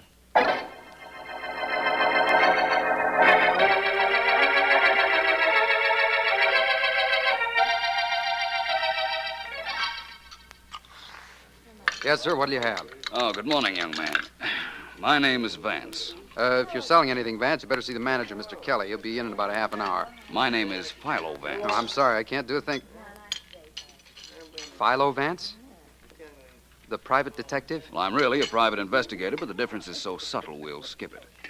I'm looking for Johnny Blake. Is that you? Nope. I'm Dick Jackman. Johnny ought to be around, though, somewhere. Where's that? Well, I don't know for sure. I just came to work. He gets in before I do. Maybe he's downstairs in the basement grabbing a smoke. Or mixing some syrups or something. What's up, Mr. Vance? I don't know. That's what I came to find out. Which way is the basement? Right down the stairs at the back of the store. Say, I'm off for a couple of minutes. You want me to take you down? I'd appreciate that very much. Okay, just walk along outside the counter, Mr. Vance. Meet you in the back. Well, that's fine. Thank you again. Here we are. Right through this door. Down the stairs. Oh, I'll go first, Mr. Vance. If you will. See, we keep all kinds of stuff down here, Mr. Vance. Syrups, big refrigerators, everything. Hey, Johnny, got company. Yeah, that's funny. Maybe he isn't down here. Oh, no, he's got to be. One of the boys said he saw him go down here about an hour ago. Hey, Johnny! John! Mr. Vance? I see it. Was that Johnny Blake? Sure looks like him from here, Mr. Vance. I wouldn't like to go over there. I would like to look at it from up close. You won't have to, Dick. He's dead. I can tell that. I can see from the way he's crumpled up. What's that on the floor next to him? Oh, that's a syrup pump. Vanilla syrup pump. We keep all of them down here in the morning where they can be scrubbed. Well, I'd say somebody hit Johnny over the head with it and killed him. Dick, who was it Johnny was afraid of? Don't ask me, Mr. Vance. I don't know. I haven't any idea who it was. No kidding. I wouldn't know, Mr. Vance. I wouldn't know. It might help me find whoever killed Johnny, Dick. Yeah, maybe, Mr. Vance, but I'd say that nobody can help Johnny anymore, and, well, I don't want to be in a spot where nobody can help me either. Dick, listen. Johnny's girlfriend, June Mills, told me part of the story. She told you about Tony? Vaguely. I need a little more information. Well, Tony's the reason I won't talk, Mr. Vance. See, he's a pretty tough character. June probably told you that Johnny borrowed dough from Tony, didn't she? Not exactly, but she didn't have to. And as a matter of fact, Dick, you don't have to do any more talking either.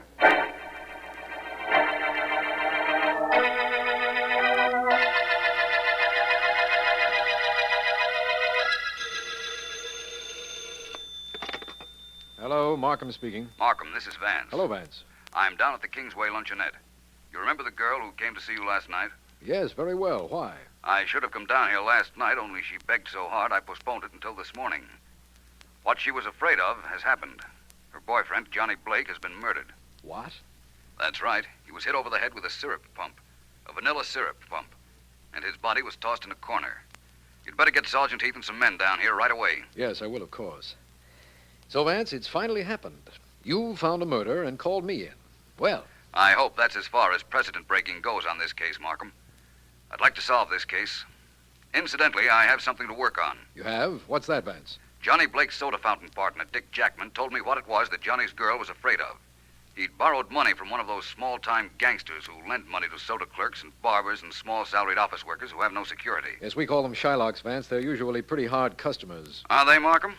Well, I'm going to see this one. Maybe I can soften him up a bit.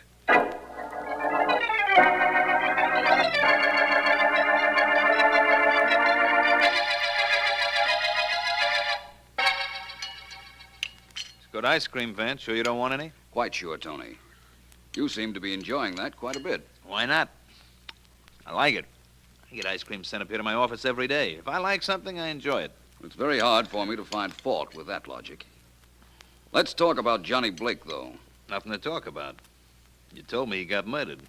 It's too bad. He owed me dough. But I can write it off. Listen, Tony. I found Johnny in the basement, killed with a syrup pump. The basement window had been smashed, and the murderer got in that way. Where have you been all morning? Me? Right here. I got 6 people who'll swear I was here all morning. I have no doubt about that. You admit that Johnny owed you money and couldn't pay it, don't you, Tony? That's right, only I wouldn't knock him off for that. You see, now I'll never get my dough. That ain't good business, Vance. It might be in your line of work, Tony. You might credit it to advertising. That's pretty cute, Vance. You mean other guys will remember that maybe they should pay me what they owe me or they wind up like Johnny. Hey, that's pretty cute, Vance. I should have thought of that myself. Are you quite sure you didn't? I'm positive, but I'll remember about that, Vance. I wouldn't if I were you, Tony. Vance, haven't you got any curiosity? Or haven't you got any nerves? I assure you I have both. Why? You know those sounds you're hearing, your shots. How come you don't ask about them? You'll tell me, Tony. You were just dying to tell me the minute I heard the first one. No wonder you don't eat ice cream, Vance. You don't need any. You're the coolest thing I ever ran up against. You want to know about those shots? Well, let's say you want to tell me about them. Yeah, I do. You see, Vance, those are my boys shooting off those guns. They're practicing. It's my idea. You like it? Not well enough to shout bravo. They have permits. Sure. That's my idea, too. I see. What are they shooting at? Well, right now it's targets. Targets I set up downstairs. They practice so that if they ever get in a jam, they'll be able to shoot straight. I got the idea from the FBI. How do you like it? I like it all right, Tony. Only I have an idea that anybody that commits a crime ought to be caught. That's something I got from the FBI.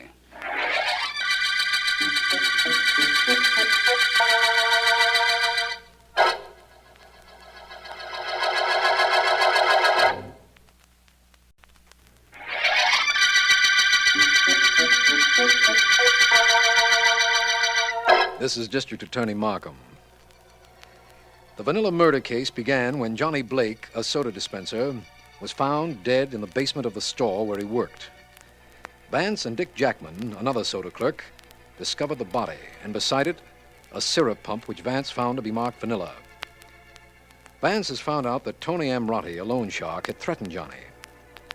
I've uncovered some information that might be helpful to Vance, and I've phoned him to meet me outside the basement window. He should be along any minute now because it's about half an hour. Vance, is that you?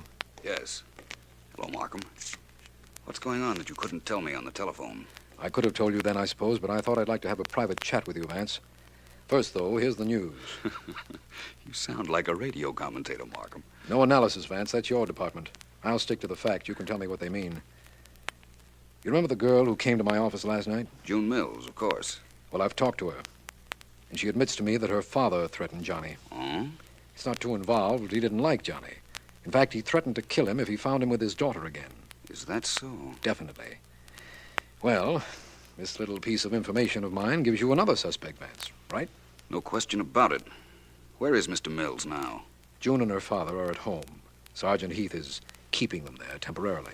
In that case, I think I'll pay them a visit. I might as well clean up that little detail. Vance, I've given you some information, but you've been a little reluctant to part with any news. Have you made any progress at all in this case? I think so, Markham. In fact, I can tell you with every confidence that when I return from the Mills house, I'll tell you who murdered Johnny Blake.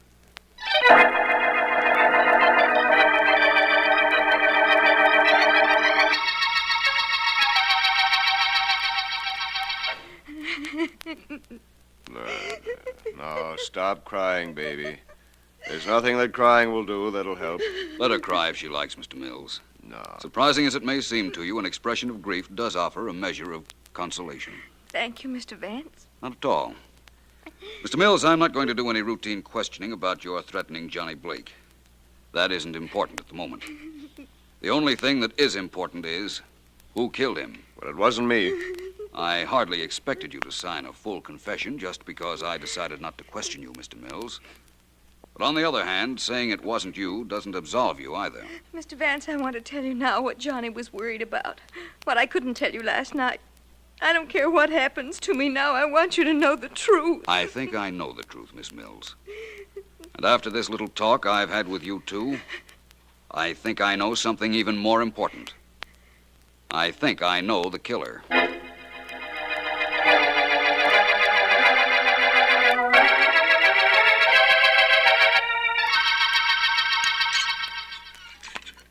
I'll have a large strawberry soda, no ice cream, and a bacon and tomato on toast, please. Right. Stretch a strawberry. BT down. Thank you. Oh, hello there, Mr. Vance. Something I can serve you? No, thank you, Dick. Not right now. Listen, you've been very helpful to me. Would you do one more thing, please? Well, if it'll help, count me in, Vance. It will help. I want you to borrow $50 from Tony Amrotti. Mr. Vance. No can do. But you said you'd help. Tony wouldn't lend me a dime. Don't believe me, ask him yourself. He's sitting right over there at the corner of the counter eating ice cream. Vanilla, of course. Natch. So Tony won't lend you any money, Dick? Nope. Don't ask me why. It isn't as if he was afraid he wouldn't get it back. Tony's got his own way of collecting, you know. Yes, so I've learned. Well, thanks just the same, Dick. I think I'll have another talk with him. Good enough. See you around, Mr. Vance. Hello, Tony. Hi, Mr. Vance. Come on over and have some ice cream. I'm coming over, but not for that reason. Come on, there's a stool right here, just waiting for you. Sit down. Thank you. Tony, I understand you lend money to anybody with or without security. That's right. That's a little illegal, isn't it? I mean, at the rate of interest you charge. Maybe. Only there ain't no such thing as a little illegal, is there, Vance? I suppose not. Tony, inasmuch as you lend money to anybody, why won't you lend any to Dick Jackman? That soda jerk over there? He's a bad boy, Vance. He forgets to pay back.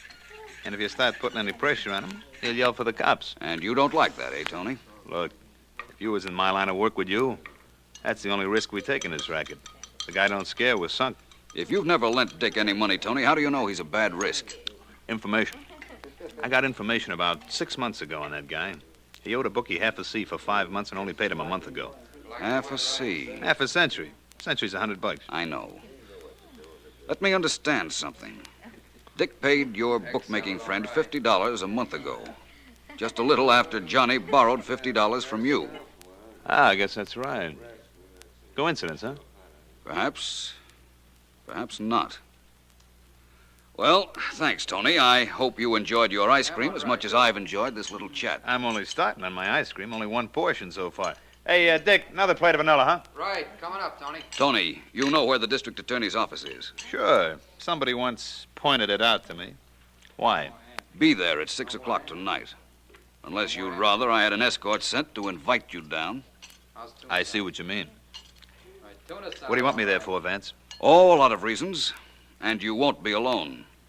I'm going to ask Dick Jackman and June Mills and her father to be there, too. You're really going to want to come, aren't you, Tony? Am I? Why? Why? Because I'm going to name Johnny Blake's murderer. And I couldn't very well do that without you there, now could I?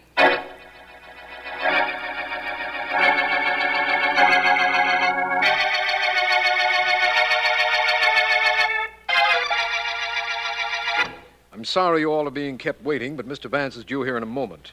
He stopped by to see Sergeant Heath at police headquarters to get the results of some fingerprints we were checking. Is that why our prints were taken when we came in here, Mr. Markham? That's right, Mr. Mills. Yours, your daughter's, and Dick Jackman's. We already had Tony's, didn't we? Don't be so proud. Cops in 6 cities have got my prints. Maybe 7. Let me see now.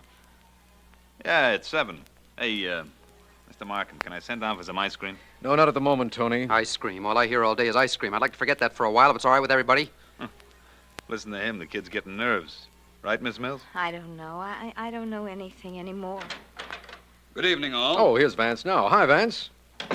Well, I see that all our invited guests are present, Markham. Yes, they are. Thank you all for being here. In a few minutes, I promise you, 3 of you may leave.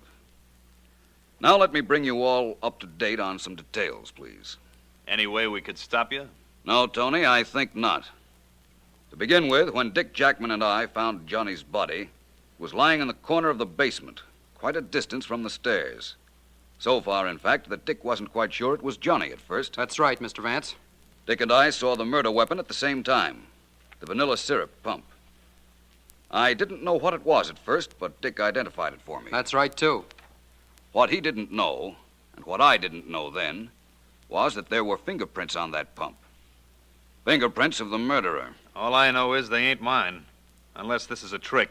They aren't your prints, Tony. You see, the fingerprints on the syrup pump are Dick Jackman's. Why not?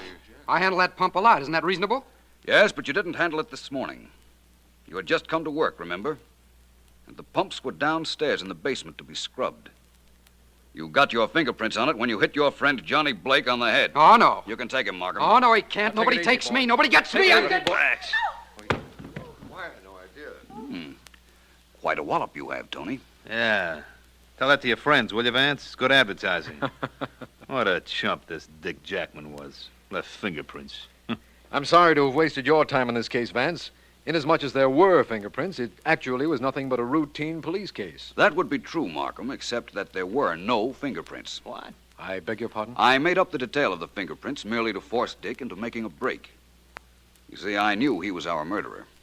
You knew Dick was the murderer and there were no fingerprints. How? Just think over the facts for a moment, Markham, and you'll know how I knew, too.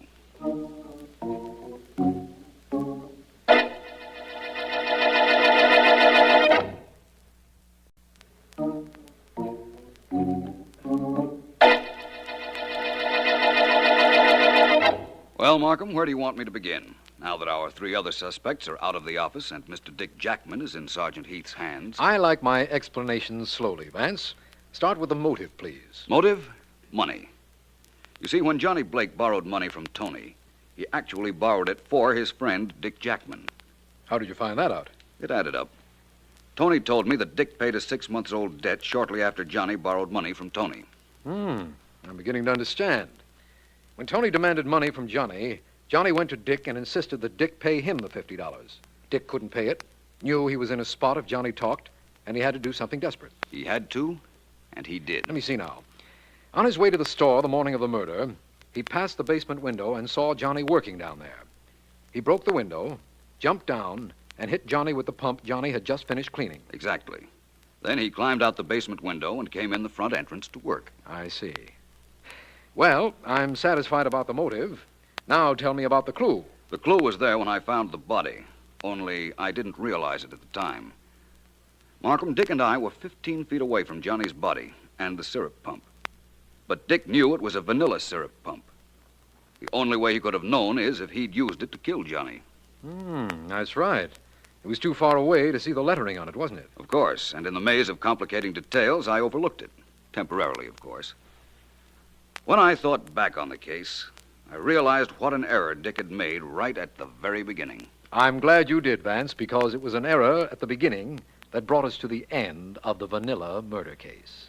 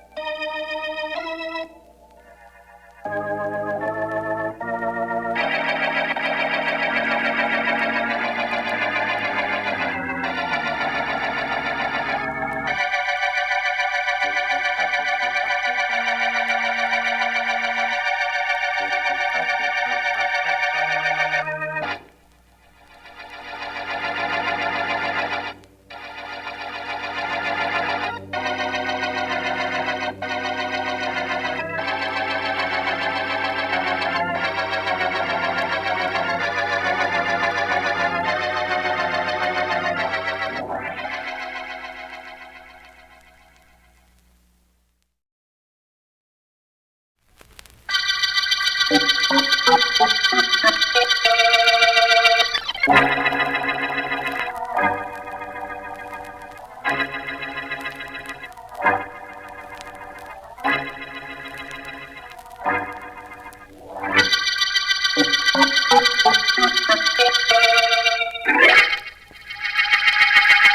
Jamesy, what color tie do I wear with this? With a double-breasted blue suit, Mr. Cardinal, I would suggest this one. Maroon with blue figures. Maroon? That means red? I always thought that was some kind of a dope. And that word is boron, sir. Well, what's the difference? Moron, maroon, it's the same thing. Well, I got this thing on. How does it look? Oh, precisely correct, sir. Precisely. And the word you were seeking to use instead of tie is cravat. Cravat. Okay, I'll remember that, Jamesy. It takes a little time to make a mug like me a gent, don't it, huh? Generations. Eh? Nothing, Mr. Cardinal, nothing at all. Now, is there anything else you wish, sir? Yeah. I wish the phone would ring so I know whether I got that date or not. Did I say that good? Oh, very well, sir. Except that perhaps I would have said appointment. Appointment. Okay, thanks, Jamesy. You know, I'm glad I hired you. Thank you, sir. You know, sometimes I can't get over this. Me, Tony Cardinale, ex-racket boss with a dozen English cut suits and English butler. In a couple of months, instead of dropping guys, I'll be dropping H's. Yeah, that's pretty funny, huh? Is it, sir? Yeah, you guys don't have any senses of humor. Jamesy, this is really living, ain't it? Why, I imagine so, sir. Yeah, it costs a lot of dough. A lot more than I thought it would, but it's worth it. Yes, sir. Jamesy, you gotta help me do a little bookkeeping one of these days. My dough's gone too fast. Let's you and I get together. I'll get it, Jim. No, you do it. It'll sound classier. Very well, sir. Just as you say. Mr. Cardinal's residence. Is Mr. Cardinal at home? Mr. Cardinal. This is Mr. Leo speaking. Really get me. Oh, just a moment, Mr. Leo. It's for you, Mr. Cardinal. It's Mr. Leo. Mr. Lolo. Boy, that's what she is. Give me that phone. Here you are, sir. Hello, honey. Coney. Oh, I'm glad you waited for my call. I was delayed a bit. Oh, kid, I've been waiting all my life for your call, only I didn't know it. How's for tonight? I'd like to go for a drive, if you don't mind, Tony. Mind? Who minds? We'll go driving forever if that's what you want. I'm buying a new car this afternoon. I'll get it, pick you up at about 7. Then we can go put the feedback on someplace. We'll go eat somewheres. Is that okay with you? Definitely. Swell. See you at 7, sweetheart. Bye. Goodbye. Oh, what a dame, Jamesy, what a dame. She's the one who was here last night for dinner. Like her? Oh, very much, sir. Wasn't it she who seemed so concerned about some individual who disliked you intensely, sir? Yeah. She meant Al Bailey. He's a skunk. And who cares whether a skunk likes you or not, so long as you keep out of his way.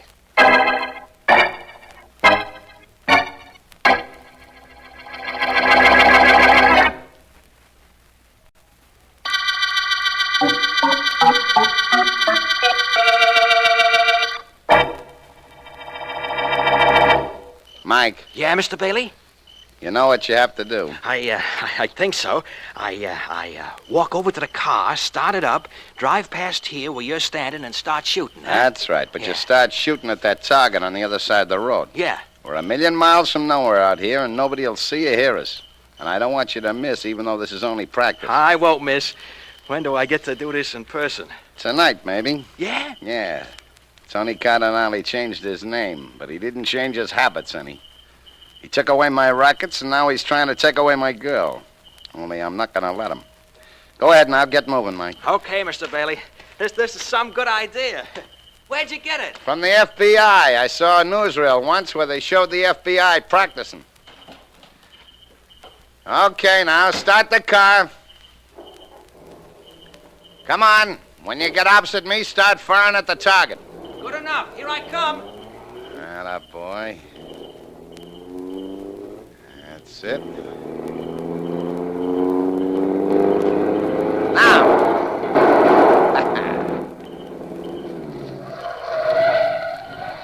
How did I do, Mr. Bailey?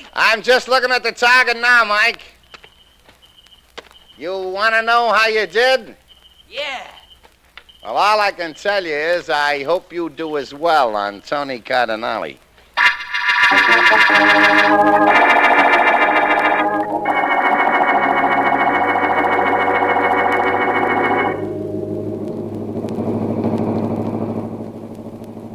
Tony, Yeah, Lane? I like you, Tony. Is that wrong? Yeah, sure it's wrong. It's wrong for Al Bailey and the millions of other guys in this world. But for you and me, it ain't wrong. What I started to say was, I like you, but maybe I like Al Bailey better. Huh? Park here a minute, will you? You want me to park? It sounds like a routine I should be giving you. Okay, I'll pull over here by the right side of the road, and you and I can talk this thing over. Yeah. Now what? Now, let's you and I talk. Oh, it's there to talk about. Come here, baby. Oh, Tony. Oh, Listen, kid, don't slough me. I'm loaded with dough. I imagined you were, but Bailey has money, too. Sure, but I got class, I got ambitions, I got savoir-faire. Savoir-faire? Oh, that, Tony, believe me, that you don't have. So, all right, I don't have it. But I ain't missing an awful lot of other things, am I? I don't know about them. All I know is that very shortly, you may be going to be missing me.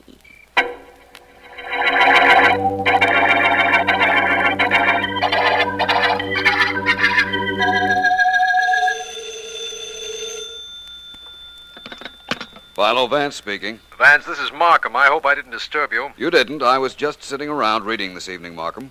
What is it that's happened to disturb you? A murder, Vance. The girlfriend of an ex-racket boss named Tony Cardinale, now known as Anthony Cardinal, if you please.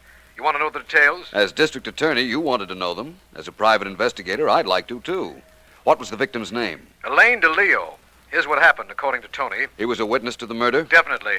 But before I go into that, I may as well tell you that, of late, Tony has become very social conscious.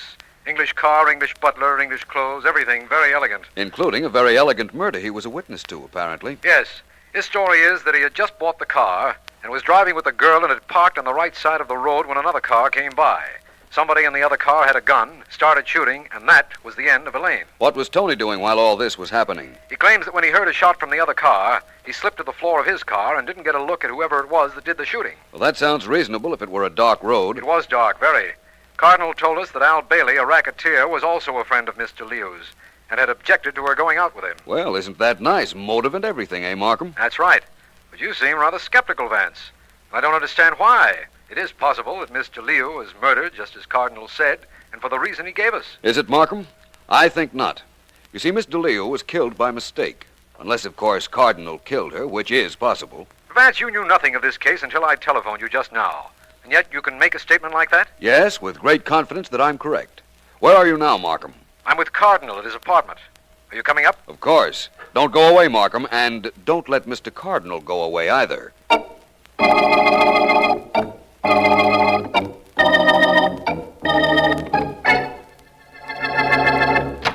My name is Vance. Mr. Markham phoned me. Oh, yes, sir. I am James, Mr. Cardinal's valet. Please come in, Mr. Vance. Thank you. Your name is James, you said? Yes, sir. James Lyons. This way, please, Mr. Vance. All right. Right through this door. Mr. Markham is with Mr. Cardinal now. Thank you. I'll go in myself, James. Very good, sir. Hello, Markham. Vance, come in. This is Tony Cardinal, Mr. Philo Vance. How do you do? How are you? I understand you were with Miss DeLeo when she was shot. Hey, now, slow down, Vance. Take it easy. This thing's got me all off base. I don't doubt that. You claim you didn't see who it was in the car that fired the shot. That's right. Were you having trouble with Miss DeLeo? Oh, we were very amicable friends. Amicable, eh? Yeah. Well, I learn new things every day. The word is amicable, Mr. Cardinal. Well, you say it your way, I say it mine. What's this got to do with Elaine's murder? What about that theory of yours that you told me on the phone, Vance? Later, please, Markham. Mr. Cardinal, I have an excellent memory. Yeah? It reminds me now, for example, that you and a Mr. Al Bailey were enemies, and that a Miss Elaine DeLeo and Mr. Bailey at one time were very friendly. So what? Tony, in your racket days, if somebody didn't do what you wanted him to do, he didn't live to regret it. In fact, he didn't live, did he? Oh, now, Vance. At the moment, I'm trying to make up my mind whether you killed Miss DeLeo for a similar reason. You see, in the event that you didn't kill her, I am quite convinced that somebody tried to kill you. Come on, Markham. We're going for a drive in Mr. Cardinal's car.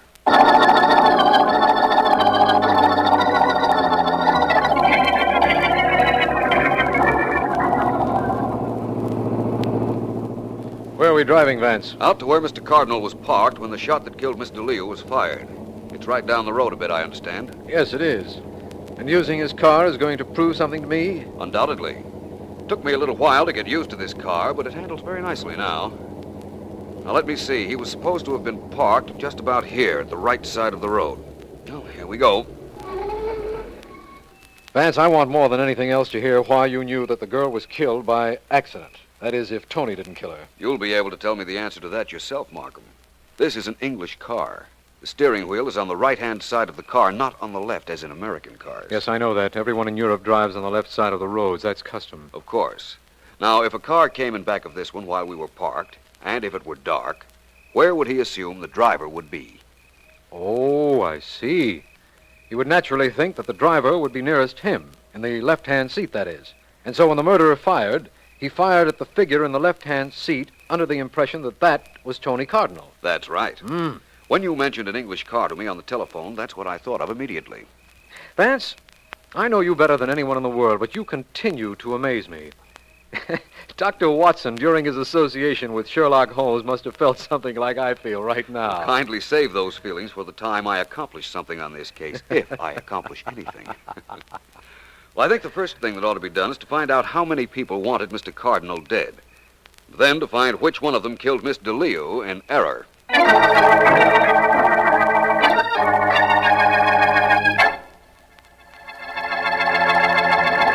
Hurry up with that packing, Mike. We gotta blow this town fast now. I'm hurrying, Mr. Billy. I'm going as fast as I can. Gonna be awful risky. Trying to scram with the heat on, though. No, it won't. I got a private plane all gassed up and ready to take off. As soon as you're through with those releases, we'll get going. Who's that? I don't know. But keep your gun handy, Mike. I'll see who it is. I'll be behind the door. Go ahead, open it up. Yes? Oh, I beg your pardon. My name is Lyons, James Lyons. May I come in? Why? I'm Mr. Anthony Cardinal's valet. I think I might have something to say to you that's quite important. Come on in. Well? The gun in this other gentleman's hand is quite unnecessary, Mr. Bailey, believe me. Stow it, Mike. Tuck the rod. Okay, boss. Well, now, let's have it. You're Cardinal's butler, and you're here. Why? Well, sir, my entire duties were not confined to the Cardinal apartment. Oh? Yes, Mr. Cardinal was quite wary of you, Mr. Bailey. And very often he sent me to spy on you. So? Well, I just happened to be following you and this gentleman out to the country when you were practicing shooting from a car yesterday afternoon. I get it. This is a holdup. You figure if I don't pay up, you're going to the cops. Oh, no, sir, not the police. Never. Well, what's the pitch? Well, I thought perhaps Mr. Cardinal might like to know what you were doing yesterday afternoon. I'm quite certain you wouldn't want him to find out, would you?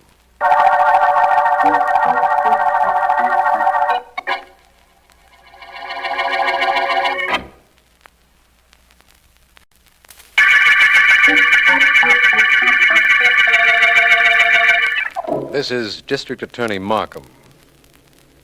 The Cardinal murder case opened when Elaine DeLeo was shot to death while in a foreign car owned by ex-racketeer Tony Cardinal. Philo Vance believes that the girl was killed by mistake, but he insists that if she weren't, then her killer was Cardinal. Al Bailey, underworld character and former boyfriend of the murdered girl, has been under surveillance, and my men report a visit to him from Cardinal's butler, James Lyons. Following the visit, Lyons went immediately to a phone booth where he is now just about... Yeah, Jamesy, what is it? What is it? Mr. Cardinal, I had to call you. It's urgent. I've got a very unpleasant duty to perform. Unpleasant in that I should have done it before. Go ahead, spill it. Mr. Cardinal? Oh, look, never mind the English lessons now. I gotta know what it is you should have told me and didn't. Very well, sir. Your friend, Mr. Bailey, and an associate of his were practicing target shooting from a moving car yesterday afternoon. I saw them, sir. Oh, I get it. So it was Bailey who tried to get me and got Elaine, huh? Thanks, Jamesy. Where is Bailey now? On his way to a private airport, I believe, sir. He owns his own plane, you know, and I've seen him fly several times. The airport is on Redley Drive. Thanks, Jamesy. I ain't gonna forget this. Well, the cops have let me move around the way I like, so I'm leaving this joint now. Bailey thinks he's gone somewhere, does he? Well, he don't know that the only place he's gone is where I send him.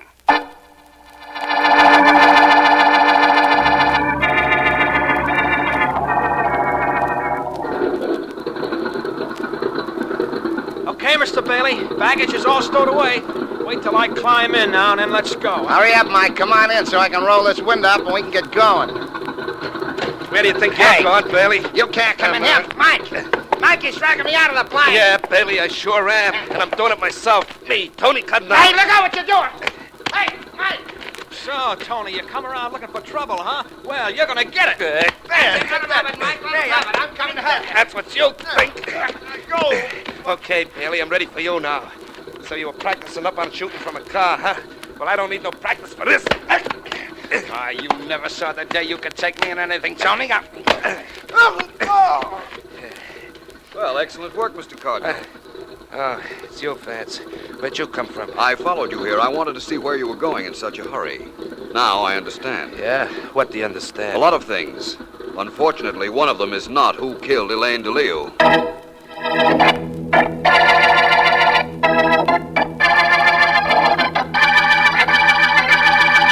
James, you're sure you've told me all you know about Miss DeLeo?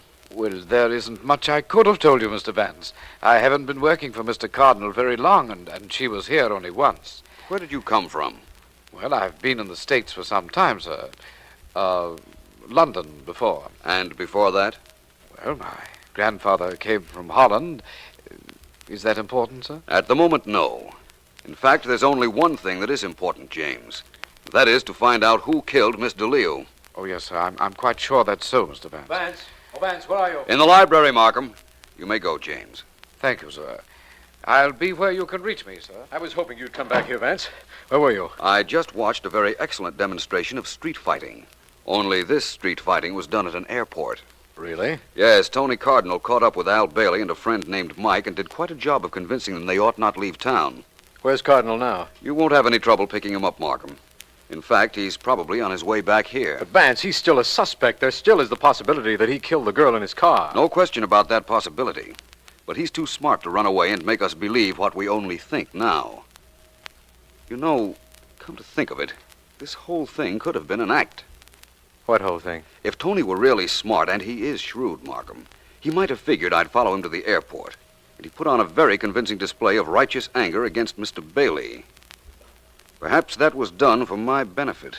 Don't you want to know how it was that Tony found out Bailey was going to the airport? Not particularly. But if I did, I know you could tell me. How do you know that? Markham, when the butler James Lyons left the house, I knew you had somebody watching him.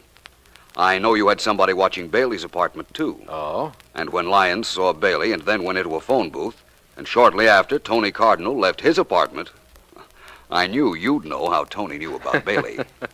Vance, I give up. Oh, not now, please, Markham. Above all, not now. And why not now, above all other times, Vance? One very important reason. We're very close to the solution of the Cardinal murder case.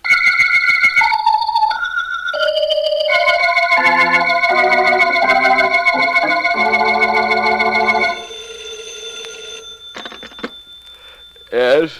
That you, Vance? This is Cardinale. Oh, hello. Rather late for you to be calling me, isn't it, Mr. Cardinal? Make that Cardinale, Vance. I'm no gent. I was never cut out to be no gent. I got news for you, Vance. Really? Yeah. I'm blowing town. Well, I've got news for you, my friend. I don't think you are. Huh? Tony, you've been trailed by the police ever since you left your apartment to go to the airport. Believe me, you haven't shaken them off your trail. But what was it you wanted to tell me? Just this. I ain't no rat, Vance. I don't go lousing up guys with the cops. But before I bounced out of town, I wanted you to know enough to grab Bailey. Don't let him get away with this. He was trying to kill me when he got Elaine. Well, thank you for that information. I'm glad you called, Tony. I tried to reach you at your apartment earlier to ask you a question. What question? How did you meet Elaine DeLeo? Well, she was Bailey's girl.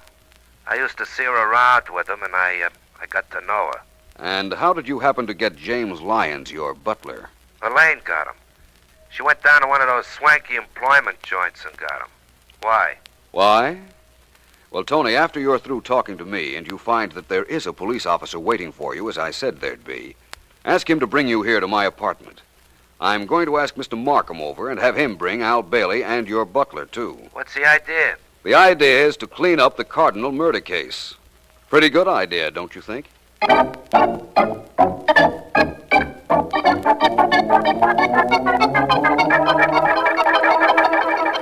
I'm a little sleepy, Vance, but very interested in what's going to go on here in your place. I was sure you'd be, Markham. I think I'll get things rolling now. Tony Cardinale.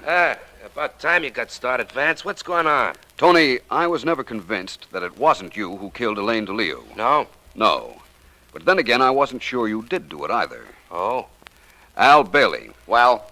You wanted Tony dead, didn't you? I'm not talking till I see my lawyer. It just came from seeing his doctor. I took care of that, huh, Vance? You certainly did, Tony.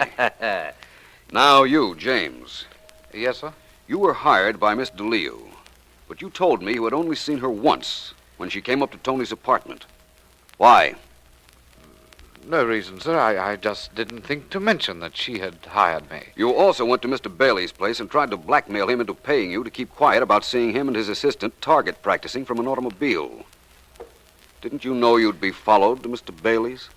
No, sir, I didn't think of that, sir. You see, all I thought of was converting some information I had into cash.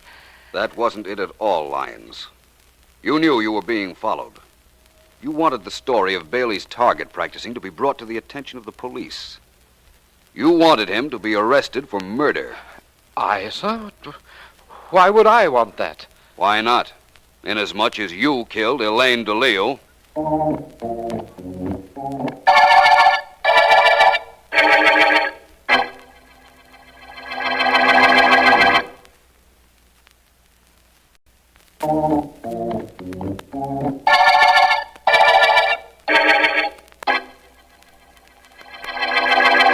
All right, Miss Patterson, get ready to take this down, please. Yes, Mr. Markham. Start talking, Lyons. Yes, sir. Well, I intended to kill Mr. Cardinal when I followed his car the night of the murder. It was parked. I couldn't see very well, and I fired at a figure nearest me. The one that should have been sitting in the driver's seat. Just as you imagined, Vance. That's right. Go ahead, Lyons. Well, that's all. That's all? Why did you want to kill Cardinal? I have no intention of telling you that, sir. You don't have to, Mr. Lyons. I'll supply that information, if I may. Markham, Miss DeLeo was Lyons' daughter. Oh, daughter? How did you know that, Vance? The name DeLeo. It's Dutch, and it means the lion. Lion, lions. Very close. The father and daughter took different names when they came to this country? I doubt very much whether they came to this country. You are an American, aren't you, Lyons? It's your story, Mr. Vance. My part of it's through. All right, then. He's an American. If he had lived abroad at all, he would have recognized that Cardinal was driving a foreign car and that the driver's seat was on the right. It was a new car, remember, and he'd never seen it before. But getting back to why Lyons wanted to kill Cardinal. Yes, let's get that out of the way. Lyons and his daughter were a team. She worked on important men, saw to it that her father was hired as a butler. Between them, they probably worked every racket from blackmail to robbery. You're taking this down, Miss Patterson? Yes, sir, I am.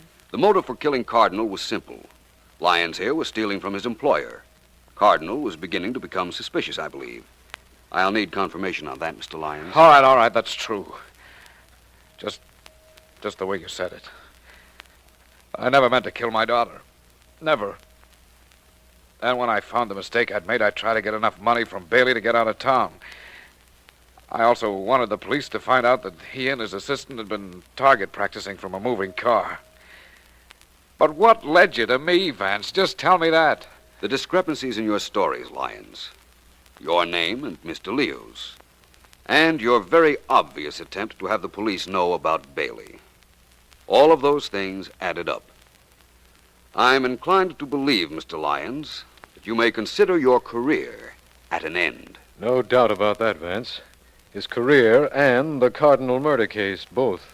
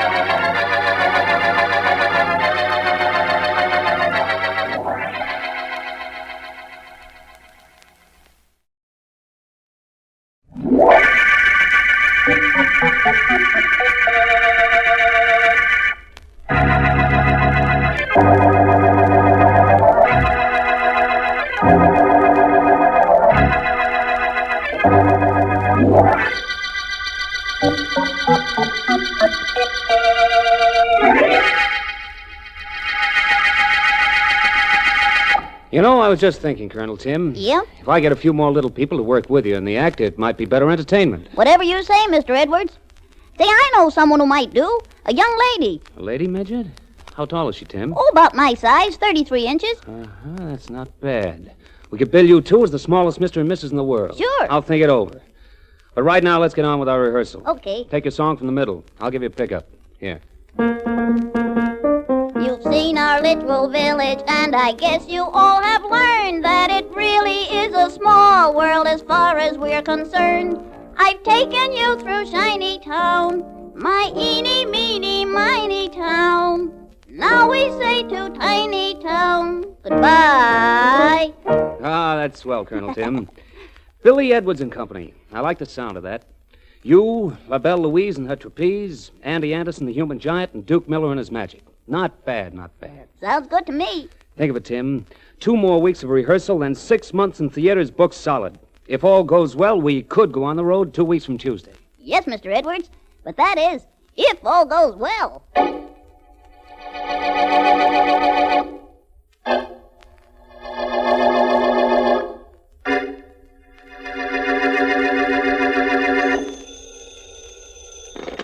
Homicide Department, Sergeant Heath speaking. Sergeant Heath, this is Jennings. I'm the janitor of the rehearsal building on Kearney Street. Hurry over, please, Sergeant. Please come right away. Okay, Jennings, take it easy. Tell me what happened. A man's been shot and he's lying on the floor of one of the rooms. Hurry, Sergeant, hurry. Be right there. You know the man's name? Edwards, Billy Edwards. Hurry, please hurry. Don't touch anything and don't leave till I get there. Be up in 5 minutes.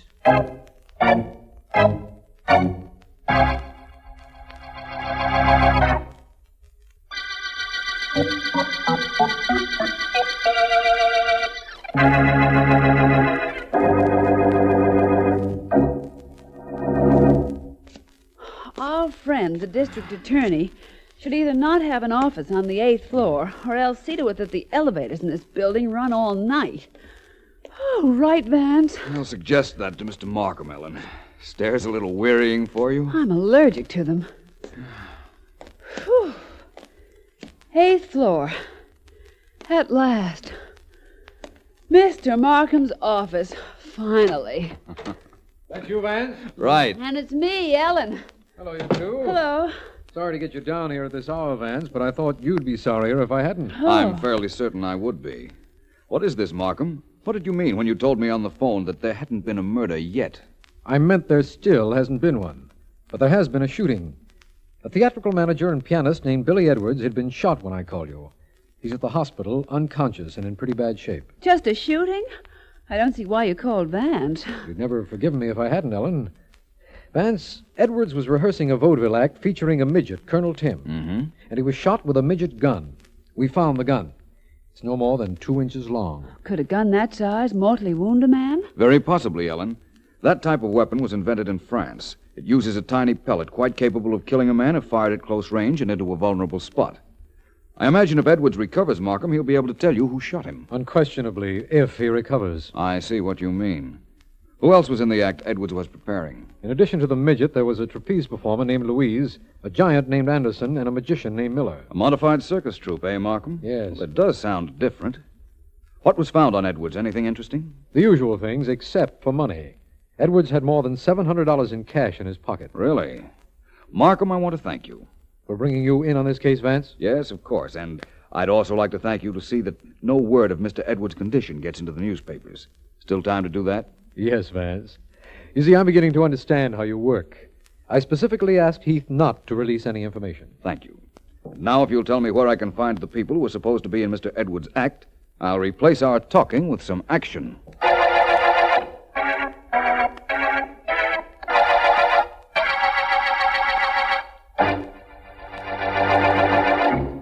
Look, Louise, why not team up with me? Even if Edwards gets better, it'll be months before he puts our act on the road now. No, Duke. I don't think it's right. I just don't. And I don't either.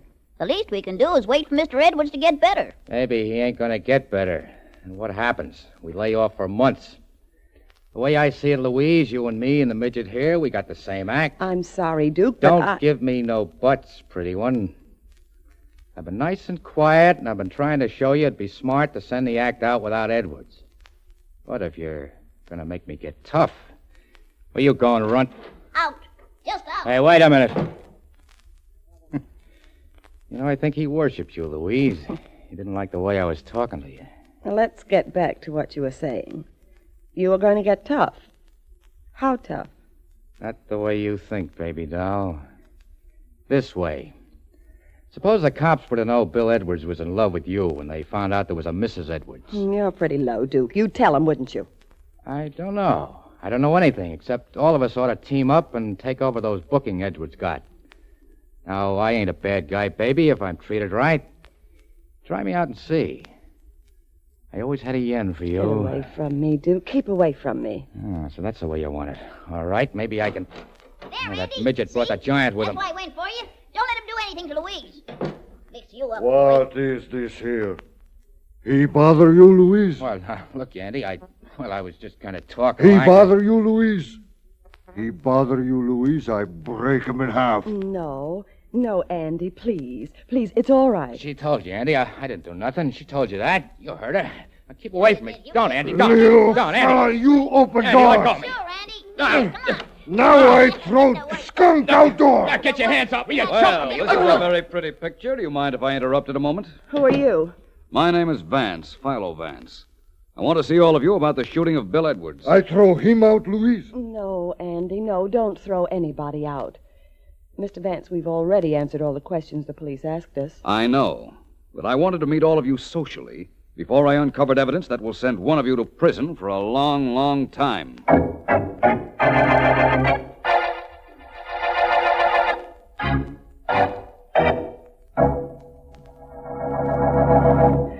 Did you find anything, Mr. Markham? No, nothing, Heath. But let's keep looking. This apartment isn't very large. No.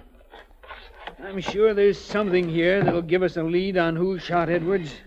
Oh, that's his picture there on the piano. Nice-looking fella. Probably his wife next to him, huh? Probably. It's quite pretty. Hope she doesn't mind what we're doing to her apartment when she returns here. Uh-huh. Oh, Heath, have you followed Vance's instructions about keeping Edwards' condition out of the newspapers? Sure I did. D.A., do I have to keep on taking orders from him? Heath, we haven't done badly by taking suggestions from Vance in the past, have we? No, only this is just a routine case, D.A. God, I guess that's it. Nothing left to look into except that trunk in the corner. Yes, well, let's look in that. Now, come on over. We'll do it together. Okay. Sure wish Mrs. Edwards would get here. If we can't find anything, maybe at least she'd tell us something. Huh. Trunk's not locked. That's something. Yes. Seems to be stuck, though. Help me, will you, do you think? Sure. There. Holy mackerel. Look what's in it. Mrs. Edwards. Look at her neck, D.A. Those red marks. She's been choked to death. Yes. By somebody with very powerful hands. Choked to death and crammed into this trunk. Heath, I don't know what Mrs. Edwards might have been able to tell us. All I know is she'll never tell us now.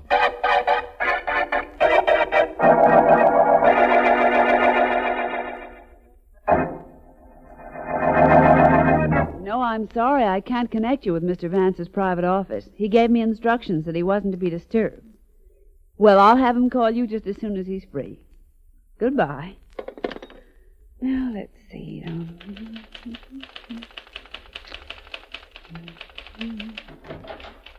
Me want to see Vance. Well, I'm very sorry, but Mr. Vance isn't seeing anybody. You must be the giant in Mr. Edwards' act. That's right. Yes. Vance here?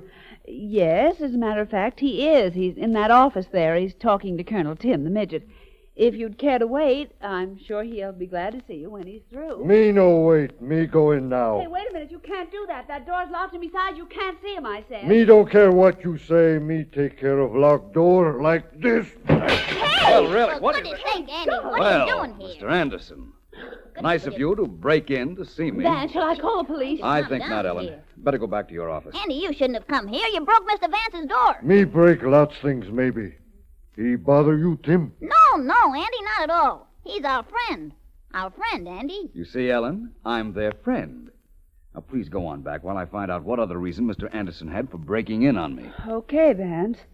Only there are an awful lot of funny things happening around here. Well, Colonel Tim, would you like to continue? Well, I think not, Mr. Vance. Not now. Andy, I'm trying to help Mr. Vance find out who shot Mr. Edwards. I've just told him that he used to lend money to people in show business. You tell him that? Yep. Why? Well, because it might help Mr. Vance find out who shot Mr. Edwards. What it did, actually, was account for the large amount of cash in Mr. Edwards' pockets, Mr. Anderson. Merely that and nothing else. Yet. Duke Miller, he tell me Mr. Vance want you in his office, Tim. I think maybe he do something to you I do not like. I come here. No. Well, Mr. Vance, there's nothing more I have to tell you. But maybe you'll tell me something. How's Mr. Edwards feeling? I'd say he's doing as well as can be expected. He still not talk? He's not conscious, Mr. Anderson, if that's what you mean. Well, come on, Andy. Come back with me to the hotel. All right. Oh, Mr. Vance, I'm sorry about the door Andy broke. If you let me know how Well, much... don't worry about it, Colonel Tim. Come on, we go to hotel. Come Sure. on, Tim. Goodbye, Mr. Vance. I'm sorry I couldn't be of any help to you. That's all right. Thank you for the information you did give me. Goodbye. Bye. Come on.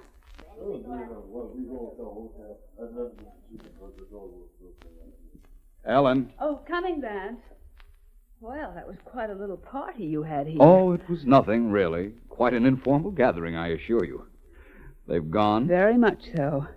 Thank goodness. Did you find out anything? Well, I'll tell you this. I spoke to Duke Miller and Louise, the trapeze performer, at their hotel rooms. Yes? The giant and the little fellow here. Now, I've come to the conclusion that any one of the four could have shot Edwards. Well, you're certainly going out on a limb there, Vance. And so far as the weapon used is concerned, the midget pistol, it might have been fired by any of the four. Same limb, only a little further out this time. Hey, anybody at home in there? Markham, come on in. Well, what went on in here? Brawl? Who broke this glass, Vance? Hello, Markham. Well, not exactly a brawl. A giant came into my office without bothering to open the door. It was really the door's fault. It hit him first. Vance, I've got some news for you. Mrs. Edwards has been murdered. Really? Mrs. Edwards? How, by another midget gun? No, she was strangled to death. Heath and I found her an hour ago. Someone with a powerful pair of hands was responsible, we're certain. There should be very little question about that. Time of death, Markham. Yesterday afternoon, the medical examiner says. Well, then she was killed before her husband was shot. Well, that might mean something, Vance. Everything in this case might mean something if I only knew what. Markham, the midget gun used to shoot Edwards belonged to Colonel Tim. He just told me that. He said somebody stole it from him. He also said that Edwards used to lend money to performers at high interest rates. A show business Shylock. Well, now I've heard everything. So Mrs. Edwards was strangled. Well, I'll see you both soon. Where are you going, Vance? Out. Please excuse me, Markham. I'll only be about an hour if you care to wait. Vance, there are several things we ought to discuss. Later, Markham. I won't be too long. You see, I just thought of something. Goodbye. You think you go somewhere, Mr. Vance? Beg your pardon, but that's my neck. You have your arm around, Mr. Anderson. Vance, you keep away from us. You no bother me, Colonel Tim or Louise, or even Duke. Keep away, Vance. We no like you bother any of us. Understand?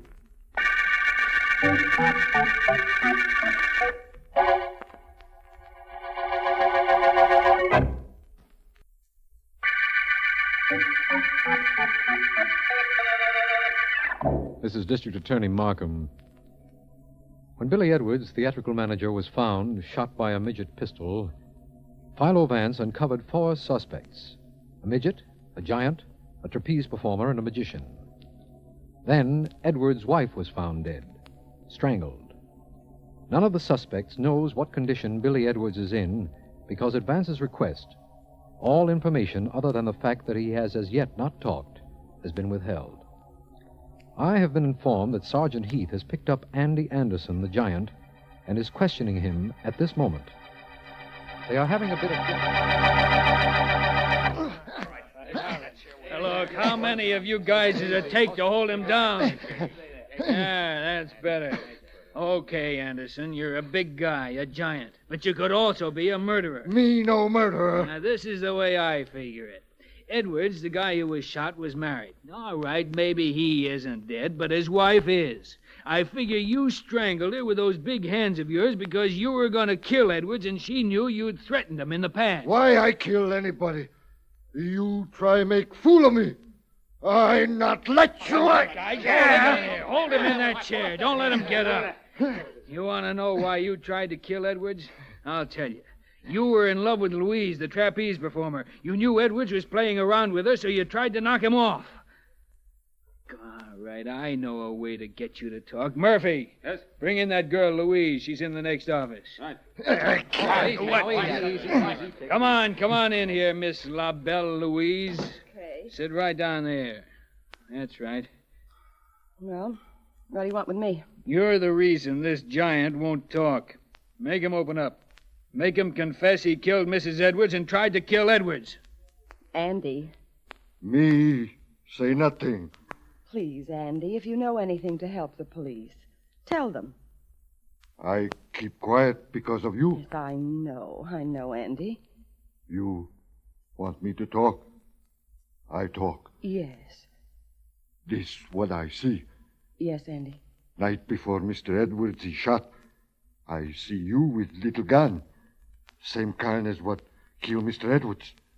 This I no want to tell police. You even have same gun with you now. This? Oh, is this the gun you mean? Yeah. This one on my charm bracelet? Yeah. Oh, Andy. Look, Sergeant Heath, it's perfectly harmless, isn't it? Let's see. Yeah. Oh, sure. That's just a toy. Me thought maybe... Maybe I shot Mr. Edwards? No, Andy, I didn't.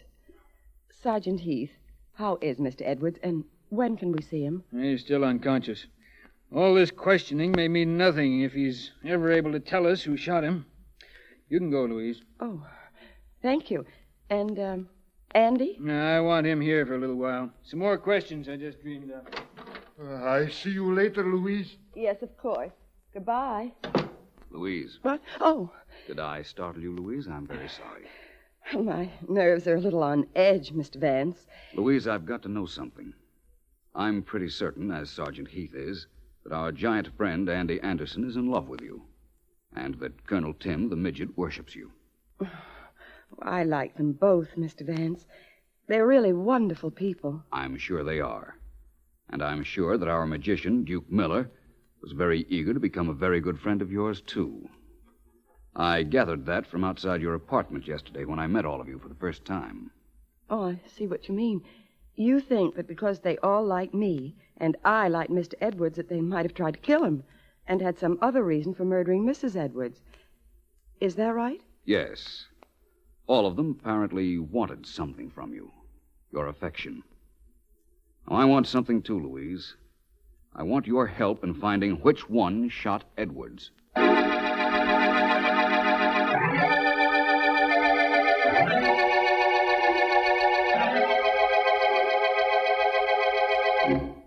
Take it from the middle, Tim, once more. You've seen our little village, and I guess you all have learned that this really is a small world as far as we're concerned. I've taken you to Shiny Town, my eeny, meeny, miny town. Now we say to Tiny Town goodbye. That's got nothing. You know that. Look, I play the same notes Edwards plays. Why don't you sell that song the way you did for him? I don't know. I just can't. Maybe I know a way.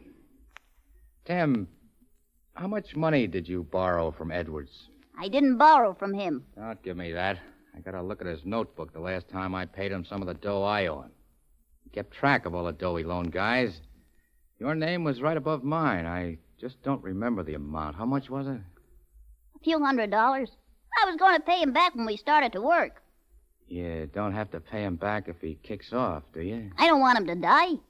Then why did you shoot him? Me? I didn't. I never did. You can't go around saying things like that. Why, I'll... You'll what, Midge? Shoot me, too? You owed him money and you wanted Louise. You shot him. Yeah, you stole my little gun and you killed him. Who is it? Hello? Oh, Mr. Vance. What do you want here, Vance? Well, I just want to tell both of you that we just got rather good news from the Essex Hospital. Billy Edwards is doing rather well.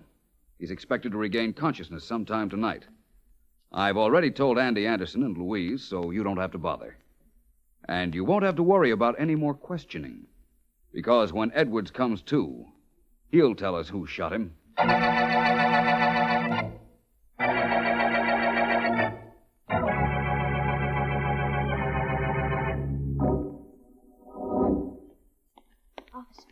Is it all right if I go into Mr. Edwards' room with these flowers? No, ma'am.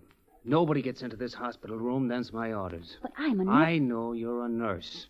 And what harm could you do? How do I know what harm you or anybody could do in there? All I know is I'm God here to see that nobody gets in Mr. Edwards' room. Very well. There's a patient up on the next floor who'll appreciate these. I'll take them up to her. Do what you like.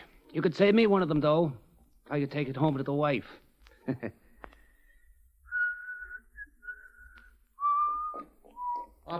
Officer, I'm a doctor here. Please come downstairs. Next floor, there's a patient of mine getting violent. I can't restrain him. Please come help me. I can't, Doc. I'm on duty here outside this door. I gotta stay here. But this man's violent, officer. I got him tied to the bed with the sheets. He's gonna break loose at any moment. Please come down with me. Nothing can be more important than stopping a potential maniac from getting loose. Oh? Well, I guess this is an emergency. And in an emergency, I'm supposed to forget orders and use my head. Nobody will be coming in here, not in this room anyhow. Lead the way, Doc. Right this way, officer. Down these stairs. If we hurry, we can get there in time.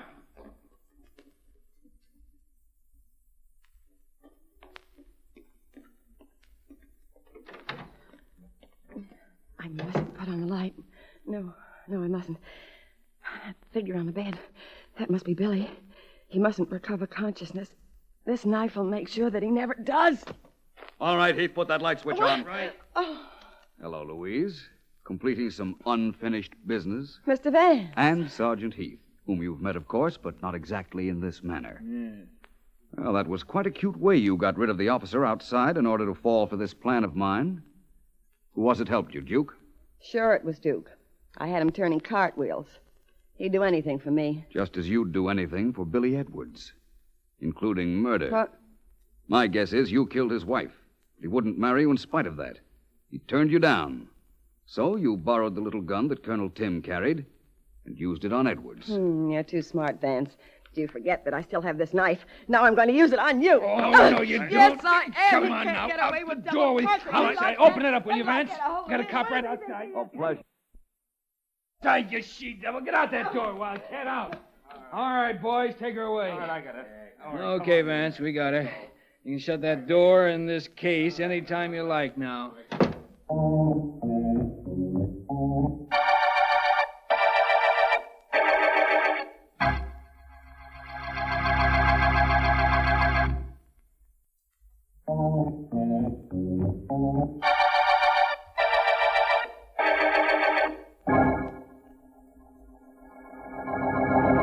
No, I'm sorry, Mr. Vance is not in.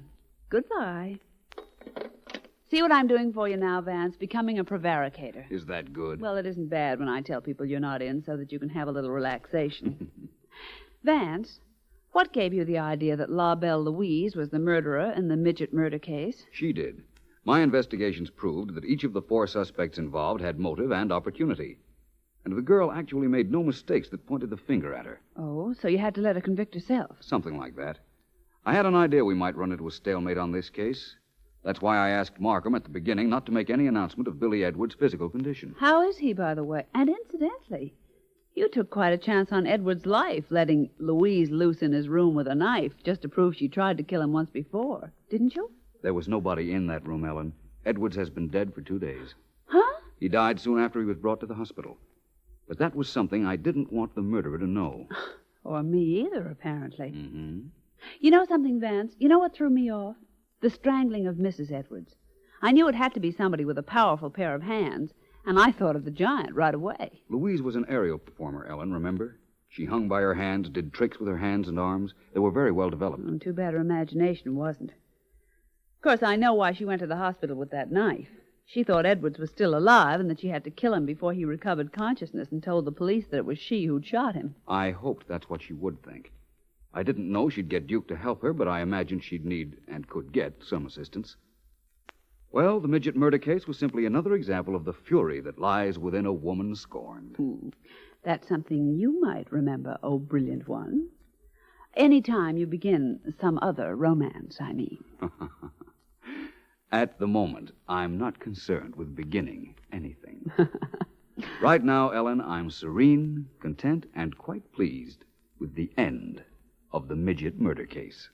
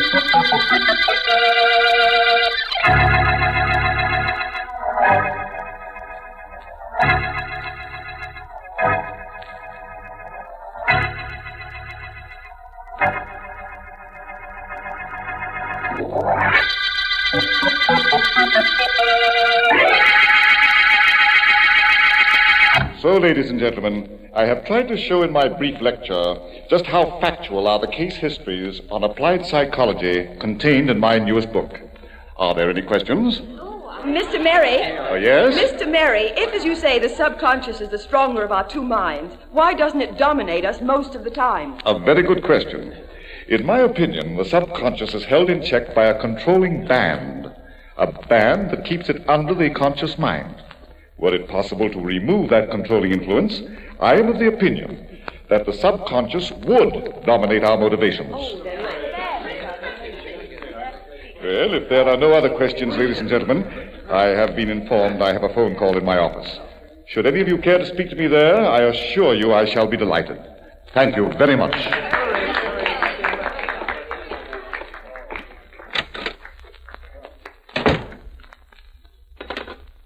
Hello? This is Mr. Merry speaking. Mr. Merry, this is George Haworth. I represent the Justine Literary Club. Would it be possible for you to speak to our members next Thursday? Next Thursday? Yes. Well, I intended to return to the coast. Oh? But I think I might be able to postpone my departure. Oh, just a minute. Just a minute. Will you write me a letter, Mr. Haworth, merely confirming our appointment? Oh, I'll be very glad to. Thank you, Mr. Merry. Not at all. Goodbye. Coming. Oh, it's you. I thought I saw you in my audience. I hardly expected the pleasure of a personal visit. Come in. I hope you've come to tell me that you've forgotten the past. How would the French say it? Un de ces choses? One of those things. I'm glad you came to see me. I've been wanting to Oh, why are you staring at me like that? Why don't you say something? What do you want? Oh, no.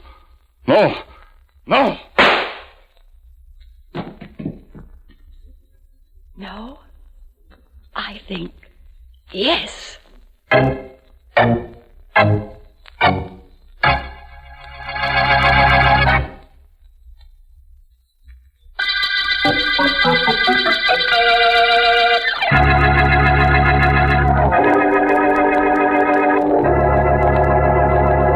Vance? Mr. Vance, I'm not disturbing you, am I? I could contribute to your ego, Miss Deering, by saying that you're quite disturbing to me. But I won't. At least, not during business hours. I'm not disturbing during business hours, or you won't say it during business hours. A combination of both, Miss Deering. You know, I believe I've reached the epitome of success as a private investigator. I'm so private that I haven't had an interesting or unusual client in a week. Doesn't seem to bother you much. It doesn't bother me at all. You know, I rather like the ambition that gets me down to my office and the circumstances that do not force me to work when I get here. It guarantees my character and places no strain whatsoever on my mentality. Would it be too much for me to ask you to guarantee your character in your own office? After all, it's only through that door, and I have some typing to do. Do I distract you, Miss Deering? Well, I could contribute to your ego, Mr. Vance, by saying that you're quite distracting. So I will. You're quite distracting. Now let me get to work. Miss Deering. Yes? Take a letter, please. A letter? Okay, I take L for let me finish what I'm doing. Now, let me see. Take a look at the glass panel in the door. You will not be at ease much longer, oh serene sir. I seem to see a female profile. And I seem to hear a female knock. Come in. Mr. Vance here. I'm Philo Vance. May I help you? Oh, yes, if you only will, Mr. Vance. Is there someplace we can talk alone? Oh, don't mind me. I only work here. Come into my office if you like. It's just through this door here. Thank you. Thank you so much. Not at all. Won't you have a seat? Yes, thank you. Mr. Vance, I'm Alice Barkley. And I've come to you because you're the only one who can help me, if anyone can. I assure you I'll try. Just give me an idea as to what you'd like me to do. I don't know. I don't know what anyone can do, Mr. Vance. I've just shot and killed a man. I'm afraid you've come to the wrong office, Miss Barkley. You want the police, or perhaps that's vice versa. Oh, but you don't understand. I can't remember anything that happened to me, except that 2 hours ago I was standing over a man who'd been shot in the heart, and I had a gun in my hand, and the gun was still warm from being fired. You can't remember anything before that? Well, I went to a lecture on applied psychology this afternoon with friends. The lecturer was Joseph Mary. You've heard of him, of course. He's written books. Oh, yes. All I remember was that after the lecture, I was standing over his body, and he was dead. What did you do with the gun? And I have it here. I put it in my purse and ran. It was only then that I realized I didn't know where I was running to. And so I walked and walked, and then I came here. But I can't remember anything else. Well, I'll do what I can to help you, Miss Barkley. But I'm pretty convinced that you'll be facing a murder charge unless you suddenly start remembering something.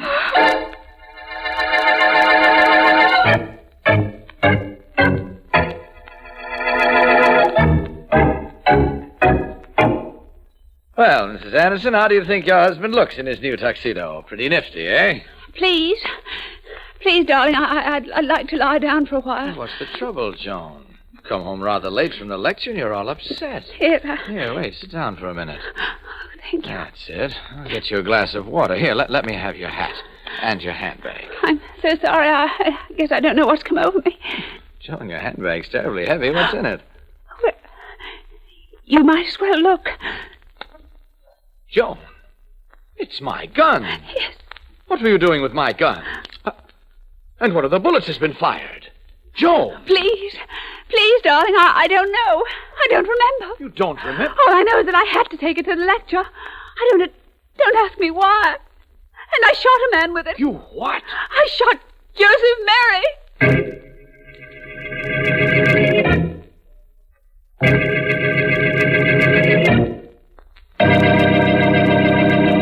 The district attorney will see you now, Sergeant Heath. Go right in. Thanks, Mary. Oh, how's his humor today? Very good, I'd say. And don't change it, will you? I'll try not to.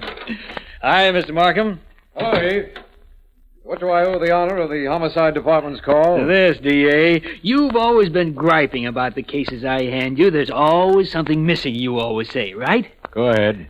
This time I got one for you on a silver platter.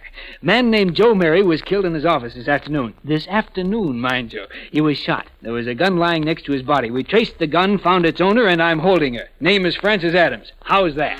Sounds like good work, Heath. Just a moment. Yes? Mr. Philo Vance is here, Mr. Markham. Vance. Well, show him in, by all means.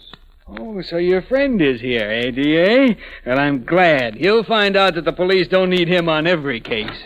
Hello, Markham, and Sergeant Heath. How are you, Vance? How have you been, Heath? Or haven't you made up your mind yet? I feel fine, Mr. Vance. Wonderful, in fact, and you? You'll have to forgive the sergeant today, Vance. He feels rather good. He's wrapped up a murder case by himself. Really? What one is that? The Joe Mary murder.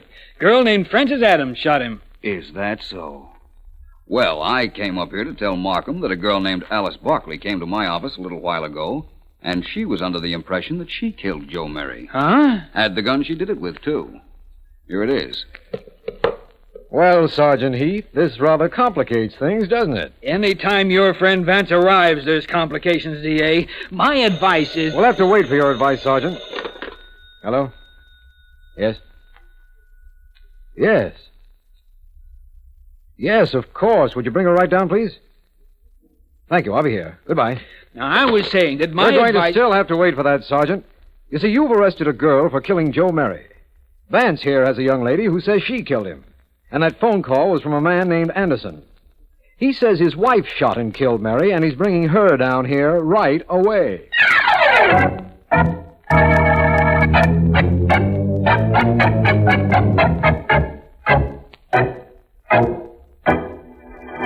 How long does it take that medical examiner to check a body, Sergeant Heath? He's been working on Joe Mary's body for an hour. Our friend the sergeant doesn't seem to be in a hurry, Markham. Sure, I'm in a hurry, Vance. Why shouldn't I be in a hurry? When the doc tells us what bullet killed Mary, I'll know which of the 3 guns I have fired that bullet. I'll know whose gun it is, and I'll know which one of the 3 girls killed him. I guess Sergeant Heath has something there, Vance. Maybe. But I don't think it'll be quite as simple as that. Well, here comes the doctor. We'll know in a second. Hey, Doc. What kind of a bullet was it that knocked off Mary? How do you do, gentlemen? How do you do, gentlemen? How do you do, gentlemen? Doc, we're in a hurry. What kind of a bullet did you find in Mary? Patience, Sergeant. Patience is a virtue. All right, so I'm not virtuous. What did you find? We want to know which one of 3 different gals to hold for this murder. I'm afraid I won't be able to tell you that, Sergeant. Yeah, there are 3 bullets. 3 bullets? Yes, 3 bullets in Mr. Mary's heart. 3 bullets from 3 different guns, I'd say. Huh? I beg your pardon? The sergeant said, huh. That means he's bewildered. Yes, and he isn't the only one who is. Bewildered? Oh, I'm supposed to be bewildered, huh? Well, I'm not. All right, so there were 3 different bullets fired into our friend, Mr. Mary. Doc, which one was fired first? Whoever fired that shot is the murderer. That's probably correct, Sergeant, only the 3 bullets were fired within a very short time of each other. I'm afraid there's no way I or anyone else could tell which one was fired first. Oh, no, it can't be. I'm inclined to think it can. I had a feeling this wouldn't be so simple. Sergeant, May I make a suggestion? Somebody better suggest something. We have 3 suspects and 3 guns. I think the first thing we ought to do is find out if those 3 guns fired the bullets that the doctor found in Joe Mary's body. Which way to the ballistics department, Sergeant?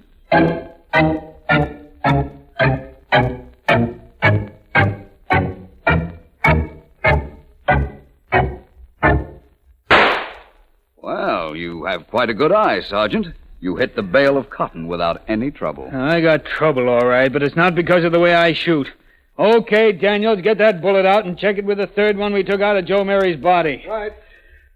Now, Vance, what do you think we'll find? The same thing we found in the case of the other 2 guns we checked. That each fired 1 bullet into Mary. You know something? I wouldn't mind that. Look, this Barclay gal who came to see you, we know her gun fired one of the bullets, right, D.A.? Yes, that's correct. All right.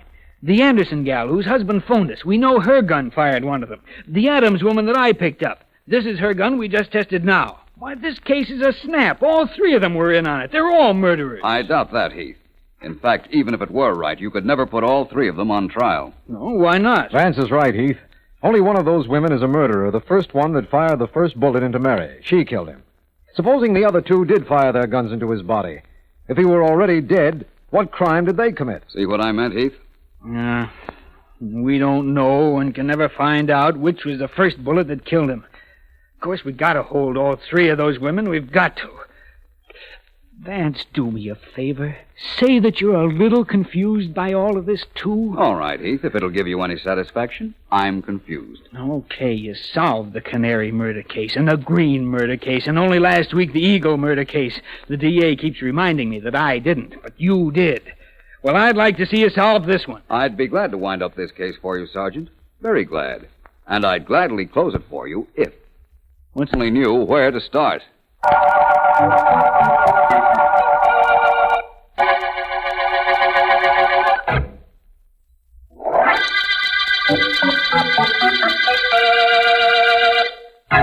This is District Attorney Markham. The Mary murder case has everyone concerned, including Philo Vance, completely baffled. Joe Mary was murdered. 3 bullets were found in his heart, bullets belonging to guns owned by Alice Barclay, Joan Anderson, and Francis Adams. All admit they brought those guns to Mary's lecture, but can't tell why. At Vance's request, all 3 women were brought into a detention room at headquarters, and I understand Vance is on his way. Well, somebody say something. It's no good for the 3 of us to just sit here and stare at each other. What is there to say, Alice? We don't know where to begin. Francis, the police are going to find out that you were once married to Joe Mary. Why don't you tell them? And make myself their number 1 suspect. You can't mean that, Joan. And while we're on the subject, you and Alice ran around with him at college, didn't you? Why don't you tell the police that? Don't try to make it look like we killed him, Francis. Don't you do it. I warn you, I may know more about this than I'm saying. That sounds like a threat. Well, does it? How does this sound? I think you killed Joe Mary. You even intimate that again, and you'll be the sorriest girl alive. Joan, are we going to stand here and take Now, this from look, her? Alice. She killed Joan. She killed him, and she's afraid we know how she did it. Now, look, darling. She shot him. I know she did. Don't cry, Keep Alice. that screaming idiot quiet, Joan. Keep her quiet. Ladies, please. What do you want here, Mr. Vance? Well, first I want to tell you that I couldn't help overhearing what the 3 of you just said. Very interesting. But, ladies, I have good news for you. You're all free to go home. Oh, how wonderful. Only, of course, you're not to leave town. Not to leave. And Mrs. Anderson. Yes? I'd like to see you in my office the first thing in the morning.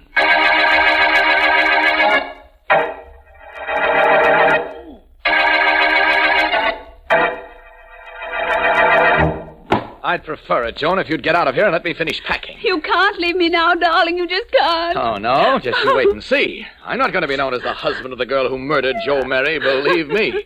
Ex-husband, maybe, but not husband. Get out of the way, please. Oh, answer that, will you? I'm having trouble enough trying to close this bag. All right. Hello? Mrs. Anderson? Yes? This is Philo Vance. Oh, Why weren't you down at my office this morning as I asked you to be? I'm sorry. I can't talk to you now. You've got to. I just found out that the police know you ran around with Joe Mary at college and that he walked out on you. Please, Mr. Vance, let me alone. I can't explain anything to you. Goodbye, Mr. Vance. I'm going to hang up. And if you or the police think that I killed Joe Mary, well, Well, it doesn't matter very much now, anyhow.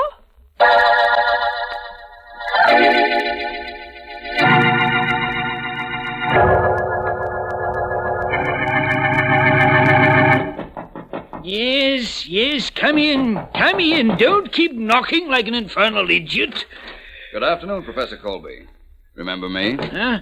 Oh, certainly I remember you. One of my worst students. Got one of my highest marks. Never forgiven you for it. What's your name? Vance, Professor. Philo Vance. Yes, Vance. Well, Vance, what is it? Professor Colby, can a person be hypnotized into committing murder? If you'd paid any attention in your classes, you'd know that nobody can be hypnotized into doing anything that's against his moral code. Goodbye, Mr. What did you say your name was? Vance. Yes, Vance. Tell me this, Professor. Post-hypnosis is a suggestion given to a hypnotized person which must be carried out after he is awakened from hypnosis, correct? Yes, of course, that's correct. The person receiving a post-hypnotic suggestion would have no idea why he was doing something, but he'd know he'd have to do it, right? Any child knows that. Children don't take courses in applied psychology. May I use your phone? Well, there's a pay station outside. Oh, this will do very nicely, thank you. I've got to talk to the district attorney and ask him to have 3 suspects in a murder case brought to my office this evening. And then, Professor Colby, I have a favor to ask of you. A favor I don't think you can well refuse.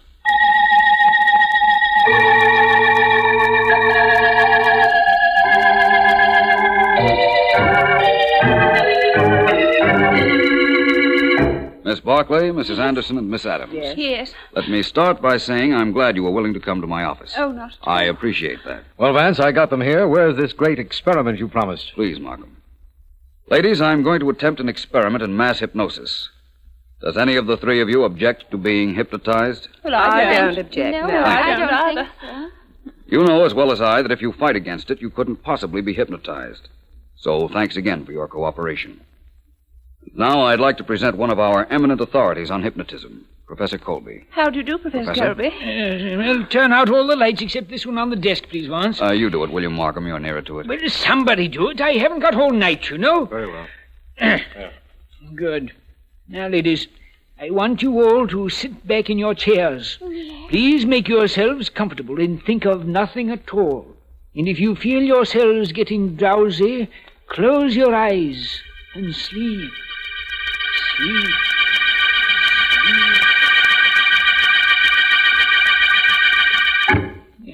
Vance, there they are, the 3 of them hypnotized. The conscious mind dormant. You won't need me any longer. No, I know what to do from here on in. Thank you, Professor. Be sure you do it. Fine thing bothering me at this time of the night. Good night, Mr. Vance. Mr. Markham, Sergeant. Good night, Professor.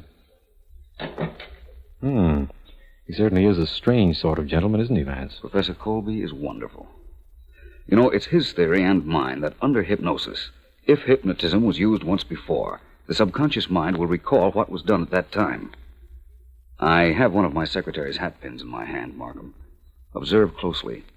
I'm going to touch Miss Adams' hand with it. There. What's up, Vance? Don't be alarmed, Markham. I assure you she didn't feel it. And now for the experiment. Remember, Markham, they're completely under hypnosis. They couldn't lie if they wanted to. Remember that. Miss Adams, I want you to take this gun and shoot it like you shot Joe Merry. She's doing nothing, Vance, just holding it. I know. I'll take back that gun, Miss Adams. Thank you. Now, Mrs. Anderson, please take this gun. Thank you. Now what, Vance? Hand me that hat pin, Markham, please. There you are. Thanks. I'll just touch Mrs. Anderson's hand with the point. There. That's fine. No reaction, Markham. Now, Mrs. Anderson, I want you to fire that gun the way you fired it at Joe Merry. Now. Fine experiment, Vance. She hasn't moved a muscle either. One more subject, Markham. Give me back the gun, Mrs. Anderson. Thank you. Now, Miss Barclay. First, the hatpin test. No reaction, Markham. Now, take this gun, Miss Barclay, and fire it just as you did at Joe Merry. Now. Vance, this is ridiculous. She's doing absolutely nothing. I know. But believe me, that isn't all I know. I know who killed Joe Murray. Can't you tell, Markham?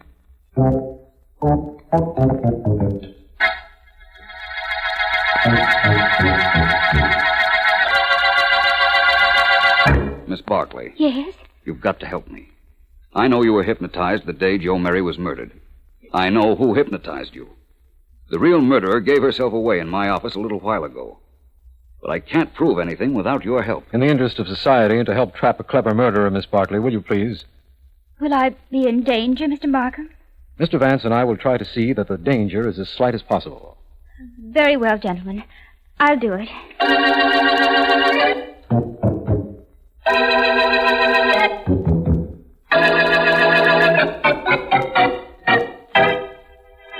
Hello, Francis. Oh, it's you, Alice.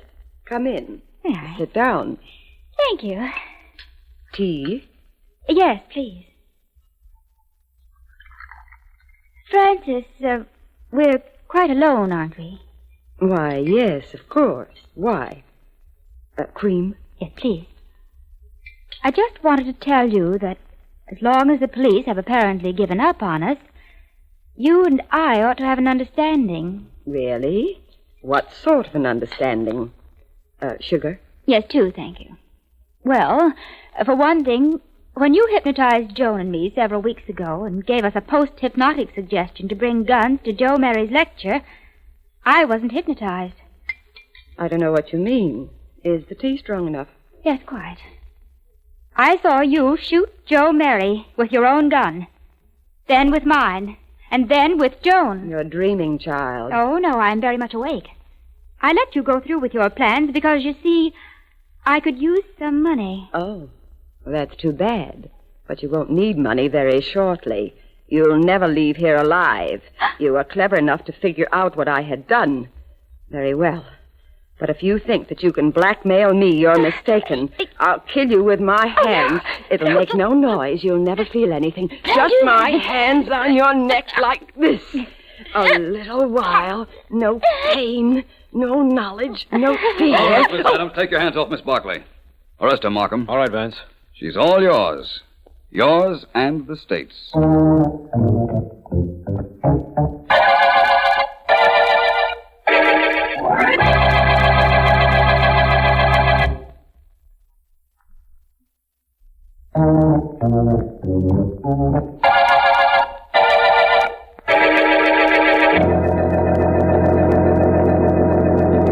Miss Deering, inasmuch as you are employed by me, would it be too much to ask you why you're not working?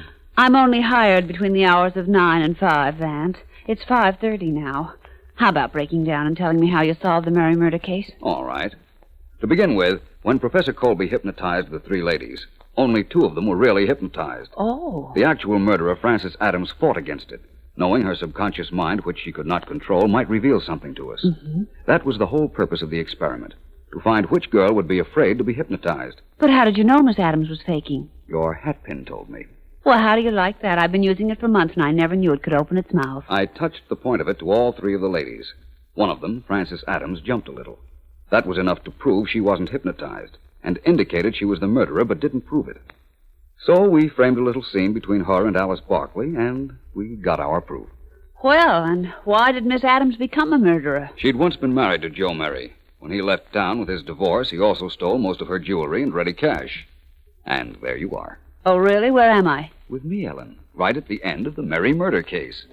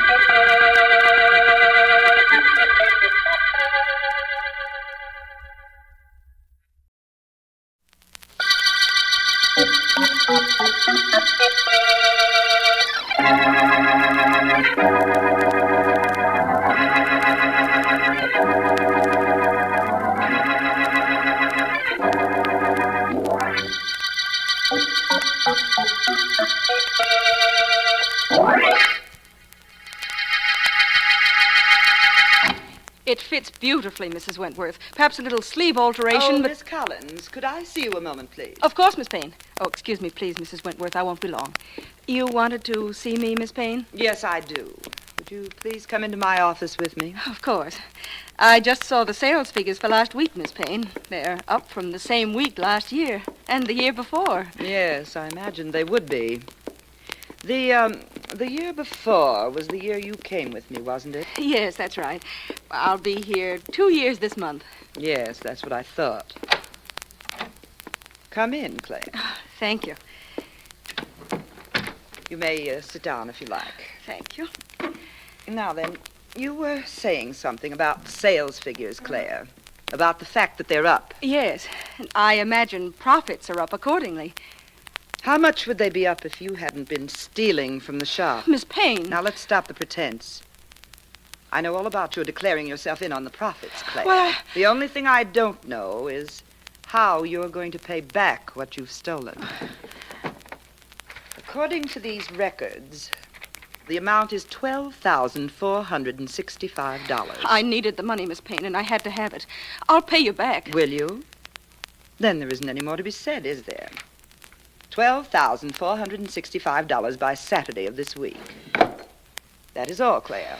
Saturday of this week, but I couldn't If possibly... I don't have the money by Saturday, I shall turn the entire matter over to the police. You have until Saturday, Claire. I have until Saturday to get the money. That isn't very long, is it?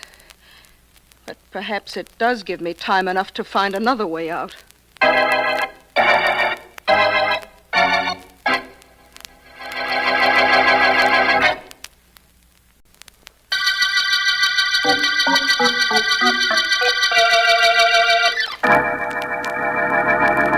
Please come in any time, Mrs. Jameson. I'm sure we'll have something that you'll like. Goodbye.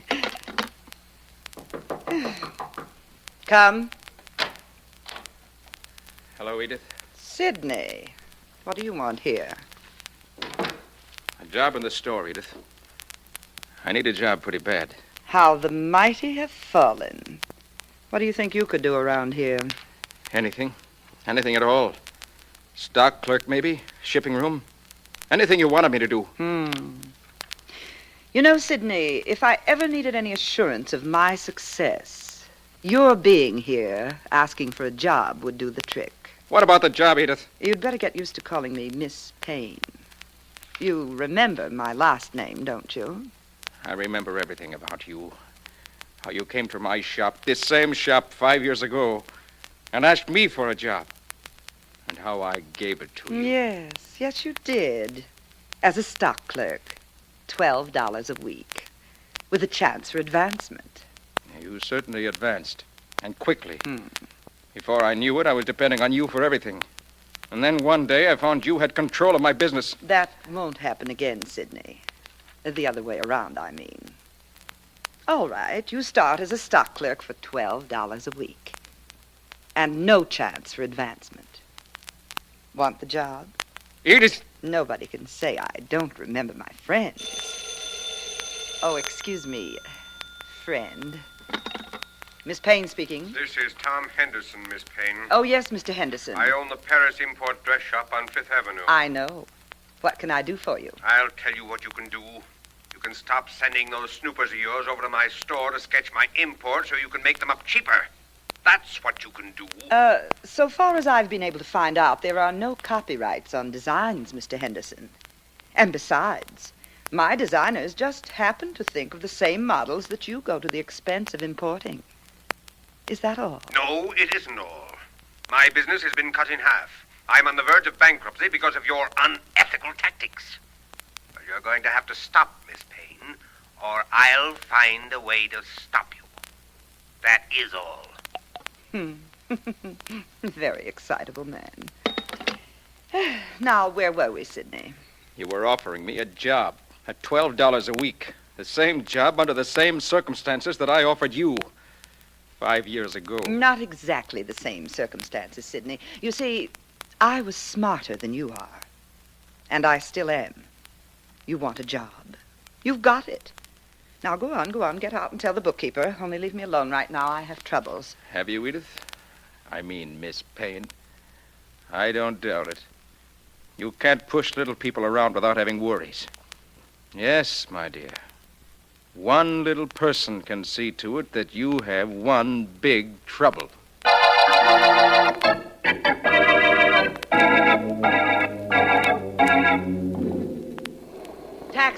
Taxi! Oh, good evening, Miss Payne. Oh, it's you, Sidney. Through for the day so early? Get me a cab, will you? All right, Edith. I mean, Miss Payne. But I think I'll have better luck down at the corner. It's only a short walk. Shall I try there? Might as well. Oh, I'll go with you. Well, how did you like your first day in what was once your dress shop? I didn't mind too much. You shouldn't mind, you know. You asked for a job, and I gave you one. Incidentally, you forgot to thank me. Well, I have a lot of things to thank you for, Miss Payne. Yes, well, I'd just as soon not hear about them. Well, here's the corner. What about a cab? Taxi! Are all the cabs taken? In my present financial condition, cabs don't represent much of a problem to me. A popular corner we stopped on. People waiting for the lights to change before they cross the street. Sidney, what about that cab? There should be one along in a minute. Well, somebody else had the same idea about taxi cabs in this corner, apparently. Look there in back of us. The rather tall man. The one in the striped trousers and dark coat? Yeah. Who's he? Tom Henderson. You should remember him. He's one of our competitors. Only right now he insists I'm putting him into bankruptcy by stealing his exclusive imports and copying them. Oh, silly fellow. Taxi! Oh, darn. Plenty of empty trucks, but not too many empty cabs. Oh, wait here, Miss Payne. I think I see a cab pulling into the curb back there. All right, but hurry, will you?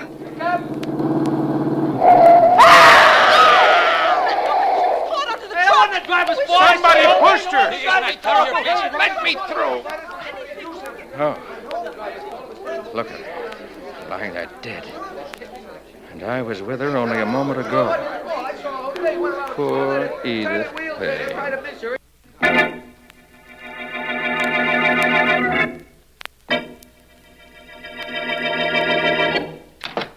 Who is it?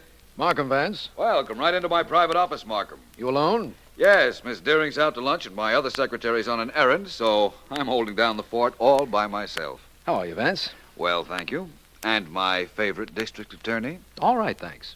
How busy are you at the moment, Vance? Very. Unless there happens to be a murder my favorite district attorney wants investigated. There happens to be a murder. In that case, I'm completely at your service. Details, Markham. What are the details? Well, Vance, a woman named Edith Payne owned a very successful dress shop. Mm-hmm. She was standing on the corner of 5th and Main waiting for a cab when suddenly she cried out.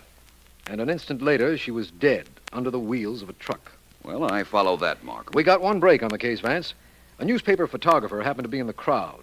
He heard her scream and managed to get a picture of her lying on the ground. Now, you can see the figures of the people who were in back of her, but not their faces. The camera was pointed down at the ground, is that right? Yes. Before I show you the print, Vance, I want to tell you what else we know of this case. Sergeant Heath made inquiries and found out that a man who admits being with Miss Payne, but claims he left her a moment before, once owned the shop, but was now working for her. His name is Sidney Taylor. And he was with her at the corner? Yes. Sergeant Heath uncovered another suspect for you, too. A man named Tom Henderson, who was being forced out of business by Miss Payne. Uh-huh. Heath found out at the shop that he was intensely bitter about it.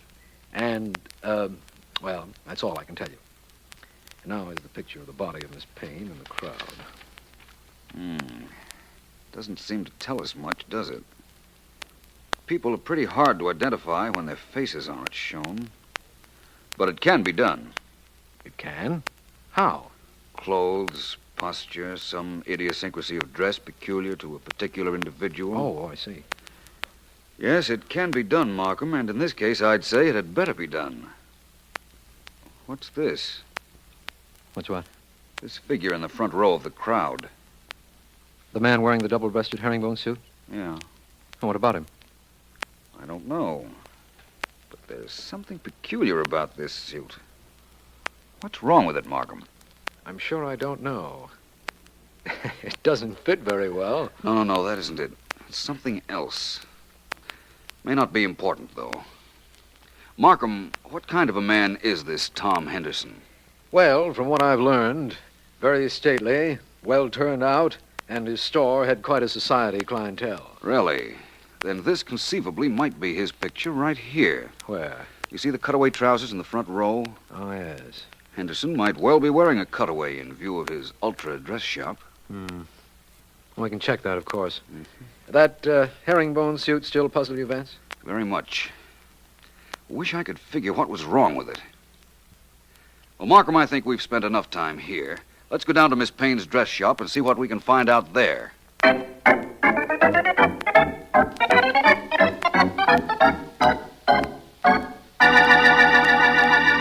You say your name is Claire Collins and you're the manager of this shop. That's right, Mr. Vance. It was I who told Sergeant Heath about the trouble Miss Payne was having with Tom Henderson. That's correct, Vance. She also informed me of the fact that Sidney Taylor, who used to own this shop, was with Miss Payne. How did you know that, Miss Collins? Well, I saw them leave together. I go in the opposite direction, but I saw them walk toward the corner together. Well, that's logical enough. You may go if you like, Miss Collins. Only, please don't leave the store. You're an excellent source of information, and I'd like to keep you handy. Glad to be of assistance, Mr. Vance. Oh, just one moment, Miss Collins. Hmm? Would you take a look at this picture, please? Certainly. Well? Do you recognize anyone in this picture besides Miss Payne, of course? Well, how could I? There aren't any faces shown. Oh, I didn't think you'd be able to pick anyone out, but there was always a chance. Miss Collins, there was no bad feeling between Miss Payne and you, was there? Of course not. Thank you. You may go now. I'll send for you if I want you. All right, Mr. Vance. I'll be where I can be reached. Well, Vance? Attractive, isn't she? Yes, very. I see you're looking at Miss Payne's daily calendar. Anything there? Not yet. Just routine appointments, I'd say. What's this? What's what? On this page. Take a look, Markham. On the page reserved for Saturday of this week, there are these 4 letters. What do you make of them? Well, they look like... Well, that first letter looks like a P. The second is definitely an I, and the last 2 are 2 C's. P-I-C-C. What does that spell or stand for? I don't know yet. Oh, but that first letter isn't a P, Markham. The first stroke is curved, not up and down. Well, perhaps it's code of some kind. No, I think I know what it is now. I'll give you this much of a hint. The CC, those last 2 letters, unless I'm very much mistaken. Which you rarely are. Thank you. Stand for Claire Collins, the young lady who was just in here. Oh? And the first 2? They're shorthand symbols, Markham. Pittman shorthand. Transcribed, the notes under Saturday's date read, Last Day, Claire Collins.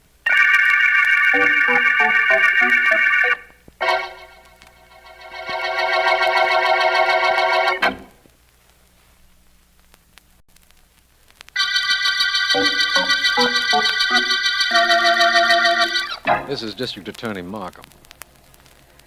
The Herringbone murder case opened with the finding of the body of Edith Payne, dress shop owner.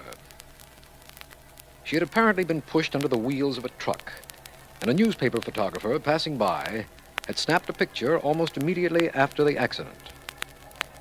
No one in the crowd that surrounded the body was identifiable. Later, at the dress shop, Philo Vance discovered a memorandum concerning the store manager, Claire Collins, left by the dead owner. Vance has appeared puzzled by a figure in the photograph, the figure of a man wearing a double-breasted suit. He hinted there was something wrong with it, and in an effort to find out what, I have gone to a photography studio. Of course, Mr. Markham, you close the coat. I'm sorry. Never do I photograph a man in a double-breasted suit with the coat open. Yes. Always it has to be buttoned. Yes. Please. Of course, Mr. Roberti, of course. There. Now, remember, I don't want my face shown, just the suit. No face? No face.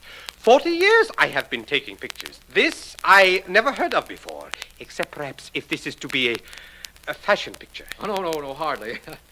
Very well. You tell me what you want. I take the picture. Thank you. Hold still, please. I'm sorry. 1 moment and it will be all over. That's fine, Mr. Roberti. I have a great deal to do, and the sooner I get this picture, the sooner I may be able to show my friend Philo Vance some results.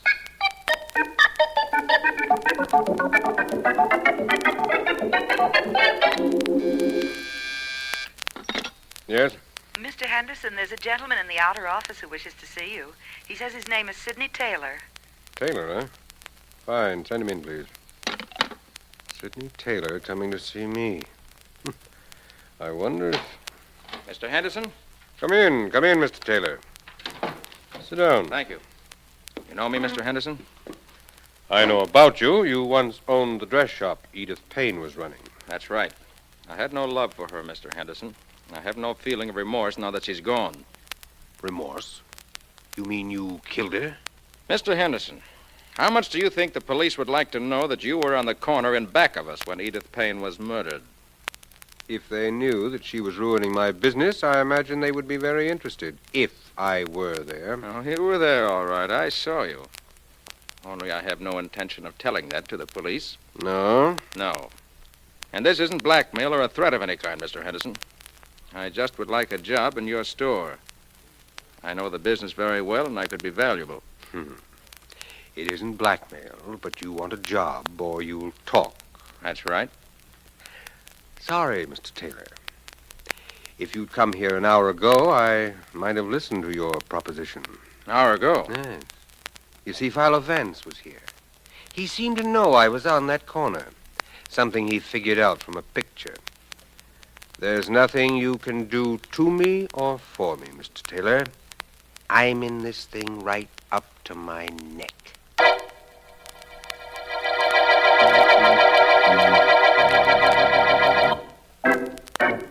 I just dropped into your office for a moment, Markham. I want another look at that photograph of the crowd at the death scene. That double-breasted herringbone suit still has you stopped, Vance? Well, I wouldn't say that exactly, Markham.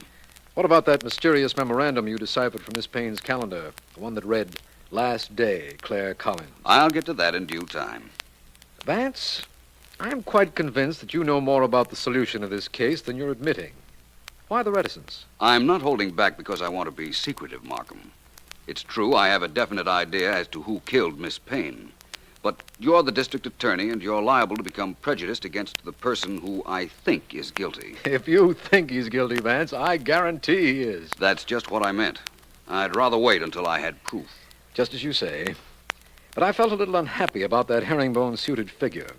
You mentioned there was something wrong with the suit, so I had a picture taken of myself to compare with it. And you found that there was a difference in the way your suit was buttoned and the way the one in the group picture was buttoned. You knew that, Vance? I realized what was wrong with the herringbone suit after I left you, Markham. I'm sorry you went to the trouble of having a picture taken. So am I now. Do you think that the herringbone suit is important, Vance? In the solving of this case, I mean. Important, Markham? No, I wouldn't say it was important. I'd say it was vital.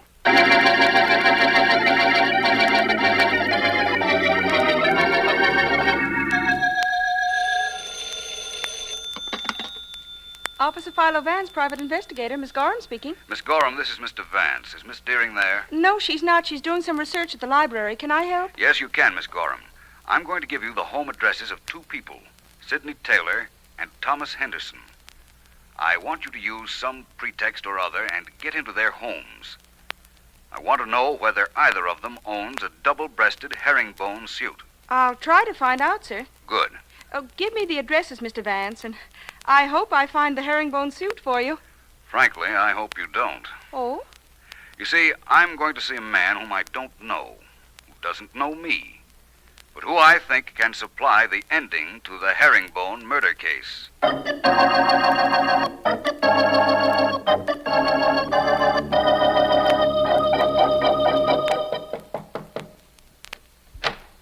Yeah? How do you do? My name is Vance. You don't know me. No kidding. Of course I don't know you. And I let you in on something. That's okay with me. Just one moment, please. I'm not selling anything. That's good, because I'm not buying nothing. So suppose we start by you knocking on the door, and this time I'll ignore it. So long. Wait a moment. Just one moment. How would you like to make $50? Oh, I see. You're not selling anything. You're the one that's buying. That's right. $50 worth of the answer to one question. Brother, this beats those radio quiz games. You got to work up to the big money question on them.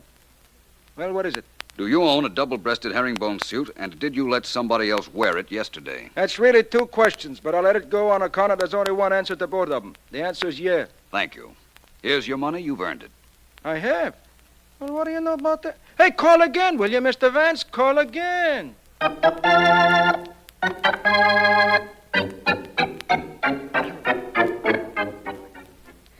Where is Vance, Mr. Markham? I'm not used to standing on street corners I'm like sorry, this. Miss Collins. Apparently, Mr. Vance has been delayed, but he'll be here, I'm certain. Why don't you join Mr. Taylor and Mr. Henderson? They don't seem to mind waiting. Look, I don't care what they mind. All I can tell you is that Mr. Vance asked that you, Taylor, and Henderson be here. Here comes a truck headed for this corner.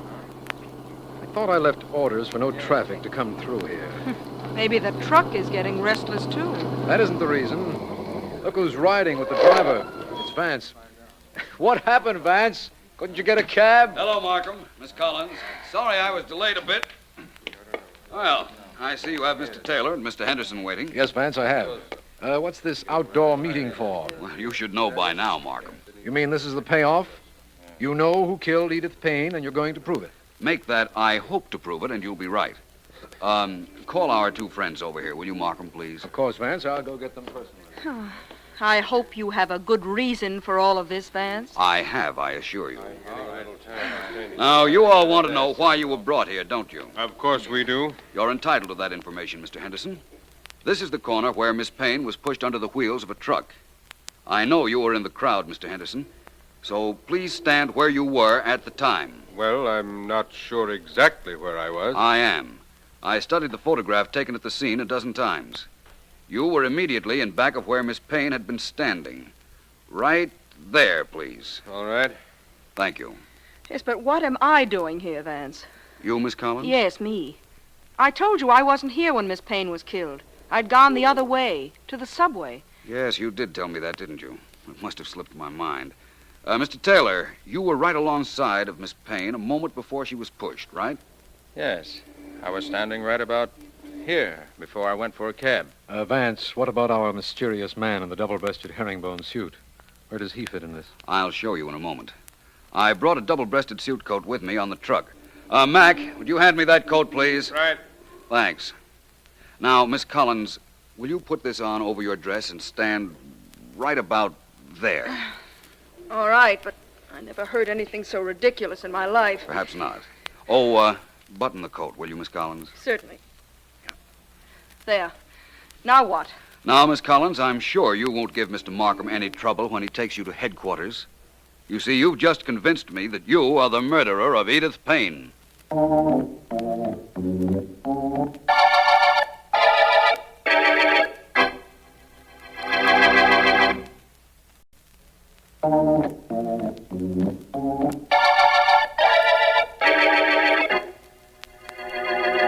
May I have this in very small pieces, please, Vance? The explanation of how you knew Claire Collins pushed Miss Payne to her death, I mean. Certainly, Markham. First of all, you're entitled to know how I knew it was a woman. I go along with that. It was a herringbone suit, Markham. The double-breasted herringbone suit we saw in that picture. It was buttoned the wrong way. Yes, I know. Buttoned from right to left. A woman buttons everything that way, from a blouse to a topcoat. And a man buttons everything from left to right. I'm beginning to understand your logic now. You were convinced that the herringbone wearer was a woman. And you wanted to know what a woman would be doing at the scene of a crime wearing a man's suit. Right. She probably wore it so that if she had to skip in a hurry, witnesses would say a man was seen running away. She didn't have to run because apparently nobody saw her push Miss Payne. But, Vance, any woman could have been wearing a man's suit. Why did it have to be Miss Collins? Markham, where would a woman get a man's suit? Rent it. Or buy it, I say. Renting it would be dangerous. The suit wasn't new, so it wasn't bought. Of course, it could have been a second-hand suit that was purchased, but fortunately it wasn't. Well, how was it gotten? It was borrowed from a neighbor, just as I thought it would be. I went to Miss Collins' apartment house and questioned her neighbors until I found a man who'd loaned her his double-breasted suit. Then, when I rode up on the truck this afternoon, I had her put on a coat just to make sure she buttoned it as all women do, from right to left. Yes, I understand now. Vance, do you know why Miss Collins killed Miss Payne? No, I'll admit I don't know the motive. Well, then, for a change, I can tell you something. It seems that Miss Payne had given her until Saturday to return the money she had stolen or be turned over to the police. She couldn't return the money, so she did away with Miss Payne, and would have been in the clear if it weren't for you. A lot of people must hate you, Vance. Most criminals do, I imagine. You're not included in that not-so-select group, are you, Markham? Me? Oh, no, Vance. I'm on your side. I'm one of the many who want to see you operate and wind up mysteries, just as you wound up the herringbone murder case.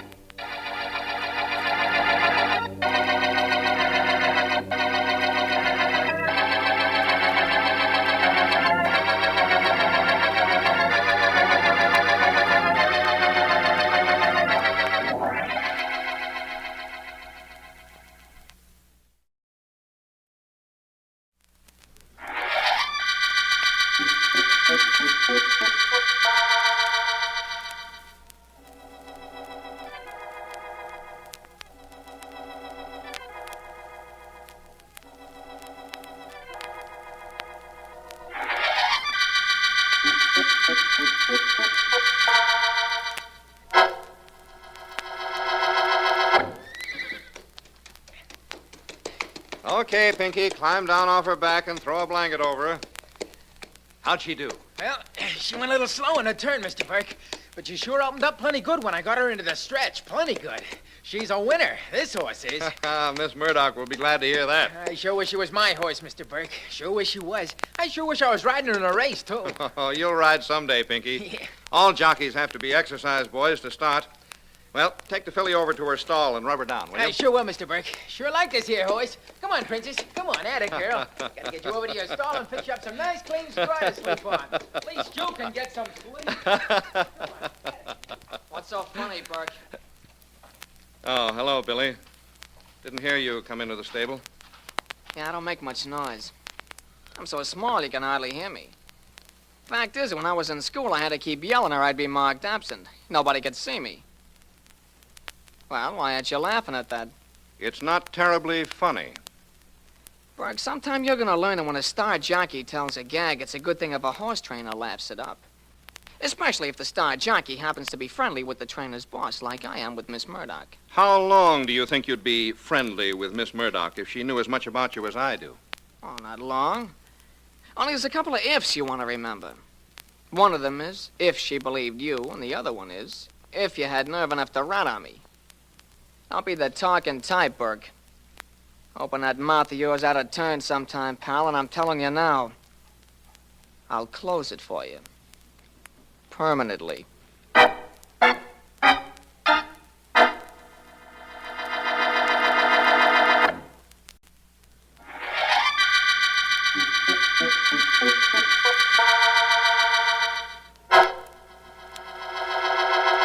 Miss Murdoch will see you now, Mr. Burke. This way, please. Thanks, Andrew. She's in the library.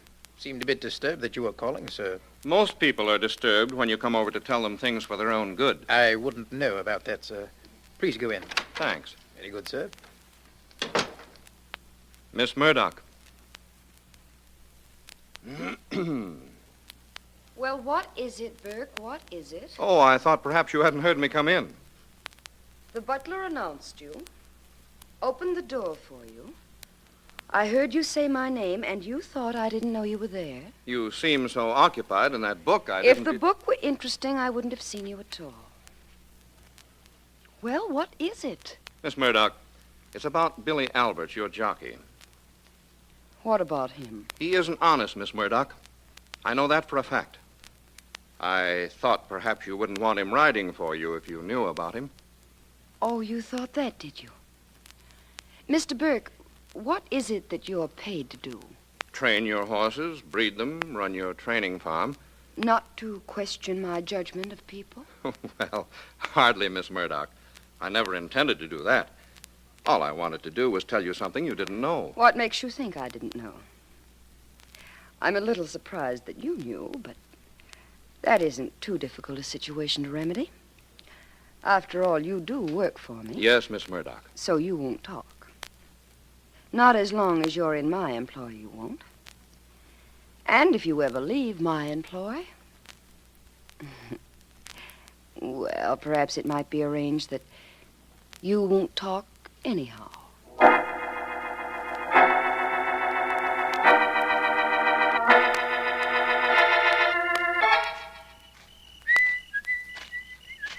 Pinky? Pinky? Oh, yes, sir, Mr. Phil. How are you tonight, sir? All right. You seen Burke? I sure have. He's in his office. Looks like the moon fell down on him. You gonna go see him? Yep. Well, don't get in any mood like he's in. Been in it all day, too. Hey, as long as you're his assistant out here, maybe you could do some assisting in the trouble he's having. Maybe that wouldn't be a bad idea, huh? Might not be at that. Hey, you're pretty dolled up for an exercise boy. Where you going, Pinky? Out. Got me new suit, new tie, and the same old girl. I'm stepping out tonight, Mr. Phil. Go ahead, Pinky. Only watch that step a little. I sure will, Mr. Phil. I sure will. Tonight's the night. Yes, sir. Tonight's the night. Come in. Evening, boss. Oh, hello, Phil. Come in. Say, you've got the lows, Mr. Burke. What's wrong? Nothing very much. Nothing you can help me with, I suppose. Well, what's on your mind, Phil? I need some money, Mr. Burke. $1,000. Who doesn't? I need it bad, Mr. Burke. A couple of bets I made went haywire. You've been betting on horses, Phil? Well, I thought they were horses when I made bets on them. I haven't got $1,000, Mr. Burke. You got to lend it to me. You know, Miss Murdoch has a rule about her employees betting on horses. Oh, now look, I don't want to lecture. I want the money. You can get it and take it out of my pay. The Murdoch girl will give it to you if you ask for it. If I ask for it, maybe she will. But I'm not going to. In fact, I don't know why I shouldn't tell her that you've disregarded her orders about betting. I wouldn't do that, Mr. Burke. That way I'd never get the money I need, would I? No, but that's your problem. I can't worry about you and me, Phil. No, I guess you can't. But that being the case, Mr. Burke, maybe you'd better do some extra worrying about you.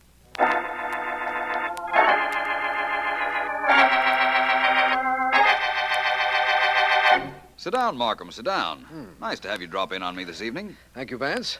I got through at the office and thought I'd come in here after dinner. You know, this business of being a district attorney has many complications, Vance, and only a few compensations. One of them is you. Well, very pretty compliment, Markham. Thank you very much. May I add to that speech that my profession of private investigating could very easily become a chore without the incentive of the cases you've called me in on? Okay. We're even. And now to the purpose of my call. Yes? Could you take the evening off to go over to the club for a game of billiards? I'd like to, Markham. I'd like to very much. Just give me a second to slip out of this robe and into a coat. Turn the radio on if you like. I will. Oh, I've got a new 3-cushion shot to show you that's terrific, Vance. Not fair. You've been practicing. Very good, very good. And now for your last question, sir. What is the capital of the state of Maine? Now tell me quickly before a gust of wind comes into the studio. What have you got there, Markham? A quiz show, apparently. No coaching, please. No help from the audience. Come on now, sir. The capital of the state of Maine. A gust of wind will come into the studio. Augusta! That's right, that's right. Lots of fun, these quiz shows, Markham. Yes, I enjoy them. Let's listen for a moment, Vance. All right, now, everybody, we're ready for our next contestant. Your name, sir? Billy Alberts. Welcome to our game, Mr. Alberts. And what do you do for a living, may I ask? I'm a jockey for the Murdoch stables. Well, you're a good man to know. I once knew a fella came to a betting window and he said, I want to bet $5 on this horse. And then the man said, on his nose, and the fella said, on his nose, on his back, on his tail, everywhere, so even if he comes in sideways, I win. Well, Mr. Alberts, you've selected a topic to talk about. Now let's have your slip. Popular songs, huh? Well, okay. Here's your first question. Name 5 songs that Irving Berlin composed. Always Because I Love You. That's 2. Alexander's Ragtime Band, Remember, and Blue Skies. That's 5. That's correct. In fact, that's wonderful.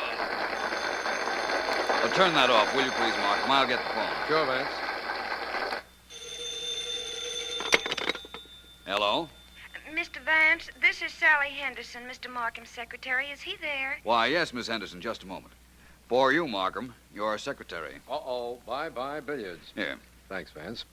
Hello. Mr. Markham, I'm glad you left word where you could be reached. Sergeant Heath of the homicide just called you. There's been a murder, and he thought you'd want to get there right away. I most certainly do. Who was killed, Miss Henderson? A man named Edward Burke. He was a horse trainer. Shot with a .45 automatic about 15 minutes ago at the Murdoch stables. Thank you very much. I'm on the way. Goodbye, Miss Henderson. Goodbye, sir. Well, Vance, we're on the way to a murder. Horse trainer named Edward Burke was killed. Burke? He trains for the Murdoch stables, doesn't he? That's right. He's... Say, that jockey we just heard on the air was from the Murdoch stables, too. Quite a coincidence. Yes, it is. Well, you were talking a while ago about a very difficult billiard shot. Apparently a murderer has called his shot, Markham. Perhaps we can call his hand.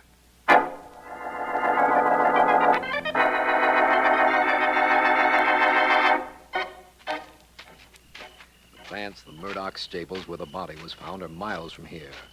Why did you ask me to stop the car outside the Murdoch house? Because Sergeant Heath is at the stables with the body, Markham. He'll find anything there that I might find. I thought someone at the Murdoch house might give us something to work on. After all, the Murdochs own the stables. I've learned better than to argue with you, Vance. Don't ever stop, please. I'm not always as certain as I sound. We might find out absolutely nothing here. We certainly won't if we don't get inside. I'll handle that detail. Oh, I hope you have your calling card ready, Vance. Miss Carol Murdoch is very social. You mean she's very rich? Markham, some of the richest people I know are antisocial. Yes, sir. District Attorney Markham and Mr. Philo Vance to see Miss Carol Murdoch. Miss Murdoch is not at home. Would you care to come in and wait? Vance? We would. Very good, gentlemen. Oh, you might wait in the library if you like, right this way. Oh, there's someone else in the library, a Mr. Billy Alberts. He works for Miss Murdoch. Billy Alberts, the radio star? He's a jockey, sir. I know, but he was on the air tonight. How does it happen he's here? And he telephoned after the program, and I informed him of Mr. Burke's death. He came in only a few moments ago to wait for Miss Murdoch. I see. And where is she? I'm sorry, sir. That I do not know. She'll return presently, I imagine. She always has. Make yourselves at home right through that door there. Thank you. Oh, good evening, young man. You're Billy Alberts? Yes, I'm Alberts. I'm District Attorney Markham. This is Philo Vance. Vance, the private dick. I suppose you could call me that. I'm glad to have an opportunity of speaking to you, Mr. Alberts. You undoubtedly knew Mr. Burke. Sure, he trained horses for Miss Murdoch. Any idea who might have killed him? Search me. He had an assistant who had ambitions. A guy named Phil Dexter. Phil Dexter, eh? Yeah. Must remember to talk to him. Anybody else? Well, nobody I know of. I could have a lot of guys sort him that I wouldn't know, though. That's entirely reasonable, I'd say. Mr. Alberts, we understand that Edward Burke was killed at about 9:10 tonight. We know you were on the radio shortly after that time. In fact, we heard you. Hey, was I good? Very. Huh. Tell me, how long had you been in the radio studio? Well, let's see now. The show went on the air at 9. They picked us contestants out of the studio audience at about 8:30. I must have got there about 8:15, I guess. And Burke was killed an hour later while you were still in the studio, eh? Sure, that's right. Mr. Alberts, I'd like to... Hands off me. I can walk. Take them off. Hey, that's Carol's voice. Some guy's with her. Maybe the murderer. Come on, Vance. I'm with you, Markham. There's no use arguing, miss. I'm staying That's a right cop with with Miss Murdoch. Listen, you... Now, wait a minute. I'll handle this, Alberts. Good evening, officer. I'm Markham, District Attorney. Oh, hello, Mr. Markham. And how are you this evening? Well, how are you this evening? You in a minute. Mr. Markham, this officer of yours has been pushing me around, and I won't stand for it. I'm Carol Murdoch. No, take it easy, Miss Murdoch. What's wrong, officer? Well, I picked this young lady up about an hour and a half ago, Mr. Markham. She was speeding, going like a bat, headed for this place. For a half hour, she wouldn't tell me who she was. Then, when we finally get to headquarters, she tells me her name is Carol Murdoch. Well, that's who she is. She is Carol Murdoch. Shut up, Sonny. I'm talking to Mr. Markham. Yep. So, Mr. Markham, I asked to see her license, and she says she hasn't got any. Then, when I want to take her in again, she said she left it at home. So, here we are. I see. What time did you pick her up, officer? Oh, I should say about 9:20. And the murder was committed at about 9:10, eh, Markham? So we've been informed. Look, I know all about the murder. I heard it firsthand over the police radio. I know one of my men was killed, but that doesn't give this cop any license to treat me like a criminal. Driving without a license is against the law, Miss Murdoch. Officer, where did you pick her up? Just a short distance from her own stable, sir. And you heard about this murder from the police radio, Miss Murdoch? Yes, of course I did. Ask this big lug here. He heard it with me. That's right, sir. Oh, I don't doubt that you heard about it over the police radio, Miss Murdoch. I was just wondering if it was news to you when you did hear it.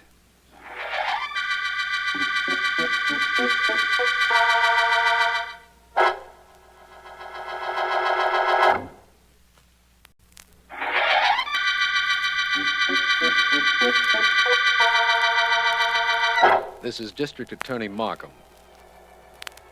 The Murdoch murder case began when Edward Burke, trainer for the Murdoch stables, owned by Carol Murdoch, was found dead. Vance has questioned Billy Alberts, a jockey who was on a quiz program at the time of the murder, and also questioned Carol Murdoch, who was caught by a motorcycle policeman coming from the murder scene at about the time of the murder. Still to be interviewed by him is Phil Dexter, assistant to the dead man. But I understand Vance is taking care of that detail right now in the Murdoch home. We have been at the house of... I'd tell you more if I knew any more, Mr. Vance, but I don't. Honest, I don't. Let me go, Mr. Vance. Let me go. I'm not stopping you from leaving, Mr. Dexter. The police might, but I won't. But you've been asking me the questions, Mr. Vance. If you said to let me go, they'd let me go. They might, but they'd only pick you up again. Why don't you tell me what you know of this case, and then you'll be clear of it once and for all. All I know is what I told you. The last time I saw Mr. Burke, he was worried about something. He'd just been to the house here, he told me, and he was worrying. Don't ask me about what I don't know. Tell me all about the last time you saw him alive in detail. Okay. I was walking toward the stable when I saw Pinky. Pinky? Pinky's an exercise boy. Mm-hmm. It was about 6:30, and I asked Pinky if he knew where Mr. Burke was, and he said sure, in his office. And I said so long to Pinky, and I went in. Where was Pinky going, do you know? No. Yes, I do know. He was all dolled up in a new suit, and he said he had a big date in town. He was pretty happy about something. I see. And then you spoke to Burke and found out that he was worried. Well, that's what he told me, anyhow, but he didn't say about what. Excuse me, Vance. Oh, come on in, Markham. Thank you. There's a phone call for me, and I didn't want to take it out in the hall. More privacy in here. I thought you'd released our jockey suspect, Mr. Billy Alberts. Well, I did. I sent him home about an hour ago, Vance. But Miss Carol Murdoch is still in the house, and I just don't want to be overheard in case this is important. I see. Mr. Dexter, you may leave. Only be somewhere that I can reach you in case I have to, will you please? Yes, sir, I will, Mr. Vance. I'll be at home. Well, Markham, go right ahead. The coast is clear and the phone is yours. Thank you, Vance. I can take that call now. Markham speaking. Mr. Markham, this is Miss Henderson. Yes, Miss Henderson. The homicide department called with some information I thought you'd like to have. Hope I didn't disturb you. Go right ahead, Sally. Oh, just a minute. Can you hear this, Vance? Yeah, I can. Go ahead, Sally. A body has just been found about 10 miles from where you are now. Yes? It was shot in the head by a .45 automatic and tossed out of a car, the police believe. I see. Any identification? Positive identification, Mr. Markham. It was an exercise jockey employed by the Murdoch stables. His name was Pinky Rice. Uh-huh. That's all the information that was given me. Fine. Thank you, Miss Henderson. You're welcome, sir. Goodbye. Well, a second murder, eh, Markham? Yes, and connected with the Murdoch family and its stables. Well, this certainly complicates things, doesn't it? On the contrary, Markham, I'd say it simplifies things quite a bit. In fact, I'd say it points pretty directly to the murderer.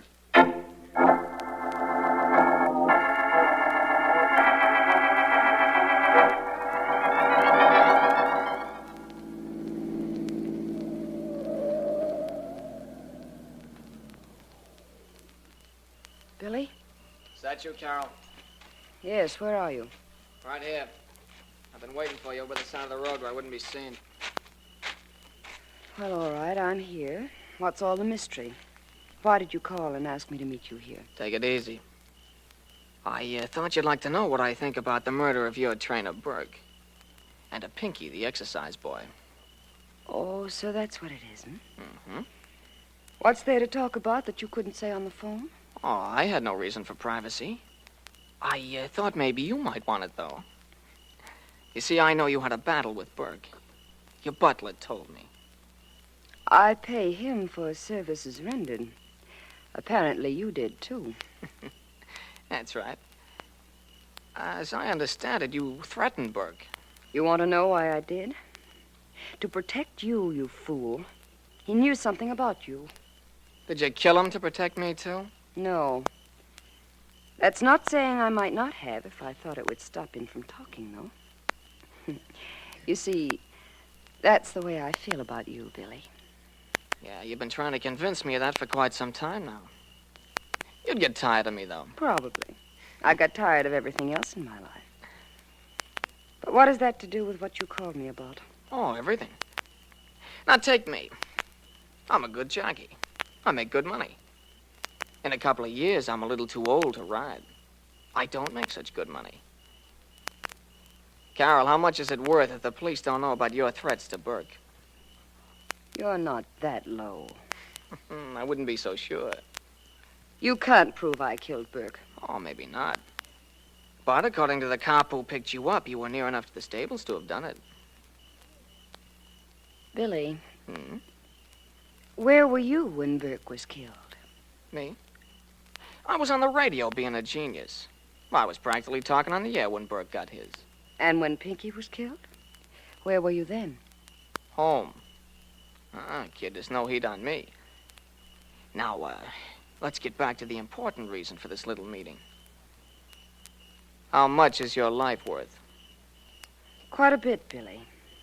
In fact, I value it a whole lot higher than I do yours.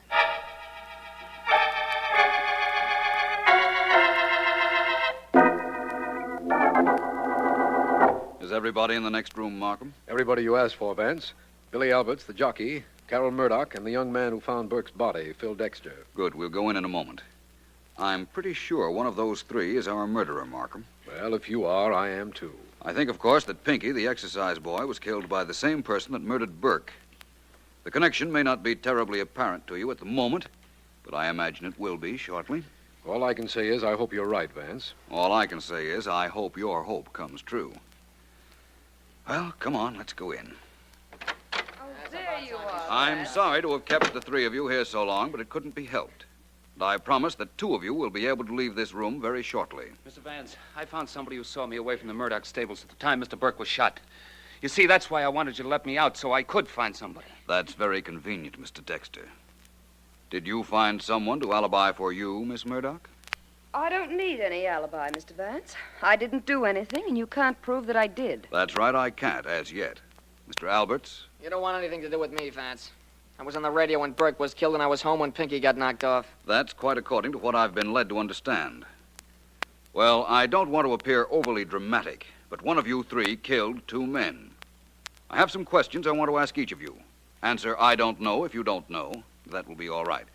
Mr. Dexter? Yes? 2 questions for you. 1, how many shots in a .45 automatic? I don't know. Who wrote the song, Memory Lane? What are you trying to do, Vance? Trick me into saying something? I don't know how that can mean anything. All I know is I don't know. Singularly devoid of information, isn't he, Vance? Perhaps he told us more than he realizes, Markham. Miss Murdoch, your questions. Where on an automatic pistol is the safety catch? Near the thumb. It can be released by the thumb. Thank you. Your other question. Victor Herbert was a great composer. Who wrote most of the lyrics of his operettas? I haven't the slightest idea of who wrote the lyrics, of why you're asking these stupid questions, or who killed the 2 men that worked for me. All I can do is assure you that I have. You think because I know about automatics Please, that Miss Murdoch, don't try to tell me what I think. Mr. Alberts. Yeah, what? It's question time for you. Who wrote the popular song of some time ago titled Remember? I don't know. Jerome Kern, Cole Porter, one of those characters. How do I know? Your second question. How is a clip fed into a .45 automatic? I don't... why lie about it? It's fed through the bottom of the grip. Everybody who's ever seen a movie knows that. Any more questions? No, I think not. Markham, did those questions mean anything to you? No, Vance. As a matter of fact, they didn't. And I haven't the slightest idea of what the answers proved. No? Well, then I'll tell you. They told me that Billy Alberts killed Burke and Pinky. Oh, no, you don't, Vance. Wait. I don't know if you're bluffing or guessing or if you really know something. But I'm not taking any chances. You're not saddling me with any murder rap. Now, when I got 2 legs and this gun to get me out... Well, thank you, Miss Murdoch. I'm afraid the vase you hit him with is pretty well shattered, though. What if it is? You just see to it that Billy Alberts gets put in jail, all in one piece.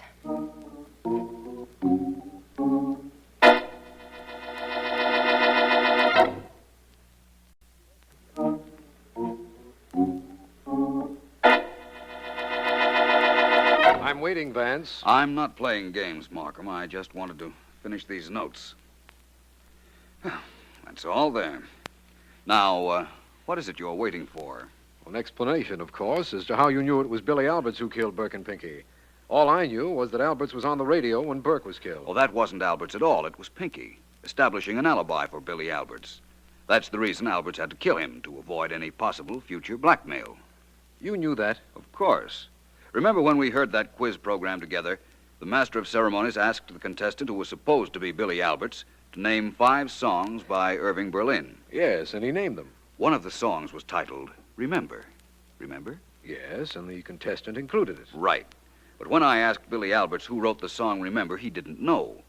He couldn't very well know one night and not the next, could he? No. Therefore, it wasn't he we heard on the quiz show. It was Pinky. Yes, I know that's right, but how did Billy Alberts know that Pinky would be sure to get on the radio and give him an alibi?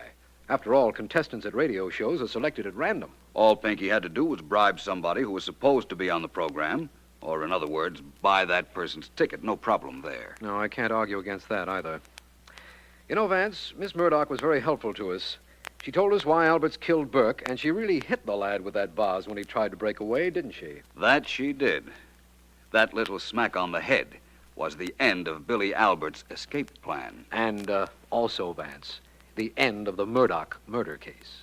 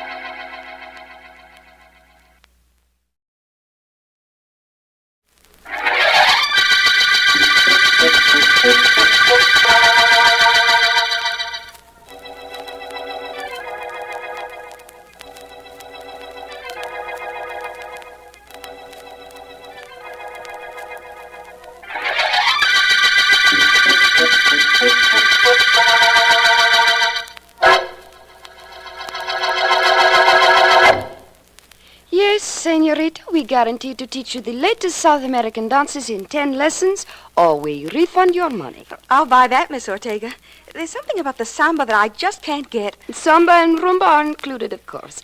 Now, your name, please? Sally Henderson. Occupation or profession? Oh, I'm secretary to Mr. F.X. Markham. He's district attorney here. Oh?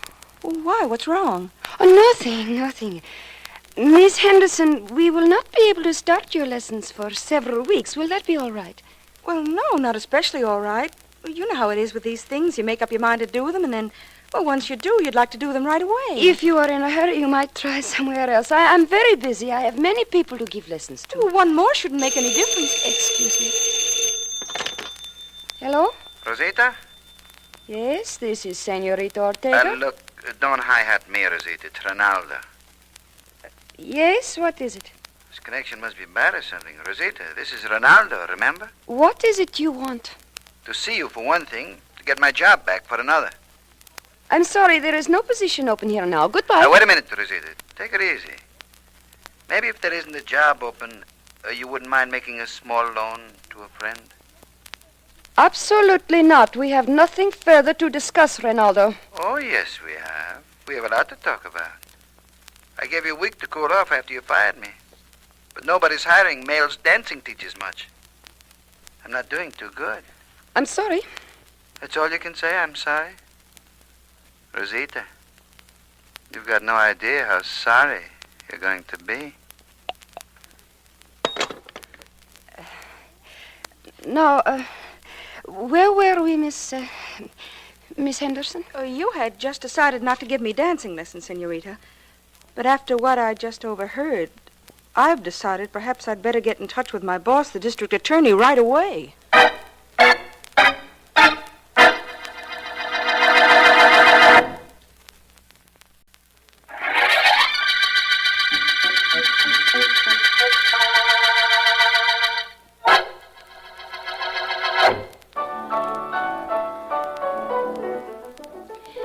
Now, you see, Mr. Cummings, it is really quite simple.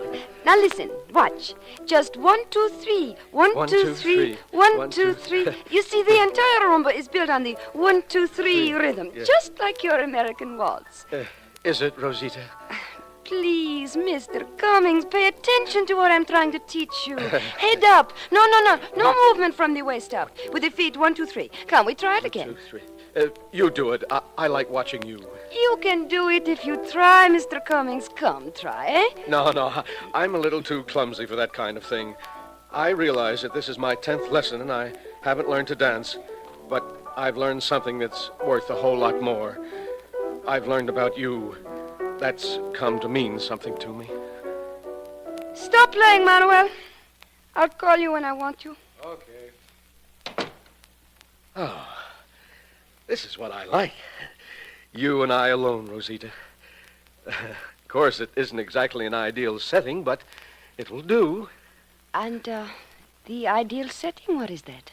That's the kind of thing I wrote to you about, Rosita. Moonlight, away from people. Someplace where they never heard of rumba lessons.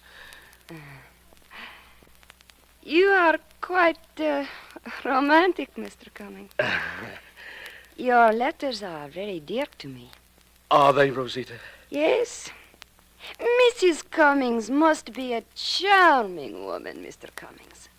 I wonder if she is equally an understanding woman. You think she would like reading your letters? You wouldn't show them to my wife. Oh, Mr.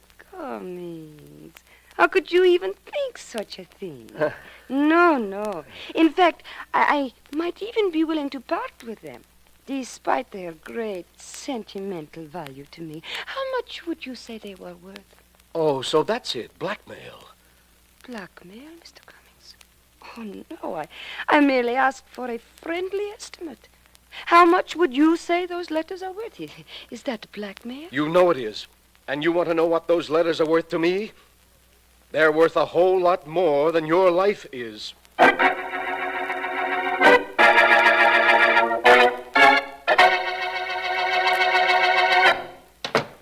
Good evening, Senorita Ortega. Rinaldo is not here? No, he is not, Senorita Raymond. He won't be here. I told you that a dozen times. Go on back next door where you belong, please. That is no way for one senorita to talk to another. Senorita? Oh, don't make me laugh. Just because you teach Spanish and because you can fool whoever it is that is stupid enough to come into your studio. Don't think I believe you are Spanish. You know many things that aren't good, Senorita Ortega. It's true, I'm not Spanish. And my name is not Ramon. But I didn't come here to talk about me. Where's Rinaldo? I do not know. Here, there, somewhere. I have not heard from him since he quit his job here last week. Quit his job? You fired him. Don't try to kid me. He knew a little too much about you. Knew the cute little blackmail racket you had going for you. That's one of the reasons you let him go. Is it? And what's the other reason? I'm the other reason, and you know it. He was starting to go for me. He was starting to overlook you.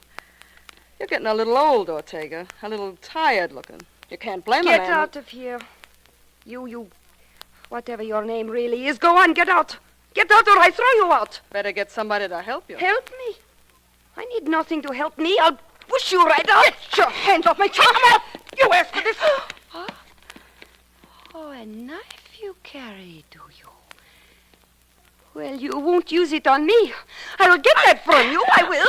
Stop it. You're breaking my wrist. The knife. Drop it. Drop it on the floor. Ow. Drop the knife. My wrist. You've broken my wrist. You are lucky that isn't all I break. Now, get out of here and take this knife with you. Okay, I'll get out. I'll take the knife with me. But you never can tell, Ortega. Both of us may be coming back.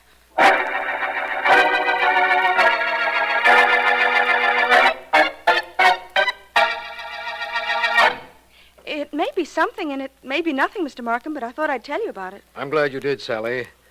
So you went up to one of those private dance studios last evening, and when this Senorita Ortega found you were working for me, the district attorney, she wasn't very anxious to have you take the course. Oh, it isn't that so much, Mr. Markham. It's the phone call she got from somebody named Ronaldo. That's why I tried to reach you last night on the phone. He sounded mighty serious when he threatened her. Yes, I didn't get in till quite late. And he was serious, all right, Sally. What do you mean? Look at this memorandum that came into me just before you arrived. It's from Sergeant Heath at the Homicide Department. Here, read it. Uh-huh.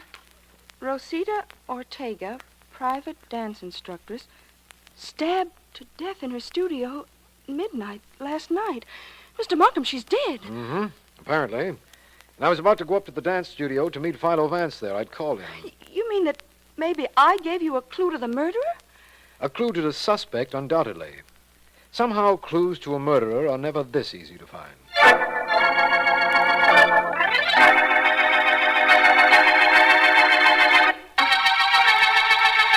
Well, Vance, Sergeant Heath has this Ronaldo individual in the late Senorita Ortega's studio. Shall we go in? No, not for a moment, please, Markham.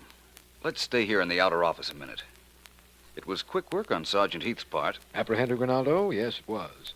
Heath has another suspect for us, too, a Senorita Ramon. She teaches Spanish in the studio next door. Senorita Ramon.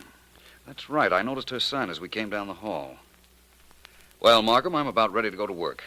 It's been quite a while since our last murder case, and life is little to a private investigator without a murder. To a private investigator such as you, that's undoubtedly correct. Now, how about this Ronaldo, Vance? Let's get him in here now, if you will, Markham. Right. I'll have Heath send him in. Sergeant Heath, would you ask Ronaldo to come here, please? Sure. He's on the way, Vance. Good. I'm Ronaldo Alvarez. Right in this way, please, Ronaldo. Sure. What happens now? Ronaldo, I'm District Attorney Markham. This is Philo Vance. Vance, huh? You heard of Mr. Vance? Who hasn't? But I don't suppose he can want anything from me. I might, now that Sergeant Heath apprehended you so quickly. What apprehended? I walked in here this morning to see Ortega. Didn't know a thing about her being dead until then. Perhaps that's true. Ronaldo, why did Senorita Ortega discharge you? Why? Because she thought she could get along without me. That's why. Was that the only reason? What is going on in here? Why am I being held like a prisoner in the studio? It's all right, Heath. Let her come in. All right. Why am I being held in there like a thief? Why? And who are you, may I ask? Me? I am Senorita Ramon. I have the studio next door. Oh, I see. Is that reason enough for me to be held until you get ready to speak to me? I think it might be, Senorita Ramon. That accent of yours is slightly spurious, too, I might add. What is your right name? Her name is Margaret Stone, Vance. Thank you, Ronaldo. You knew her? Very well. Ronaldo, Would you please wait in the studio just one moment, Senorita Ramon, or Stone, whichever you prefer. I promise you we won't be more than a few minutes. Okay. Only I don't like to be kept hanging around like a pet dog. Quite a young lady there, Ronaldo. Her? She's really something, Vance. And, can I go now? Not yet. Ronaldo, I'd like you to tell me all you know about the late Senorita Ortega and who might have killed her. Look, Vance, I'm a dancer, not a detective. But Rosita did have something off the record going on with a guy named Cummings, Jack Cummings. He was married, and he wrote us some letters. That sounds like something, Vance. Yes, it does. Where did the senorita keep those letters, do you know? I should know. I saw her looking at them only last week. I got an idea that was one of the reasons I was fired. They're right in that desk Mr. Markham's sitting at. Middle drawer. Yeah? It's locked. Well, that shouldn't be entirely unexpected. That paper knife ought to be capable of prying the drawer open. Insert it right in the center, Markham. Right.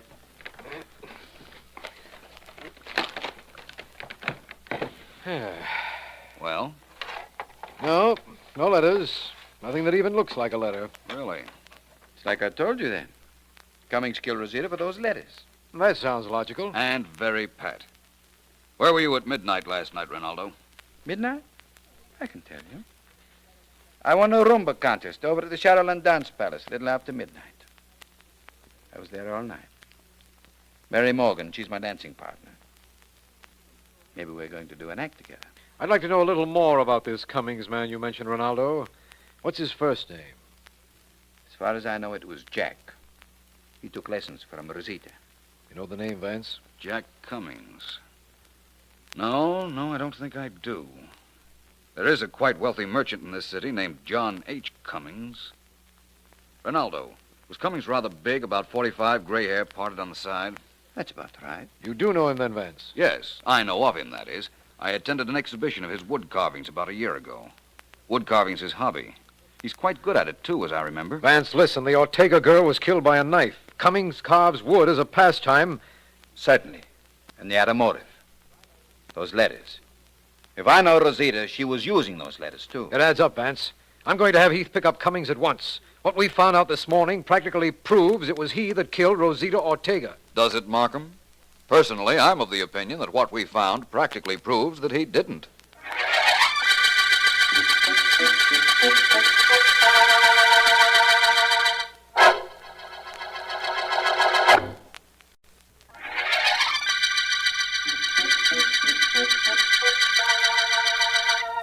This is District Attorney Markham. The Rumba murder case began when Rosita Ortega, a dance instructress, was found knifed. Vance's suspects include a Spanish teacher, Margaret Stone, a dancer named Ronaldo Alvarez, whom the senorita had discharged, and Jack Cummings, merchant and amateur wood carver, who, we have reason to believe, was being blackmailed by Senorita Ortega. Ronaldo has told us that he had been at the Shadowland Dance Hall the entire evening previous, dancing with a hostess there named Mary Morgan. And I know that Vance checked the dance hall, found out her apartment address, and is there with her right now.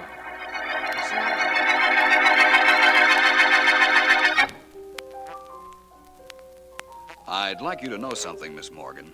This is the first time I've ever been in the apartment of a dance hostess. Oh, gee, high-sounding name, Mr. Vance. I'm a taxi dancer. You sure you don't mind that record playing? I like music. It relaxes me. I don't mind at all. Mind if I ask you some questions? Go ahead, ask. First of all, these pictures of Ronaldo that are in your place here. How many of them are there? Oh, 3 in here and 3 in my bedroom. I go for that guy, Mr. Vance. He's a swell dancer. Excuse me. Surely. We won a Rumba contest last night at Shadowland. Did I tell you that? Not that I recall. What time was the contest held? 12:15. Ronaldo and I have been practicing all night. At Shadowland? Sure, at Shadowland. Oh, it was perfectly legit. He bought tickets, the same as any customer. My knowledge of dance halls is a little limited, Miss Morgan. Tell me about Shadowland. Wait till I turn off this record, huh? There. Well, Mr. Vance, there are about 25 of us girls. They call us hostesses. We sit around till some fella comes over and asks for a dance. Some fellow? Well, sure. Fellas come up there to dance, and they buy a bunch of tickets, and they dance with us. Every time they dance, they give us a ticket. I understand. Now, you were telling me about Ronaldo. I know he won a contest with you a little after midnight, but he says he was with you all evening from 9 o'clock on. That's just about right, too. He got there about 9, and we started dancing. We didn't miss a dance until the contest. Every dance we danced. You must have been pretty tired. Oh, I do that every night. I'm used to it. Only every night I don't get a break like dancing with Ronaldo every dance. I'm curious about one thing, Miss Morgan. How much money do you girls make, if I'm not being too personal? That ain't personal, Mr. Vance. We get 6 cents on every ticket. Tickets cost a dime, and the house makes 4 cents. I see. You really do have to do a lot of dancing to make money, don't you? That I do. Why don't you come up sometime, Mr. Vance? You look like you wouldn't get fresh or nothing. I might do that, Miss Morgan. This case I'm working on seems to be getting nowhere. The lack of clues is a little fantastic. Perhaps after I solve it, if I solve it, I might devote some time to the light fantastic.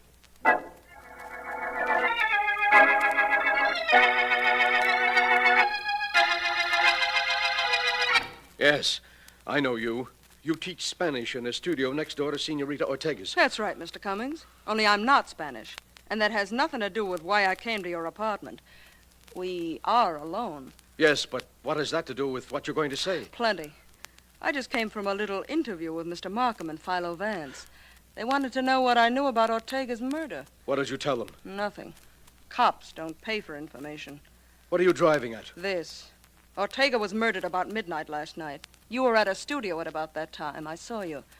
I want $10,000 to keep quiet about it. I won't pay it. I think you will. Get out of here. I've worried enough about my being up there last night. I was there to get something that belonged to me. But I didn't kill her, do you understand? I didn't kill her. I won't pay a cent. You will. You've got a wife, respectably married children. You wouldn't want them to read about you in the papers? You'll pay. Get out of here. Get out. I won't pay a cent. Get out of here. Everybody throws me out, and everybody's sorry they did right afterwards. One more chance, Mr. Cummings. Are you paying? I said get out, and I meant it. Get out! Okay, stop pushing. I'll go. In case you change your mind, you know where to reach me. I'll give you an hour. An hour? An hour? I can't pay her. She'll blackmail me for the rest of my life. I can't pay her. I can't face the ruin I'll bring to my family. I know. Where is it? I always kept it here. Oh, here it is. This is my way out. This gun of mine. First I'd better write. No, I'll telephone my wife. That'll be better. Quicker. Oh, no. No, I can't talk to her. I can't. I've just got to do this now. The longer I think about it, the longer I'll put it off. And I mustn't put it off. I've got to... I wouldn't if I were you, Mr. Cummings. Who are you? My name is Vance. Philo Vance. Mind if I take that gun? Here, take it. Take it quickly. Thank you. I'm glad my appearance has that effect, Mr. Cummings. I take it you were going to kill yourself because of your connection with the Ortega murder? Yes, but I didn't kill her. Only no one will believe it when they find out I was up there last night. I wouldn't say no one, Mr. Cummings. I believe it. And as soon as I meet Mr. Markham up at the Shadowland Dance Hall, which I'm to do in a few moments, I think everyone concerned will believe it, too.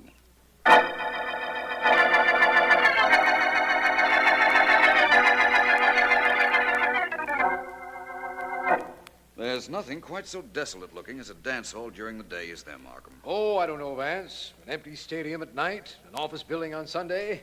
They give this dance hall a little competition for desolation. Perhaps you're right. So this is Shadowland, Temple of Terpsichore. Hey, you two. What are you doing here? Watchman Vance? I think not. Must be the manager. I phoned him a while ago. My name is Vance. Oh, yeah. You called me, didn't you? Who's your friend? This is District Attorney Markham. How are you? What can I do for you, Vance? Have you the records I asked for? Oh, sure. In my office. It's right here. Come on in. Not much doing around here this time of day. We figured that out for ourselves. I got the records right here on my desk. Here they are. Last night, Mary Morgan, the girl you asked about, Vance, turned in 40 tickets. 40, eh? Tell me something. How long does a dance last?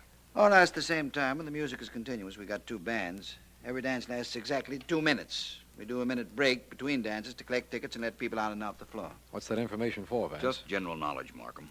All I'd say that's what it's for. One thing more. how much did Mary Morgan make the night before last? I'll have to find that out for you, Vance. Won't take me a minute. Don't hurry. We'll be here when you get back. Well, Vance, I've got something to tell you. We're picking up Jack Cummings, the man Ronaldo spoke to us about. He was supposed to have written some letters to Senorita Ortega, remember? Of course. And you've picked him up, eh? Yes. You see, the girl who has the place next to Ortega's, Senorita Ramon, saw him near the Ortega apartment at the time of the murder. And she told you that? Definitely. Markham, I wouldn't overlook this Senorita Ramon if I were you. You mean you don't think that Cummings murdered the Ortega girl? No, I don't. I told you that once before. I know who the murderer is, Markham. And believe me, it's not Jack Cummings.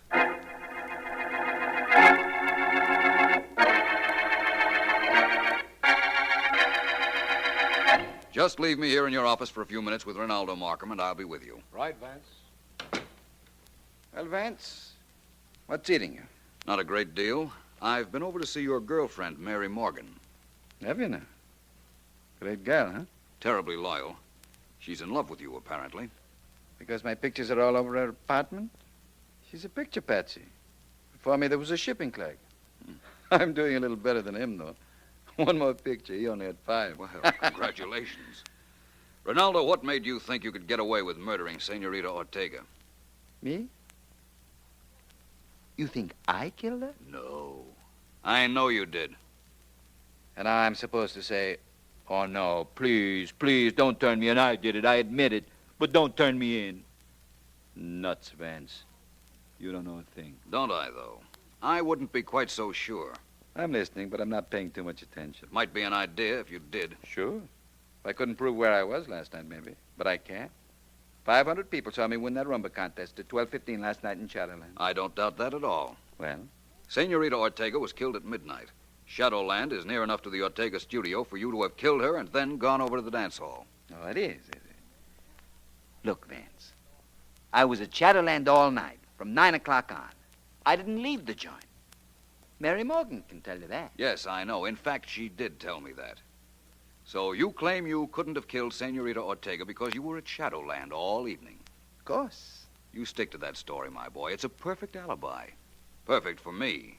You see, instead of proving that you didn't murder the Ortega girl, it proves you did.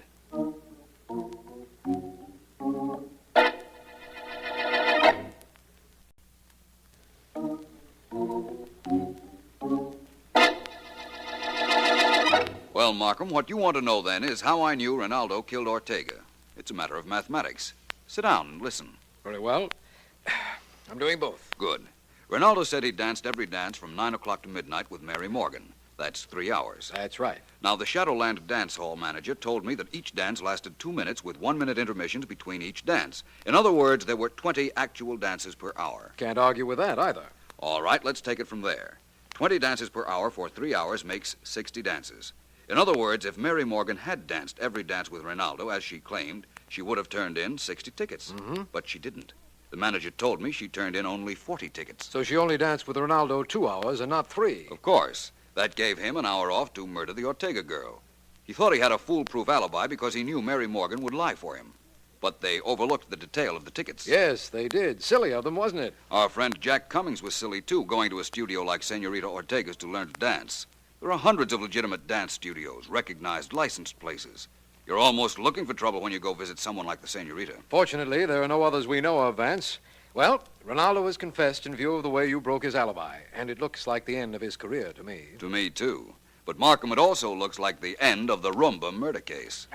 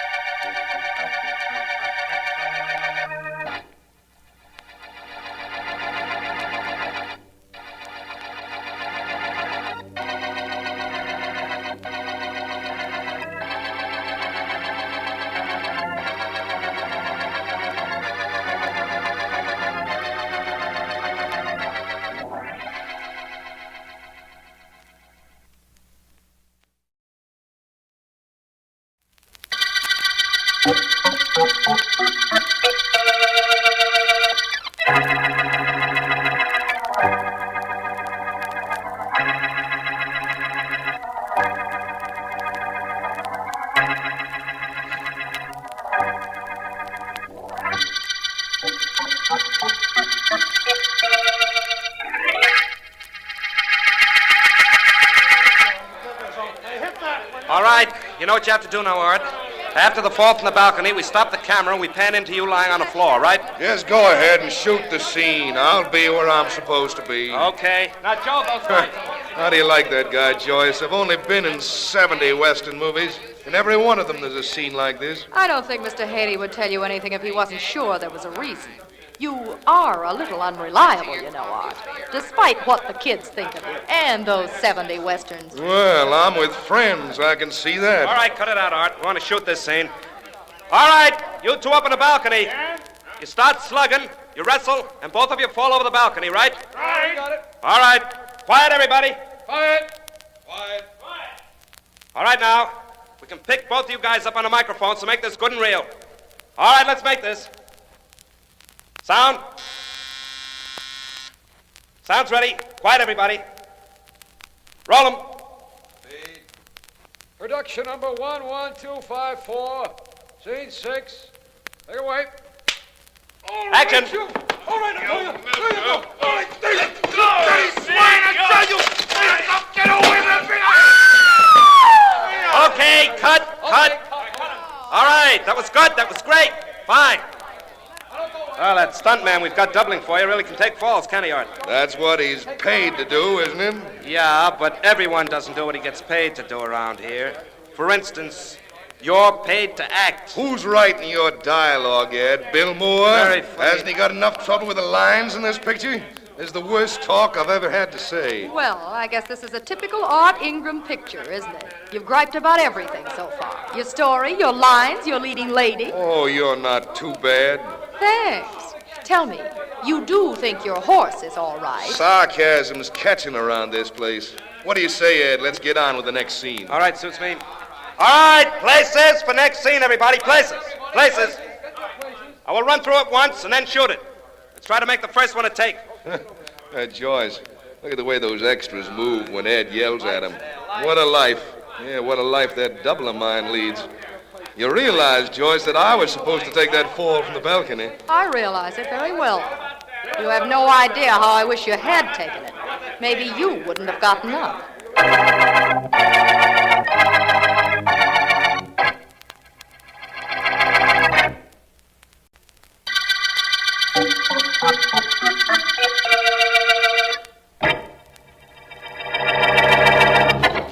Partner, put down that 6-shooter, he said. Bill? Bill, are you busy? Oh, no. I'm just banging on this typewriter to keep my fingers limber. What's up, Joycey? Oh, I just came off the set. Been working with Art Ingram all morning, yeah. Are you really not busy, Bill? I'm doing some last-minute rewrites on tomorrow's scene, Joyce. Art was complaining about his lines, and Ed wants to keep peace in the family, so little Billy goes to work. He can wait, though. Why do you ask? I'm not complaining, Bill, but I wish you'd write me some smart lines, some things that'll give me a chance to stand out. I've got all I can do to get my face in the camera when I work with Art. That bum knows more tricks than a monkey. You're not kidding. I'll do a rewrite on your lines for you, Joyce. Glad to do it. Oh, gee, that's swell. Apparently you don't like him either. What do you mean, either? I don't like him, but I didn't think there was any friction between you two. Well, there is. Tell me something, Bill. What reason do you have for hating Art? You really want to know? Mm-hmm. I'll tell you. I had a kid sister in college a couple of years ago. She was terrific. Pretty, had talent, was engaged to the campus hero. Had everything her own way. What college, Bill? Daniels University.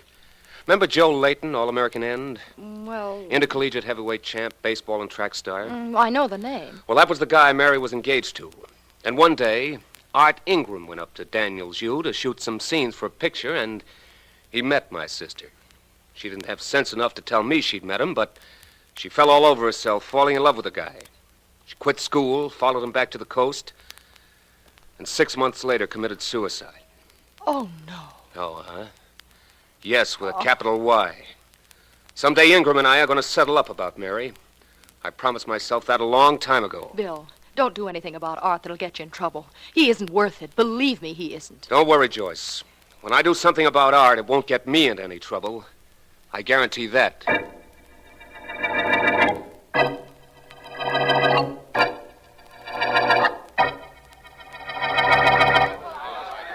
Oh, keep those horses quiet, will you, fellas? We don't need them till the next scene. Now get them away so we don't pick them up on this microphone. That's good. That's all right. All right, that's fine. Joyce, you know the action in this scene. I'm not in the first part of it. Huh? Art comes galloping up, rides in front of the camera, and then rides on. He's that- supposed to be chasing the bandits who have me. Fine, all right. One thing that guy can really do is ride. Quiet, everybody! Quiet! Quiet! Okay, let's make this. Sound. Sound's ready. Quiet, everybody. Roll 'em. Production number 11254, scene 7. Take it away. Action.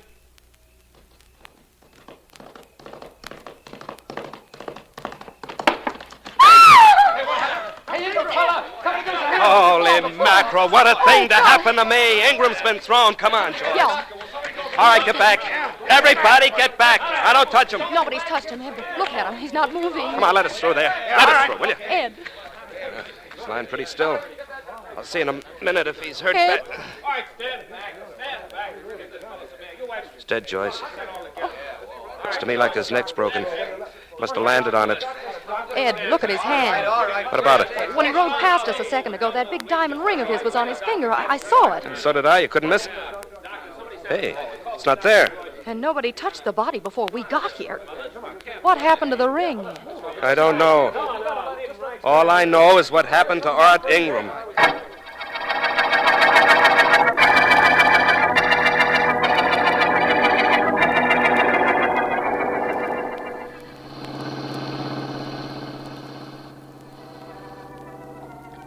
Like organ music, Vance? I like practically every kind of music, Markham.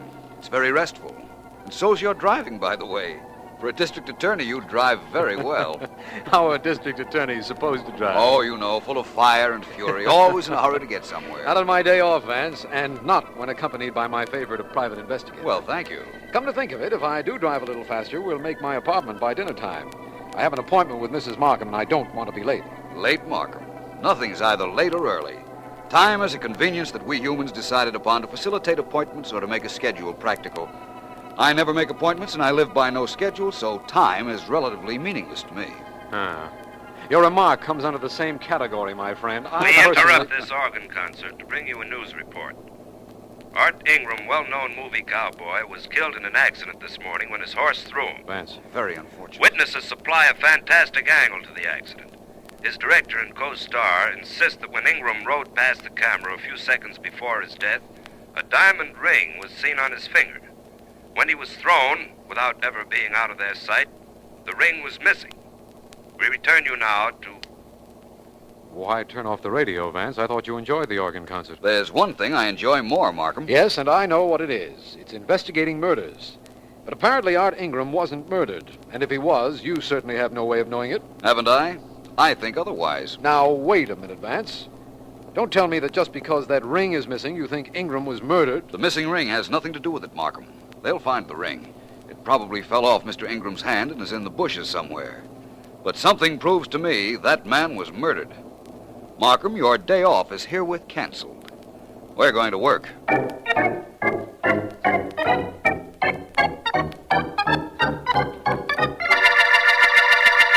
That's how it happened, Vance. Exactly how it happened. He rode past you and the camera, Miss Payne. Yes. He was leaning over the horse's neck as if to get more speed from him. Then he fell off a few seconds later and landed on his head. And Vance, his neck was broken. That all makes sense. Not to me. Why don't you settle for being half right, Vance? They found the ring just as you said they would. It had fallen off Ingram's hand and was in the bushes at the side of the road. Why do you insist he was murdered? I'll explain that to you, Markham, but not now. Miss Payne. Yes? Did Mr. Ingram have any enemies in this troop? Why don't you ask me if he had any friends? That'd be easier to answer. I see what you mean. Are you included in the camp of the enemies? Ingram didn't bother me one way or another. All I can tell you is I didn't like him. But there is somebody here who hated him. Who's that? Bill Moore. He wrote the scenario for the picture we were shooting. Believe me, Vance, he had a reason for seeing Ingram dead. That automatically gives me a reason for seeing him. Markham. Of course, Vance. Mr. Moore, please. Yes? Thank you, Mr. Moore. Come right in here, if you will. Well? Hello, Mr. Moore. Hello. I understand you and Art Ingram didn't get on very well. Who told you that, Joyce? Well, it's true, isn't it? Just because it's true doesn't mean it has to be public property. Okay, Mr. Vance, I hated Art Ingram. What are you going to do about it? Well, I don't know at the moment, young man. But if you did anything about killing him, I promise you I'll do something about that.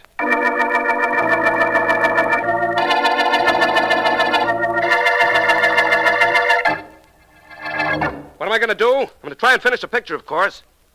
What? No close-ups. I'll shoot all the scenes that Ingram was supposed to do with his double. That guy'll have the most famous back in show business when I'm through. What? Yeah, okay. Well, if there's any more trouble, I'll call you. So long. Mr. Haley, you gonna let me finish the picture? That's right, Wally. You're going to take Art's place.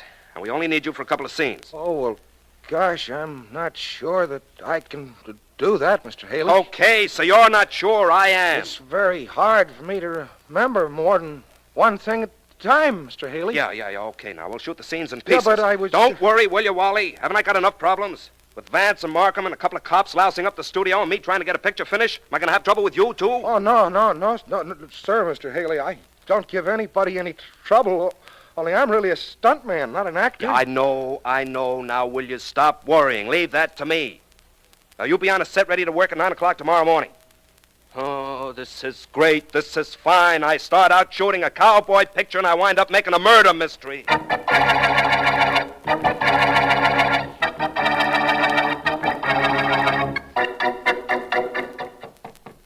Vance, are you in there? Come in, Markham.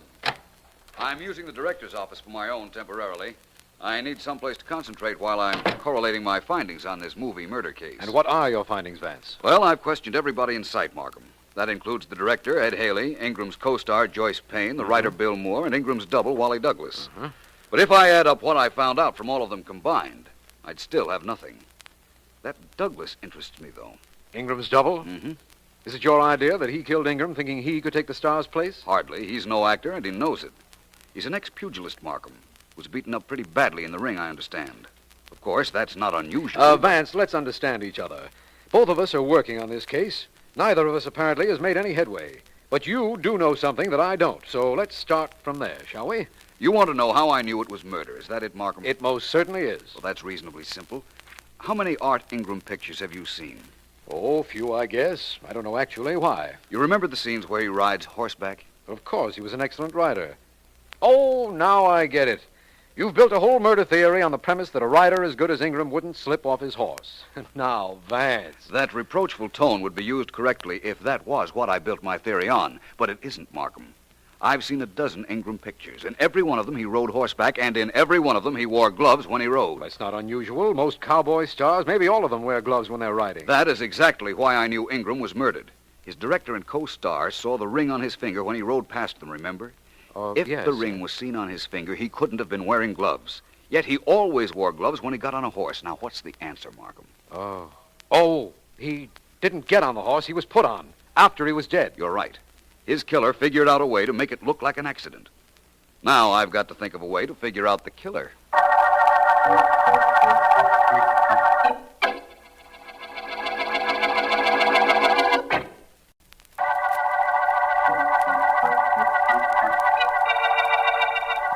This is District Attorney Markham. The movie murder case began when Art Ingram, cowboy star, was thrown from his horse. But Philo Vance reasoned that what looked like an accident was actually murder. Suspects include Ingram's director, his co-star, and a scriptwriter, Bill Moore, although Vance finds Wally Douglas, stuntman, an interesting character. In an effort to finish the picture, director Ed Haley is shooting an outdoor scene with Wally Douglas acting as Ingram. And Vance and I are interested spectators. It is the following...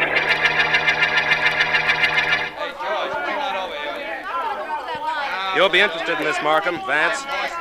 Now, in this scene, the hero rides right past us. He doesn't know the bridge up ahead is washed out, and he's heading for sure destruction. When the heroine, that's Joyce, the heroine rides up in back of him and lassos him. while both of them are riding at top speed? Well, in a Western movie, nobody ever rides any other way. We've rehearsed this scene several times, and we're ready to shoot it. Miss Payne actually lassos Wally Douglas. Oh, yes, she's very good with a rope. You watch and see. Okay, here we go, everybody. Miss Payne, ready? Ready. Wally Douglas? Okay. All right, let's make this. Quiet, everybody. Quiet. No sound. Quiet, everybody. Roll 'em. Production number 11254, scene 7. Take it away. Action. All right, boy, come on. Hit it. Okay, Joyce, now throw that lasso. Throw it. All right, cut. All right, that's it. Print that one. We'll dub in the sound later. That young lady is very good with the rope, isn't she, Mr. Haley? Joyce, she's sensational. Terrific. Why? Yes, Vance, why? No reason. Must there be a reason for everything I say, Markham? No, but there generally is, isn't there?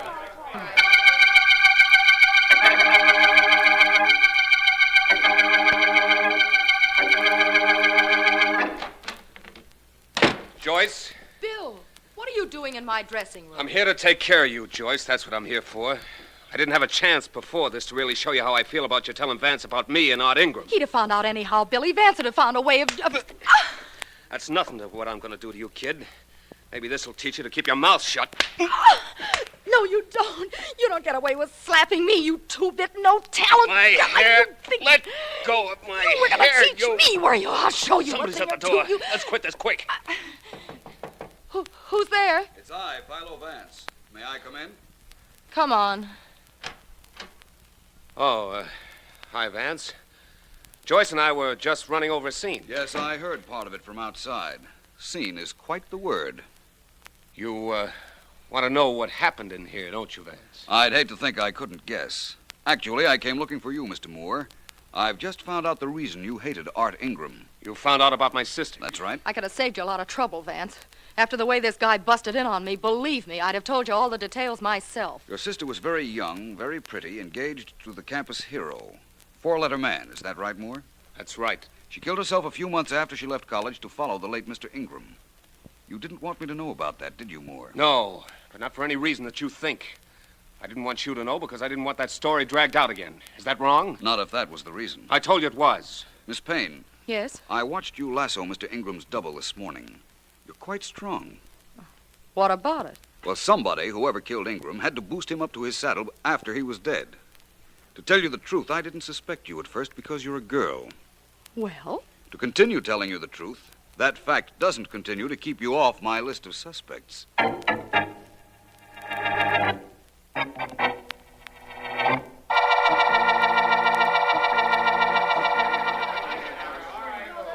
Sit here next to me on this crane, Vance.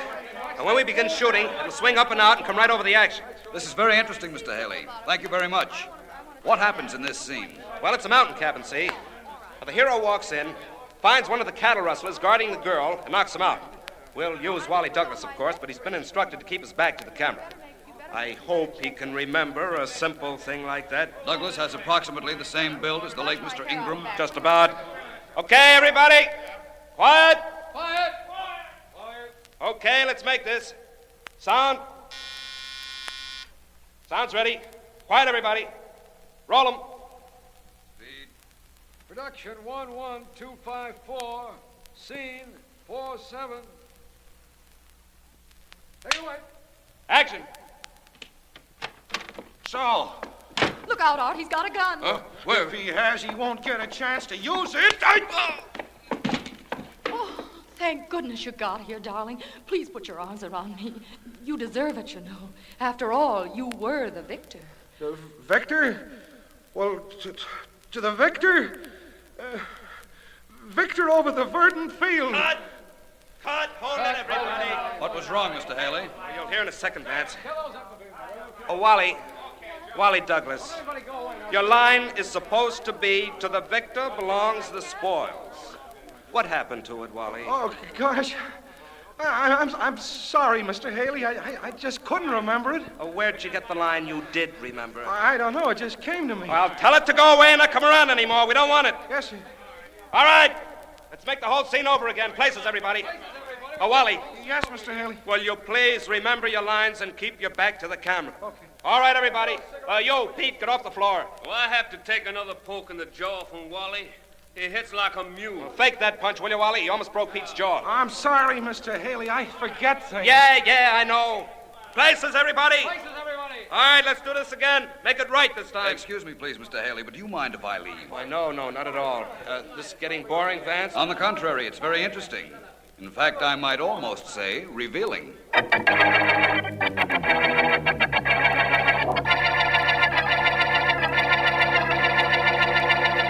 You might at least tell me what you're looking up, Vance. I will in a moment, Markham.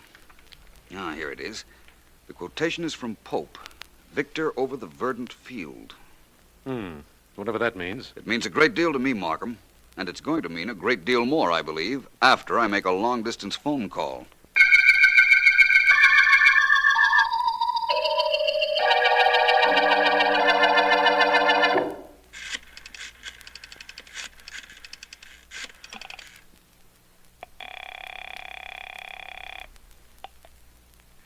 Listen and listen close. I know it's 3:30 in the morning, but I couldn't call before because I've been watched. I know you killed Art Ingram, but I hated him too. Hated him enough to give you a chance to get away. You see, Philo Vance knows you killed Art. Don't ask me how. He knows it, that's all. There's a train out of here at 5 o'clock. That gives you an hour and a half to get packed, blow, and remember me in your dreams. So long.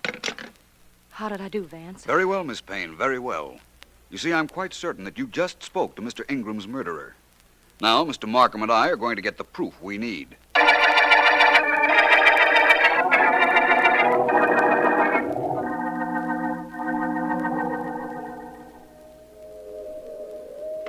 know, I haven't been up this late or this early in years, Vance. It is almost 4:30 in the morning, isn't it, Markham? And our man hasn't shown up yet. The train should be here in a few minutes, and so should he. In fact, look. Where, Vance? It's very dark, Markham, but isn't that a shadow over there by the station platform? I don't see... Oh, yes, it is. It is, Vance. It's a man. It's more than a man, Markham. It's our man. Better get in back of him in case there's trouble. Got a gun, Markham? Yes. Keep it handy. I'm going right up to him. Hello there. Huh? Going somewhere? Oh, it's you, Vance. Oh, so the tip was straight. You did know it was me, didn't you? Well, you're a sucker for trying to take me, Vance, because I'm going to... I'm glad you did that, Markham. Very happy indeed that you knocked him out. If I hadn't, he most certainly would have knocked you out, Vance. He was just about to. And now, if I'm not too inquisitive, who is he? Use your flashlight, Markham. I know you'll want to get a look at our murdering friend. I don't have my flashlight, and it's too dark to see. In that case, I'll enlighten you. The murderer of Art Ingram, Markham, was his own double, Wally Douglas.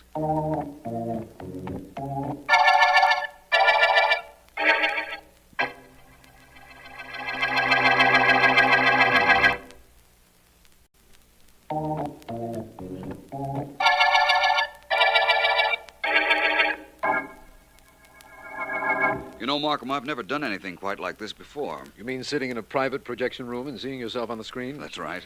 I asked you to have a film and recording made of your explanation of the movie murder case so that we'd have it for our home, Vance. Mrs. Markham and I have a new 16mm projector, and Mr. Haley practically begged to be allowed to shoot this for us. I'll know whether I'm indebted to him or not as soon as I see what I look like and hear what I sound like. Please don't forget I'm in the picture, too, Vance. We're ready to begin any time, Mr. Vance. Well, that might as well be now. Good enough. Lights out. Here we go.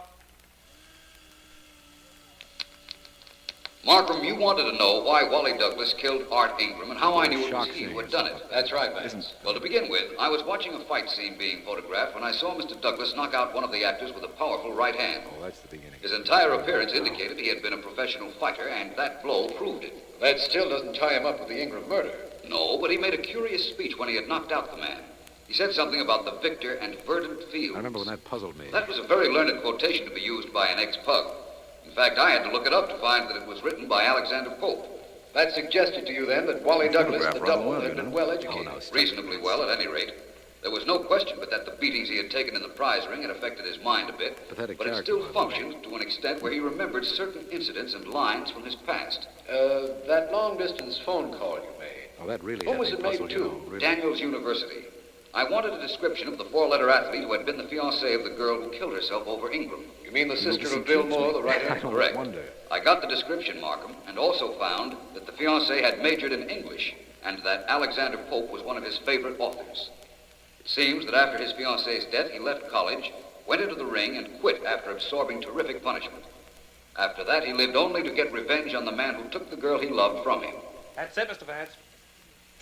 You figured out his murder scheme, Vance, just because he forgot to put gloves on Ingram's hands before boosting him onto his horse. That was the beginning of our activities, Markham. And now, this is the end of the movie murder case.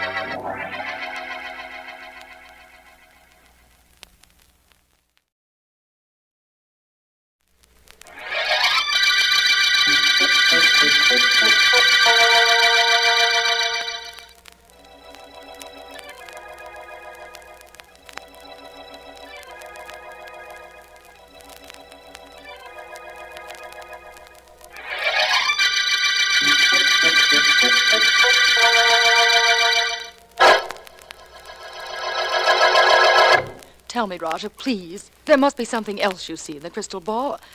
I've never heard anything so wonderful as the things you've been able to see. Patience, Miss Stone. Patience. Yes, there is something. Only this is not so pleasant. Oh?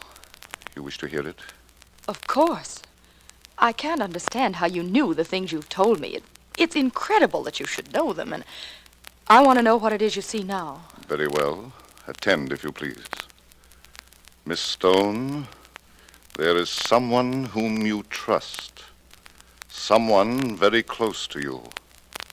Someone who is violating that trust. Dick Novus. I think not. No. No, that is not the name. The initials are... P... Let me see. PG. The name is blurred, but it is coming through more clearly now. The name is Peter Golden. What? That is it. Peter Golden. Mr. Golden? And he's cheating me? But he's my guardian. He has all my money. Tell me more, Roger. Please, more. No, I cannot. There is nothing more now. Tomorrow, perhaps, but not now. I am sorry, Miss Stone. That is all. Well, here's the $100 we agreed upon, Roger. I'll be here tomorrow, and thank you. Thank you very much. Tomorrow, then. Good day, Miss Stone. Come out, Mr. Novus, please. It worked, didn't it, Roger? She believed what you told her. As much as I told her. You realize I've tried to tell her this myself, but she wouldn't listen. I require no explanation as to why you see fit to give me information to be passed on to Miss Stone. No, maybe not. But I just wanted to make sure my conscience was clear. You see, I work for Golden. He's been stealing from Miss Stone for months. I am quite sure that is so. Oh, there had to be some way for her to find out about this, Roger. I couldn't tell her, but if he keeps up his swindling, she'll be penniless. Which would mean that you would be marrying a penniless young lady. Yes, I suppose so, only, well, that isn't terribly important. No? No, I love Kay. I love her very much. And I'm greatly indebted to you for being the means whereby she knows about Golden. At $100 a visit, it's no trouble, I assure you. Thank you. Only suppose this doesn't work. Suppose Golden convinces Kay that he isn't cheating her. Then what? What? Well, that might call for a visit from me to Mr. Golden. Only, Mr. Novus, that visit will cost a good deal more than $100.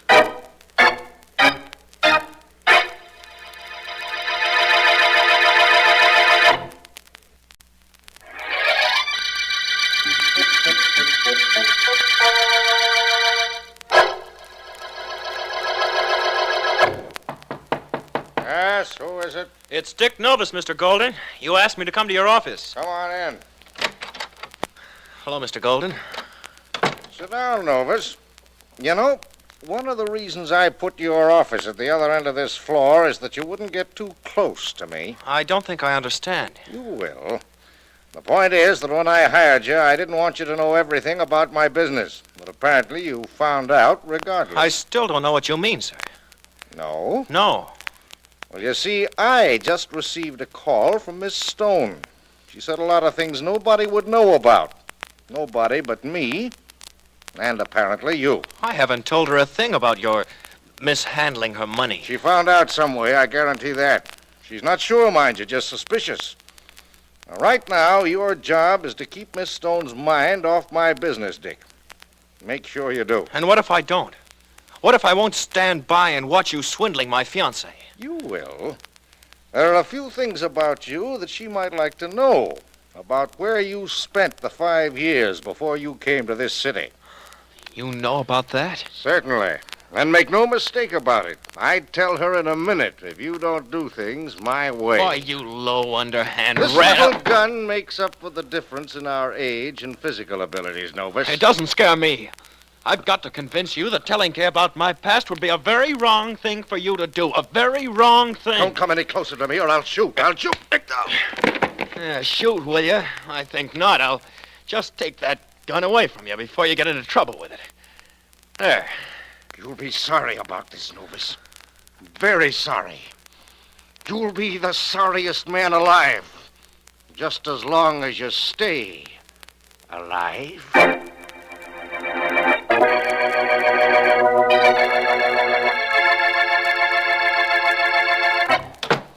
You are Philo Vance, the private investigator? Yes, of course. Please sit down, Miss Stone. Thank you. And thank you for your promptness. I imagine you're busy, Mr. Vance. I said on the telephone I'd be here at 3. Yes, you did, and it's 3 now. So suppose you tell me why you think you need my services. A very important reason, Mr. Vance. Do you know anything about me?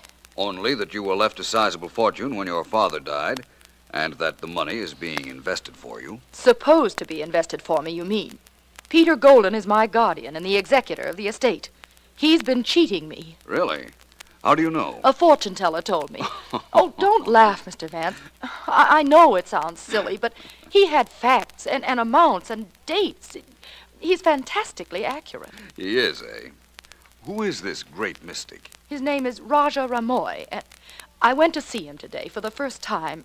If what he says is true, I'm practically penniless. You believe what a fortune teller says, Miss Stone? Implicitly. My fiancé, Dick Novus, recommended him. Dick works for Peter Golden in the Standard Building, but the Raja told me things even Dick couldn't know. Nobody could know. He's psychic, Mr. Vance. Terribly psychic. If you're so sold on him, Miss Stone, I think you made a mistake coming to me. You see, I don't happen to believe in anyone being able to call on the spirits for information whenever he finds it convenient. Or, shall I say, profitable. But, Mr. Vance... I'm sorry, Miss Stone. I deal in facts, not fancies.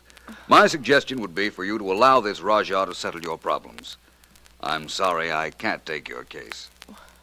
All right, if that's the way... Excuse me, please. Of course. Hello. Hello, is Miss Kay Stone there? Why, yes, she is. Just a moment, please.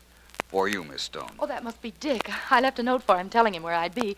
Thank you, Mr. Vance. Hello? Hello, Kay. I got your message to call this number. Where are you? I'll explain later. You're at the office, Dick? Yeah. Where's Golden? In his private office down the hall. Why? Where are you? With a friend, Dick. I'd like him to talk to you. His name is Brown. Okay, put him on. Please, Mr. Vance. But I don't have anything to say to you, Mr. Novus. Well, please, Mr. Vance, just as a favor.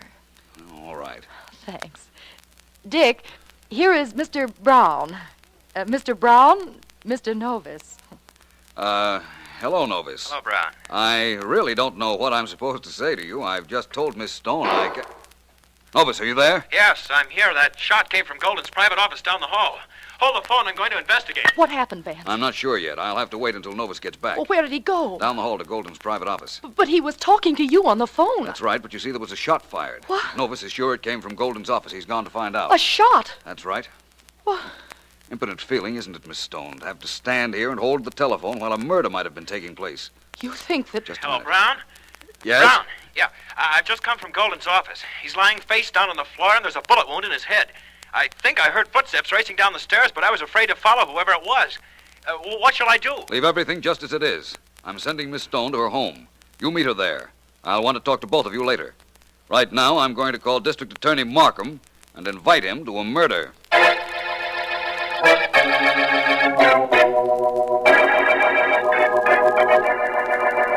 Well, Vance, we meet in strange surroundings, but in a familiar circumstance. Mr. Golden is quite dead, the medical examiner assures me. I never doubted that, Markham. His private office is furnished rather well, don't you think? Yes, in fine taste. And his murderer had the bad taste to leave us practically clueless, as usual. Lack of obvious clues hasn't deterred us on other cases, Markham. Hasn't deterred you mean? I'm just old-fashioned enough to want a lead to a killer. So do I. Only it isn't necessary for it to be out in the open. For instance, Markham, this tells me a lot. Vance, what in the world did you climb on that chair for? I wanted to take a look at the wall. Closer look, that is. Very interesting. A wall is interesting. Now, Vance, It provided me with a possible clue, Markham. How? It's an ordinary wall. There's a little accumulated dust or something up where you looked, but what's that? That is the clue to our killer, Markham. Oh, no. Imagine the murderer would rather believe your remark than mine, but I'll stick with my theory for a while. I don't think I'm not glad you're going to. Vance, who was this Golden fellow anyhow? He was guardian for the money left to a girl named Kay Stone, for one thing, Markham. She was in my office when we heard a shot over the telephone. You were talking to the dead man? No, to Mr. Novus, Miss Stone's fiancé. Oh. I took the liberty of sending Miss Stone to her home and of asking Mr. Novus to meet her there. I don't see where that was such a liberty, Vance. Novus couldn't have been guilty if he was talking to you over the telephone when the shot was fired. That doesn't seem possible, does it, Markham? Of course not. There are some things, Vance, which even I am willing to bet can't be done. That may be, but if I were you, my friend, I wouldn't say this was one of them.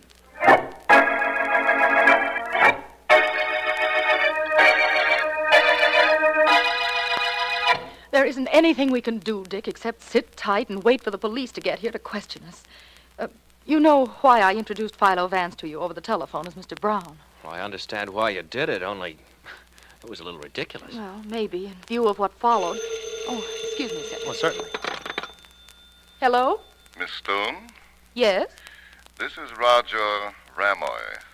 I have something very important to tell you. Well, not now. Oh, but definitely now.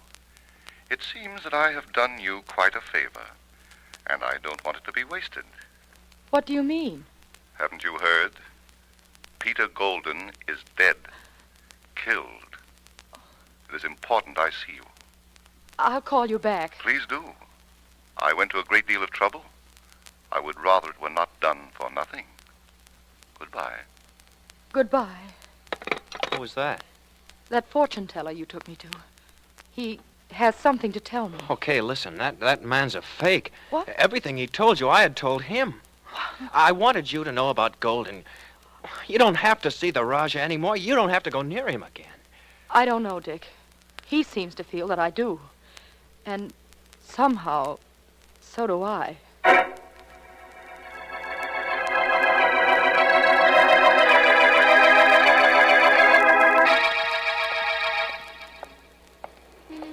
This is Miss Stone's home, Vance. Is this the place where our mystery comes to an end? Perhaps. All I can do is hope.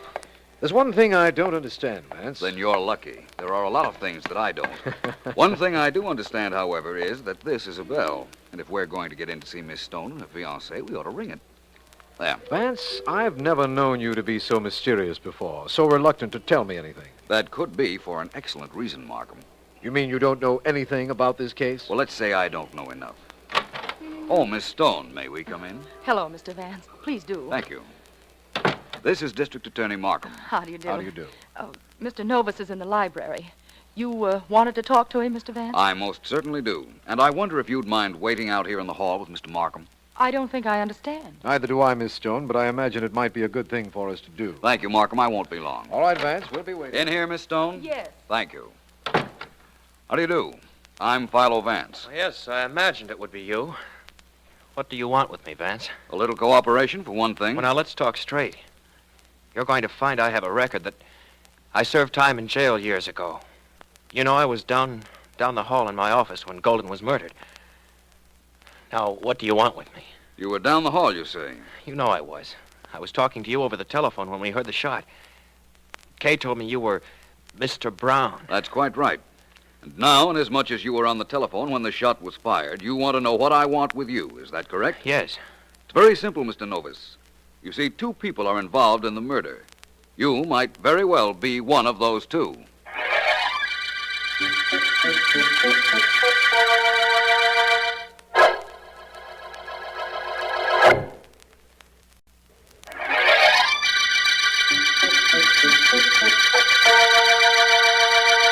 This is District Attorney Markham. The Golden murder case opened with the finding of the murdered body of Peter Golden, executor for the estate of Kay Stone. Philo Vance has discovered that Golden was cheating Miss Stone, and that fact was known to Dick Novus, Golden's assistant and Miss Stone's fiancé. He has also found out that Miss Stone had been to a fortune teller named Raja Ramoy before going to his office, and it was while she was in his office and Vance was talking on the telephone to Novus that a shot was heard, and Novus, investigating, found Golden murdered. Vance is of the opinion that two people are involved in the murder and has gone to see Raja Ramoy, who, I have been told, at the moment has another visitor, Kay Stone. It should be... Well, Raja, what is it? Miss Stone, my crystal ball shows Let's me... forget that crystal ball stuff, Raja. Oh? You said you had something to tell me about Peter Golden's death. I think I know what it is. Very well. Then suppose you tell me. You wanted to tell me you killed Golden and that you expect me to pay you. Who's that? I don't know, but I shall find out. Come in. It's Vance. Good evening, Miss Stone. Good This, evening. I imagine, is the eminent Raja Ramoy. You are Philo Vance. What is it you want? I understand you have a remarkable crystal ball, Raja. I would like to see it. See it? Of course you can see it, but it'll tell you nothing. No, I don't suppose it will. Perhaps you'll tell me, Raja. It seems that Miss Stone was in my office at 3 o'clock yesterday afternoon when we heard a shot. Yes? Look in your crystal ball, Raja. Or better still, perhaps you'd better have a more tangible witness. Because you see, very shortly, you're going to be called upon to say where you were at 3 o'clock yesterday.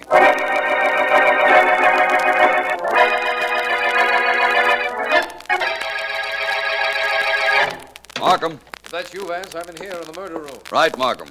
You shouldn't be too difficult to find. And you're not. How are you? As well as can be expected, and just about as perplexed. Vance, I've gone over this room with the proverbial fine-tooth comb, and I can't for the life of me see what you've made seem like a clue. I'm prepared to tell you very shortly, my friend. Have you anything to tell me? Not especially. Here's the medical examiner's statement about the death of Mr. Golden. I don't believe it's terribly enlightening, though. Bullet entered the head, death instantaneous, that sort of thing. Mind if I see it? No, not at all. Here you are. Hmm. And what, may I ask, are you humming about? Nothing important. That's what I said. There's nothing terribly exciting in that information. What would you call terribly exciting, Markham? Well, for one thing, knowing who killed Peter Golden. Oh, I'm pretty sure I know who killed Peter Golden, Markham. What I want to know is who fired the shot.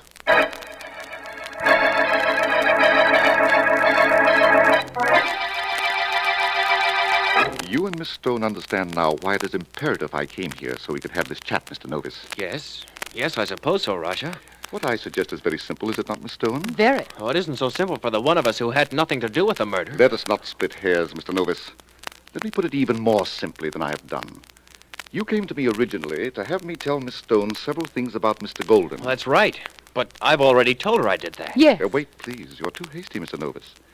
It is possible, of course, that Mr. Golden knew, as I know, that you are an ex-convict. Oh, you dirty... Never mind, Dick. I knew that. It didn't make any difference before. Don't see to it that it does now. Go ahead, Raja. It's so simple. Philo Vance thinks one of us killed Golden. So far, I do not think he knows which one. That is, if one of us killed him. Personally, I have an alibi for my whereabouts at 3 o'clock the afternoon Mr. Golden was killed. Well, so have I. I was on the phone talking to Vance. And I was in his office. Vance knows something which we do not know. Let us assume, then, that none of us three killed Mr. Golden. In view of that, let us keep what we know about each other and about him away from the police. I already told Vance that Golden was cheating me. That was not wise. Why not? I had nothing to hide. No, Roger, I want no part of your plan. I'm going to answer any question they ask me. And that goes for me, too. That leaves me no alternative but to do the same. Unfortunately for one of you. I'll answer that. Hello? Hello, is that you, Miss Stone? Yes? Who is this? Philo Vance. May I invite you to a reading of Raja Ramoy's Crystal Ball? What do you mean? I mean that I would like you and your fiancée to be at the Raja studio in an hour. Oh, Dick is here with me now. I'll tell him. Thank you. Oh, by the way, I happen to know Raja Ramoy is there with you, too. Please tell him that he also is cordially invited to be at his place then.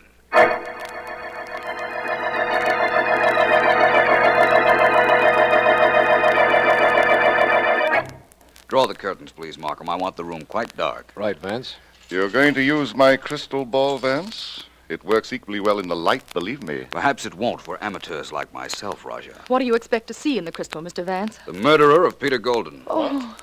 You see, Miss Stone, perhaps Golden did deserve to die for cheating you out of your money. But the decision to take life does not rest with any of us. Do you agree, Mr. Novus? Forget about me, Vance. Go ahead with that foolishness. Very well.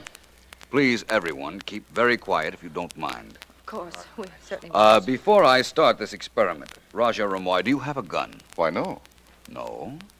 It seems to me that at police headquarters this morning I saw a license issued to you giving you permission to possess a firearm. Oh, that? Why, that's a blank cartridge pistol. I use it in my act when I appear on the stage. You are seated at my place at this table. There's a drawer right in front of you. The pistol is in there. But believe me, it is loaded with blanks. We'll see. Yes, here it is. I'd like to fire it now. Vance. Not at anyone in particular, Markham, just at this wall. Oh, things tight. Yes, it shoots blanks all right, Vance. There's no bullet in the wall. I wanted to be sure. Now for the experiment with the crystal ball. I see in it many things. Hatred for his employer for several reasons by Mr. Dick Novus. Why should I hate him? He knew about your past and he was cheating your fiancée. I also see in it a visit by the great Raja Ramoy to Mr. Golden's office. If I'm not mistaken, he was about to sell him some information. What information, Mr. You were going to ask him how much it would be worth if you did not tell Miss Stone all the details of his swindling. I was? I think so. And I think that inasmuch as you knew that what you were doing amounted to blackmail, you brought your gun, your blank cartridge gun, along with you. Why would I do that? Just in case Mr. Golden resented being blackmailed. You'd use the gun merely to threaten him if he seemed bent on throwing you out of his office. That perhaps is so. But it means I did not kill him, doesn't it, Mr. Vance? After all, what I had was a blank cartridge pistol. You can't kill with that. No, but you could fire the gun to create an alibi which you could explode any time you liked in the event the person you were alibying for refused to pay you. I should never have allowed you to use my crystal ball, Vance. Apparently it works as well for you as it did for me. What else do you see in it? I see a young lady named Kay Stone who could conceivably have gone temporarily insane when she found that the man she thought was a friend had made her penniless. That means you think I killed him. What I've tried to show was that all three of you had motives. Good motives. We all have good alibis for the time he was shot, too, Vance. Don't forget that. No. Pardon my correcting you, Mr. Novus. You all have alibis for 3 o'clock, the time the shot was heard. But Mr. Golden was killed before that blank cartridge gun was fired. And the name of his murderer... Yes? Yes, Vance, the name? The name of his murderer is... Tell us if you see it. Tell us. Turn that last lamp out, Markham. I can read it more clearly. Right. That's better. In absolute darkness, one light remains. The light in this crystal ball. And it tells me that the name of the killer of Peter Golden is... Kay Stone. Lights, Markham. Right. She got away, Vance. She got away. Not very far, Mr. Novus. Apparently, my pretending to read the crystal ball was too close to home. But we have several policemen downstairs prepared to seize anyone fleeing from this room. No, she didn't get away. Believe me, she didn't. She didn't get away from us or with murder.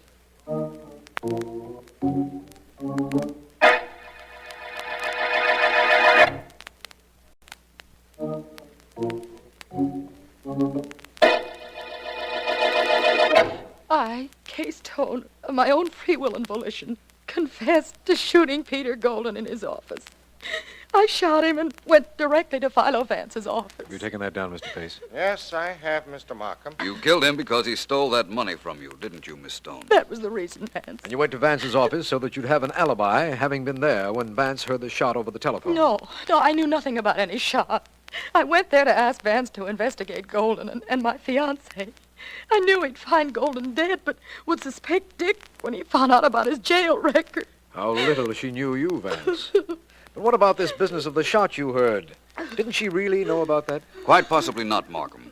You see, what happened was this. Of course, I wasn't reading any crystal ball, but just as I said at the Rajah's house, the Rajah did go to see Golden, but he found him dead in his private office. Then he heard Dick Novis speaking on the telephone to Miss Stone and then to me, and he thought he'd give either one of them an alibi. Either one of them? Whichever one had killed Golden. Oh. You see, he didn't know which one at the time, but he figured that later on, one of them would be good for a little blackmailing. So he fired his blank cartridge gun into the wall while Novis was on the phone. But how did you know that? That smudge on the wall. The one I investigated the first time we went up to Golden's office, Markham? Yes. That told me a blank cartridge gun had been fired and had left powder marks on the wall. Well, I had to build the rest of this case from that. You built it too well, Vance. Too well to suit me. It had to be you, Miss Stone. You told me you left a note for Mr. Novis, and that was the reason he was telephoning you at my office. If you left a note, you had to have been at his office. If you were at his office, it is very conceivable that you killed Golden. Well, that's what happened, all right. I did go up there. And when I saw his smug face looking at me, laughing at me after he cheated me out of hundreds of thousands of dollars, I fired. And that was the end of him. No question about that, Miss Stone. And Markham. Yes? There's no question about the fact either that this is the end of the Golden murder case.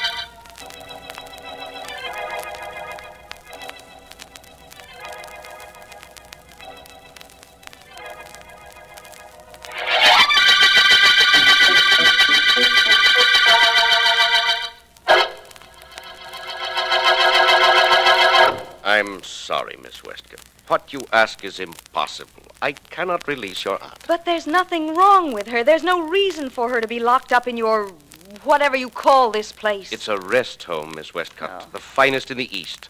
Our patients have every comfort, every care. Maybe. And if they're ill, maybe that's what they need. But not my aunt. There's nothing wrong with her.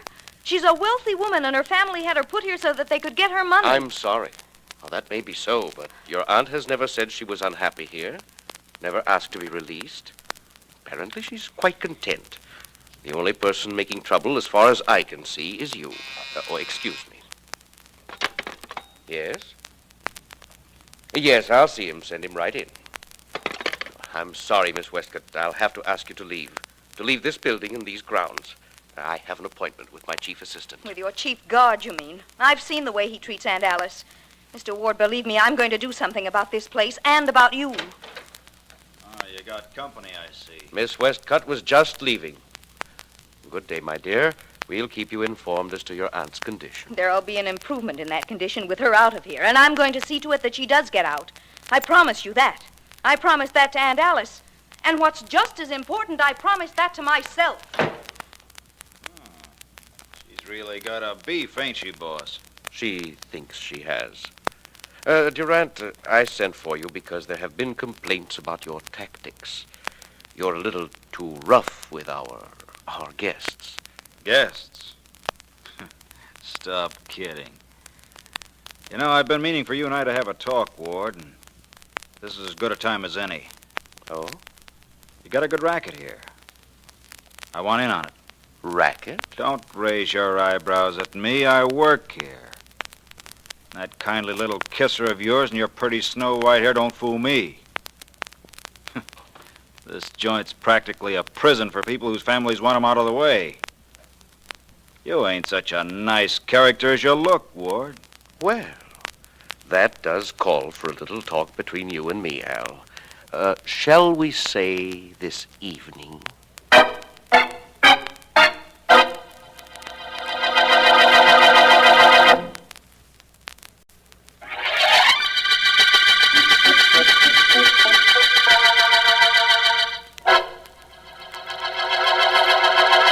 Look, Mrs. Westcott, I didn't bring your dinner up to your room just to have you sit and look at it. Eat it and hurry up.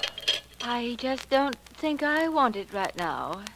I'll eat, Mr. Durant. I just don't care for anything right now, thank you. You don't, huh? Well, you better. I'm through for the night as soon as you eat. Now, Mrs. Westcott, I ain't got much patience. Start eating. Thank you very much, but I really couldn't have a thing. I said start eating. Oh, you mustn't hit me like that. I'm an old woman, and I've done nothing to you. I'm just starting. Now eat. Well, what's going on here? Quite a slugger, ain't you, Al? Like any woman your weight, I bet. What's it to you, Bill? Nothing. Go ahead, hit her again for all I care. Now, look, Bill, Mrs. Westcott here's on this floor. This is my floor. That's got nothing to do with you. You belong downstairs. Yeah, sure. What I came up to tell you, though, Al, was that I ain't got the dough I borrowed from you. No? No. Maybe I'll be able to pay you in a couple of weeks. Maybe. Maybe? What do you mean, maybe? You'll pay me that dough. Believe me, you'll pay it. Please, please, gentlemen. You're giving me a headache with all that arguing. I'd much rather you didn't argue. It ain't making Al very happy either. Just to make him just a little bit more unhappy, take your time about eating. He'll wait. I'm making him wait for his dough. You make him wait, too. Now, look, just because you work here, too, Bill, don't give you any license to hold me up for my money or try to run this floor. Maybe I ought to... You won't. You ain't got the guts. You wouldn't take a chance of taking a poke at me. After all, I ain't an old lady. Aunt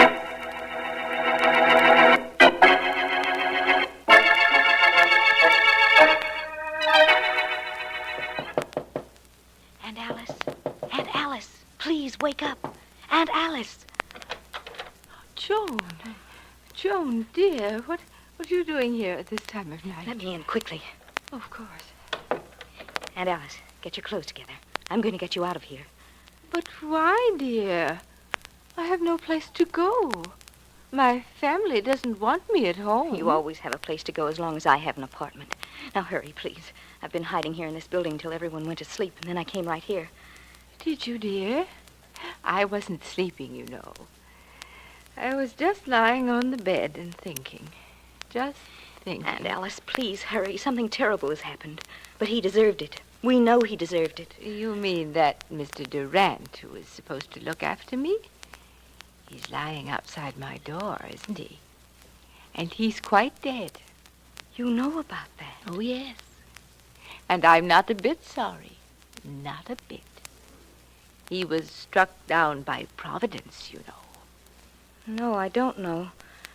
I only hope that's what it was. Oh, it was. Of course, sometimes, like in this case, Providence has to have a little outside help.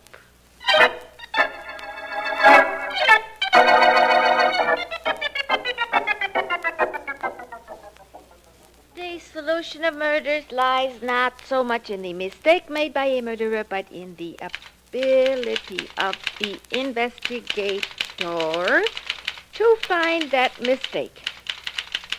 Well, I got that, Mr. Vance. That's good, Miss Woods. Now, let me see. How am I doing since Miss Deering's been away seeing her mother, Mr. Vance? Great, huh? Adequate. Adequate but refreshing, Miss Woods. Mr. Vance, you seem a little unoccupied. Something on your mind? No, nothing. That's the reason for my being preoccupied, I imagine. I heard over the radio a little while ago of an unusual murder, and it disturbs me that my friend, the district attorney, hasn't called me. Who got killed? The guard at a private sanitarium. I don't understand why Mark... Well, I'll get that myself, Miss Woods. It's probably Mr. Markham. Hello? Mr. Vance? Yes? This is Joan Westcott. Mr. Vance, there's something you must do for me. Is there? Yes. Yes, I'm calling from the ward sanitarium where that guard was murdered. I'm being held here because I tried to get my aunt out last night. Mr. Markham is here and Sergeant Heath. I heard Mr. Markham say that he was going to call you. And you're calling for him? No, I want to beg you not to work on this case, Mr. Vance. Please, please don't. The man who was murdered deserved to die. I'm afraid that isn't within your province to judge, Miss Westcott. I'm glad you called and told me Markham was there, though. It gives me every reason to go up. Goodbye, Miss Westcott.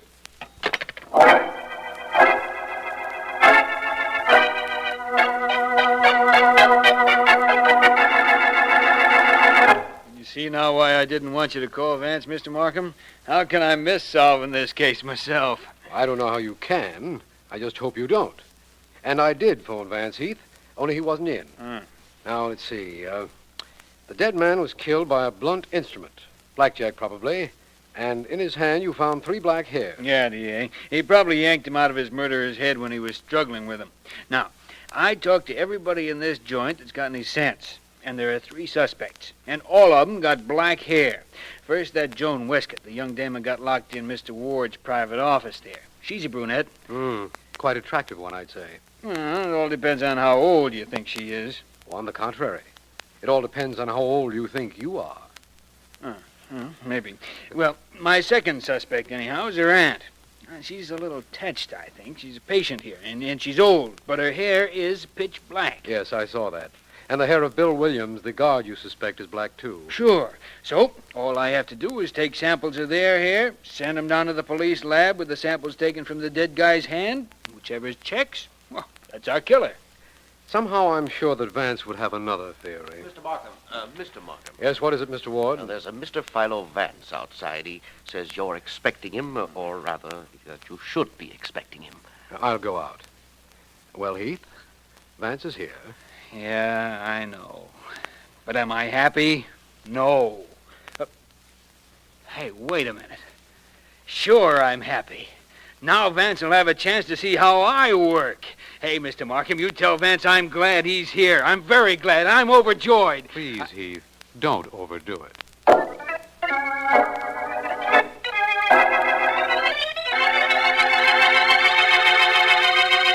Thanks, Markham. You're welcome. Just give me a few minutes in Mr. Ward's office with Joan Westcott and that other guard, Mr. Williams, and I'll be satisfied. All right. You know, of course, that the reason you didn't reach me on the phone was because I was on the way up here. Of course. My fault for calling late. Go right in, Vance. I'll wait for you here. All right. You know, murder in a sanitarium is such a delicate thing. I'm really gratified that you did come. Right, and thanks again. It's all right. Well, hello, you two. Hello? Hiya. My name is Vance. Oh. I've a purely academic question to ask both of you. Miss Westcott, did you kill Mr. Durant? So you came after all, didn't you, Mr. Vance? Even after I begged you not to. I told you I would. Mr. Williams. Don't bother me. I'm sorry, but I must, Mr. Williams. What's that? Changing of the guard? Patients are exercising. We march them around. What about it? I'd like to see that. So look. Yeah, look, Vance. You can see it very plain from this window. Well, I'll try. That's quite an imposing sight. Does Mr. Ward always lead the patients through those maneuvers? No, that's my job. I'll show you where I generally do it from. You see, right about... I've got him, Miss Westcott! What? Oh! I clipped him. Now, grab that towel and cram it in his mouth. Get that towel, hurry, or I'll take care of you, too. Oh, here it is. Good. Now, get that roll of wire from the top drawer in Ward's desk and step on it. We'll tie him up good and get out of here. I don't want to get out of here, not this way. Do what I tell you. Get that wire. Well... Make it quick. Okay. That's better. I don't like doing this. Who cares what you like? Do what I tell you so I can get out of here. You want to stay, stay. I'll tie Vance up and then go to work on that window. Here's the wire. Okay. Vance guy just walked in here. Wrong time for him. There, that takes care of his hands. I use my handkerchief to make sure that towel stays in his mouth. Tie it. Good and tight. All right, but I... Hurry up and shut up. Feet. There, one more turn to make sure. That does it. Well, you coming with me? No. Well, then, so long, sister. I'm getting... What's going on in here? Sergeant Heath. I guess that's that. Seemed like a good idea at the time, though. Hey, come on in, Markham. Take a look at your friend Vance. All he needs is a spit, and he's ready to be barbecued. Vance, what happened? What? Just a moment. I'll have this. Look. There you are. Thank you for removing that gag, Markham. It's all right. Well, please get to work on my hands. Of course. Now, what happened here? Well, Miss Westcott and Mr. Williams didn't want to be questioned, I imagine, so Mr. Williams knocked me out. Oh, thank you, Markham. I'm all right now. Oh, you are you? I'm going to show you how all wrong you are, Vance. I'm solving this case myself. You can watch if you like. I'd like to, very much. Okay. Now, Al Durant, the dead man, had 3 black hairs in his hand when we found the body. So, a black-haired guy, or gal, killed him. That's entirely reasonable. Sure it is. Now, I'm taking samples of the hair of this black-haired gal and this black-haired guy. Yeah, hold still, you. Hey, what are you doing to my head? Just taking a couple of hairs off it. You won't miss them. Now, you, miss. Don't you dare use that scissors on my head. Oh, okay, do it yourself. Here. Oh, all right. This is all completely ridiculous. Perhaps not, Miss Westcott. Sergeant Heath is going to have your hair compared down at the police laboratory with the hair found in Al Durant's hand. And if it checks, I'm afraid you're in rather a serious spot. I'm not afraid. Heath, let me ask you something. Yeah? Suppose, just suppose, mind you, that you find that neither of those hair samples match the ones you took from Durant. Then what? Well, then that old Mrs. Westcott's hair will match. It's got to be one of these 3. Just supposing it isn't, though, Heath. Well, then I'll take samples of every black-haired person in this place. Even you agreed it had to be somebody here who killed Durant. Yes, we're reasonably certain of that. Well, okay, then. One of them killed that guard, and that one's hair will match the sample we got. Then we got our killer. As simple as that, eh, Heath? Sure. How much longer are you going to keep me here, Sergeant Heath? I don't know. Miss Westcott, you're a rather contrary person. As I understand it, you wouldn't leave this place before Mr. Durant's death.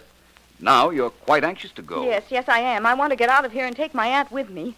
I never want to see this awful place again. Well, Miss Westcott, I wouldn't be so anxious to leave here if I were you. In the event that Sergeant Heath's hair test points to you, you'll be going to a much more uncomfortable place, I assure you.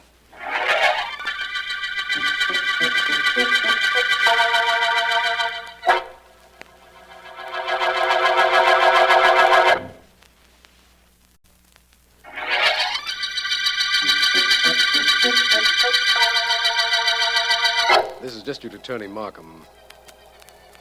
The Blackjack murder case began when Al Durant, a guard in the private sanitarium run by a Mr. Ward, was found dead. Suspects include Bill Williams, another guard, a patient, Alice Westcott, and her niece, Joan Westcott. Vance has one important clue: 3 strands of human hair that have been found in the dead man's hand. Vance told me he was on his way to interview Mrs. Westcott, and he should be there. You sit down, Mr. Vance. Please do. Thank you, Mrs. Westcott. Yes. I have a few questions to ask you. I don't mind. Really, I don't. Only you won't slap me if I don't answer them, will you? I'd rather not be slapped, Mr. Vance. I won't slap you, Mrs. Westcott. In fact, I'd like to see anybody raise his hand to you while I'm around. Mr. Williams, the other guard, made Mr. Durant stop hitting me the day Mr. Durant was murdered. Just before they quarreled. Yesterday, I believe. Mrs. Westcott, do you think Mr. Williams killed Mr. Durant? Oh, no. Your niece, then, Mrs. Westcott? Oh, my goodness, no. She's so nice and gentle. She wouldn't hurt anyone. I wonder, then, who did kill him? Oh, I did. You? You killed Mr. Durant? Yes, but he was mean and very rude to me. He slapped me. I'd rather not be slapped, Mr. Vance. I know. You told me that before. How did you kill him? I opened the door, and there he was. And he had a blackjack in his pocket. I took it out of his pocket and hit him with it. I'm sorry if I've caused everybody so much trouble, but nobody asked me until now whether I killed him. All they wanted was a few strands of your hair.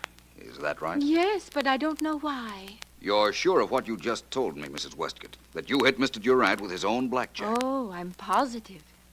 I used to kill him very often. Every night, right after I fell asleep, I used to kill him. And always the same way. So you see, I know I did it. I see. I'll tell you one thing, Mrs. Westcott. You've confused me, and very nicely. I wonder how ill you actually are, how imaginative you actually are, and above all, how clever.